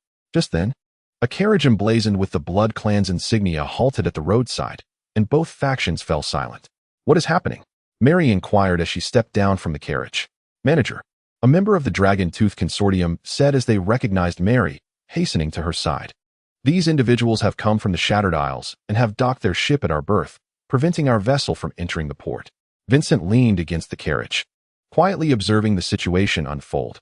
The 3-masted sailing vessel was unmistakably of foreign origin. Its bow, marked by numerous cracks, seemed to emanate a faint magical aura, while the tattered sails bore indistinct runic inscriptions. The crew appeared to be a motley assembly of various exotic races. Vincent easily recognized ogres, colloquially known as headless horsemen or dullahans, as well as crocodilians, among others whose features eluded his identification. The leader, clearly the captain, was of an indeterminate race. adorned with a triangular hat embellished with colorful feathers. His gray-white hair cascaded over his shoulders, and a grizzled beard lent him an air of weariness. Clad in a leather trench coat, he bore a holster on his belt that housed a revolver, while a curved blade hung from the opposite side. Our ship has encountered a tempest, sustaining significant damage. Thus, we have been compelled to seek temporary refuge here. We are currently engaged in repairs, and as soon as the vessel is operational, we will vacate the berth, the captain explained, noticing that Mary was in charge. The representatives of your esteemed consortium demand our immediate departure. However, given the extent of the damage, it is simply unfeasible. I sincerely apologize, the captain added. Your delay is preventing our merchant ship from entering the port. What shall we do about the ensuing losses? A representative from the Dragon Tooth Consortium shouted at the captain. Hurry up and leave. Let us converse civilly, Mary interjected, gesturing to the consortium employee before turning to the captain. I empathize with your predicament, but as the manager of the Merchant Association, I must express my stance. You occupy a berth that rightfully belongs to us, obstructing our merchant vessel's entry. When can you assure us that your repairs will be concluded and the berth vacated? We are exerting every effort to repair the ship, but it may take until tomorrow. The captain replied. Our cargo vessel is anchored in the bay, and we will incur costs due to the delay in our goods, Mary stated. If you cannot provide some form of compensation, I will have no choice but to take measures to reclaim the berth. Due to the storm, we have had to abandon most of our cargo, and we genuinely cannot afford any compensation, the captain lamented. Could you allow me to leave an IOU? And if you never return to Union City, how shall we locate you? One of the Dragon Tooth Consortium members retorted. Observing the captain's predicament, Vincent stepped forward to address both parties. How about this? The Dragon Tooth Consortium's ship can occupy our berth, unload its cargo, and depart. Meanwhile, let them repair their vessel here, and Captain, would you be willing to offer some form of berth fee? My dear, since you wish to assist the captain. Mary looked at Vincent. As long as there is no delay in unloading the cargo, the berth fee can be waived. Everyone faces hardships. I agree. Let us extend a helping hand, Vincent replied. Thank you, sir, the captain expressed his gratitude. What shall I call you? I, the Orca, owe you a favor. Should you require assistance in the future, I will surely oblige. I am Vincent, the head of the Payne House in the Dock District, Vincent responded. Everyone encounters difficulties. Please expedite the repairs and vacate the berth as soon as possible. Thank you, sir, the Orca captain concluded, promptly instructing his crew to begin urgent repairs on the damaged vessel, while the Dragon Tooth Consortium's merchant ship successfully navigated into the Blood Clan's berth to commence unloading. A minor matter, thus resolved. Chapter 50. The Phantom Vessel in the Conference Room of the Payne House. Catalina gazed at the members of the Blood Clan seated at the long table and announced, the meeting between the Prince's Domain and the Aller Consortium has concluded. The discord between us and the Errol Consortium comes to an end. In our House of Suffering, the Errol Consortium shall bestow upon us a wooden three-masted sailing vessel as compensation. We possess our own ship now. The crowd erupted in applause as Alina proclaimed, Oceanic trade. Duke added, armed plundering. To Africa for slaves. Thomas exclaimed, very well, all of that shall come to pass. However, Katerina interrupted the jubilant cheers, stating, nonetheless, it is an old ship, thus it is imperative to transform the three-masted vessel into a ghost ship through necromantic spells. Vincent, what does the Arcane Society propose? Lord Asimov believes the crux lies in our requirements, Vincent replied. If it is merely to be converted into a ghost ship, with spectral crew bound to the vessel and possessing the death mist ability, the standard ghost ship, including materials and labor, should be resolvable for around 70 to 80,000 dark gold. However, should we require additional functionalities, the price would be uncertain. 70 to 80,000 dark gold, which is approximately the cost of an ironclad armed vessel, Duke remarked. Would it be possible to offset the price if we supply some materials? I have yet to discuss this matter with Lord Asimov, but theoretically, it should be feasible. Vincent answered. Lord Asimov advised us to ascertain our needs before proceeding further. Katerina pondered for a moment and inquired, Alina, how much cash do we currently possess in the House of Suffering? Including our deposits, we have over 58,000 dark gold available, Alina replied. Moreover, we still have a considerable amount of extraordinary materials yet to be sold, including those obtained from our previous dealings with the Dragon Tooth Consortium and the recently seized Mana Stones. Liquidating these assets may require some time, but if all goes smoothly, We should be able to recoup around 40,000 dark gold. We should retain at least 20,000 dark gold as a reserve, shouldn't we? Rosalind asked. 3,000. Alina clarified, as we need funds to acquire supplies for the armed merchant ship and cover our operational costs. If we compress our reserves below 30,000, the House of Suffering will only be able to operate as an intermediary, earning commissions. What is the extent of the shortfall without affecting the operations of the House of Suffering? Duke queried. If we were to disburse such a substantial sum immediately, we would be short by 70,000, Alina stated. However, if we extend the payment period to 3 years, the shortfall would be negligible, if it exists at all. We can contribute nearly 20,000 dark gold annually to our Team S account, and with the House of Suffering's deposits. We should be able to resolve this funding issue within 3 years without compromising our operations. Although the financial pressure is considerable, overall, this investment remains exceedingly valuable. Once we acquire the ship, theoretically, the House of Suffering's annual revenue could increase by 20 to 25%. 3 years, you say? Katerina remarked. Vincent, you, Rosalind. And I shall visit the Arcane Society. The carriage halted before the entrance of the Arcane Society. Upon noticing the carriage emblazoned with the insignia of the Shadow clan, the crows perched upon the walls cawed, and the doors of the Arcane Society swung open. A number of hooded necromancers emerged, standing along the path to greet Katerina and her party. Katerina, young Vincent, Rosalind, Lord Asimov awaits you inside. A voice resonated from the entrance. Please, come in. As they followed in Asimov's footsteps, Katerina and her companions arrived at the reception room. Please, take a seat, Asimov said, as his underlings, the necromancers, placed a teapot on the coffee table and poured tea for everyone. Lord Asimov, we have come to negotiate a business deal with the secret society, Katerina stated. The ghost ship, correct? Vincent mentioned it to me previously. Asimov replied, it is indeed quite impressive that you, having only been in the House of Suffering for a mere decade, are already capable of acquiring a ghost ship for your stronghold. You are destined for greatness. You flatter me, Lord Asimov. Katerina responded with a nod before inquiring, I heard from Vincent that you might have proposed a price. Yes. We are responsible for providing the materials to render the ship a vessel of the undead. Asimov took a sip of tea and continued. The ghost ship comes with a regenerative hull, ghost sails, and the ship is imbued with the constant magic of death mist. It will be manned by an adequate number of ghost crew, powered by magical energy stones or souls. The price fluctuates primarily based on the size of the vessel you provide. What I offer here is merely a median price. What about the cannons and the ground troops? Katerina asked. Those will require separate calculations, Asimov replied. The most basic undead cannon costs 1,000 dark gold per unit. For the ground troops, you can enhance the ghost crew on board. Depending on the size of the ship, each crew member averages between 30 to 50 dark gold. There are further options, such as the undead giant cannon and the death guard, among others. Additionally, there are constant magic options like submarine navigation and ghost claw, depending on your requirements. Of course, you may also choose to first create the basic ghost ship and add enhancements gradually. How shall we proceed with the payment, and what is the estimated delivery time? Typically, a 25% deposit is required initially, followed by payments in 3 installments. 20% upon completion of the necromantic runes inscription, 20% upon the completion of the ghostification, 30% upon delivery, and the final 5% 1 year after delivery, Asimov explained. If funds are sufficient, the secret society can complete the ship's delivery within 18 to 24 months. However, some processes may benefit from a slower pace to enhance the overall quality.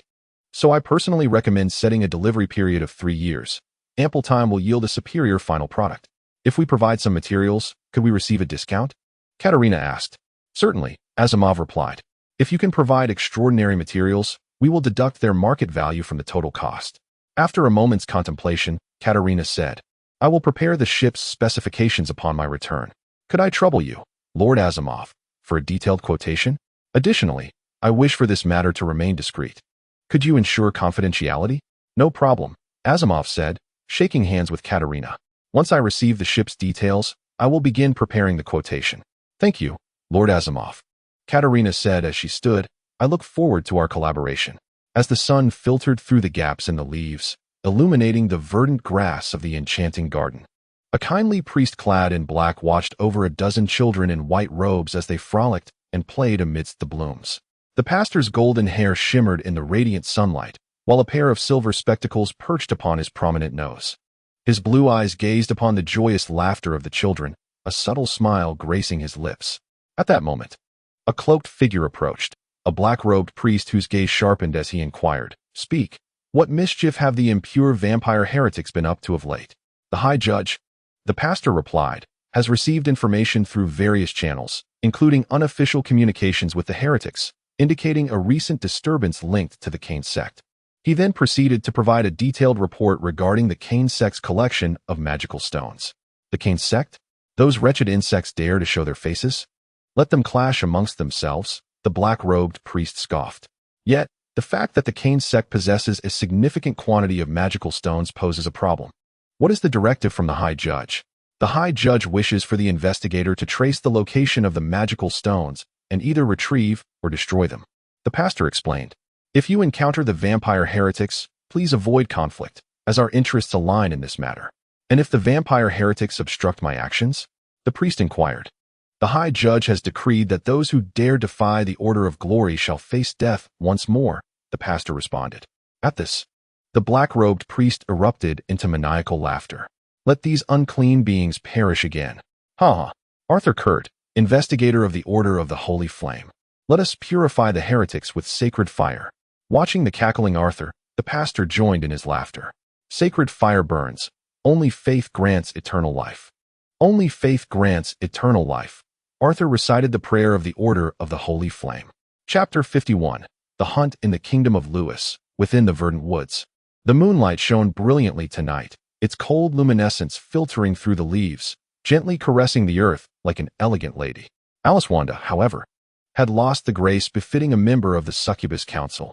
Her frantic demeanor marred her exquisite appearance, while branches left scratches upon her delicate gown as she fled through the moonlit forest.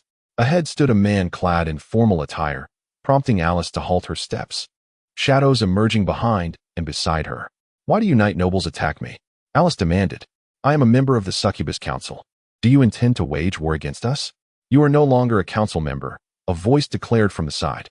"Your council status has been revoked." "It's you." Lucy, a beautiful lady in hunting attire, emerged from the shadows, her face illuminated by the soft moonlight. None other than Lucy Clara, a member of the succubus council. "As for why we seek you, you are more aware than we are. Come along quietly. There's no need to make this difficult." "Humph. Falling into your hands would only make it worse." Alice formed a seal with her hands, conjuring several blue flames that flickered into existence around her. "Be cautious.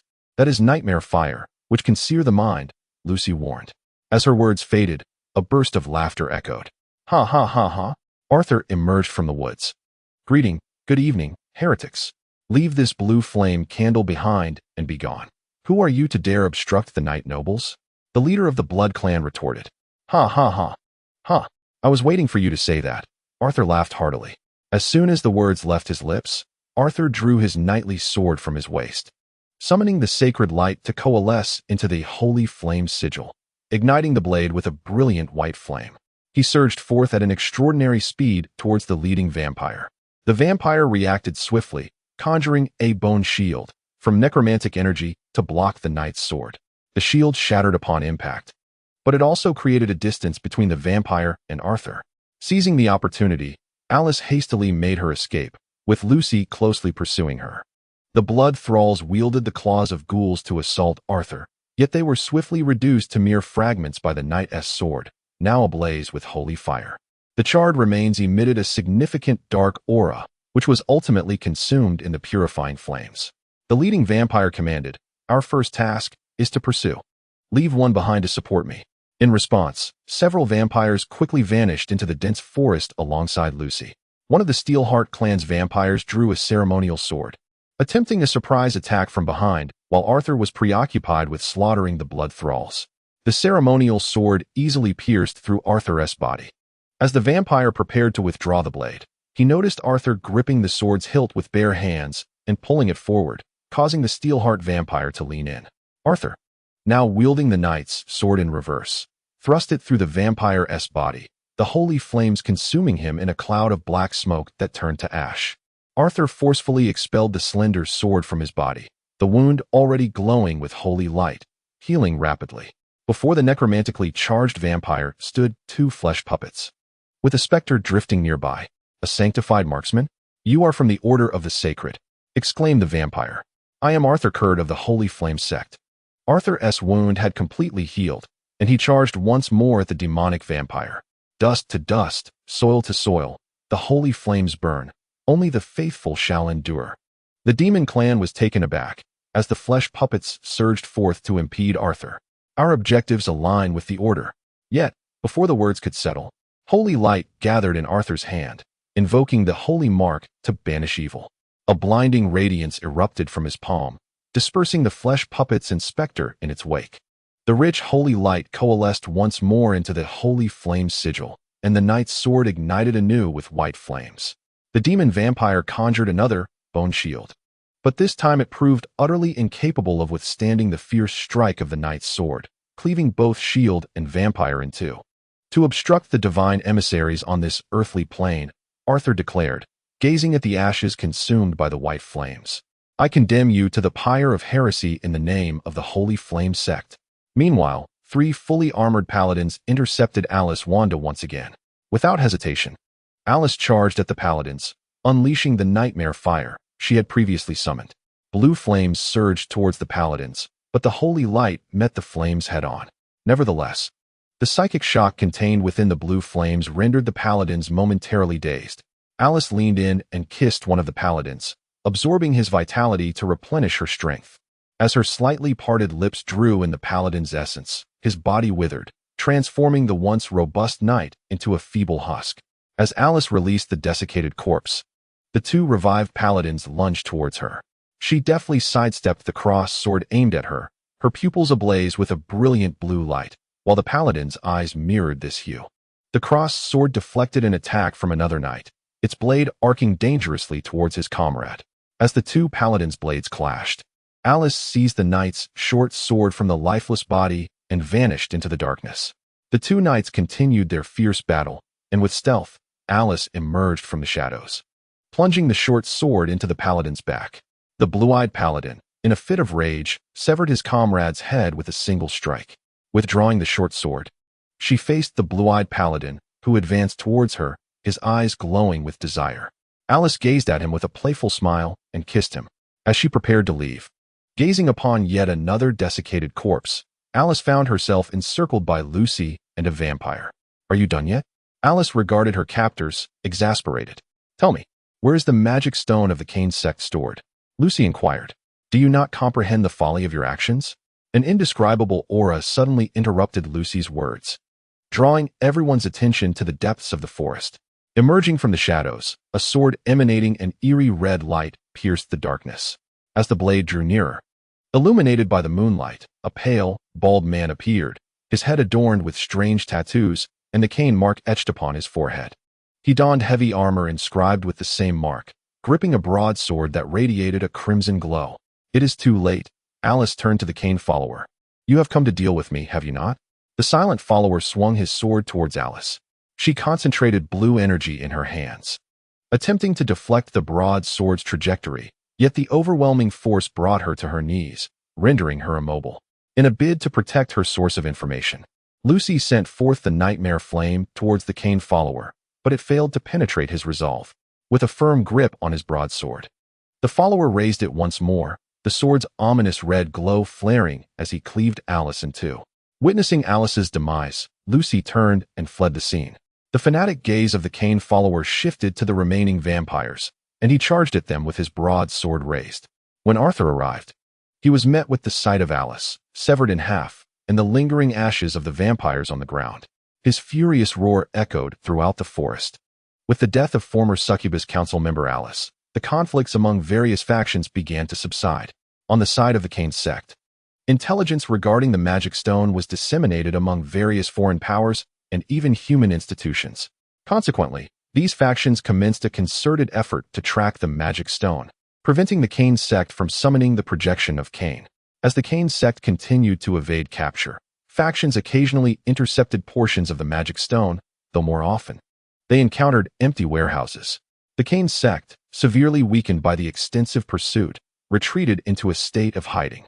Meanwhile, after successfully intercepting a portion of the magic stone. Life in the United City returned to a semblance of tranquility.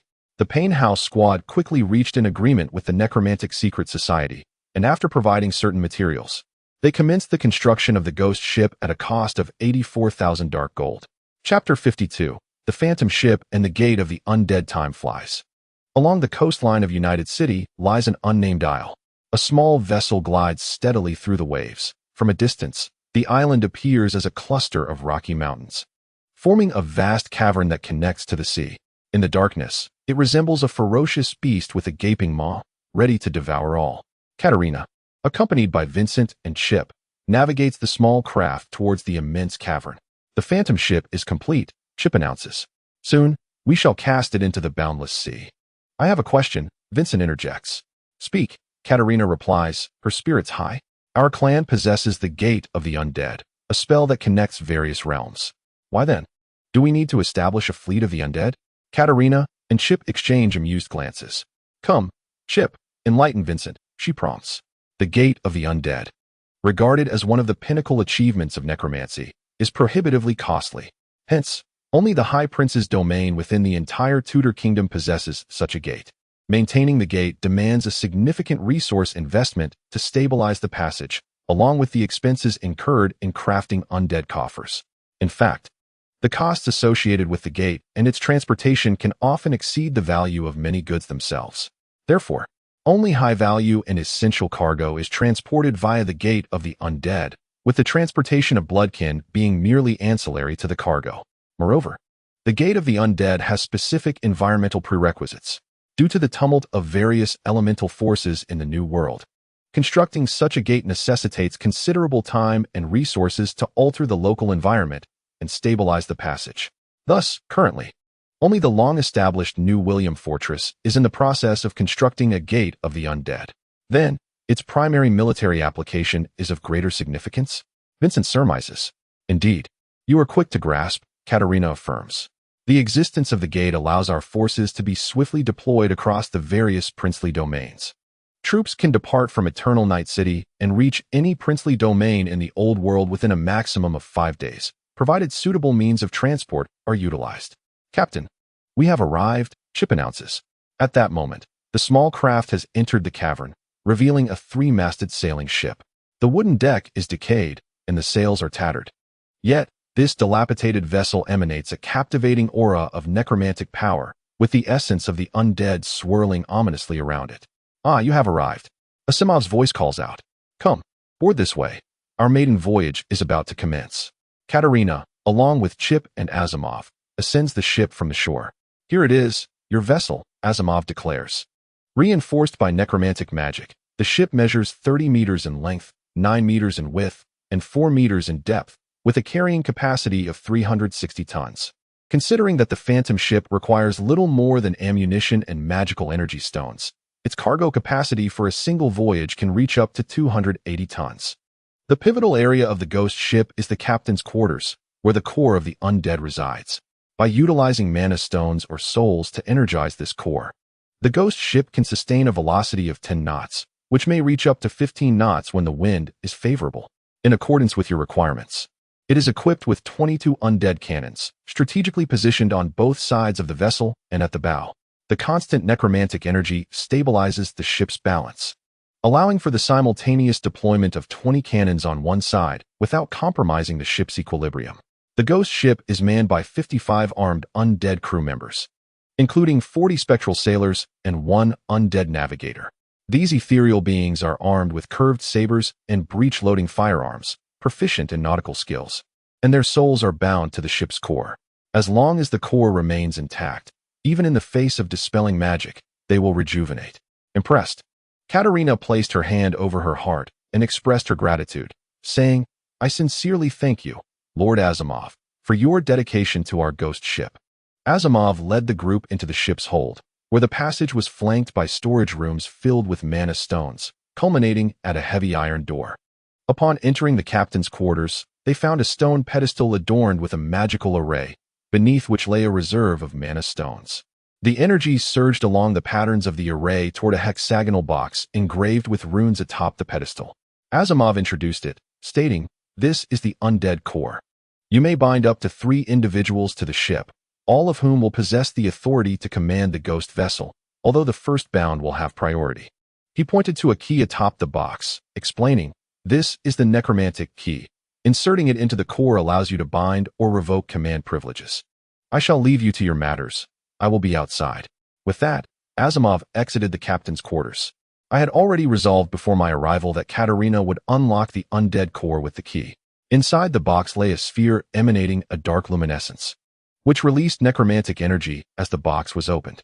The ship was now bound to the 3 of us, with the key entrusted to my care. "Yes, my lord," Vincent and Chip replied.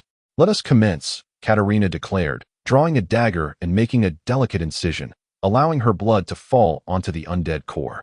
The sphere, glowing with black light, absorbed the crimson liquid, intertwining our souls with the ghost ship. After the binding was complete, the group exited the room. Katerina, smiling, inquired of Asimov, "Lord Asimov, may I have the honor of inviting you to join us on our maiden voyage?" "It would be impossible for me to decline, dear Katerina," he responded. As Katerina grasped the helm, a surge of magic coursed through the ship, eliciting a cacophony of wails as the spectral crew materialized, illuminated by a blue glow. Armed with curved sabers and firearms, the undead crew ascended from the hold, their eyes shimmering with azure light. "Set sail," Katerina commanded, as the undead emitted silent roars. The rusted anchor was hoisted, and the ghost ship began its slow departure from the cave. The waves posed no hindrance to the ghostly vessel, which glided away from the island under the moonlight. The undead navigator approached Katerina, raising his left arm, while his other hand unfurled a human skin map scroll stitched to his arm, presenting it before her. Katerina perceived the essence of the necromancer navigator. With a deft stroke along the wind's direction on the map, the navigator emitted a silent roar, causing the ship's wheel to begin its rotation. The vessel adjusted itself toward the favorable wind, its bow slightly rising under the force of the breeze, accelerating its speed. Should the need arise to evade sunlight, one could either press the central button on the ship's helm or communicate with the necromancer's core to activate the death mist, which could shroud the ship within a radius of 3 nautical miles, concealing its presence and shielding it from the sun's searing rays. Asimov elucidated that the cannons required crew operation and all commands could be executed via communication with the necromancer's core, though verbal commands were also permissible. "Cannons ready, starboard reefs," Katerina commanded, as the spectral crew commenced the transfer of the artillery. A silent shriek echoed through the connection of souls, resonating within Katerina's heart. "Fire!" The necromancer's cannons erupted with a roar, sending a barrage of cannonballs crashing into the distant reefs, reducing them to rubble. "Indeed," Chip remarked, "the accuracy is quite commendable." The crew, having been seasoned sailors in life, Asimov noted, were adept at gathering quality souls, which was typically a time-consuming endeavor. "You have a keen eye, Lord Asimov," Vincent acknowledged. Katerina maneuvered the ghostly vessel through various trials, from cannon test firings to tacking against the wind, summoning the necromancer's mist and executing swift turns. "I am immensely grateful, Lord Asimov. The House of Torment is exceedingly pleased," Katerina expressed. "I shall arrange for the payment to be sent to the secret order." With that, she handed a prepared letter to the messenger, who vanished into the void. "By the way, this matter is to remain quite discreet, correct?" "Rest assured, it is indeed low profile," Asimov replied. "By the way, do you wish to name this ship?" Katerina pondered for a moment before responding. "Let the captain of the vessel bestow its name." Soon, a skeletal bird materialized upon Asimov's shoulder, its beak clutching the envelope. Asimov opened the letter to glance at its contents. The payment had been received, and the collaboration was delightful. "Working with you, Lord Asimov, is always a pleasure," Katerina beamed, amidst the tumultuous waves beneath the waning moon. Within the shrouded mists of the ghostly ship, Asimov's laughter resonated. Chapter 53. The Sea Chart at the Dragon Tooth Consortium. Vincent was donning his attire. "Are you certain you do not require a carriage?" inquired Mary, clad in a lace nightgown. "The dock area seems rather chaotic of late." "No need," Vincent gently kissed Mary. "I have an appointment with someone at the fortress bar. It is more convenient to walk." "Oh, have you arranged a clandestine meeting with some fair maiden?" Mary asked, lighting a slender cigar with a smile. "Business," Vincent replied with a wry smile. "Do you recall the captain of that ship who occupied your berth last time?" "I remember. The vessel with a crew of Dullahan, captained by the Orca," she replied. "Indeed," Mary said, enveloped in smoke. I have a vivid recollection of that Dullahan crew. What is it, my dear? You have shipping business and did not involve me? The Orca approached me, seeking assistance from the House of Torment for a shipment. Vincent chuckled. Or perhaps, my dear, you have been secretly delving into this line of business? Mary's expression shifted momentarily. I would never dare to compete with the House of Torment. Then I shall take my leave. Vincent kissed Mary on the cheek and exited the Dragon Tooth Consortium. Indeed, it is Vincent and the Orca who are meeting. As the House of Suffering's foray into shipping is bound to cause some degree of conflict with the Dragon Tooth Consortium. Standing at the entrance, Vincent lit a cigar, exhaling a plume of smoke as he ventured into the shadowy streets. Tonight is a moonless night, with dim streetlights struggling to dispel the darkness. Yet their efforts seem nearly futile. Vincent walked alone along the avenue, occasionally passing drunken men swaying with bottles in hand and scantily clad sirens searching for luck at the roadside. Turning the corner, he was enveloped by the allure of a brightly lit tavern, its wooden sign adorned with the gilded characters Fortress. Pushing open the door, he found the bar filled with an eclectic mix of patrons, the clamor of voices ringing in his ears. Vincent approached the bar and asked the bartender, "Has the Orca arrived?"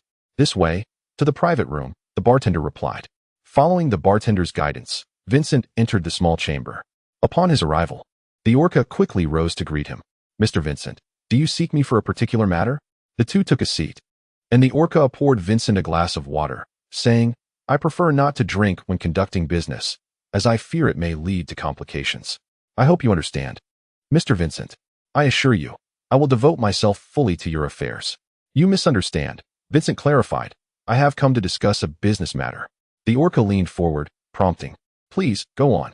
"I am aware that Captain Orca operates a black ship," Vincent stated, "and the organization I represent, the House of Suffering, wishes to procure nautical charts from you. Nautical charts are vital navigational tools, not only recording routes, but also documenting various phenomena, including but not limited to the lairs of sea monsters and the origins of extraordinary items. As a black ship, a marauder of the seas, we engage in everything from the slave trade to the commerce of extraordinary goods. We welcome all opportunities for profit. Thus, precise and detailed nautical charts are essential for safe navigation. Consequently, various fleets purchase charts from black ships to supplement their own navigational resources. I can provide the charts directly to you, Mr. Vincent. It is no trouble at all, the Orca replied. I have been operating in the southern regions of the Endless Sea, and it was only later that I became aware of the Dragon Tooth Consortium's influence in this area. Without you, Mr. Vincent, I might have found myself feeding fish at the bottom of the sea. Just a trifling gesture. Vincent waved his hand dismissively, but business is business. Let us not place Captain Orca in a difficult position. Please, provide me with a price, or I shall have no choice but to take my leave. After a moment of contemplation, the Orca proposed, "How about this? I have recently incorporated Union City into our shipping network, and I am aware that the faction you represent possesses considerable shipping capacity. I happen to have a batch of goods ready for sale. If you could offer me a discount on the brokerage fee, we would have a deal. What discount does Captain Orca desire? Mr. Vincent shall decide. A token gesture will suffice, as I must also provide an account to my crew," the Orca stated, producing a bill of lading from his pocket and handing it to Vincent. "Here is the inventory." Vincent examined the list and replied, "I shall provide you with a price by tomorrow. If you find it acceptable, you can deliver the goods to the House of Suffering. Is that agreeable?" "Very well." They shook hands. "I shall await your news, Mr. Vincent. I will now go retrieve the charts." Without waiting for Vincent's response, the Orca hastily exited the room. Vincent could only smirk wryly, pondering that it seemed he would have to request a discount from the captain after all. Stepping out of the private room, he placed a dark gold coin on the bar counter and addressed the bartender. "A fine bottle of whiskey, please." "Just a moment," the bartender replied, depositing the coin into the cash register before turning to retrieve the liquor. "Hey," a voice rang out. "We actually have someone in formal attire drinking here." Vincent turned to see a burly man reeking of alcohol, flanked by several others who erupted in laughter. Vincent remained silent as the man continued. "This fortress is no place for a sissy like you to drink." Another wave of laughter ensued. Vincent coldly replied, "Get lost." The bartender placed the whiskey and glass on the counter, cautioning, "No trouble. If you want to cause a scene, take it outside." Vincent glanced at the bartender, poured the whiskey into his glass, and downed it in one gulp. The burly man approached, preparing to place a hand on Vincent's shoulder. With the activation of Beast's Body, His crimson gaze radiated menace. He swiftly turned and landed a punch, sending the man flying. The man's companions sprang to their feet, ready to charge at Vincent. But upon seeing the bartender's blood-red eyes, he shouted, "Don't do anything. That's a member of the Blood Clan." The others quickly raised their hands, stammering, "I am sorry. I didn't know. Truly, I didn't know." With his eyes glowing crimson, Vincent waved his hand, using Shadowbind to effortlessly ensnare the group, lifting the burly man and hurling him towards the bar. With a resounding crash, the man collided with the liquor rack, shattering bottles of spirits across the floor. Vincent straightened his attire and picked up a bottle of high-proof liquor from the table, breaking the neck and drenching the burly man in alcohol. The bartender interjected, "I sincerely apologize, sir. I was unaware of your identity." Vincent shot a cold glance at the bartender, interrupting his rambling. He struck a match and ignited the liquor on the bar. As flames spread, the man's screams echoed throughout the bar, igniting both the counter and the liquor cabinet. The bartender, panicking, hastily exited the bar, watching Vincent in terror as the patrons listened in fearful silence to the cries of the burning man. "I will drink wherever I please, and this is the payment for my drink." Amidst the flames and wails, Vincent tossed the dark gold coin onto the table. Nodding at the crowd, "Good night, everyone." With that, he pushed open the door and exited the bar. Once outside, he used Messenger to send a message to the Orca, vanishing into the darkness. Chapter 54. The transaction in the House of Pain. The conference room was filled with members of the Blood Clan gathered around a long table, awaiting the meeting to commence. Duke smiled and said, "I heard you took someone out yesterday? What's this? Did someone complain about you?" Vincent was taken aback. "Not at all." "What do you mean?" Duke replied, "Someone asked me to intercede on your behalf. People have already been taken out. What is there to intercede?" Vincent chuckled. "They're worried you might go back and take out the establishment as well." "That is unlikely," Vincent responded. "It's all about the reputation of our team. You taught me that if no one fears us, everyone will dare to tread upon us. After we finish up here, join me for a meeting." They wished to express their gratitude. Duke began, but before he could finish, Katerina entered the conference room, smiling at Vincent. "I heard you took someone out last night. Has the captain heard about this?" Vincent replied, somewhat helplessly. "Yes," Katerina stated as she took her seat at the head of the table. "Well done. With your actions, I expect the chaotic dock area will quiet down significantly. Now, let us get down to business. The Orca seeks to offset the charting costs with a discount on the intermediary fee. This is the list of goods." Vincent briefly outlined the situation. "Very well. Let us offer a 70% discount," said Catalina, examining the inventory. "We can handle the goods ourselves. You present the price to him, and if all is satisfactory, we shall settle at the House of Pain." "Understood, Captain. Now let us discuss the matter of shipping." "Vincent will be in charge of our maiden voyage," Catalina remarked. "Me?"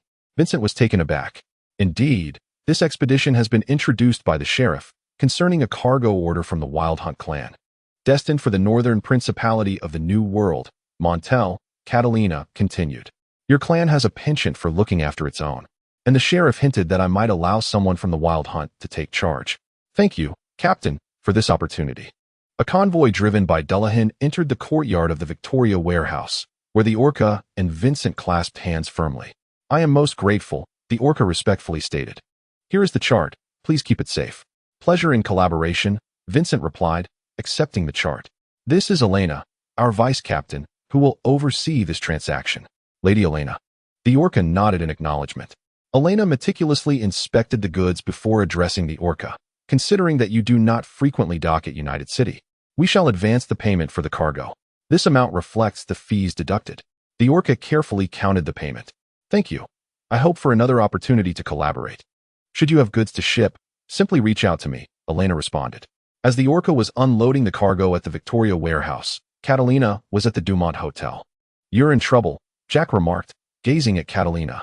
"Prince Andrew is already aware of the purchase of the ghost ship from the House of Pain and has requested, in accordance with regulations, that a small squad be dispatched from my jurisdiction. I anticipated this matter. I just did not expect it to occur so swiftly. I specifically sought assistance from the Treasury to secure the financial records," Catalina replied. "If the prince wishes to access the financial records, you cannot keep it concealed," Jason stated. "It appears you underestimated the situation. I thought you would discuss it with Caroline, having the vessel registered under the Arcane clan. I intended to achieve results on my own." Catalina began, But Jason interjected, "Your accomplishments are indeed noteworthy, as Prince Anderson personally reported your achievements to the personnel department.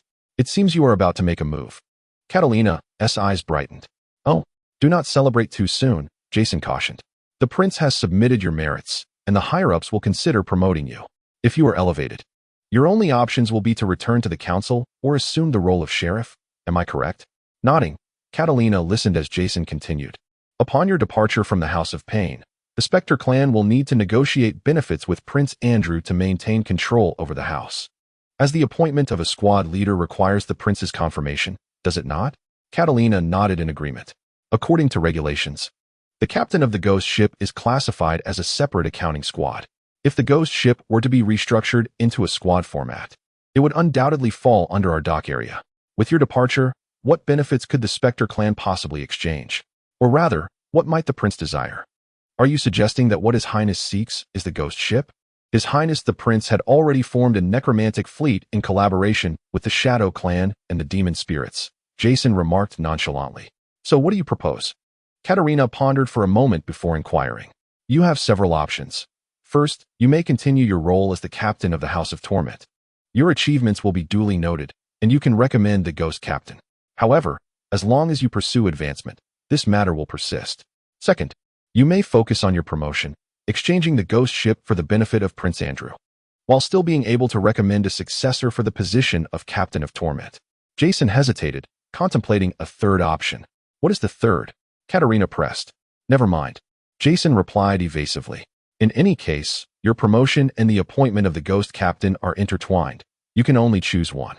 I will consider your arduous efforts in acquiring a vessel for the team and propose to postpone the reorganization of the team. Prince Andrew likely wishes to allow sufficient time for private discussions and has shown agreement. However, the transformation of the ghost ship into a team is already linked to your promotion, so you should consult with Caroline." Katerina rose and solemnly bowed to Jason, saying, "Thank you, esteemed officer." Vincent and Duke sat in the carriage on their way to the Bastion bar. "Honestly, who is the proprietor of the Bastion that they can attract you?" Vincent mused, gazing out at the dimly lit street. "A bloodline vagabond," Duke admitted somewhat sheepishly. "A female bloodline vagabond, perhaps?" Vincent chuckled. "Don't let me down," Duke urged. "Rest assured." As their banter continued, the Bastion bar came into view. Upon entering once more, they found the previously shattered bar and cabinet restored to their former glory. A lady sat alone in the bar, and upon seeing Duke escorting Vincent, she promptly rose to greet them. Vincent seized this opportunity to observe her closely. The golden-haired lady, while not striking at first glance, possessed a certain charm, accentuated by her understated black lace dress. "Good evening. I am Grace, the owner of the Bastion bar." Her calm voice intensified her unique allure. Introducing herself before Duke could do so, indicating that he had yet to succeed. "Good evening, Ms. Grace, I am Vincent," he replied with a smile as he took a seat. Vincent, Duke filled their glasses. "Once this drink is consumed, the past shall be behind us." Vincent promptly downed his drink. "I apologize, Ms. Grace, for what transpired last night. It was merely the folly of a drunken man. Please do not take offense." "I completely understand," Grace replied, also finishing her drink. "We are all friends here. The Bastion welcomes you, Mr. Vincent, to visit at any time." Chapter 55, A Triad of Transactions. At the dock, hidden beneath a barrier, the dilapidated ghost ship lay moored, with phantoms occasionally sweeping past its side. Catherine directed her blood servants and the undead crew to load box after box of supplies and goods onto the vessel. "The sea charts have been updated," Katerina announced. "The necromantic navigator will guide the ship. There is no need to worry about your maiden voyage." As Catherine happened to be carrying a coffin, she passed by them. Vincent glanced at the coffin and said to Katerina, "Captain, although it is a ghost ship, we don't have to sleep in coffins, do we? I regret to inform you that one must indeed take refuge within a coffin, which is specially lined with soil from the far eastern lands." Katerina stifled a light laugh, noting that on the boundless sea, various energies are ever in flux. Periodically resting in a coffin filled with the soil of one's homeland can facilitate the equilibrium of energy within a vampire-esque being. "What occurs if the energy within becomes imbalanced?" Vincent inquired. "One would descend into a state of perpetual blood frenzy, becoming a mere beast driven by the primal need to feed," Katerina replied. "Fear not. When your internal energies begin to waver, you shall be acutely aware. As long as you are attuned to your senses, A brief slumber within the coffin will suffice. Very well, Vincent shrugged. Then I shall take to the coffin. Do you know how long our journey will last? Following the current from the southern Broken Isles to the New World will take approximately a month for the return. We shall navigate back through the northern currents of the Broken Isles, which will take around 5 weeks. If the winds are favorable, we might expedite our journey to about 2 months for the round trip, Vincent responded. An informed traveler, indeed, Katerina remarked with a smile. The route through the Broken Isles presents little risk aside from pirates. As for the pirates, I believe it is they we should be most wary of. Milady, all is prepared. Catherine approached the two with a respectful demeanor. We shall transport the cargo to Montel and return with what Montel has to offer. This is our token, Katerina said, handing Vincent a uniquely patterned hollow gold coin. The core of the coin lies in the New World. When united, it forms a complete coin. Remember to verify the token first. I shall prepare a banquet in anticipation of your return. Yes, Captain, Vincent bowed in acknowledgement. I eagerly await your feast. As Vincent stepped aboard the ghost ship, grasping the helm, he waved farewell to Katerina and the others on the shore. With a silent wail, the ghost ship slowly departed the harbor, venturing into the dark expanse of the sea. In Dunling City, within the residence of the High Prince, Katerina and her mother, Caroline, were sipping tea in the parlor. It has been quite some time since your last visit, Caroline remarked, pouring tea from a bone china teapot. Milk or lemon? Milk, please, Katerina replied, observing the milk gradually cascading into her teacup as she shared Jason's analysis with her mother. Quite intriguing, Caroline mused, yet Jason is not mistaken. Since you seek merit, we indeed cannot speak freely aboard the ghost ship if we are to protect the clan's interests. However, what did the sheriff mean by his hesitance to speak? This is precisely why he wished for you to consult with me, Caroline continued after sipping her tea. Anderson is considering a trade with us, exchanging your promotion for his opportunity to be appointed captain. Yet from Jason's perspective, although there is no loss, having a prince among his ranks, especially one who commands a ghost ship, is somewhat disconcerting. And thus, the third option he proposed is a trilateral transaction. Caroline elucidated. In truth, his previous introduction of the Wild Hunt clan's shipping orders was a subtle hint. Jason aims to navigate our shared interests locally while also considering the clan's welfare. Are you suggesting that the sheriff covets the ghost ship as well? If so, why did he not demand a ship as compensation at the Dumont Hotel? How do you know he did not? Katerina was momentarily taken aback, realizing that she was unaware of the compensation from the Dumont Hotel. The focus of the Hunt clan lay in the New World. Caroline once again lifted her fine bone china teacup, savoring a sip of tea. The shipping routes to the new continent were of paramount importance to the Hunt clan, especially since the Gateway of the Undead in New Williamsburg had yet to be constructed. The Demon clan had imposed certain restrictions on the Hunt clan regarding the ghost ships and related core resources. Thus, Jason must certainly harbor a keen interest in your vessel. The sheriff's implication was clear.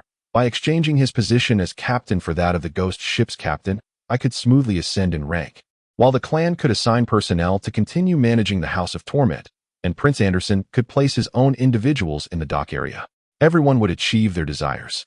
Caroline remarked that Jason had intentionally arranged for members of the Hunt clan to oversee the cargo operations. In your team, only Rosalie, Vincent, and Eileen belonged to the Hunt clan. Rosalie, as an expert tracker, found herself nearly useless at sea, while Eileen, being a newcomer, was still too inexperienced. Thus my disciple, who is also a novice yet has demonstrated remarkable prowess, Vincent, becomes your sole option. Katerina, lost in contemplation, quietly lifted the exquisite bone china teacup and took another sip of tea. So, my daughter, what are your thoughts? Mother, do you think it would be prudent for me to seize this opportunity to request a better position within the Hunt clan? Finally, the light dawns upon you, Caroline said with a smile. Since Jason seeks to procure a ghost ship for the Hunt clan, it is only natural for us to collaborate with the Hunt to secure a favorable position for you. Anderson will also gain a small team leader role in the dock area. Everyone benefits, though Anderson may experience a slight disappointment. Yet that very disappointment might bring forth greater joy. Amidst the endless seas that separate the old world from the new continent, the archipelago lay scattered like shards of broken glass within the boundless waters, aptly named the Shattered Isles. The currents between the southern and northern parts of the Shattered Isles facilitate swift passage for vessels across the vast ocean, making the route through the Shattered Isles one of the most crucial in the endless sea. The ghost ship was gradually making its way towards the Shattered Isles, which represented the most time-consuming phase of the entire voyage. Nearly half a month's travel was devoted to navigating towards the southern part of the Shattered Isles, while the remaining two-thirds of the journey could be completed in just half a month, utilizing the southern currents to reach the New World. Vincent sat in the captain's quarters, listening to the sound of the waves while conversing with Catherine. How much space remains in the hold? Reporting to you, Master, the ghost ship has 6 holds, each capable of accommodating 60 tons of cargo, Catherine replied. After loading the hunt's cargo and supplies, we still have 1 empty hold, approximately 60 tons. Then, should fortune favor us and we encounter pirates, we could seize some plunder? Vincent quipped. No more jesting. Dawn approaches. I will activate the death mist. Should you require anything, just call for me. Understood, Master. Vincent watched as Catherine departed, silently opening the coffin and lying down within. Chapter 56. Untitled. This chamber appeared exceedingly dilapidated, with the flames in the red brick fireplace on the verge of extinguishment. The last flicker of fire was striving to warm the frigid room. At the center of the sitting room stood a worn tea table, the dim candlelight flickering slowly, casting a faint glow upon the sofa beside the table, where 3 figures cloaked in black sat, their hoods drawn low, the feeble candlelight unable to penetrate the profound darkness that enveloped them. The 3 figures were engaged in hushed conversation. We have been under too much scrutiny lately, one of the cloaked figures rasped. A fresh batch of magical energy stones was intercepted yesterday. How far are we from our goal? Inquired another. We have only 30% of the target. The raspy voice replied once more. Another cloaked figure, who had remained silent until then, spoke up. What if we conduct the ritual using the existing magical energy stones? The efficacy would be compromised, the rasping voice responded. I have a plan, the silent figure chuckled darkly.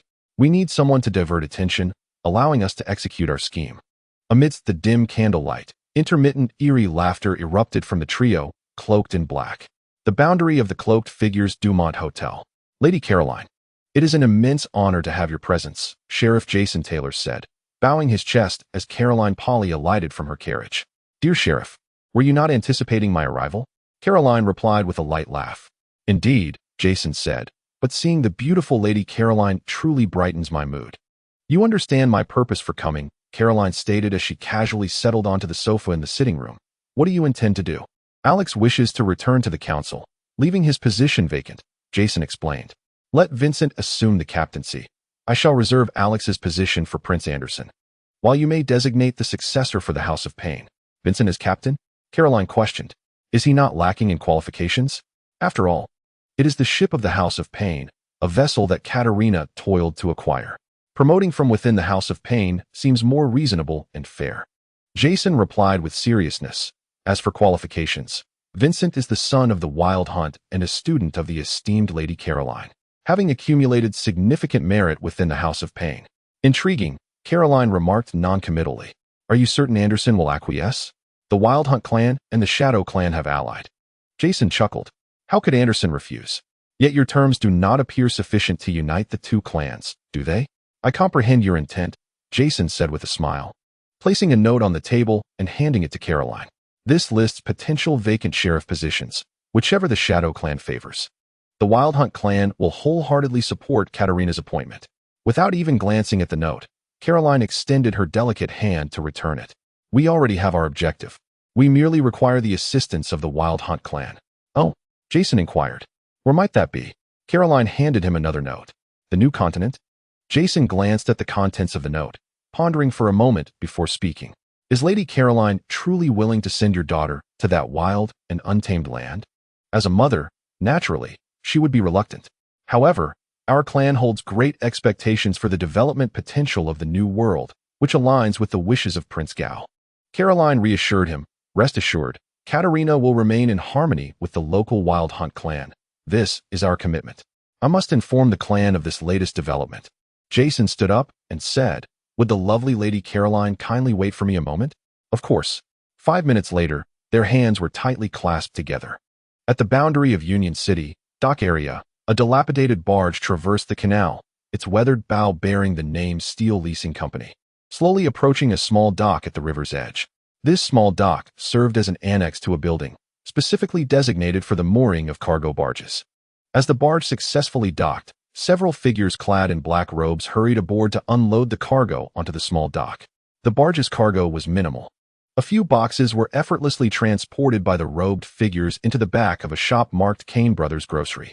At this rate, one black-robed figure remarked, "It will take at least another 6 months to be ready. Our current situation necessitates discretion," another replied. "Large-scale transport is too conspicuous. Small-scale transport under the guise of business is far safer. I did not pledge my faith to my master merely for the sake of selling goods. Enough with the complaints. Every act of patience is for the pleasure of the Lord of Slaughter. Quickly, take the barge away from the dock. We must not draw attention. Everything is for the Lord of Slaughter. Everything is for the Lord of Slaughter." Under the relentless sun, a weathered three-masted sailing ship emerged within the circular telescope, navigating the currents of the shattered isles towards the New World. Perhaps due to the distance, the three-masted ship appeared to radiate a certain haze. "Captain, what do you see?" a crew member inquired eagerly. "It looks a bit tattered," the captain puffed on his pipe, "and I doubt it carries anything of value. With no recent work. It's rare to encounter a vessel," the first mate observed through the telescope. "Supplying some provisions wouldn't be a bad idea." "That's true," the captain mused, then shouted, "Hoist the sails and raise the black flag." A cacophony of wails erupted from the ship as the black flag flapped menacingly in the wind. As the sails were raised, the pirate ship began to adjust its sails, utilizing the sea breeze to accelerate towards the three-masted vessel. The pirates sang in unison, "Set sail! Set sail! The devil's curved blade gleams bright. Set sail! Set sail! The smoke of cannon fire ripples like water. Set sail! Set sail! Stop the ship and open the safe. Set sail! Set sail! Drink rum upon the coffin." The pirate ship swiftly approached the three-masted vessel, and the pirates leapt onto the deck via ropes, only to discover it was deserted. "Captain," one of the pirates shouted, "there's no one aboard." "What?" The captain had just landed on the deck and, upon hearing his crew's words, immediately bellowed, "Retreat! It's a ghost ship." But it was too late. Vincent's voice echoed through the air, accompanied by the spectral wraiths that danced around, brandishing their curved sabers to sever the ropes of the pirate ship, one by one. The ghostly cannons then unleashed their fury, the thunderous roar scattering wooden splinters across the deck. The undead crew, armed with curved blades and firearms, had encircled the pirates, while some, under the cover of phantoms, leapt aboard the pirate vessel, swiftly making their way to the gun deck. Vincent's eyes glowed crimson as he beheld the panicked pirates. A subtle smirk graced his lips as he beckoned to Catherine. The ghoul's claw manifested at her lower back, and she surged forth with the undead crew towards the beleaguered pirates, their anguished cries piercing the air. Vincent then turned and strode into the cabin. Chapter 57. Tiberius Cook. As the sun sank low in the western sky, its fading rays struggled to penetrate the dense fog of death that enveloped the scene. Within the fog, the ghost ship and the pirate ship had drawn close, connected by planks. As the pirates fell to the onslaught of the undead, the crew began to transfer every valuable item from the pirate ship back to their ghostly vessel. The pirate captain, captured by the undead, trembled as he witnessed the blood pooling around him, slowly absorbed by the decaying deck of the terrifying ghost ship. Some of the undead crew feasted on the remnants of corpses to replenish their strength, their ghastly wails resonating through the air. More bodies lay piled together, awaiting their turn to be devoured. 2 undead crew members dragged the limp captain before Vincent.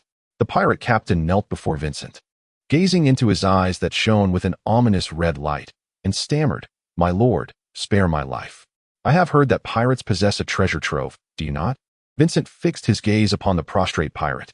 "Indeed, we do," the captain replied. "Where is it?" Vincent pressed.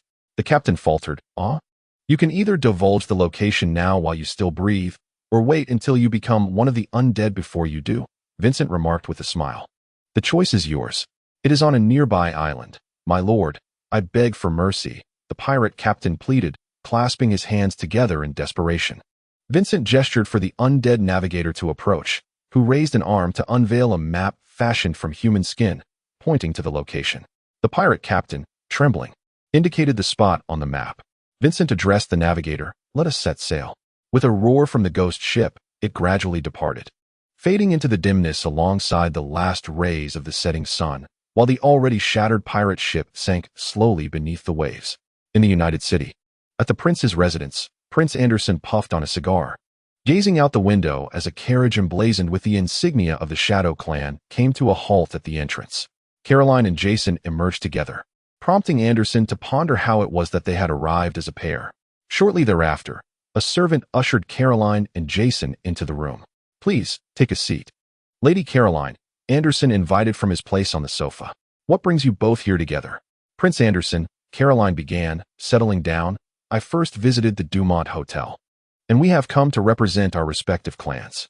Anderson regarded them thoughtfully, then inquired, "I presume this is concerning the ghost ship of the House of Torment?" "Indeed," Jason replied. "Alex wishes to return to the council." "I understand," Prince Anderson remarked. "The Wild Hunt desires the ghost ship, and the Shadow continues to appoint someone as the captain of the House of Pain, correct?" "Indeed," Caroline replied. "What are your thoughts, Your Highness? And what if I were to disagree?" Anderson lifted his cigar and took a puff, the smoke swirling around him as he inquired, "Then Lady Caroline's daughter would remain in the House of Pain?" "The House of Pain is quite respectable," Caroline chuckled. "After all, it is a clan affair, and the family shall not forget her contributions. Furthermore, should the ghost captain wish to separate from the House of Pain to form a new team, Katarina, as the founding member, would undoubtedly have the right to recommend the captain. I presume, Your Highness, you would not decline her nominee?" Prince Anderson gazed intently at Caroline and remarked, "Katarina has been in the House of Pain for a mere decade, yet she has already expanded the team in the dock area. Such talent would indeed be underutilized if she were to lead another team. What does Your Highness imply? Where does Katarina wish to go?" "I shall personally approach the Human Resources Department to arrange it," Anderson mused, still contemplating whether he could exclude the Sons of the Wild Hunt from this transaction. "The New World, Black Mountain Town, Law Enforcement Precinct," Jason interjected casually.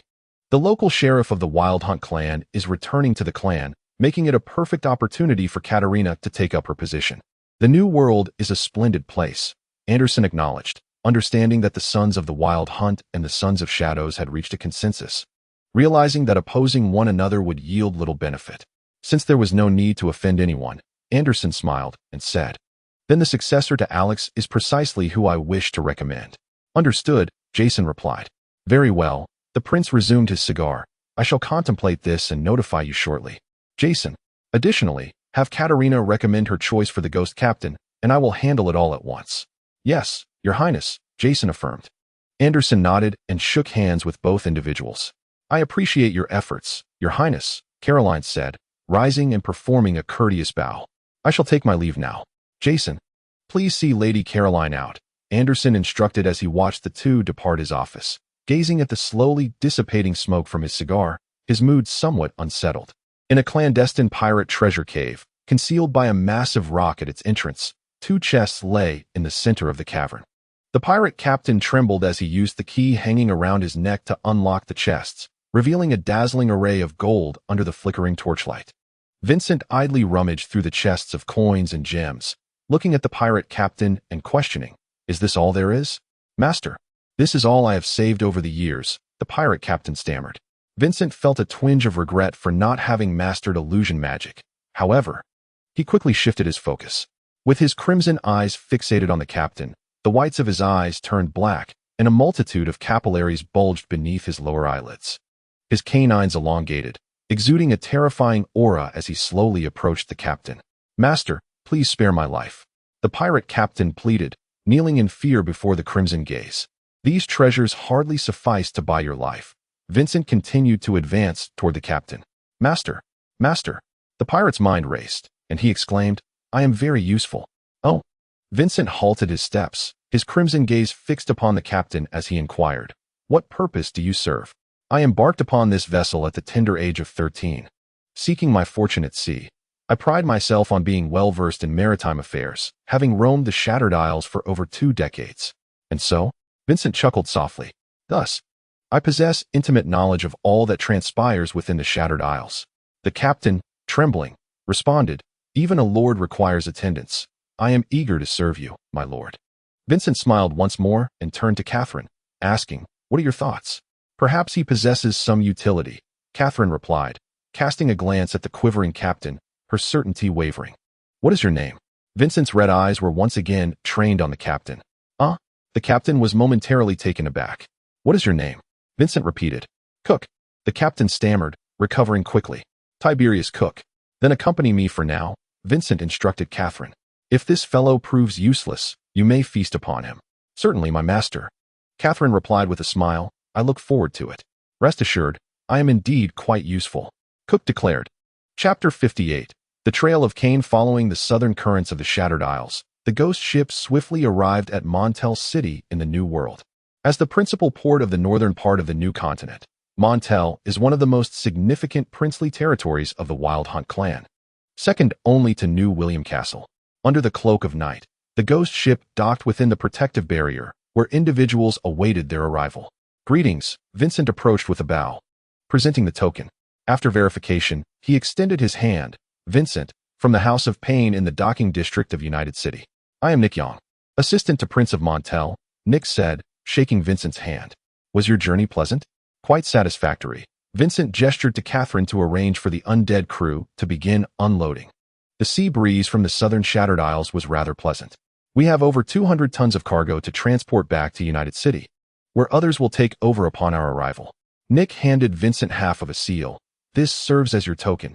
Furthermore, the shipping fees will be covered by the constable of the docking district in United City. Understood, Vincent acknowledged as he accepted the token. Pleasure collaborating. Indeed, a pleasure. Nick replied.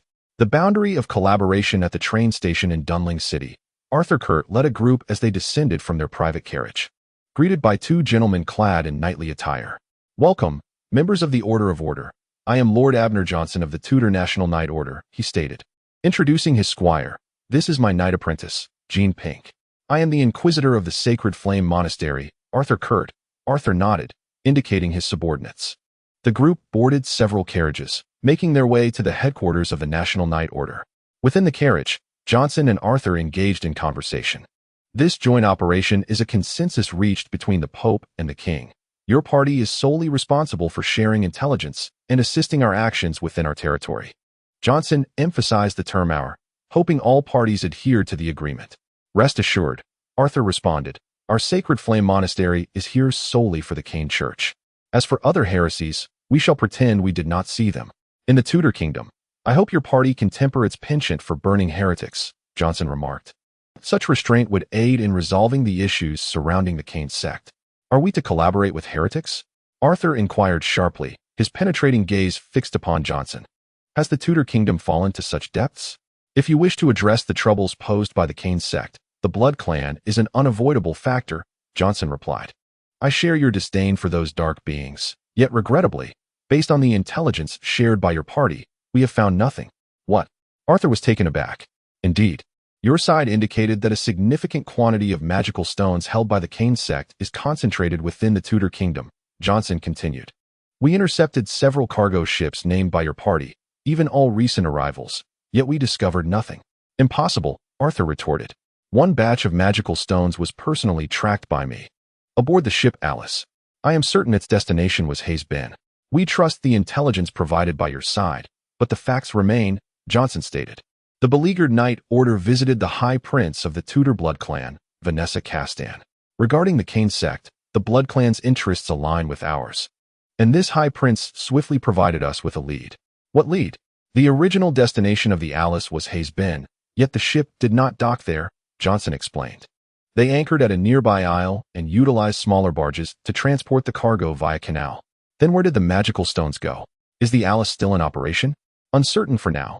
Tracking small-scale barge transport is exceedingly difficult, and the Alice has since departed, Johnson replied. The Blood Clan has promised to share intelligence with us. But your side must restrain your peculiar tendencies. Otherwise, our progress will be hindered. After a lengthy pause, Arthur consented, very well. Good, Johnson replied. I have arranged to meet the Blood Clan at the Trafalgar Hotel in Dunling City. I shall escort you there to rest. No, Arthur insisted. Allow me to meet them as well. I wish to ascertain what information they possess. Johnson hesitated. There may be omissions in the information relayed during the process. Arthur countered. That is precisely why I should be present. Very well, Johnson conceded, but I must urge you to exercise restraint. At the Trafalgar Hotel, the lobby was adorned with resplendent chandeliers casting a gentle yet brilliant glow, and the ceiling boasted exquisite painted carvings. As the most opulent hotel in Dunling City, it served as a haven for nobles and capitalists alike. Within the salon of the hotel lobby, numerous elegantly attired gentlemen and ladies engaged in conversation over drinks. In a corner booth, an elegant lady sat quietly upon a sofa. She was none other than Caroline Polly, Vincent's mentor. As Johnson and Arthur entered the salon, they soon spotted Caroline in the corner. "Johnson," Caroline inquired, "who is this?" "Judicator Arthur Curt of the Order of the Holy Flame." Arthur introduced himself. "The Judicature?" Caroline responded with a cold smile. "If memory serves, the last time the Judicature graced the territory of the Tudor Kingdom was 30 years ago, was it not?" 30 years ago, the Judicature was commissioned to cleanse the Hayesbend Security District, although they ultimately succeeded in purifying the area. 4 out of 5 teams led by the 5 judges were eradicated by the Blood Clan, making it a victory that felt more like defeat. "Heresy," Arthur seethed. "Were it not for the threat posed by the Kane sect, you would have been purified by the Holy Flame." Caroline's gaze was resolute, as shadows of magical energy coalesced around her. "You may attempt it," she remarked. "Please, remain calm," interrupted Johnson. "Let us not forget. We are gathered here to address the issues concerning the Kane sect." Caroline glanced at Johnson before turning to Arthur. "Fortune favors you, Judge," she said. "It is you who is fortunate, heretic," Johnson interjected, attempting to quell the verbal dispute. "Miss Caroline, I have heard you possess the latest intelligence. We have discovered through various means that the majority of the barges have traversed the canal to United City." "United City?" Johnson queried. "Indeed. The local prince has continued his investigation. Apart from the ships Alice, Albert, Duma, and Mary, were all the others transported via barge?" Arthur suddenly inquired. "Our inquiries reveal that all the magical stones in the possession of the Kane sect were taken by these 4 vessels, according to the intelligence relayed by Johnson. When these ships arrived at the dock, they were inspected by customs and found to be completely empty," Caroline continued. "We obtained this information through allusions from the crews of the 4 ships, learning that they had docked at a small island near Hayesburn before entering the port. But the cargo was sealed, and we cannot ascertain its precise nature. If the cargo aboard these ships consists solely of magical stones, then they have indeed been transported to United City. We can confirm that the magical stones of the Kane sect were loaded onto the ships," Arthur stated. "What could possibly warrant such an elaborate scheme for United City?" Caroline pondered for a moment. As a principal industrial city in the north, it also serves as a major port to the New World. Could it be, Johnson speculated, that the barges unloaded their cargo en route, making United City merely a FAAD? "That is a possibility," Caroline acknowledged. "Could it be the new continent?" Arthur shook his head. "No. If they intended to reach the New World, there would be no need for such a detour through Dunling." "Indeed," Johnson concurred. "It appears that the Kane sect's objectives are still focused on the Tudor Kingdom.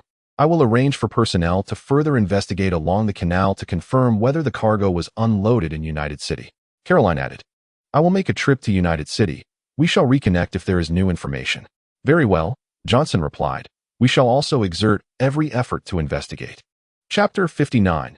Return. The dark clouds raced across the sky with the fierce wind, the moon occasionally revealing itself through the gaps, silently observing the earth below. At the dock of United City, the illusionary barrier of the Blood Clan had been erected, obscuring the view of mortals.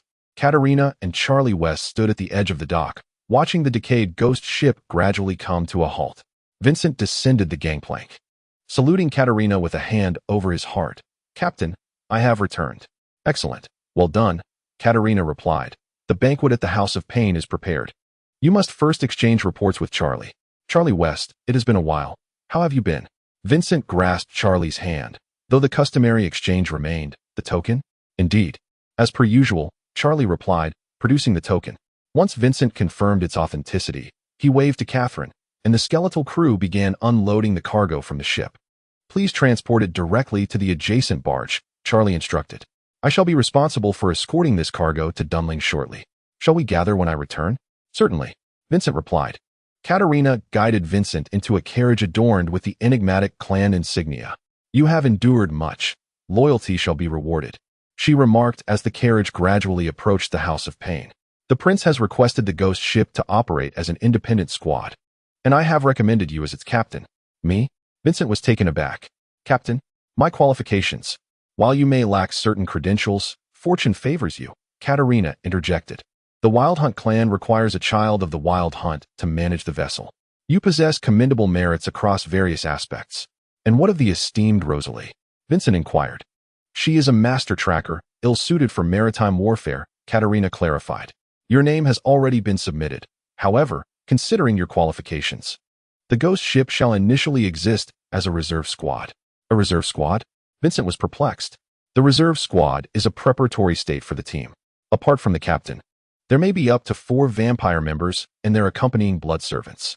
The reserve squad will temporarily fall under the auspices of the House of Pain, and your members shall reside there, with financial matters overseen by the house until you are appointed as a standard squad, Katerina explained, handing Vincent the key. This is the key to the ghost ship. Once your appointment is formalized, you may recruit vampire crew members. Additionally, you must pay a visit to the sheriff. I trust you comprehend my implication. Yes, Captain. The carriage soon arrived at the House of Pain. Tiberius Cook was escorted back to his room by Catherine, where Humphrey instructed him on the intricacies of becoming a blood servant. Meanwhile, Katerina led Vincent to a private chamber on the 2nd floor. As the two entered, the fervent celebration officially commenced. Every member of the squad, including Rosalie, engaged in toasts and revelry with Vincent, who had already lost count of how much he had consumed. At that moment, Mary entered the chamber. My dear, she said, gazing at Vincent with slightly dazed eyes, you are quite adept at concealing things. Separation of public and private matters. Dear, Vincent mumbled. Separation of public and private. I have missed you, Mary said, embracing Vincent. And I you. The boundary of longing two cloaked figures conversed in a dimly lit room, a solitary oil lamp flickering valiantly within its shade, its light unable to dispel the darkness, merely striving to maintain a fragile glow. You bloodhands have bungled things. Now you seek us out with your daggers. What do you desire? One cloaked figure asked. We are being watched by the church, hunters, and even those vampires, the other replied. In the name of Cain, I wish to transfer the mana stones we possess to you, so that you may conduct the ritual. Interesting, the cloaked figure chuckled. How many mana stones do you have remaining? Approximately 300 tons, the other figure responded. Is that the weight capacity of a single ship? Previously, you acquired far more mana stones on our territory, the first figure exclaimed. This quantity is only sufficient for a minor summoning ritual.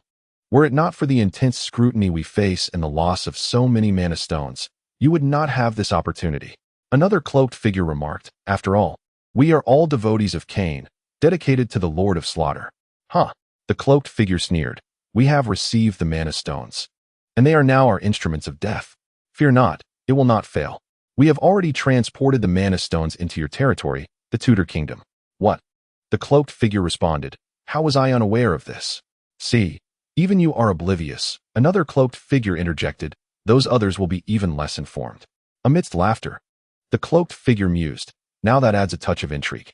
In the dim light, the two cloaked figures continued their discourse. The next day, at the Dragon Tooth Consortium, as Mary alighted from the carriage, her assistant hurriedly approached, saying, Manager, the chairman has arrived. Understood, Mary nodded and proceeded into the office. A bald black man sat on Mary's sofa, clad in a crisp white suit adorned with intricate golden embroidery, his thick fingers clutching a cigar as he exhaled clouds of smoke. This man was none other than the chairman of the Dragon Tooth Consortium, the rare dragonborn, Luke Longsight. Has your young man returned? Luke Longsight inquired with a smile. Indeed, esteemed chairman, Mary replied respectfully. You have a discerning eye, Luke commented. Your young man is said to be on the verge of being promoted to reserve captain. The essence of investment lies in perception, a lesson you imparted, chairman. Mary retorted with a smile. Perception is indeed vital, Luke acknowledged. Now it remains to see how you will yield returns on your investments. Mary chuckled. I look forward to it, my esteemed chairman. Now, tell me about the situation with Bodanis. Mary's smile vanished. Chairman, dealing with the Blood Clan for mana dust distribution is far from a prudent decision. I am left with no choice, Luke shrugged. The last order with Frankenstein fell through due to the Aller Consortium's interference. Unless this batch of mana dust is sold, we cannot recover our funds. Do not worry. This is merely a temporary measure. What of Dennis's situation? The shipments are stable, Mary replied solemnly. We should be able to clear the goods in about a month. Is there any suspicion from the Blood Clan? None. Bod has performed admirably. Mary maintained her grave expression. Given the current circumstances, once we clear this batch, we might still make a modest profit. However, the potential risks are alarmingly high should the Blood Clan discover our dealings.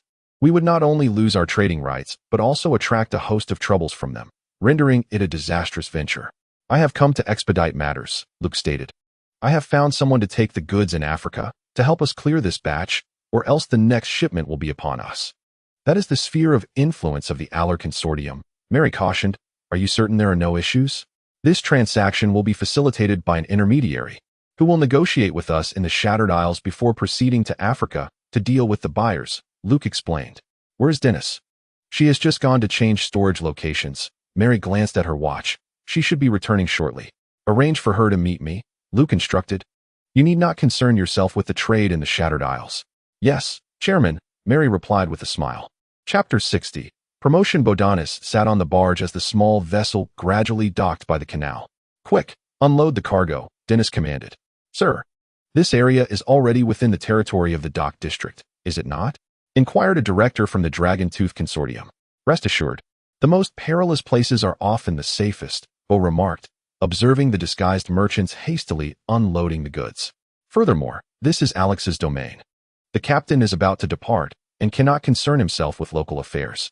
The Dragon Tooth Consortium worked swiftly, and after leaving behind a watchful guard, the barge gradually departed. Sitting on the barge, Dennis noticed the sign of the neighboring Kane Brothers grocery. When did this store open? Dennis asked the director. It's been a while, the director replied. At least over a year. Bo and Dennis nodded in acknowledgement, falling silent as the barge glided along the canal. In the Payne House conference room. According to the orders from Dunling, Katarina stated, we are to search for the whereabouts of the cult of the Eldritch Gods in Union City. What is going on? Duke inquired.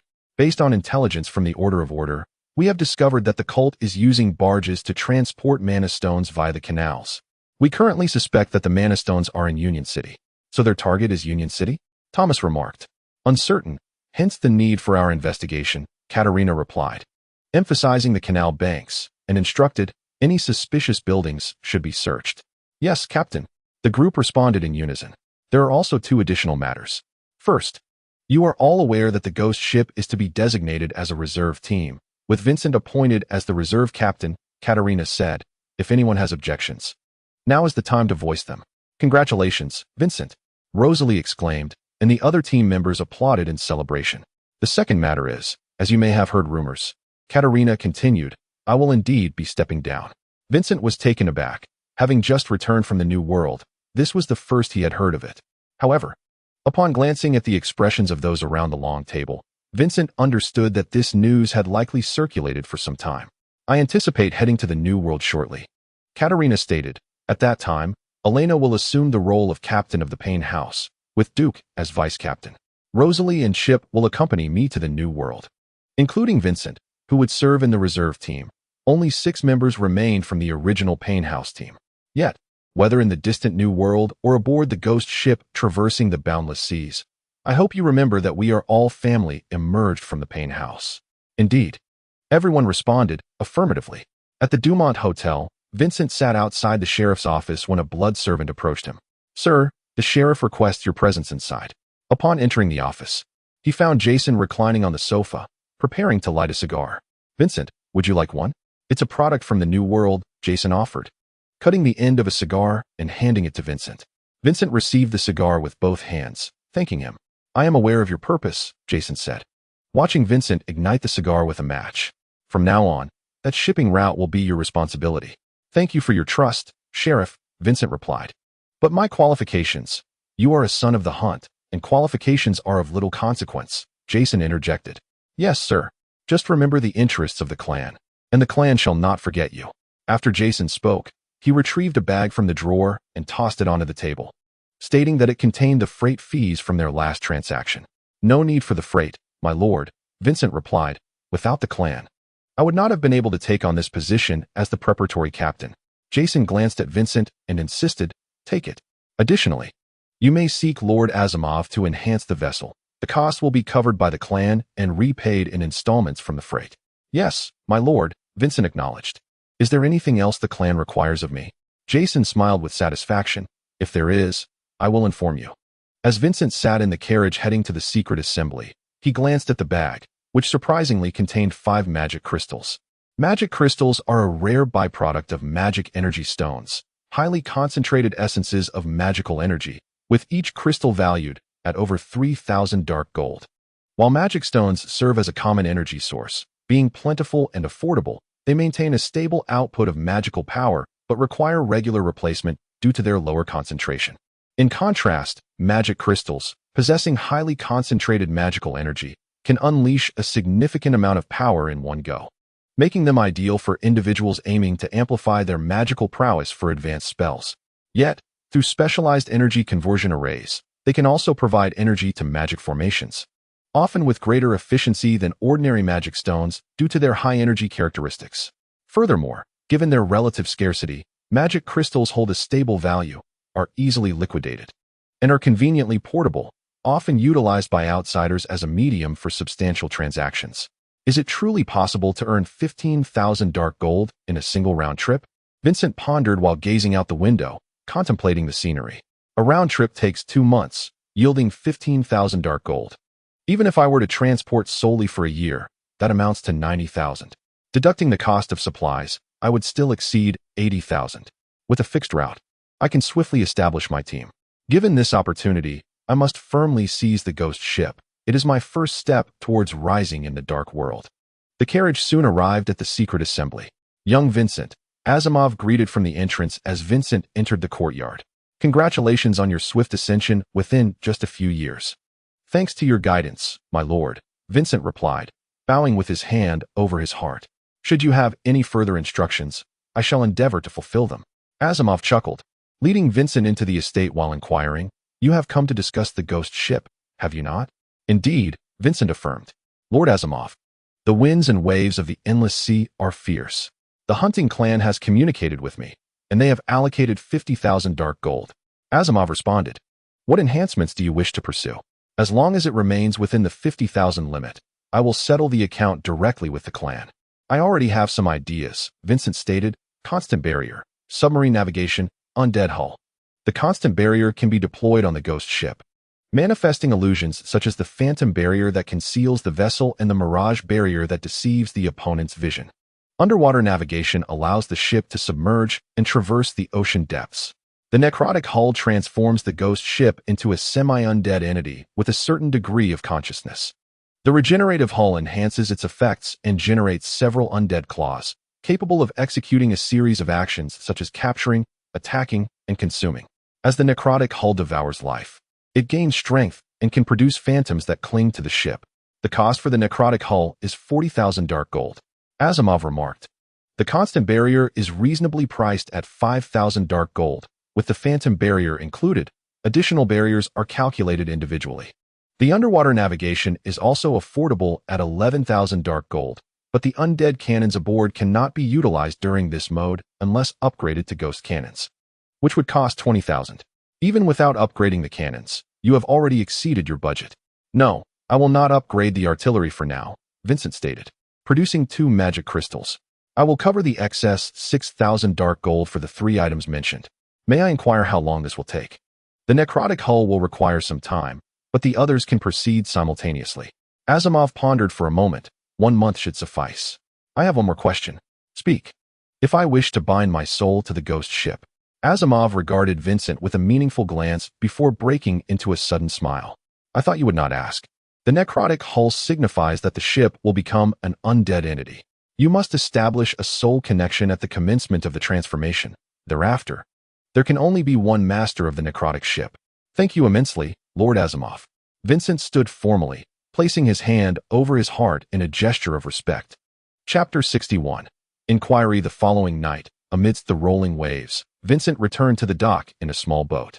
A subtle yet remarkably strong soul connection linked him to the ghost ship, which was in the process of transforming into an undead being within the cavern.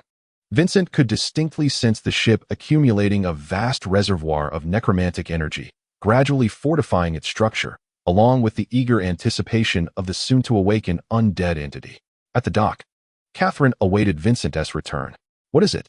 Vincent inquired, looking at Catherine. The Church of the Sudden Enlightenment has dispatched officials to United City to oversee the tracking of the cult's magical energy stones, Catherine explained. Lady Katerina has ordered all personnel to liaise with the various factions within the territory to assist us in our investigation. This is the list of contacts you are responsible for. Understood. Vincent glanced at the familiar names on the list and declared, Let us set forth. Prince's residence in United City. Lady Caroline, Prince Anderson remarked as Caroline arrived, looking weary from her journey. Surely, the High Prince need not assign a team to oversee such matters? You can rest assured that I will handle it, Prince Anderson, Caroline replied with a nod. However, as you are aware, the tribunal has sent representatives to the Tudor Kingdom. My haste in bringing personnel is to ensure that, should we confirm intelligence, we can assist you in resolving the Cain sect issue preemptively to prevent those zealots from causing further chaos. I trust you would not wish for a contingent of tribunal officials to roam your principality aimlessly, would you? Thank you for your trust, Prince Gao. Listening to Caroline's words, Prince Anderson understood that it was indeed Prince Gao's lack of confidence in him, fearing that he might not exert himself fully. After nodding in gratitude, he continued, rest assured. I believe our principality can resolve the issue with the Cain sect. I also hope the tribunal does not extend its reach into United City. What is the current situation? Caroline inquired. We have located the transport barges. They are owned by a company named Sturl Leasing, and the Cain sect merely rents their vessels, with the crew being entirely comprised of Cain's people. Sturl Leasing is based in Dunling, and I have already reported this lead to Prince Gao, Anderson replied, having assigned the task to various law enforcement territories, instructing them to search any suspicious locations and seek out any relevant information regarding the cargo barges. Excellent, Caroline nodded. I will provide support here. Please inform me should there be any updates. You are most welcome, Lady Caroline. At the Dragon Tooth Consortium, Mary was in her office when she was unexpectedly visited by Vincent. What brings you here? She asked. Official business, Vincent replied. We have been tracking a batch of barges secretly transporting goods into United City, ships from Sturl Leasing. Do you have any recollections of them? Barges? Sturl Leasing? Mary gasped, contemplating. Could the Blood Clan be tracking Bodanis? What is the matter? Vincent asked, observing Mary's silence. The dock area of United City is a major port. It must be difficult to find them, Mary remarked with a smile. Probing further, can you elaborate on the situation? Vincent gazed deeply at Mary and said calmly, Sturl Leasing is a business of the Dragon Tooth Consortium, is it not? Is it? Oh, indeed, it belongs to the Dunling branch, Mary responded with a smile.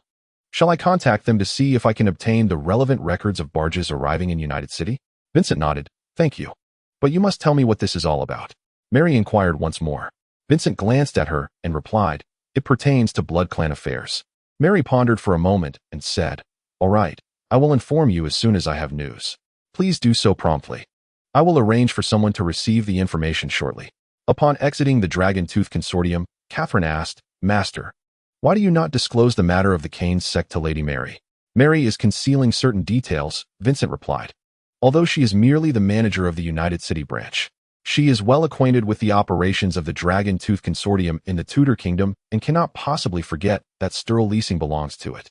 What I am uncertain about now is whether the consortium is suppressing the truth for its own interests or has already allied with Cain.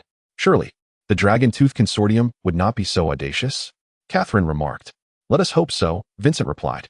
I will arrange for Humphrey to collect the information. If the handover does not proceed smoothly, notify me immediately. Understood, Master. At the Dragon Tooth Consortium, Mary swiftly penned a note and dispatched it to Bodanis via messenger. Watching the message vanish into the ether, she mused, could this pertain to Dennis? A knock sounded at the door, and a director entered. Manager, the director began. As per your instructions, I reached out to Dunling Company. It is reported that the Cain sect has been clandestinely smuggling magical stones into the kingdom of Tudor via barges. Indeed, Mary of the Cain sect responded, quickly, prepare all the records of the barges leased from the steel company that have come to United City. Yes, manager. The director bowed and exited the office. Was Vincent trying to remind me? Mary pondered, recalling Vincent's demeanor. She silently lit a slender cigar, enveloped in the haze of smoke. Lost in thought, the Blood Clan's lair appeared to be merely an ordinary residence from the outside. Yet within the illusionary barrier, the dwelling exuded a somber aura, shrouded in the arcane power of the Heart of Blood. Hearing of Vincent's visit, Li Gang, the leader of the vagabonds, abruptly pushed aside his blood servant and hurried downstairs to greet him. As Vincent and Catherine entered the lair, a faint metallic scent lingered in the air. Vincent observed several members of the Blood Clan feasting upon a mortal in the dining hall. Good evening, my lord, Li Gang called as he descended the staircase. Upon seeing Vincent, he immediately placed his hand over his heart in a gesture of respect. Following Vincent's gaze toward the dining hall, Li Gang hastily assured, "Rest assured. My lord, there will be no trouble." "Good evening, Mr. Li Gang," Vincent acknowledged with a nod, refraining from mentioning the mortal being devoured. Instead, he smiled and remarked, "You have some blood on your lips. I hope it is not an embarrassment." Li Gang quickly wiped his mouth with his sleeve. "I apologize. It seems I am not the best host at this moment." Vincent chuckled. "I have interrupted your meal." "Do not say that, my lord. My people and I are always at your service," Li Gang responded respectfully. "What brings you here this time?" "I require your manpower to assist us in verifying the status of a batch of barges," Vincent stated. "These barges are transporting magical stones for the Kane sect. Catherine will provide you with the details." "Yes, my lord," Li Gang replied with utmost seriousness. "This matter must be handled with urgency." Vincent then inquired, "How is the magical dust business faring lately?" "Not well," Li Gang replied with a wry smile. "Is that so?" Vincent inquired, taken aback. "It is difficult to say," Li Gang responded. "Demand seems to have decreased, and our retail turnover has slowed." "Decreased demand?" Vincent pressed. "Is someone bypassing us in their shipments?" "We suspect as much," Li Gang admitted, "but we cannot find any evidence, and we are hesitant to use force against our clients." "Provide me with the name of a client who has not been sourcing from you recently," Vincent instructed. "I shall pay them a visit." "Thank you, my lord." Chapter 62. Suspicion. Bodanis sat in the office of a temporary storage facility, examining a letter. He commanded his subordinates, "Quickly, arrange for the barges. We need to relocate." "Is something amiss?" the director inquired. "The Blood Clan is investigating barge transport," Bodanis replied. "It is said that the Kane sect has been smuggling in through the barges, and they have audaciously leased them from Steel Company. I will arrange it immediately." The director understood the urgency as Bodanis continued, "By the way, load the goods and transport them directly to the dock. There is a ship named Barbados waiting. Load the goods directly onto it." "Yes." As the director prepared to leave and make arrangements, he casually added, "By the way, the grocery store next door seems a bit suspicious." "What do you mean?" Bodanis asked. "Their frequency of restocking is excessively high. The barge has already made 2 trips within 3 days." The director remarked that it is rather too much for a grocery store. "Where is the barge from?" The director paused, caught off guard. Could it be mere coincidence? "Quickly arrange for the goods to be transported," Dennis instructed. "And check on the neighboring barge while you're at it." "Certainly, my lord." Catherine, sitting inside the carriage, addressed Vincent while gazing out the window. "Humphrey has acquired the information. The Dragon Tooth Consortium is proceeding smoothly. It seems Mary is already aware of our inquiry regarding the barge," Vincent mused, watching the streetlights flicker past the window. "Now it's a matter of whether she comprehends my intent." "My lord, if the Dragon Tooth Consortium collaborates with Kane for profit, then Kane will surely withdraw at the first hint of news." Vincent chuckled self-deprecatingly. "We have our eyes firmly fixed on the canal. Only when Kane makes a move do we stand a greater chance of locating them. But what if the Dragon Tooth Consortium does not partner with Kane? Then the consortium will exert every effort to assist us in tracking the whereabouts of Kane's sect," Vincent elucidated. "Mary is already aware of my suspicions. Regardless of any clandestine affairs the consortium might engage in, as long as they wish to continue doing business in the dock area, they must regain our trust." "My lord, we have arrived," Catherine remarked, observing outside. "This is where Li Gang's client is located." Vincent gazed at the sign hanging on the wall that read Ralph Theater, smiling as he said, "A theater? How tasteful. Remind me, who is this Li Gang client?"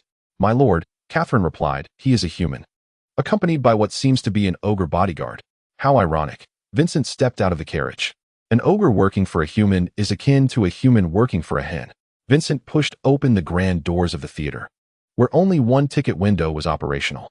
Catherine stepped forward and inquired, "Is Mr. Jonathan Ralph in?" "How may I assist you?" the ticket clerk asked. "I need to speak with Mr. Jonathan Ralph," Catherine stated. "May I ask who wishes to see Mr. Ralph?" "A potential client. Please hold on." Shortly, a gentleman with graying hair and dressed in formal attire descended the staircase, accompanied by a robust black man. The man was armed, with a belt of weapons around his waist, bullets snugly fitted in the ammunition pouch, and a revolver quietly resting in its holster, cautiously observing Vincent and Catherine, one hand resting on the revolver's grip. "Good evening," the gray-haired gentleman said. "I am Jonathan Ralph." Vincent, puffing on a cigar, cast a glance at Ralph, silently signaling Catherine. "We seek magical dust," Catherine declared. "Who referred you?" Ralph inquired. Catherine produced a coin pouch, shaking it. the clinking of gold coins resonating as she reiterated, "We seek magical dust." Ralph exchanged glances with the strongman and replied, "This way, please." Ralph led Vincent and his party to the back alley of the theater, passing through a small door into a shabby parlor of an old house. "Kindly wait here," Ralph instructed before entering a room alone, while the black man remained, hand resting on his weapon, watching Vincent and Catherine. Vincent naturally extinguished his cigar in the ashtray on the table, at which point Ralph reemerged. "This is the pinnacle of the goods." Ralph handed a small pouch to Catherine as a sample. Catherine opened the pouch, dipped her pinky into the magical dust, and delicately licked it off, nodding at Vincent and declaring it to be the finest. At this, Vincent also nodded with a smile. Suddenly, a ghastly claw emerged from Catherine's lower back, effortlessly piercing through Ralph's shoulder and pinning him to the wall. The astonished, muscular man, startled, drew his handgun, but Vincent swiftly seized the man's wrist, applying just enough pressure to bring the brute to his knees with a cry of agony, causing the firearm to clatter to the ground. "Speak," Vincent commanded as he released the man's wrist, kicking the gun away and leveling his own weapon at the man's forehead. "Where did you acquire the magical dust?" "Li Gang," Ralph replied. "It was given to me by Li Gang." Bang! The rune-imbued handgun roared, puncturing the man's forehead. "It truly is Li Gang." Ralph's words had scarcely left his lips when another ghastly claw pierced through Ralph's other shoulder. "Ah!" Ralph cried out in pain, his eyes betraying terror. "Fragile and foolish mortal." Vincent's eyes glowed ominously red as the sharp claw caressed Ralph's throat. "You must understand, with but a slight incision, all you possess will vanish. I will tell you." Ralph trembled, gazing into Vincent's crimson eyes with their inky whites. "Not long ago, someone approached me. Does this someone have a name?" Catherine's claw twirled slightly as she inquired. "Ah, he said his name was Mark," Ralph lamented. "He offered me magical dust at 5% less than Li Gang." Catherine glanced at Vincent, who nodded.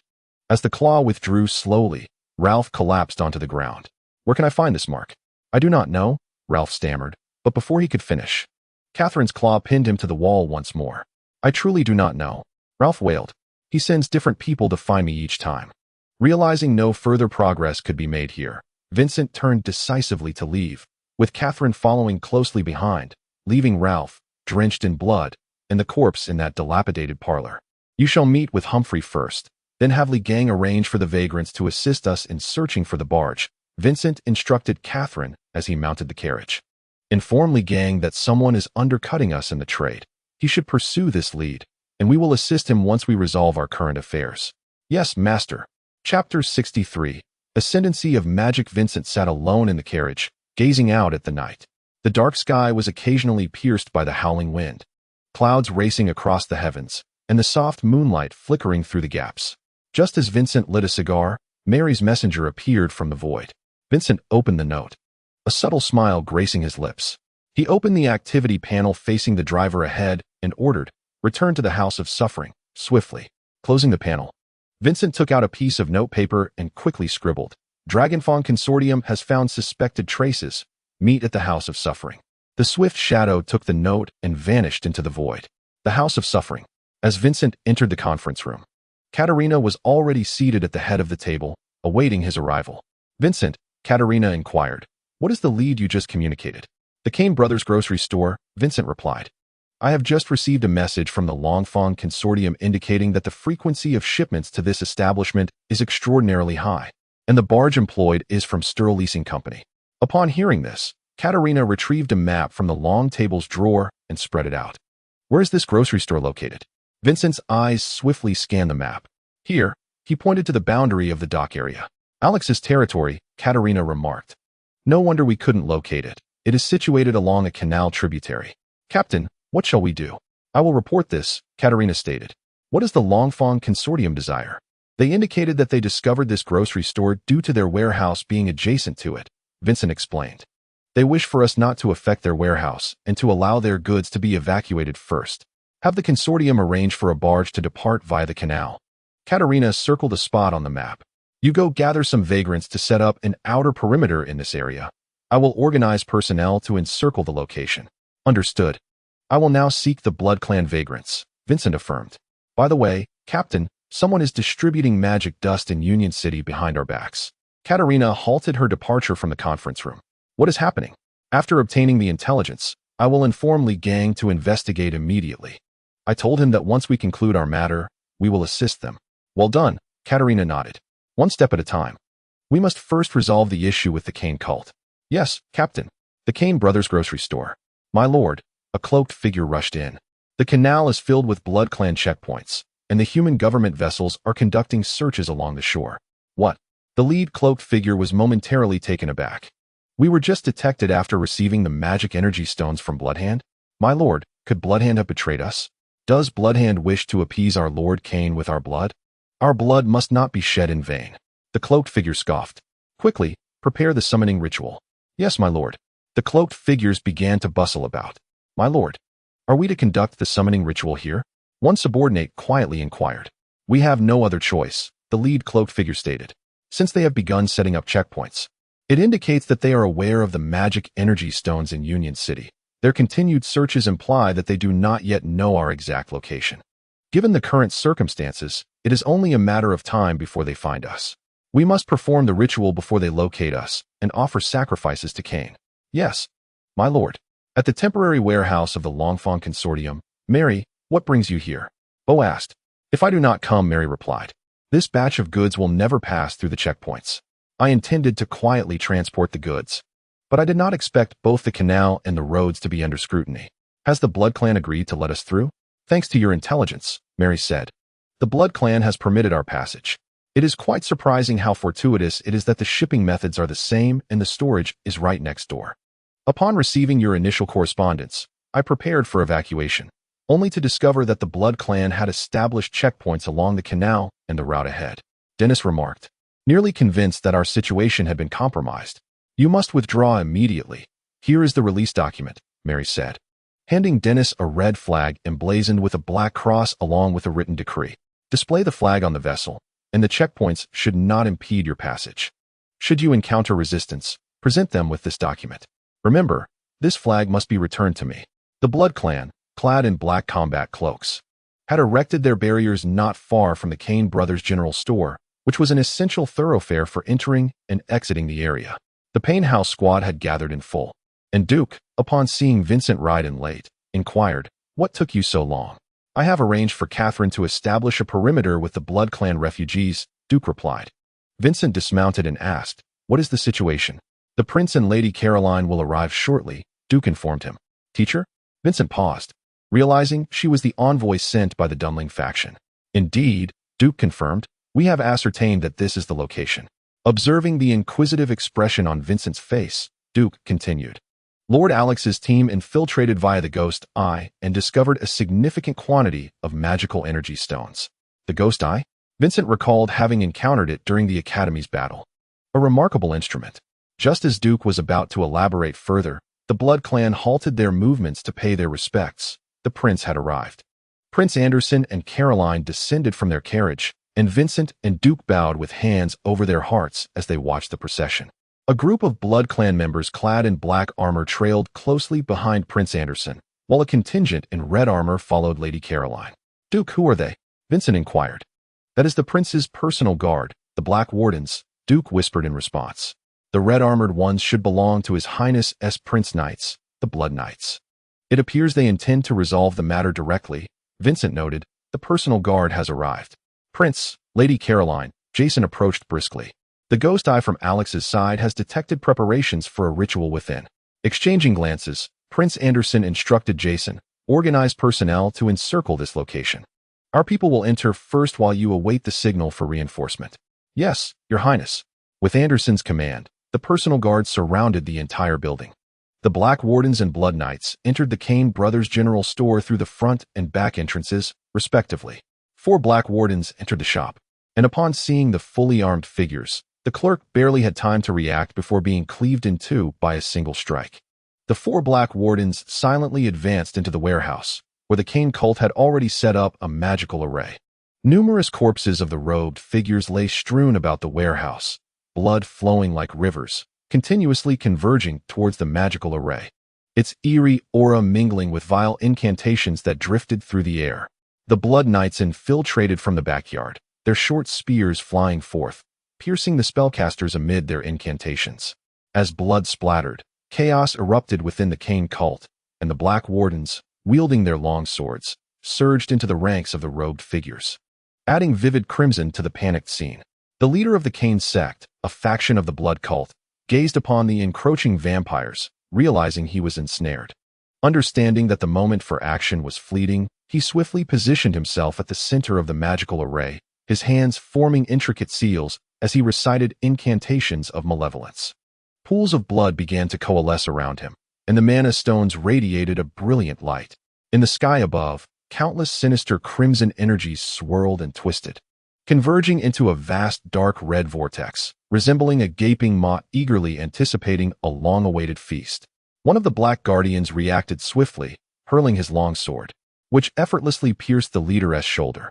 As the Blood Knights surged through the throng, delivering a lethal strike towards the leader, the mana stones encircling the magical array shattered, unleashing a torrent of formidable energy that rushed into the void, only to be consumed by the ominous crimson essence gathering in the sky. Amidst a cacophony of indescribable, terrifying laughter, a droplet of blood, exuding an eerie aura, fell upon the leader's head. Although the Blood Knight's blade had reached the leader's throat, it could not penetrate. An intense and peculiar dark red aura enveloped the leader as the Kane mark materialized upon his forehead, surrounding him with an enigmatic presence. "Quick, summon reinforcements," the Blood Knight shouted. "He is beginning to ascend into demonhood." Ascension is a pivotal reward from Kane, the Lord of Slaughter, for his followers' sacrifices. The processes of ascension vary, ranging from the basic slaughter demon to the exalted demon prince. The onset of ascension signifies that the follower is transitioning into a transcendent entity from another realm, enhancing both mind and flesh into that of a demon.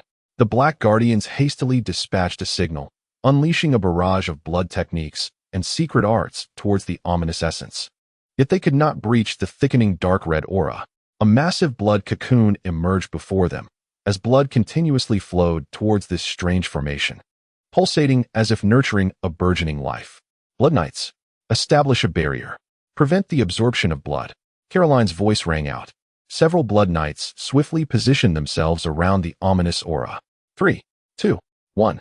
As the countdown concluded, for long swords were simultaneously thrust into the ground, their blades inscribed with runes, encasing the blood cocoon within a barrier.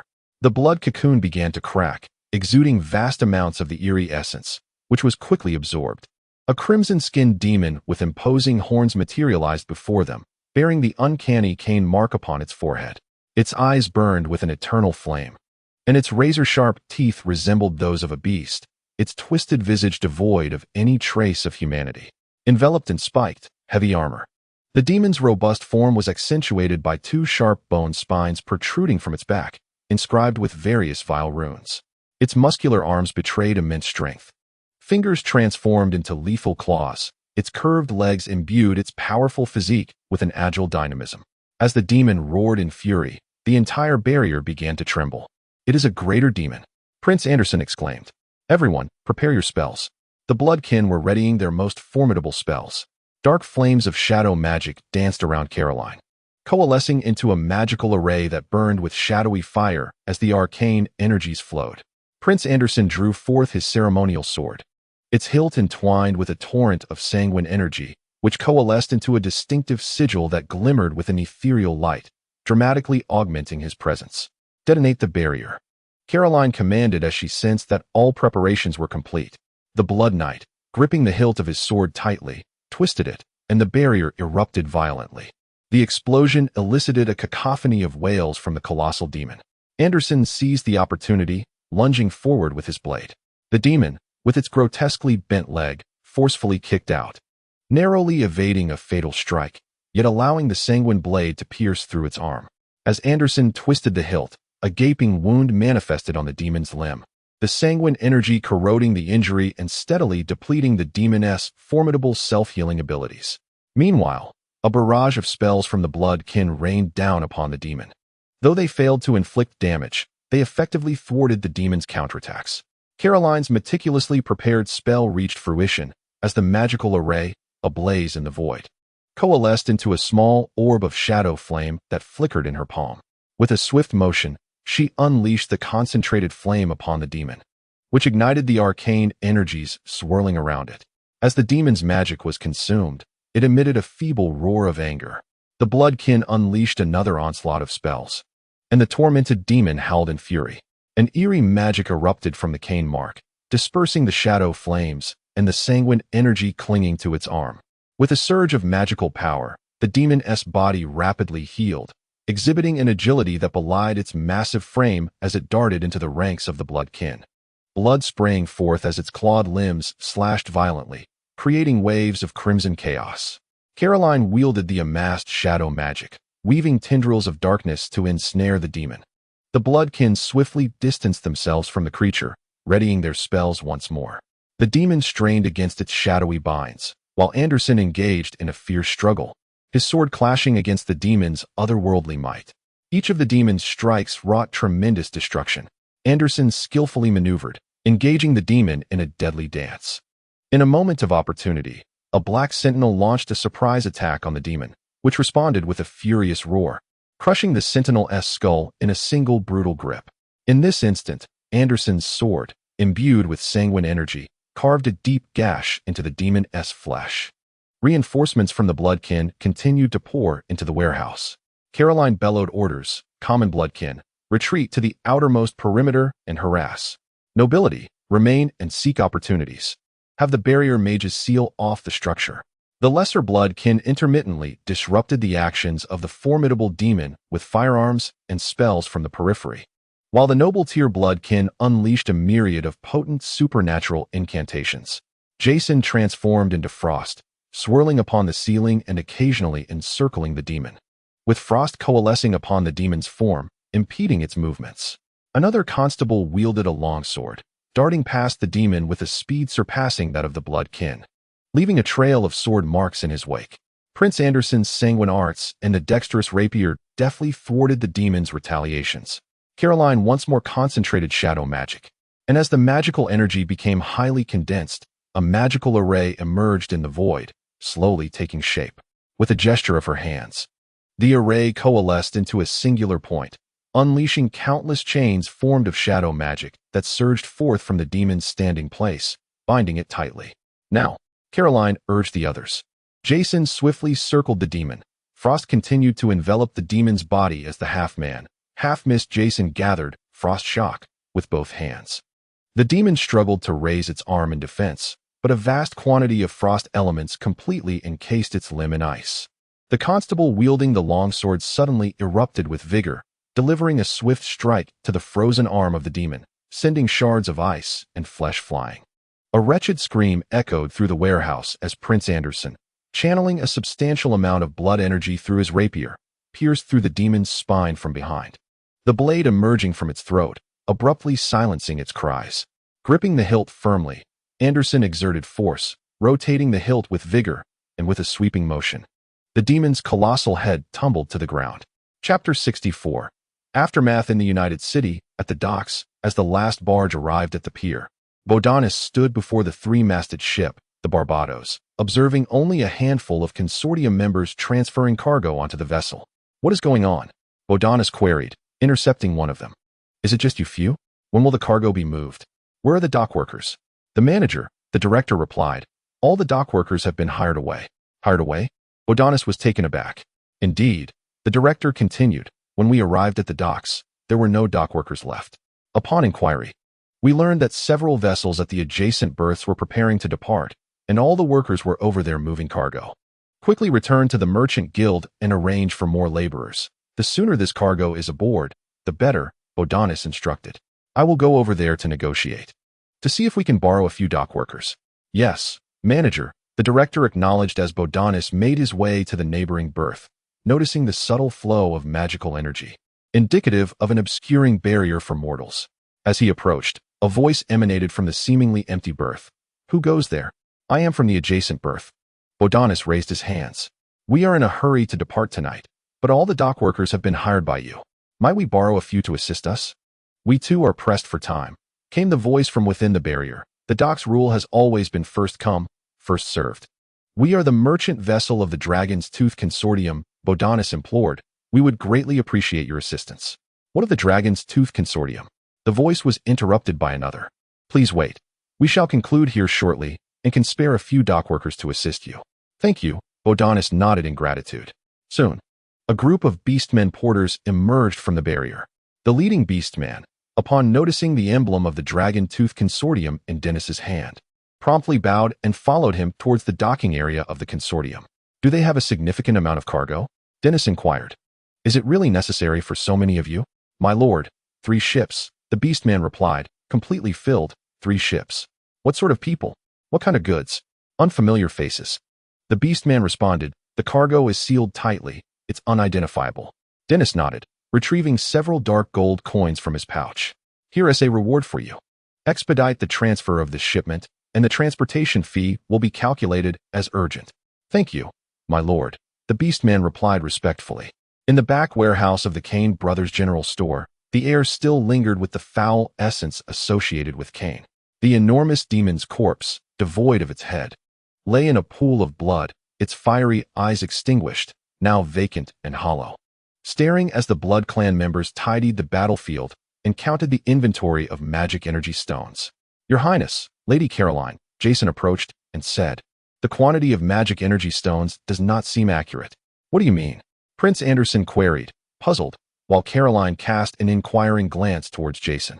Intelligence indicates that 4 ships' worth of magic energy stones were delivered to the Tudor Kingdom, Jason explained, considering the remnants of the seized magic energy stones. Along with the debris left after Kane's cult's ritual, this location holds at most the equivalent of 1 ship's worth of magic energy stones. Anderson and Caroline exchanged glances, and Anderson remarked, are you implying that 3 ships' worth of magic energy stones are unaccounted for? Indeed, Jason nodded. Caroline stated, continue the investigation. I will notify the humans first. Understood. As the battlefield was cleared, the foul essence dissipated, and the demon's corpse was sealed, the Blood Clan members withdrew in groups from the scene. Vincent stepped out of the Kane Brothers General Store and gazed at the adjacent warehouse. After a moment of contemplation, he entered. The warehouse was deserted, the goods long removed, leaving only a few empty pine boxes strewn haphazardly on the ground. Vincent activated the beastly form, his crimson eyes scanning the vacant warehouse, catching a whiff of a familiar scent. Is that magic dust? Vincent pondered. If I recall correctly, the Dragon Tooth Consortium's magic dust is meant for export elsewhere. Why is it stored here? Intriguing. Exiting the warehouse, Vincent spotted Duke leaning against the wall, smoking a cigar. What brings you here? Duke asked as Vincent emerged. Isn't this the warehouse of the Dragon Tooth Consortium? Just out of curiosity, Vincent smiled. By the way, I happen to have a question for you. As we walk, the captain has requested everyone return for a meeting, Duke replied. What do you wish to inquire about? Vincent matched Duke's pace and said, the trade rights of the Blood Clan. You're still a reserve captain. It seems premature for you to delve into such matters, Duke chuckled. Only the captain is qualified to apply for trade rights with the constable, and it can only be granted with the constable's approval. That is still quite distant for you. Consider it a training session for this newcomer, Vincent replied with a smile. I am merely curious. You still consider yourself a newcomer? Duke raised an eyebrow, chuckling. Do you remember when I previously shared the reasons behind the consortium's rise?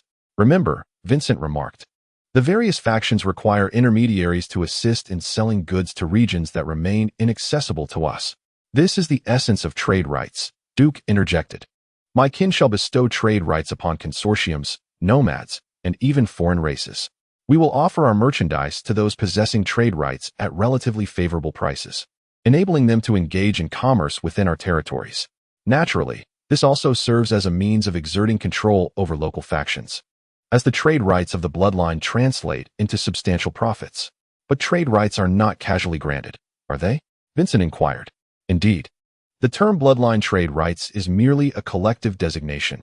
In truth, the Blood Council categorizes these rights into 3 tiers. Procedurally, a squad leader may nominate candidates, and with the consent of the local sheriff, first-tier trade rights can be conferred, permitting trade within the jurisdiction. For instance, leaders like Li Gang possess first-tier trade rights, allowing them to distribute magical dust in the dock area, Duke explained. Second-tier trade rights, however, necessitate the approval of a prince before they can be granted. For example, the Dragon Tooth Consortium holds trade rights across several princely domains in the Old World, acting as intermediaries for commerce with werewolves and other foreign entities, or with our consent. facilitating shipments of goods in the docks. Third-tier trade rights are conferred by the Council, and such merchants are exceedingly rare. They possess the authority to trade within any bloodline sphere of influence. The higher the trade tier, the greater the discounts received when transacting with my kin. Do second-tier merchants not engage in the business of first-tier merchants? Vincent queried with curiosity. Surely, the procurement prices for second-tier merchants are more advantageous, presenting such an obvious arbitrage opportunity. All commodities handled by second-tier merchants are bulk goods, associated with overseas trade involving foreign entities. Trade contracts explicitly prohibit local sales, Duke clarified. Those who contravene this stipulation will forfeit their trade rights.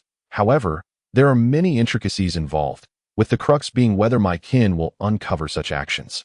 Fascinating, Vincent smiled, falling silent. In the Payne house, the conference room was filled with bloodline members gathered around a long table.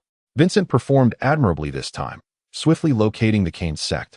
Katerina remarked, "Loyalty shall indeed be rewarded, and I shall remember this. However, there remains a loose end. Upon inventory, a quarter of the magical energy stones have vanished. It is imperative to conduct a thorough search of the dock area. Additionally, we must examine the barge records to ascertain their destinations." "Understood, Captain," came the response. "Proceed," Katerina instructed, but Vincent, stay behind. Once the others exited the conference room, Katerina turned to him, asking, "What reward do you seek this time?" "A transformation scroll, perhaps." Vincent pondered. "It is time for me to learn new metamorphosis techniques." "Very well," Katerina replied. "Moreover, you previously mentioned someone distributing magical dust behind our backs. Do keep an eye out during your investigation. Should I notify others?" Katerina contemplated for a considerable time before asking, "Do you have any suspects?" "I do." She met Vincent's gaze as he continued, "The Dragon Tooth Consortium." "Oh, elaborate." "The warehouse adjacent to the Kane sect is owned by the Dragon Tooth Consortium, and it houses magical dust." "Are you certain?" "While I may not be a master tracker, I am a son of the Wild Hunt, and I can certainly detect the scent of magical dust," Vincent affirmed. "Do not disclose this to anyone yet," Katerina remarked. "With the methods of the Dragon's Tooth, we may not be able to catch them off guard this time, but we should be able to leverage this as a bargaining chip to retrieve something valuable." "Yes, Captain." Chapter 65. A pause. The following day, Vincent received a note from Mary. "Dearest, I await you at the Chamber of Commerce." Vincent smiled, instructing Humphrey to prepare the carriage, which soon arrived at the dock area of the Dragon's Tooth Consortium's chamber. "Dearest." Upon seeing Vincent enter the office, Mary reclined lazily on the sofa, her smile radiant. "Dearest," Vincent replied with a grin, "are you in such haste to see me due to some urgent matter?" "What? Is it wrong to miss you?" Mary feigned indignation. "Of course not," Vincent chuckled. "Is there truly nothing amiss?" "Actually, there is." Mary straightened up, her tone turning serious. "I heard that another shipment of magical energy stones has gone missing." Vincent regarded her intently as she continued. "Last night at the docks, 3 ships departed simultaneously." "Oh, how did you come by this information?" "Coincidentally, we had a shipment scheduled for departure last night, and at the docks, we noticed that the dock workers had been summoned to load cargo onto those 3 ships, Mary explained. "We inquired among the dock workers, and they mentioned that the ships were unfamiliar, and the cargo was sealed." "Do you have the names of the 3 vessels?" "I do." Mary fell silent. Vincent smiled, asking, "What do you wish to know?" "I wonder what the nobility of the night can offer our consortium," Mary replied with a smile. "By the way, the cargo you dispatched last night was a shipment of magical dust, correct?" Vincent said. "It wouldn't happen to be the magical dust stored next to the Kane Brothers grocery store, would it?" Mary's heart skipped a beat. Before she could respond, Vincent continued. "A leader of the vagabonds has complained to me about the recent decline in the shipment of magical dust. My curiosity piqued. I discovered that someone has been clandestinely selling magical dust in Union City. Have you heard any rumors?" As Mary remained silent, Vincent pressed on. "So, what are the names of those 3 ships?" "The Alice, the Duma, and the Mary," Mary replied, smiling as she asked, "Dearest?" "Thank you, dearest." Vincent blew her a kiss and turned to leave. Mary understood that this matter might have further implications, but it was essentially concluded for now. At the prince's residence in Union City, Prince Anderson and Caroline sat on the sofa, while Jason brought Katerina and Vincent to report the intelligence. "Please repeat. What are the names of those 3 ships?" Caroline inquired of Vincent. "Teacher, those 3 ships are the Alice, the Duma, and the Mary," Vincent answered. Caroline glanced at Prince Anderson, who waved his hand, and said, "You have done well. Leave the room to us. Jason, stay behind." As Katerina and Vincent respectfully exited the room, Caroline remarked, "It appears that the magical energy stones have likely departed from Union City." "What do you mean?" Anderson asked. "The tribunal is tracking those 4 vessels heading to the Tudor Kingdom, namely the Alice, the Duma, the Mary, and the Albert," Caroline stated. "It seems that the followers of the Kane sect are aware they are being pursued. They deliberately used barges to navigate the canals, and while we tracked the barges, they left behind some magical energy stones to divert our attention. Meanwhile, the ocean freighter has circumnavigated to Union City, transporting the remaining magical energy stones away. As the vessel ventured beyond the endless sea, it anchored at any island within the Shattered Isles, making the pursuit of the ship nearly impossible," Anderson remarked. "What if the Kane cult changes ships to transport their cargo back?" Jason inquired. "That is indeed a possibility. We must exercise caution," Anderson responded. "Jason, keep a close watch on the dock area. I will alert the undead fleet to be vigilant regarding those vessels." "Yes, although I believe the likelihood is slim. It is prudent to remain vigilant. I will also inform Prince Gao of this matter, to see if we can trace them through our kin in the Shattered Isles, ensuring they do not return to the Tudor Kingdom," Caroline stated. "This matter can be regarded as temporarily settled. Notify me of any new intelligence. I shall return to Dunling to prevent the tribunal from hastily arriving in United City." "Very well." Catalina and Vincent traveled back to the House of Sorrows in a carriage. "Well done," Catalina praised. "Originally, the Dragon Tooth Consortium aimed for a handsome price, but I managed to procure the information using the matter of magic dust. Speaking of which, what is the status of the magic dust?" Vincent queried. "It should have already set sail," he replied, "if I am not mistaken." While the magic dust was being loaded onto the ship, the Kane cult was also busy loading their cargo, resulting in a lack of dock workers, which allowed the Dragon Tooth Consortium to uncover information about the Kane cult. Since it is an unprovable matter, it remains valuable for exchanging information about the Kane cult. Catalina acknowledged. "You handled it quite well." "Captain, it would be wise to find an opportunity to subtly remind the Dragon Tooth Consortium of our awareness," Vincent suggested. "Though we have not caught them in the act, we should not allow them to believe we are oblivious." "Has your little girlfriend been disregarded?" Catalina chuckled. "Wait a minute. Subtly, huh? You still managed to speak on her behalf," she teased. "Business is business, and pleasure is pleasure," Vincent replied with a smile. "Regardless, if she finds herself unemployed, I can support her." Catalina glanced at Vincent, hesitating to speak, then sighed. "You do maintain a clear distinction between public and private matters." At the Dunling King station, as Caroline disembarked from the train, Johnson was already standing on the platform. "I have received your intelligence," Johnson said, hastening toward Caroline. "The Order of the Tribunal has dispatched individuals to the Shattered Isles to continue the pursuit, but there are no new updates as of yet. I have also informed Prince Gao. He will notify our kin in the Endless Sea to assist in the search," Caroline replied. "Shall we reconvene upon receiving new information?" "Agreed," Johnson affirmed. "Additionally, I hope you can manage the tribunal members and ensure they depart from Dunling," Caroline instructed. "If I hear of any of my kin being burned, the consequences are something you would rather not contemplate." "Understood." At the residence of Prince Gao in Dunling, Vanessa Castan sat regally in a high-backed chair, attended respectfully by her steward, Stefan. Caroline pushed open the grand door and entered the prince's hall. "Your Highness," Caroline knelt on one knee. "Those tribunal members," Vanessa inquired. "Will they no longer tread upon my lands?" "I have already warned Johnson," Caroline replied, "and he understands the consequences." "Excellent," Vanessa remarked. "I have heard that the intelligence regarding United City was procured by your daughter?" "No." Caroline paused for a moment before responding. "It was my daughter's subordinate, Vincent." "That name seems familiar," Vanessa noted. "Master, this individual is the prophesied child transformed by Elder Klaus," suddenly interjected Butler Stefan. "You have encountered him once." "I recall," Vanessa remarked. "Klaus, that intriguing descendant." "Indeed, Master," Stefan replied. "Caroline, do take the opportunity to look after your disciples," Vanessa suggested. "Finding a member of the Kane sect so swiftly alleviates my concerns. Your daughter is quite capable. Are you certain you wish to send her to the New World?" "Yes, Your Highness," Caroline affirmed.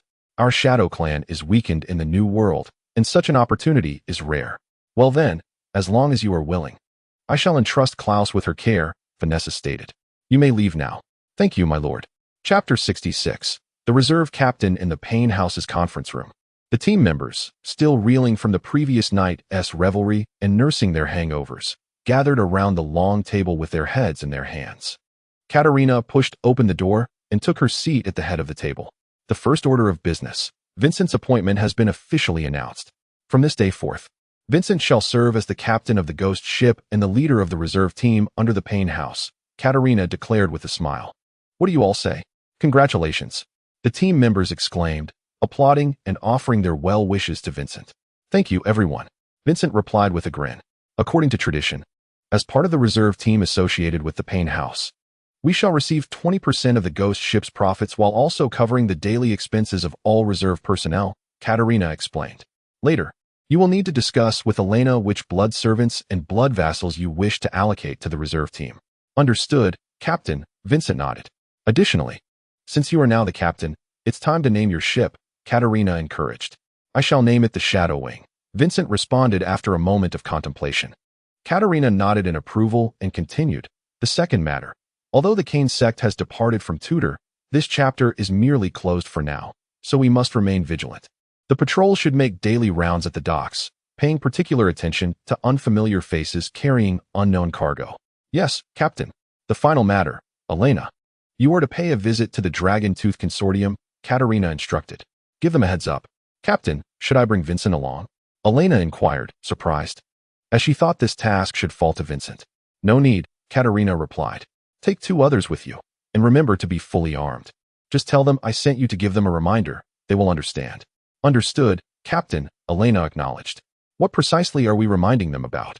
To inform them of the intelligence we have regarding the Kane sect, Katerina briefly outlined the situation. While we did not catch the Dragon Tooth Consortium's foxtail, Vincent still suggested we alert them to prevent any misconceptions that we are easily deceived. Yes, Captain. Now, proceed with your tasks, Katerina concluded. Vincent, please stay back. Captain? Vincent asked, puzzled, as the others exited the conference room. This is a shape-shifting scroll, Katerina said, handing him a scroll along with a small pouch. Moreover, my mother has heard of your promotion to captain and requested that I present you with this gift. Upon opening the pouch, Vincent discovered 20 magical crystals inside. Captain, is this gift not a bit excessive? Not at all, considering the bond we have shared as teacher and student over the years. Katerina remarked that her mother had said that if there were ever difficulties, she could always seek her assistance. Thank you, Vincent replied, rising to bow respectfully. After leaving the conference room, Vincent penned a letter of gratitude, which was delivered to Caroline via messenger. Time flew by, and a month elapsed. During the upgrade of the Phantom ship at the Secretive Guild, Vincent seized the opportunity to study transformation magic, mastering the fundamental transformations of the owl, wolf, and bear from the Wild Hunt clan. By now, Vincent had acquired all the transformation spells and shadow spells attainable at the night level. According to the assessment of the Blood Clan, Vincent had reached the night level, and considering he was an awakened bloodline, coupled with his command of shadow magic flames, he could be regarded as a formidable practitioner among knights. In the United City, at the dock area on a remote island, Vincent and Asimov were examining the completed necromantic transformation of the Phantom ship. The dark and decayed hull, along with the tattered sails, exuded an intensified necromantic aura, with phantoms flickering across the ship's surface, evoking a chill. Vincent utilized the funds gifted by Caroline to upgrade the ghost cannons, which glimmered with an ethereal blue light. A contingent of 10 fully armored skeletal sentinels stood ready, awaiting the inspection of the ship's master. The ship had been fully transformed, and Asimov, standing beside the helm, explained that the necromantic transformation had been completed, with the ship's speed and carrying capacity remaining unchanged. Through a soul link, one could manifest the ship's soul. The necromantic hull had generated 2 skeletal claws as combat weapons, which could also replenish the ship's energy. The vessel was inhabited by numerous phantoms, who could manipulate the hull, control the sails, and operate the ghost cannons, as well as engage in battle, serving as a spectral shield to protect the ship and harvest souls during combat to replenish the necromantic ship's energy. In terms of firepower, the 2 bow cannons and 20 side cannons had all been upgraded to ghost cannons, utilizing necromantic energy as ammunition, sharing the core energy source with the hull, which eliminated the need to carry additional ammunition and allowed for more space within the hold. It was estimated that half of the cargo space would suffice for the provisions required for long-distance voyages. As Asimov continued his explanation, The two descended from the helm and entered the captain's quarters. The necromantic core had been upgraded to serve as the ship's core energy source, enhancing the overall efficiency of the magical array and reducing energy loss and conversion.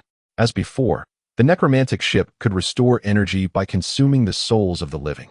The core energy source resided in a rune-sealed chamber beneath the captain's quarters, connected to the magical energy stone storage chamber. The necromantic ship possessed its own consciousness and would autonomously transport magical energy stones from the storage chamber to the core as needed. All that was required of you was to ensure that the storage chamber was sufficiently stocked with magical energy stones. The necromantic ship was bound to your soul, allowing you to appoint a captain to navigate the vessel at any time, and you could also revoke this appointment through the soul link whenever you wished. Furthermore, you could summon the necromantic ship through the soul link, and the modifications for underwater navigation had been completed. The barrier was now permanently established upon the hull, currently consisting solely of the illusion barrier, which activated by consuming the ship's energy. The coverage of the necromantic mist had expanded significantly, with a maximum range reaching 5 nautical miles. Asimov continued to elaborate, revealing that 96 undead crew members were bound within the core of the spectral vessel, all capable of replenishing the ship's energy through acts of slaughter. A spectral navigator, 85 armed undead crew members wielding curved blades and flintlock pistols, along with 10 personal undead guards I have graciously gifted you as a token of promotion, dear Vincent. The undead guards are formidable beings, their souls ensnared within heavy spectral armor, merging the agility of phantoms with the robust defense of armor. Equipped with rune-etched longswords and ghostly firearms, these guards often serve as the elite warriors aboard spectral vessels. My deepest gratitude, Lord Asimov, Vincent said respectfully, placing a hand on his chest. This gift is truly extravagant. Not at all, young Vincent, merely a small token of my esteem, Asimov waved dismissively. If you feel uncomfortable, perhaps you could assist me by transporting a few items to the new world on your next journey. May I inquire what those items are? A batch of undead creations, Asimov replied, designated for Prince Montel in the new world.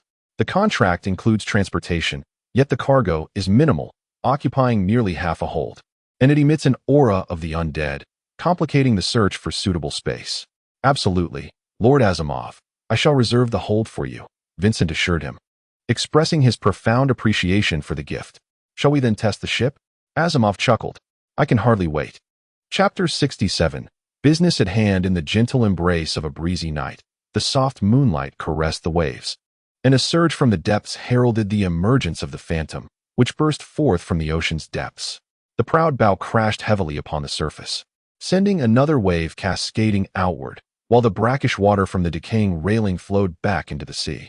Vincent emerged from the captain's quarters, observing the damp deck drying under the influence of spectral magic. He reminisced about the vessel's underwater navigation, likening the phantom's grace to that of a shark, marveling at the profound beauty of the deep sea. This underwater voyage is rather fascinating, he mused.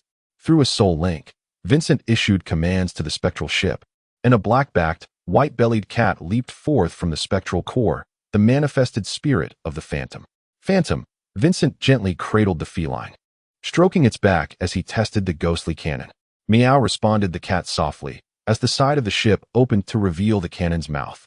The ghostly cannon, seemingly animated by a phantom's will, extended its barrel, and with an indignant roar from Phantom, all 20 cannons concentrated on one side unleashed a thunderous barrage, blue spectral energy erupting forth, shattering nearby rocks.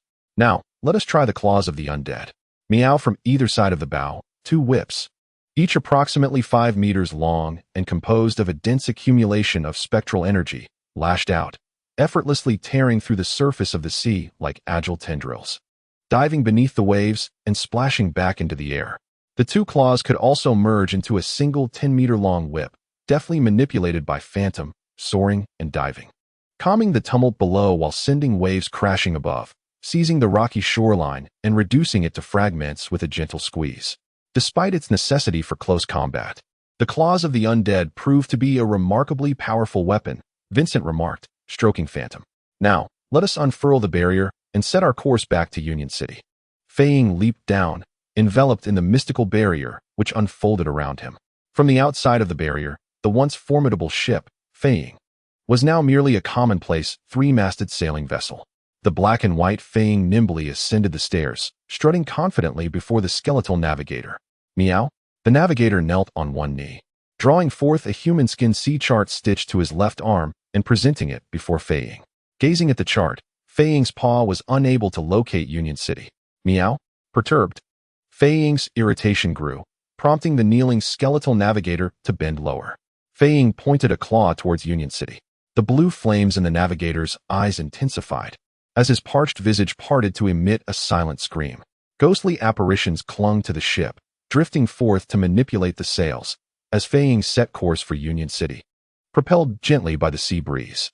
In Union City, at the dock area of the Dumont Hotel, Charlie guided Vincent towards the sheriff's office, conversing as they walked. "I've made arrangements. Tonight, we shall indulge until inebriation." Vincent replied, "Indeed, I shall embrace drunkenness tonight, and I won't return home. I will stay at Dumont." "How does that sound?" Vincent smiled in agreement. "Ha ha ha, splendid." Charlie laughed. "I will ensure everything is arranged perfectly."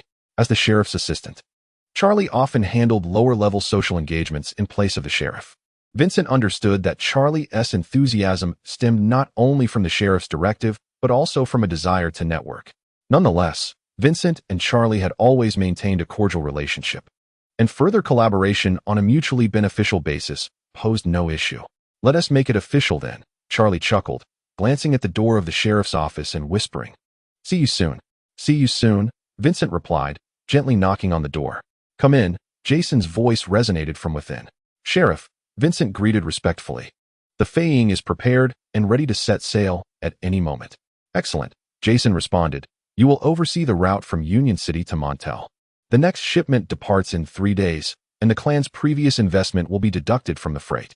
"Yes, Sheriff," Vincent replied. "By the way, may I inquire about the volume of this shipment?" "The same as last time. 5 holds, 240 tons, Jason stated. "Do you have other cargo to transport?"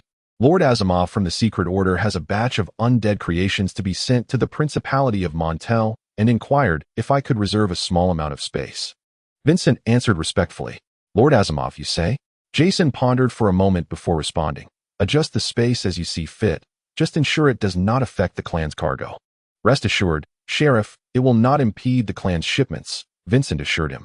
"Very well." Vincent exited the office respectfully. Outside, Charlie awaited and softly inquired, "Shall we go?" "Indeed."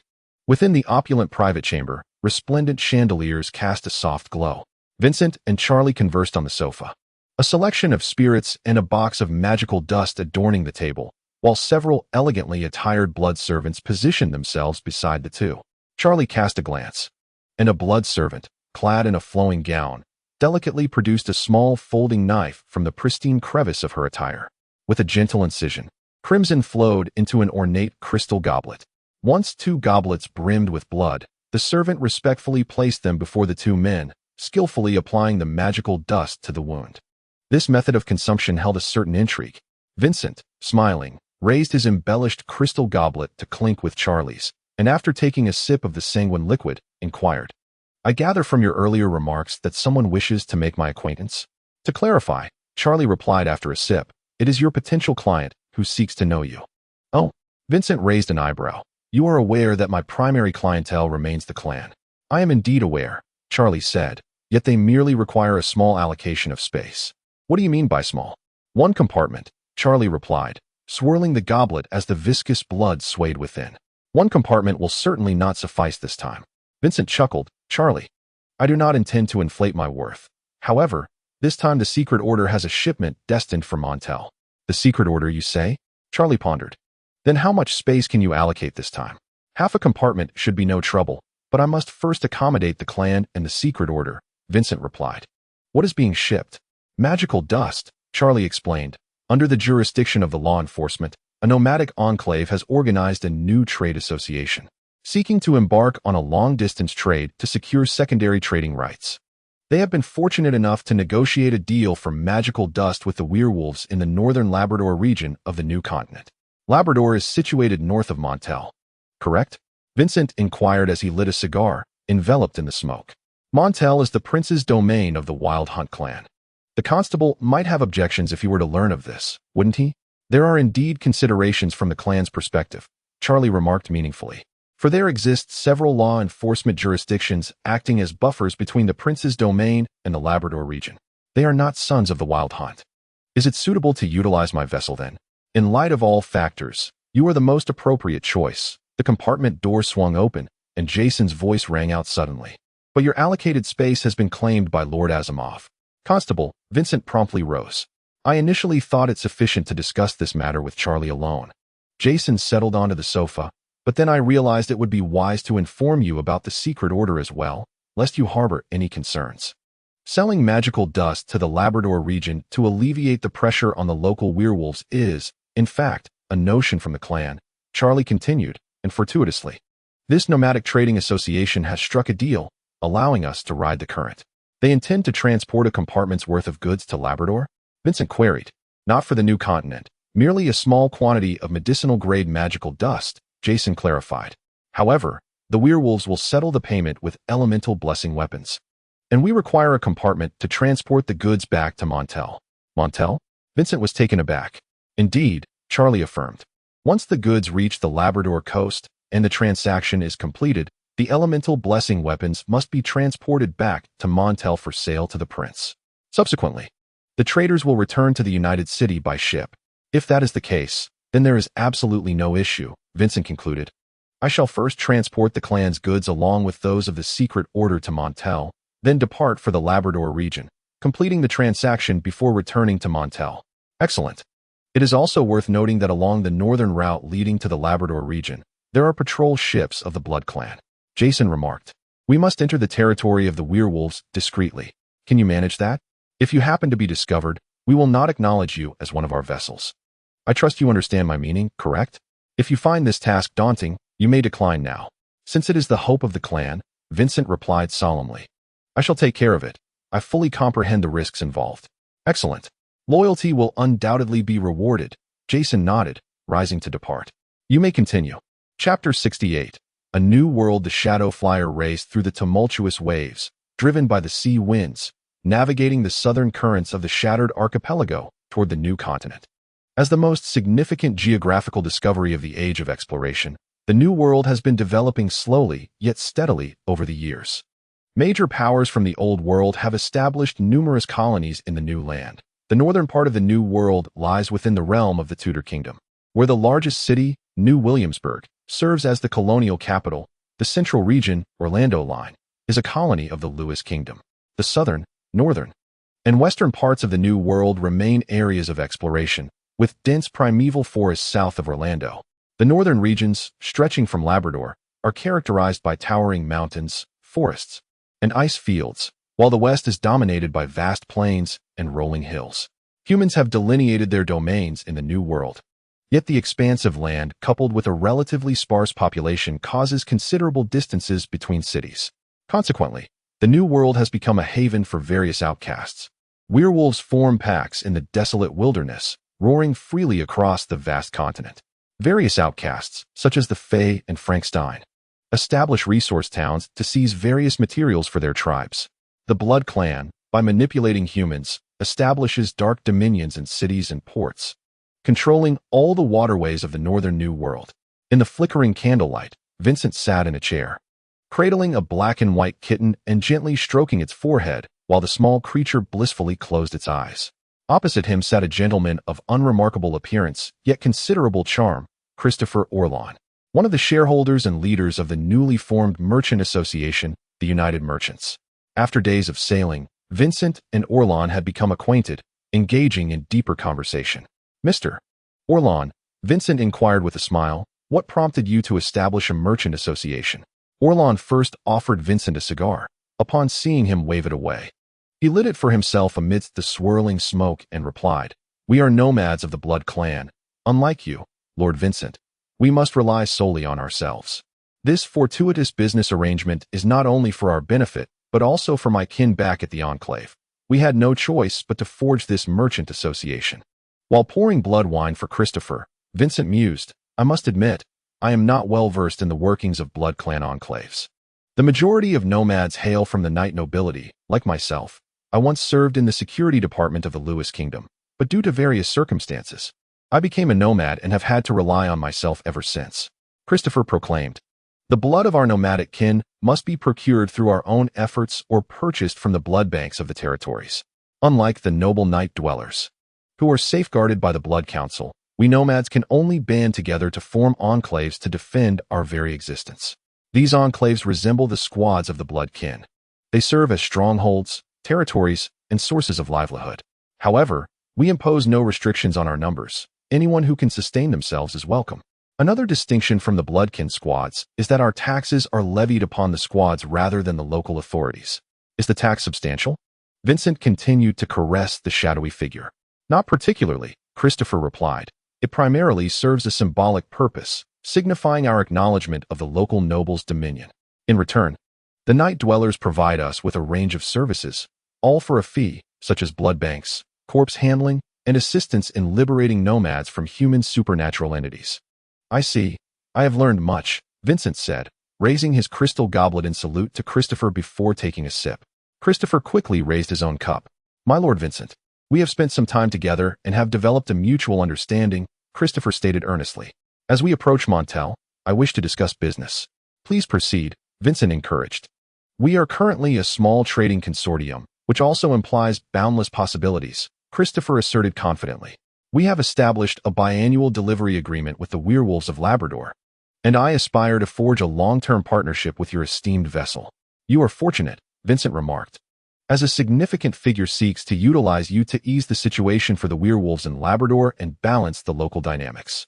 However, you must comprehend that the winds of fortune can shift. You are indeed correct, my lord, Christopher acknowledged. This is precisely why I accompanied this voyage. I have reached a preliminary agreement with Montel to procure extraordinary resources for sale in the old world every 6 months. That is intriguing, Vincent said, a smile gracing his lips. Thus, I hope that upon our return from the new world, you will reserve a cabin for me. I will calculate the shipping fee at 2,000 dark gold, Christopher stated. Agreed, but I can only settle with you on a one-time basis. As my ship primarily serves the clan, Vincent replied. If they require additional cargo at short notice, I cannot refuse. Without a long-term contract, our trade will be difficult to pursue, Roland interjected, shrugging. I can guarantee you half a cabin, Vincent offered, but not a full one. After a moment's contemplation, Christopher extended his hand. Half a cabin, with a one-way fare of 1,000. A full cabin would be 1,900 dark gold. That sounds quite fair, Vincent said, shaking Christopher's hand to seal the deal. At the Montel port, Prince's aide Nick had received the message from Vincent's messenger and awaited the cargo at the dock. Mr. Young, Vincent called as he descended from the deck of the Shadow Wing. The clan's goods, along with a batch of necromantic creations from the Secret Order, require your inspection. Nick signaled, and a nearby bloodkin nodded, proceeding to inventory the cargo. Captain Vincent, Nick remarked, is there a member of the United Guild aboard your vessel? Vincent glanced at Nick, remaining silent. Captain Vincent, do not misunderstand. Nick raised his hands. I am merely awaiting the opportunity to negotiate with him. Others' affairs are their own. Vincent chuckled. I only concern myself with my own matters. Nick Young looked at Vincent and suddenly burst into laughter. Interesting. When Captain Vincent returns to Montel in a few days, I shall treat you to a drink. I appreciate it, Mr. Young, Vincent replied. The cargo was swiftly counted and unloaded, and upon receiving the messenger, Vincent boarded the Shadowflight, which slowly departed from the dock. The waves gently lapped against the Shadowflight as it journeyed northward, creating a beautiful melody, and as they drew nearer to the northern waters, icebergs occasionally brushed against the vessel, adding a deep rhythmic punctuation to the symphony. My lord, Christopher inquired, did Lord Nick Young ask me about anything? Indeed, Vincent responded. He is well aware that we shall return to Montel in a few days. If I may ask, my lord, Christopher continued, do you believe Lord Nick Young's inquiry was benevolent or malevolent? Difficult to say, Vincent shrugged. Perhaps he merely wishes for you to ponder that question. Christopher paused, bowed deeply, and expressed his gratitude. Thank you, my lord. At that moment, Shadowflight suddenly leaped onto the railing beside Vincent, meowing. Through their soul link, Vincent understood that Shadowflight was indicating the presence of a distant ship. He lifted Shadowflight and, via the soul link, issued commands as he and Christopher entered the ship's hold, sealing it entirely with deathly magic. Dive, Vincent instructed the cat, who was busy licking its paws. Meow, with Shadowfang's cry.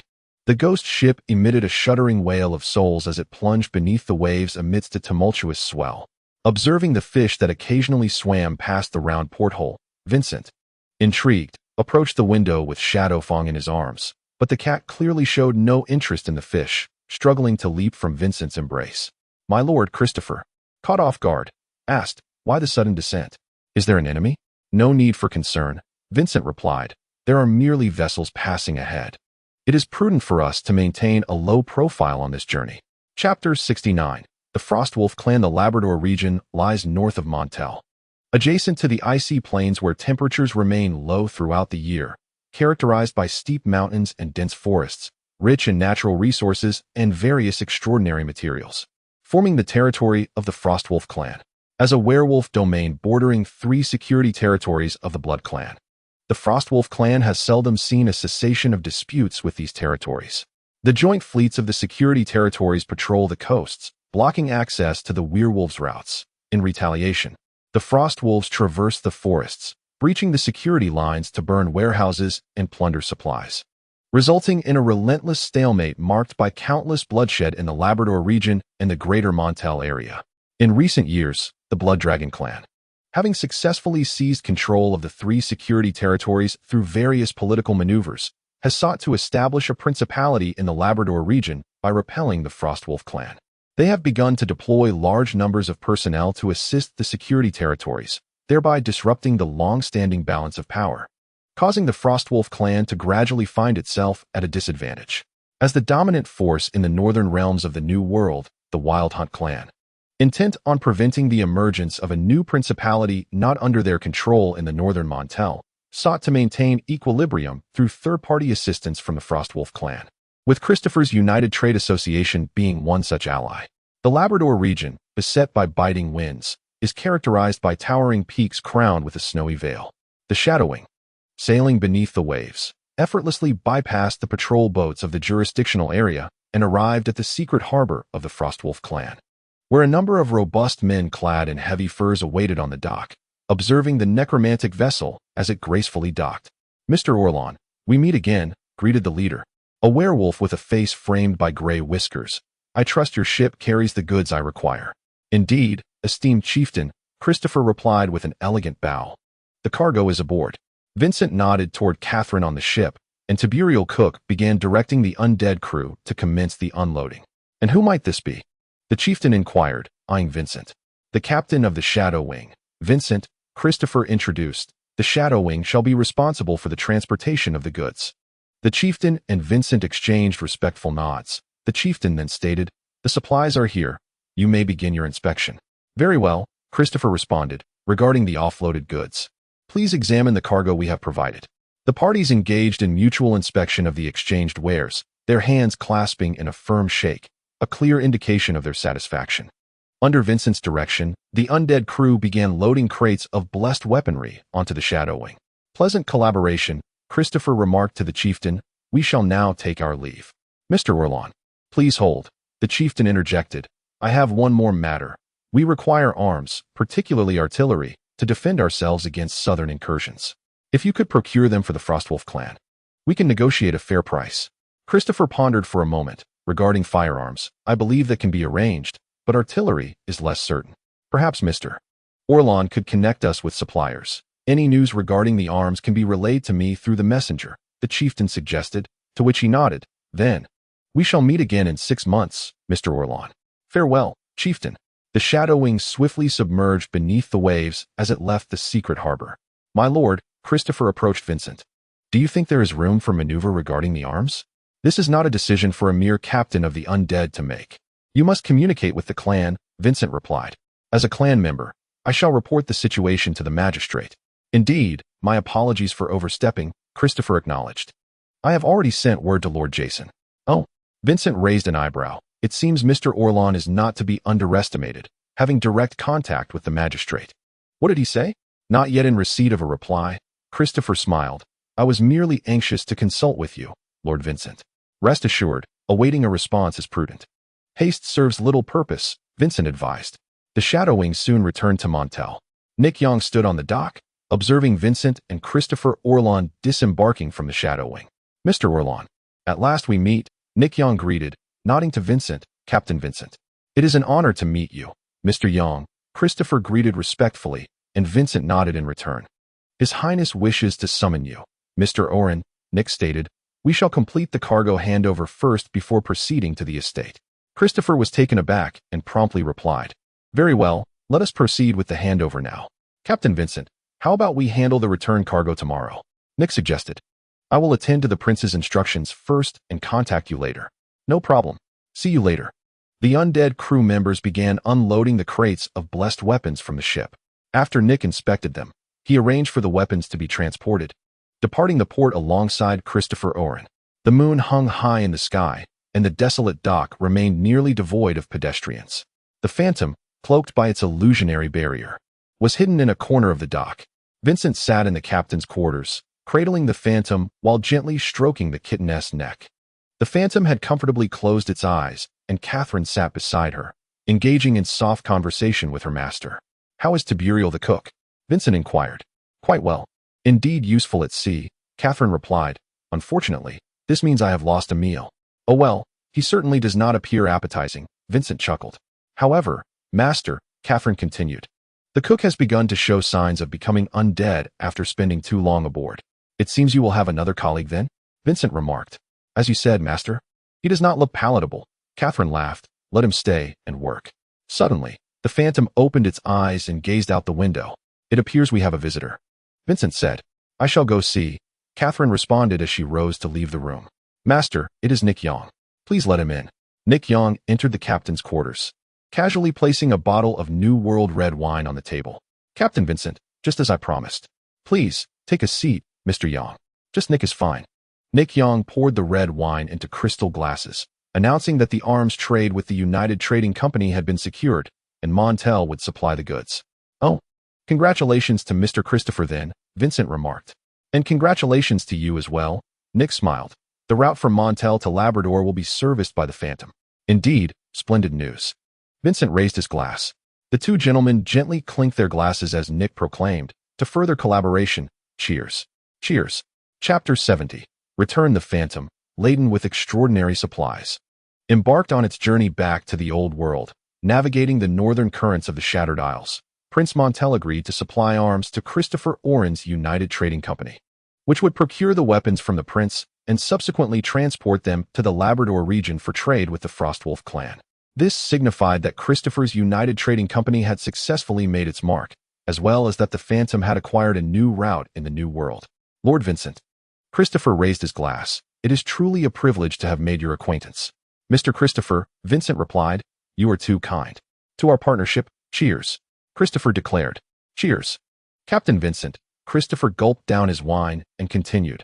I wonder when our next venture to the New World will be? Upon reaching Union City to unload the cargo. After a brief respite, we shall embark on our next journey, Vincent remarked. I will personally accompany the vessel for these initial trips. Once the stability of these two routes is assured, I shall assess the situation regarding future voyages. Mr. Christopher, what is the scheduled date for the handover between your Union Chamber and Montel?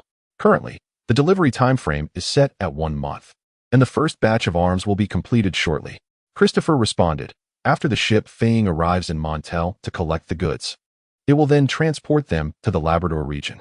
This poses no significant issue, Vincent stated. The Faying will continuously shuttle between Union City and the New World. However, from Union City to the New World, the Faying can only allocate one hold to the Union Chamber. And the same applies for the return journey from Montel to the Old World. That is acceptable, Chris said. The primary capacity will still be on the route between Montel and the Labrador region. Regarding freight charges, what is your stance, Lord Vincent? Vincent smiled and replied. Concerning the route between Montel and Labrador, as previously discussed, the one-way rate is 1,000 per hold. Since we now have cargo for both directions, a round trip would be 1,800 per hold. How does that sound? Quite fair, Christopher responded, looking forward to our collaboration. Indeed, a fruitful partnership. Union City. The moonlight tonight is exceptionally pleasant, with wisps of clouds occasionally drifting through the soft luminescence, while the stars twinkle brightly in the sky. The gentle moonlight bathes a dilapidated red brick warehouse, the weathered bricks and decaying wooden boards bearing testament to its age. The warehouse is modest in size, with a small courtyard enclosed by towering red brick walls and wooden panels. At the back, a small dock is home to a barge, where several werewolves are busily loading goods onto the vessel, dressed in tattered clothing, appearing rather unremarkable. The warehouse's interior is nearly devoid of cargo. Damn the Kane cult. One werewolf muttered, pipe in mouth, lamenting the constant searches conducted by the undead. Another werewolf, watching the barge depart, commented, this partner possesses considerable influence. Otherwise, managing the cargo would be quite the ordeal. Speaking of which, who is this partner? I know not, was the reply. It was decided by the elders. All I know is that this partner wields significant power in this area. Otherwise, we would never have evaded the searches of those blood-sucking fiends. The elder is quite mysterious. The werewolf with the pipe remarked. If you ask me, with the strength of our Iron Claw clan, we could summon a pack from the New World. This territory would truly belong to us. Union City is manageable, but be wary of Caston and Dunling.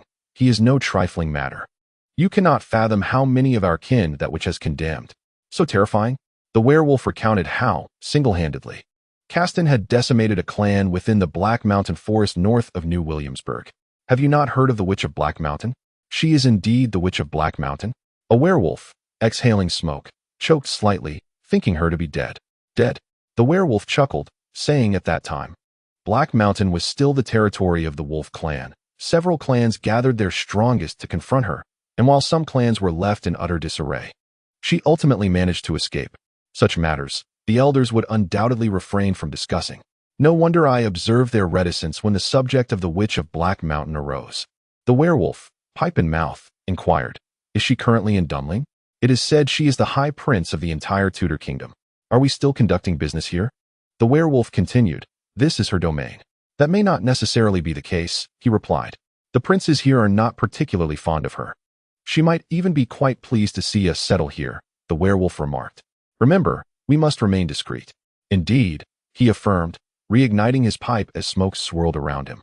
In the dock area, the port was shrouded by the phantasmic barrier of the vessel, the Flying Shadow, which had completed its handover with Charlie and was now unloading cargo with the assistance of the skeletal crew and Christopher's subordinates. Lord Vincent, Christopher said, presenting a briefcase. This is the freight payment. Vincent casually passed the briefcase to Humphrey, who awaited at the dock, and smiled at Christopher. We set sail from here in 5 days. Absolutely. Christopher replied with a grin. I eagerly anticipate it. As Humphrey nodded lightly, Vincent and Christopher clasped hands firmly. Once seated in the carriage, Vincent inquired of Humphrey. Any news from the House of Suffering? Lady Katerina is to be reassigned imminently, Humphrey stated. The official appointment has been issued. Where to? Vincent pressed. To the New World. At the jurisdictional boundary between Montel and New Williamsburg, in a place called Black Mountain Town, Humphrey responded. Is the captain at the House of Suffering? He has gone to Dunling, but should be returning soon. Notify me immediately upon his arrival. Yes, my lord, Humphrey affirmed. Additionally, you may allocate an extra team of 15 blood thralls and 2 blood vassals. Lady Elena inquired if any further assistance was required beyond our current numbers. Not for the time being. Adding more thralls would merely lead to their gradual undead transformation on the ship, and they would remain idle on shore, Vincent explained. Utilize my other blood vassal slot for Tiberius Cook. As for those 2 blood vassal slots, if you are interested, I can offer one to you. Yes, my lord. Humphrey replied, momentarily taken aback. Me? Consider it. I grant you but this singular opportunity, Vincent stated. My lord, may I continue to serve you as a blood thrall for the time being? Humphrey pondered for a lengthy moment. Combat is not my forte. I require careful consideration. Then the slot shall remain vacant, Vincent concluded. Yes, my lord. Chapter 71. Departure the Endless Sea, the Shattered Isles. This is a rather inconspicuous isle within the chain of the Shattered Isles, where the scorching sun beats down upon the sandy shores, and streams cascade down the steep cliffs, glimmering in a kaleidoscope of colors under the sun's rays.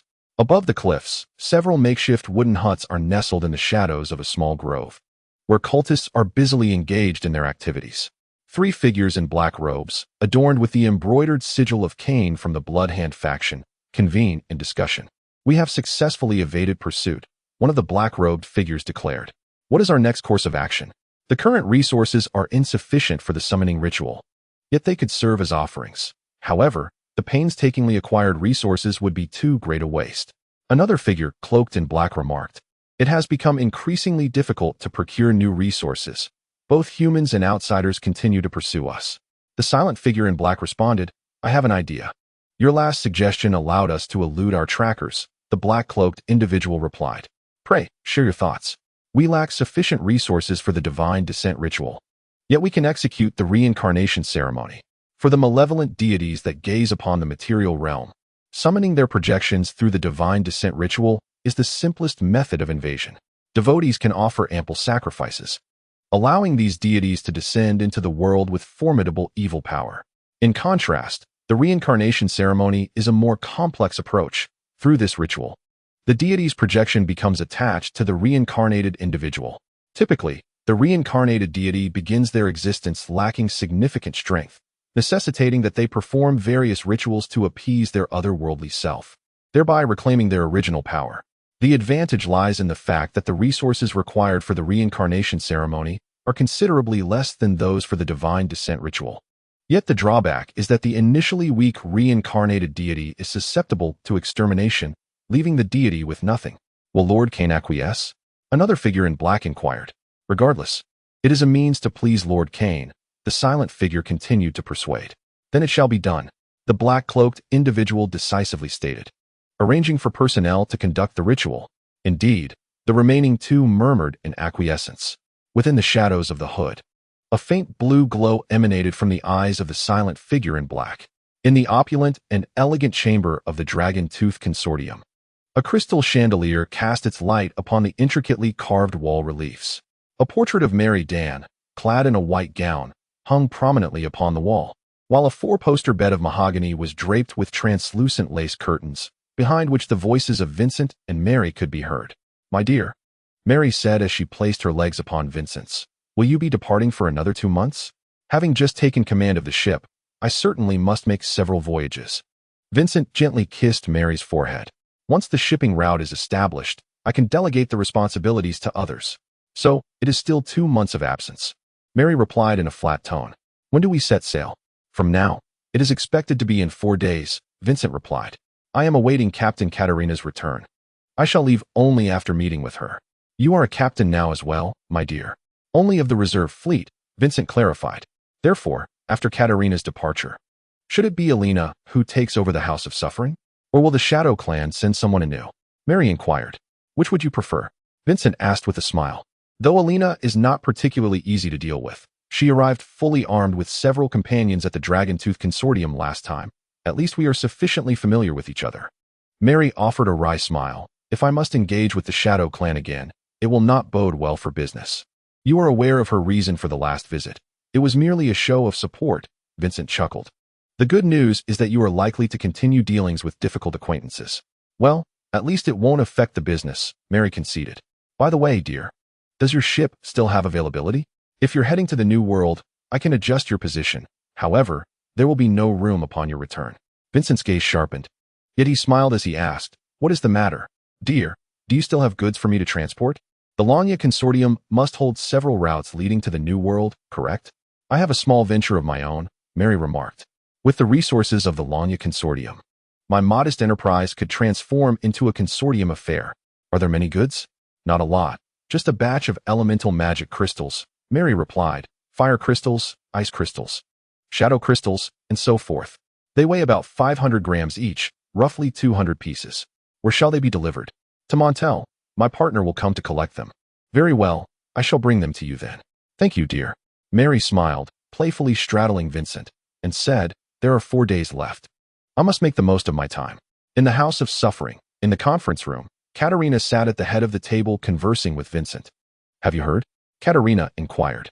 Yes, Vincent nodded. Black Mountain Town, correct? Are you familiar with this place? Katarina continued. I am not very acquainted with the New World. I only know the general information about the territories. I have never been there, but I have seen it while studying the maps of the New World, Vincent replied. Black Mountain Town lies in the western part of Montel, northwest of New William Fort. To the north of Black Mountain Town is part of the giant Stone Mountain Range. The Black Mountain Range, beyond it lies the Labrador region. To the west, a crucial passage connects to the northern plains, what we refer to as the Wild World. I recall there seem to be resource towns to the south, and further south is the jurisdiction territory under New William Fort. It's hard to say. Perhaps we will have future opportunities to collaborate. Katarina remarked, as far as I know, Black Mountain Town has considerable extraordinary resources, and it can be accessed directly via waterways to Montel City. I have always cherished your care for me, Captain. Please feel free to reach out should you require anything in the new continent, Vincent expressed. When do you intend to depart, Captain? We can set off at any moment. Alina is well acquainted with the work, so no handover is necessary. I shall host a farewell banquet tomorrow evening, Katerina stated. When will you journey to the new continent? In 3 days, Vincent responded. A client is pressing for it. Then perhaps I shall accompany you to the new continent on your ship? Katerina suggested. It would be my honor, Vincent acknowledged with a nod. At the Dumont Hotel, Sheriff, Vincent entered Jason's office and saluted with a hand over his heart. Here is the freight from last time. Jason placed the briefcase on the table, having already deducted the clan's investment funds. Thank you, sir. Since Katerina has returned, Jason continued. Shall we still depart in 3 days? Indeed, Vincent affirmed. Christopher is also eager to set off. He is very much looking forward to the arms trade in Montel. Additionally, I will be escorting Captain Katerina to the new continent. Excellent, Jason nodded. I will instruct Charlie to prepare the clan's goods.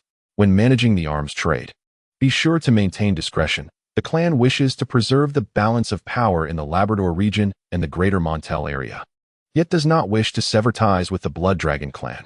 Understood, Sheriff. I will attend the banquet tomorrow evening. We shall meet then. Good night, Sheriff. Chapter 72, Gloom Dunling City, St. Arthur Hall. This is a building of milky white hue, with intricately carved stone columns supporting a distinctive milky white dome, surmounted by the gilded Tudor crest, resembling a brilliant star gazing down upon the entire city of Dunling. The stone walls are adorned with exquisite carvings, and the stained glass windows refract a kaleidoscope of colors under the sunlight. In the circular meeting room of St. Azar Hall, a high-backed throne is positioned on a dais, overlooking a grand circular table around which 13 knights clad in armor are seated.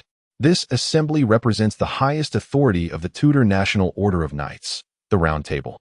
The Grand Knight, with his back to the unoccupied throne, inquired, "What news from the Kane sect?" "None, Your Excellency," a knight replied. "Sir Jansen has reported that he is searching the Shattered Isles for traces of the Kane sect. The 7th Bureau will rigorously inspect incoming goods to prevent the influx of magical energy stones once more. I have communicated with the foreign tribes," another knight interjected. "They are also on guard against incoming shipments. We must intensify our tracking efforts. We must ensure that magical energy stones do not re-enter the Tudor Kingdom," the Grand Knight asserted. "Understood. Another matter," the Grand Knight continued. "This topic is to remain confidential among the 13 of us." He rose, distributing 13 documents to the knights. "This is a proposal submitted by the 7th Bureau. It is the very document before you. According to our contacts within the 7th Bureau, they have already begun to implement this plan. Isn't that rather audacious?" one knight remarked, perusing the document. "They have commenced execution without the order's consent. Although we outrank the 7th Bureau, it is still under the purview of the Council." Another knight added, "Their submission to us is merely a statutory obligation for notification. I fail to see the benefits of this plan for the kingdom. However, if it is executed successfully, the kingdom could indeed regain a degree of control. Furthermore," another knight suggested, "if we manage the situation skillfully, regardless of the plan's success, the king can reclaim some authority." The knight deliberately emphasized the words "when the king." Yet, the uncertainties surrounding this plan are considerable, and it may lead to complications. As discussions intensified, the Grand Knight gently tapped the table, commanding silence among the knights. "Let us first review the proposal and organize our thoughts before we proceed with the discussion." "Yes, Your Excellency," the knights echoed, beginning to quietly peruse the document. For a moment, the only sound in the domed meeting room was the rustling of pages.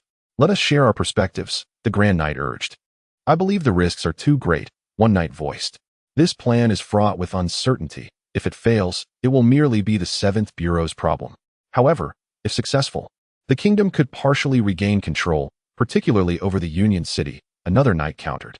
"No, if this plan fails, we too can reclaim some authority, at least regaining control over the 7th Bureau." "Indeed," another knight concurred. "This plan is merely a clandestine maneuver of the 7th Bureau, likely fueled by previous grievances stemming from the Aller Corporation's affairs. However, should we adeptly harness this opportunity, irrespective of the outcome of the 7th Bureau, both the king and ourselves shall regain a semblance of control over various aspects, which is precisely what captivates my interest. The Grand Knight remarked, should we falter? It would merely be a matter concerning the 7th Bureau. Your Excellency, let us allow the 7th Bureau to advance this plan while we discreetly lend our support from the shadows, suggested one of the knights. In the unfortunate event of failure, we will be prepared to manage the aftermath. Since the 7th Bureau has already embarked on this endeavor, we shall feign ignorance and allow them to proceed with their antics. This aligns with my thoughts as well, the Grand Knight stated. Let us cast our votes. 13 hands were raised in unison. The flying shadow embarked once more upon the journey to the new world. In the captain's cabin, Vincent, Katerina, Rosalie, and Chip engaged in conversation. The flickering candlelight danced upon the ornate crystal goblets, refracting the crimson glow of the blood wine contained within. As we venture to the new world, Vincent raised his goblet and proclaimed, "May fortune smile upon us." The group clinked their glasses together and downed their drinks in unison. Observing the situation in Black Mountain Town, which borders the territory of the werewolves, Chip remarked, I have heard that the new world is unlike the old world. The werewolves there are in constant conflict with my kin. It is not as if we have never clashed with werewolves before, Rosalie chuckled. Less calculation and more reliance on strength might indeed be beneficial. Rosalie is right, Katerina concurred. My mother taught me that the old world is fraught with too much negotiation, which starkly contrasts with the untamed nature of the new world. Though I have ventured to the new world only a few times, Vincent stated, it is my understanding that power reigns supreme there. Then the matter becomes rather straightforward, does it not? Rosalie laughed, as one from the Wild Hunt clan. She has always advocated for the resolution of issues through force. Indeed, Katerina raised her goblet and proclaimed, a toast to our new journey. To the new journey. The crystal goblets chimed together. On the shattered isles, an obscure island lay shrouded in mystery. Atop the cliff, a sinister magical array was being constructed, inscribed with blood-soaked incantations etched into the ground. The mana stones continuously supplied energy to the array, emanating an eerie crimson glow. The 3 leaders of the Bloodhand faction observed the cultists bustling about, and one cloaked figure inquired, how much longer until preparations are complete? Soon, in a few days. Another robed figure responded. The charging of the array must be a gradual process. Hastening it could induce spatial fluctuations, and attracting pursuers would pose a significant problem. Complete the preparations as swiftly as possible while remaining discreet, the cloaked figure instructed, turning to the silent companion. Have your men transport the mana stones in batches. Understood. The silent figure replied before departing. As the silent figure left the cliff, a cultist approached and said, My lord, the arrangements have been made. Lead me to inspect them. They traversed through a phantasmal barrier, revealing a cave before their eyes. Beneath the peak, a strange magical array was etched into the cave's ceiling. Several mana stones slowly emanating energy. The array gradually absorbed the red energy from the surrounding peaks as it rotated, converting the crimson light into a soothing azure hue, which then flowed gently into the summit, merging with the ominous scarlet. No one has noticed, have they? Rest assured, my lord. As the ritual commenced, one knew precisely how to proceed. In obedience, all was for the deity of fate's cunning. A glimmer of blue light emanated from the eyes of the silent figure cloaked in black. The vessel, the Flying Shadow, docked at Montel Pier, where the skeletal crew commenced the unloading of goods belonging to the Wild Hunt clan. Captain Vincent, Nick Young greeted, it is a pleasure to meet you. May I inquire about these individuals? Allow me to introduce Mr. Nick. This is the newly appointed constable of Black Mountain Town, Ms. Katerina Polly. These two accompany her to Black Mountain Town, Rosalina Nolan and Chapredu. Good evening, Constable, Nick Young said, bowing with a hand to his chest. I am Nick Young, assistant to Prince Montel. Might I arrange an audience with His Highness, the Prince? Katerina replied, as I pass through your domain. It is imperative that I pay my respects to His Highness. I shall certainly report this to His Highness, Nick responded. May I ask where the constable intends to lodge? This is my first visit to the New World, Katerina said. Does Mr. Young have any recommendations? Please allow me a moment to complete the unloading of goods, and I shall arrange accommodations for the constable, Nick replied. Captain Vincent, please have Christopher inspect the cargo.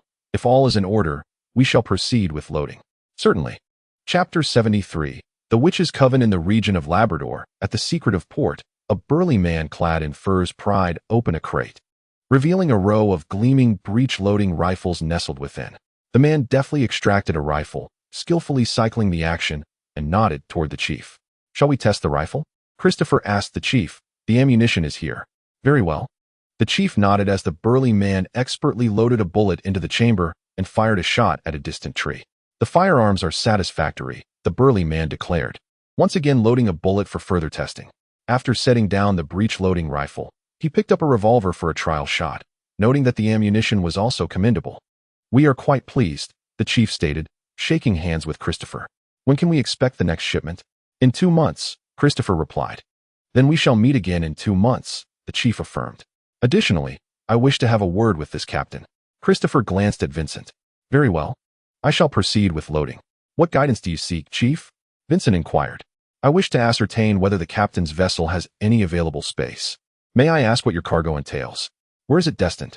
A shipment of magical crystals, bound for United City. Vincent paused, responding, I cannot make that decision alone. Completely understood, the chief said. I trust that you will soon arrive at a resolution. I eagerly anticipate your reply. Vincent offered a courteous smile.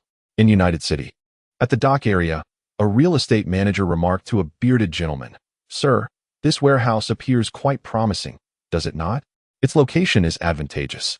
While not immediately adjacent to the docks, it remains within the dock area. Most importantly, it is situated right beside the canal, allowing for easy transport via barge to the docks. The front yard also features a stable, accommodating 4 freight wagons effortlessly. It does seem favorable, the bearded man observed. Gazing at the warehouse. With a ceiling height of 3 stories, how much cargo can it truly hold? A standard wooden crate weighing 100 kilograms. Accompanied by 4,000 inquiries, the broker remarked, the warehouse is equipped with a crane, allowing for effortless stacking of goods. This shall suffice. Very well, the broker responded. Let me see if the gentleman possesses a letter of recommendation that will simplify matters considerably. Shall we return to the office now to formalize our agreement? The bearded man nodded and exited the warehouse alongside the broker. Their carriage trundled along the road, and soon the sign of the Victoria warehouse came into view. The House of Pain, the bearded man murmured to himself. What? Inquired the real estate broker. Nothing. He shook his head, contemplating inwardly. Soon. You shall pay dearly for the blood feud of years past. Inside the House of Pain, in the conference room, the newly appointed captain, Elena, presided over a meeting with 5 other members. As the new captain, I have already engaged with the outsiders within our territory, Elena began. How has the blood teeth to the south been faring lately?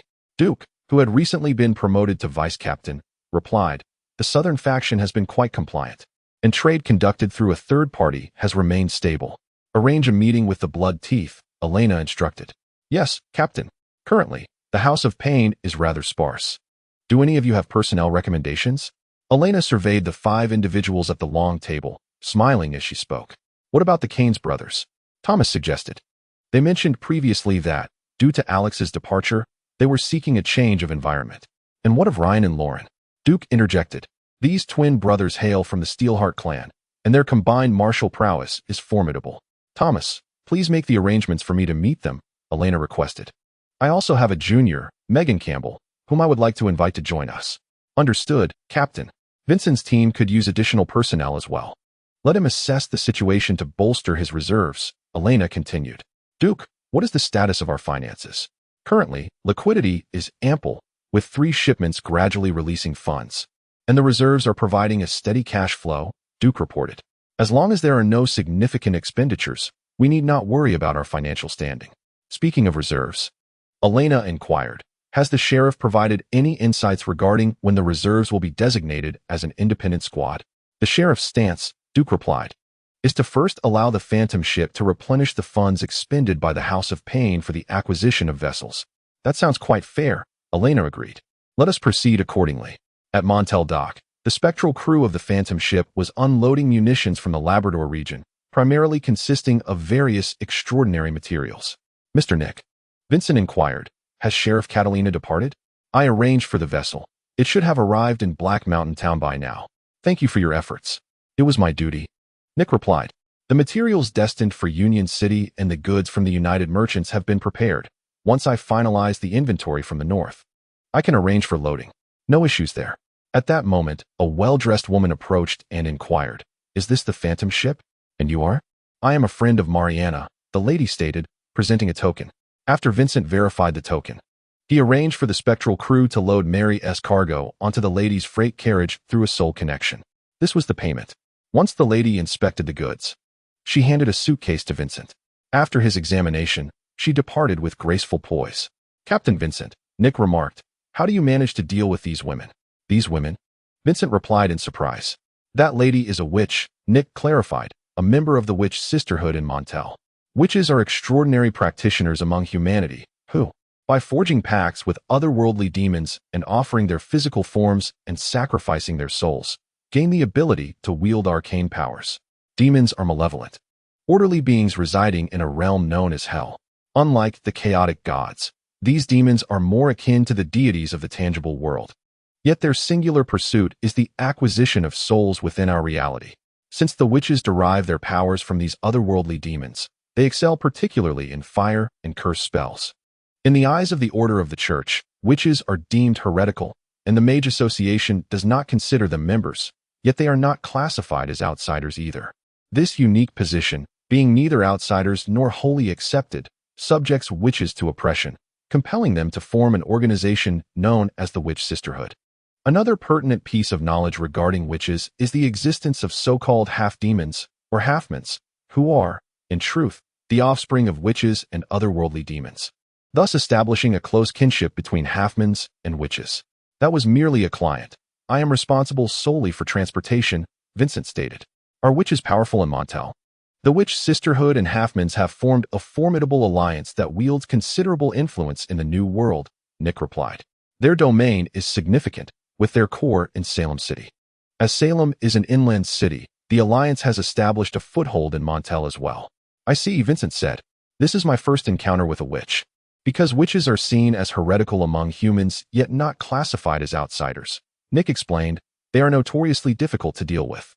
It is said that witches only trade with those they trust, so those who can conduct business with them are not ordinary individuals. "Fascinating," Vincent mused. "Once the loading is complete, I shall set off. Until we meet again in 2 months. Chapter 74.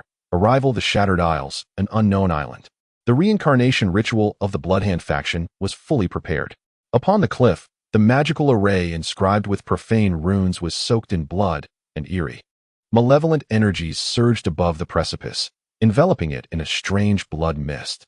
The sinister cane runes intermittently flickered with an ominous red glow. Although a massive barrier cloaked the entire peak, it could not contain the intense and peculiar radiance.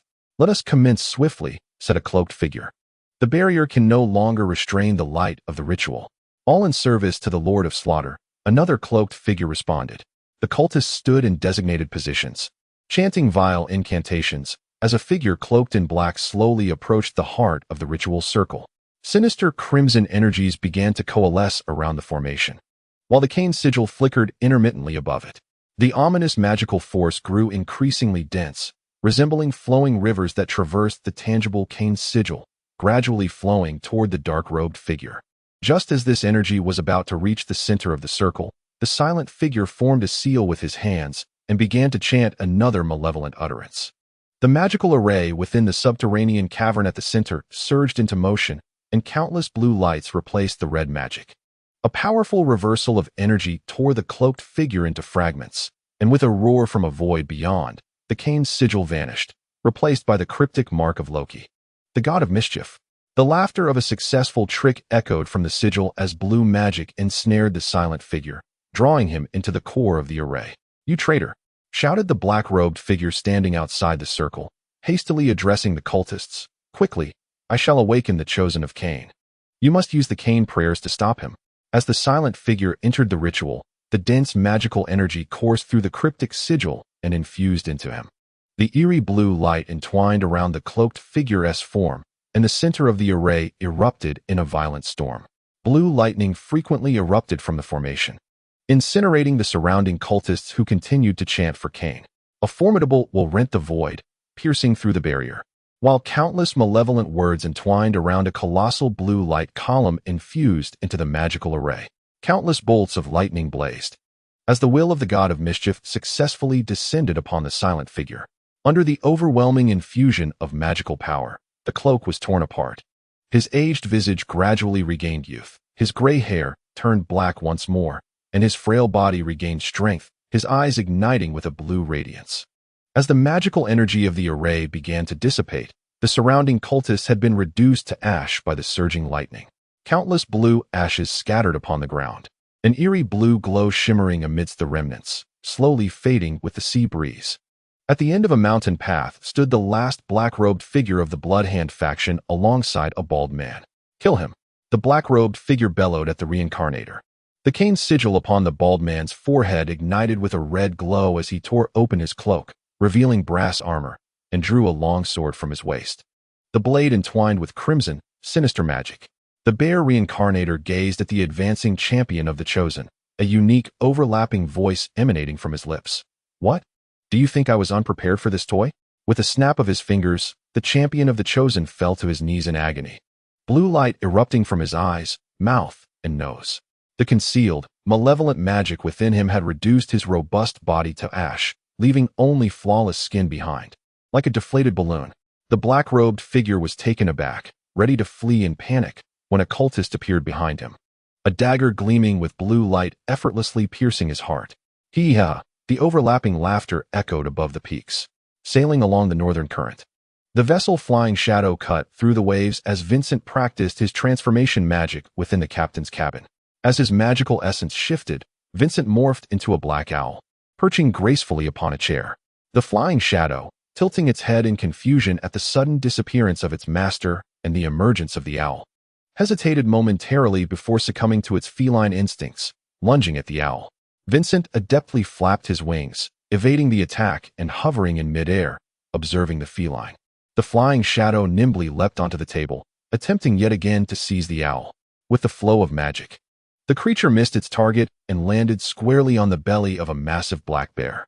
Startled by the enormity of the beast, the flying shadow sprang off the bear's stomach, warily watching it while retreating cautiously. The skeletal guardian had already arrived outside the captain's cabin at the summons of the flying shadow. With another surge of magic, a black wolf appeared, baring its teeth menacingly at the feline. Terrified, the flying shadow quickly turned to flee, attempting to summon the skeletal guardian into the cabin, but found the door barred. Once more, the magic swirled, and Vincent transformed back into his human form, laughing heartily at the flying shadow. The creature, seemingly still processing the events, gazed quizzically at the vanished wolf and the mirthful Vincent. Suddenly realizing the jest, the flying shadow pounced in a huff, only to be embraced by the laughing Vincent, who gently stroked its chin until it calmed down. A hurried series of footsteps approached, lightly tapping on the door. "Enter," Vincent beckoned. "My lord, you must come see," said Tiberius Cook, now transformed into a blood servant. Curious, Vincent, still holding the flying shadow, followed Tiberius onto the deck, where a brilliant blue light tore through the void, striking a distant isle. "My lord," Catherine remarked, "should we alter our course to investigate?" After a moment's reflection, Vincent replied, "We are laden with cargo. Indulging our curiosity may not be prudent at this time." "Indeed, my lord," Catherine concurred. "Tiberius," Vincent addressed, "do you recognize that isle?" "I recall the location. It is an uninhabited island," Tiberius mused. "During my piratical days, I once sought refuge there. It was indeed a time of hardship." "Mark the location," Vincent interjected. "I shall send word back to arrange for reconnaissance." "As you wish, my lord." The shadowy owl, crafted from dark magic, grasped the message and vanished into the realm of shadows. In the prince's domain of United City, a hurried Jason entered Prince Anderson's office. "I have received your message. I have dispatched the skeletal fleet to investigate," Prince Anderson replied, perusing documents. "Share the details with me." "In the ocean, I witnessed a blue light tearing through the void," Jason recounted. "Blue light," Anderson echoed. "Is not Kane's magic crimson?" "Indeed," Jason affirmed. "Yet such immense magical energy tearing the fabric of reality warrants our attention. Regardless of its source, why did the reserve fleet not investigate?" "The ship is laden with cargo," Jason explained, "and crucially, there is but one vampire aboard." "Ensure the reserve fleet is quickly reinforced," Anderson commanded. "I shall inform you of any news from the skeletal fleet." "Your Highness," Jason continued, "as for the humans, it is best we handle this ourselves," Anderson advised. "We shall decide whether to notify them once new intelligence arrives." Jason rose and saluted with a hand over his heart, preparing to depart the room. "Remember to ensure the reserve team is swiftly reinforced. Prince Anderson is evidently displeased with their lack of reconnaissance." "Yes, my lord." Good night. My constable. Chapter 75. Dynamics of all parties. The moon hung in the night sky like a resplendent jewel, while stars twinkled above. The waves shimmered under the silver light of the moon, casting a soft glow, as if a host of fairies danced upon the surface of the sea. The gentle lapping of the waves against the shore resembled a beautiful melody accompanying the ethereal beings. A fleet of 5 colossal warships approached slowly, disrupting the serene surface of the ocean. They emanated an aura of the undead, their hulls long decayed, sails tattered and frayed, with faint echoes of tormented spirits howling intermittently from their decks. The ghostly fleet anchored near an uninhabited island, and under the soft moonlight, 10 small boats rowed by the undead advanced towards the shore. The decaying wooden vessels glided onto the soft sands of the island, where 10 blood kin, 20 blood vassals, and several deathly sentinels awaited. The leader, clad in a captain's attire, nodded to the nearby blood kin, who then dispersed with their vassals to commence a thorough search of the island. In the United City, within the prince's mansion. My lord, Jason announced as he entered the office, you summoned me? The report from the undead fleet brings both good news and bad news. Prince Anderson, puffing on his cigar, continued. The good news is that we have confirmed that the mana stone we have been tracking is indeed on the uninhabited island. And the bad news? Jason inquired with a rueful smile. Yes, Prince Anderson replied, handing a freshly cut cigar to Jason. Preliminary on-site examinations indicate it was part of a reincarnation ritual. A reincarnation ritual? Jason lit the cigar, the smoke curling around him as he questioned, Cain? No, Prince Anderson clarified. This is where it becomes particularly intriguing. It is the trickster god Loki. So, Loki utilized Cain's sacrifice for the reincarnation ritual? Jason remarked, a quintessential Loki maneuver.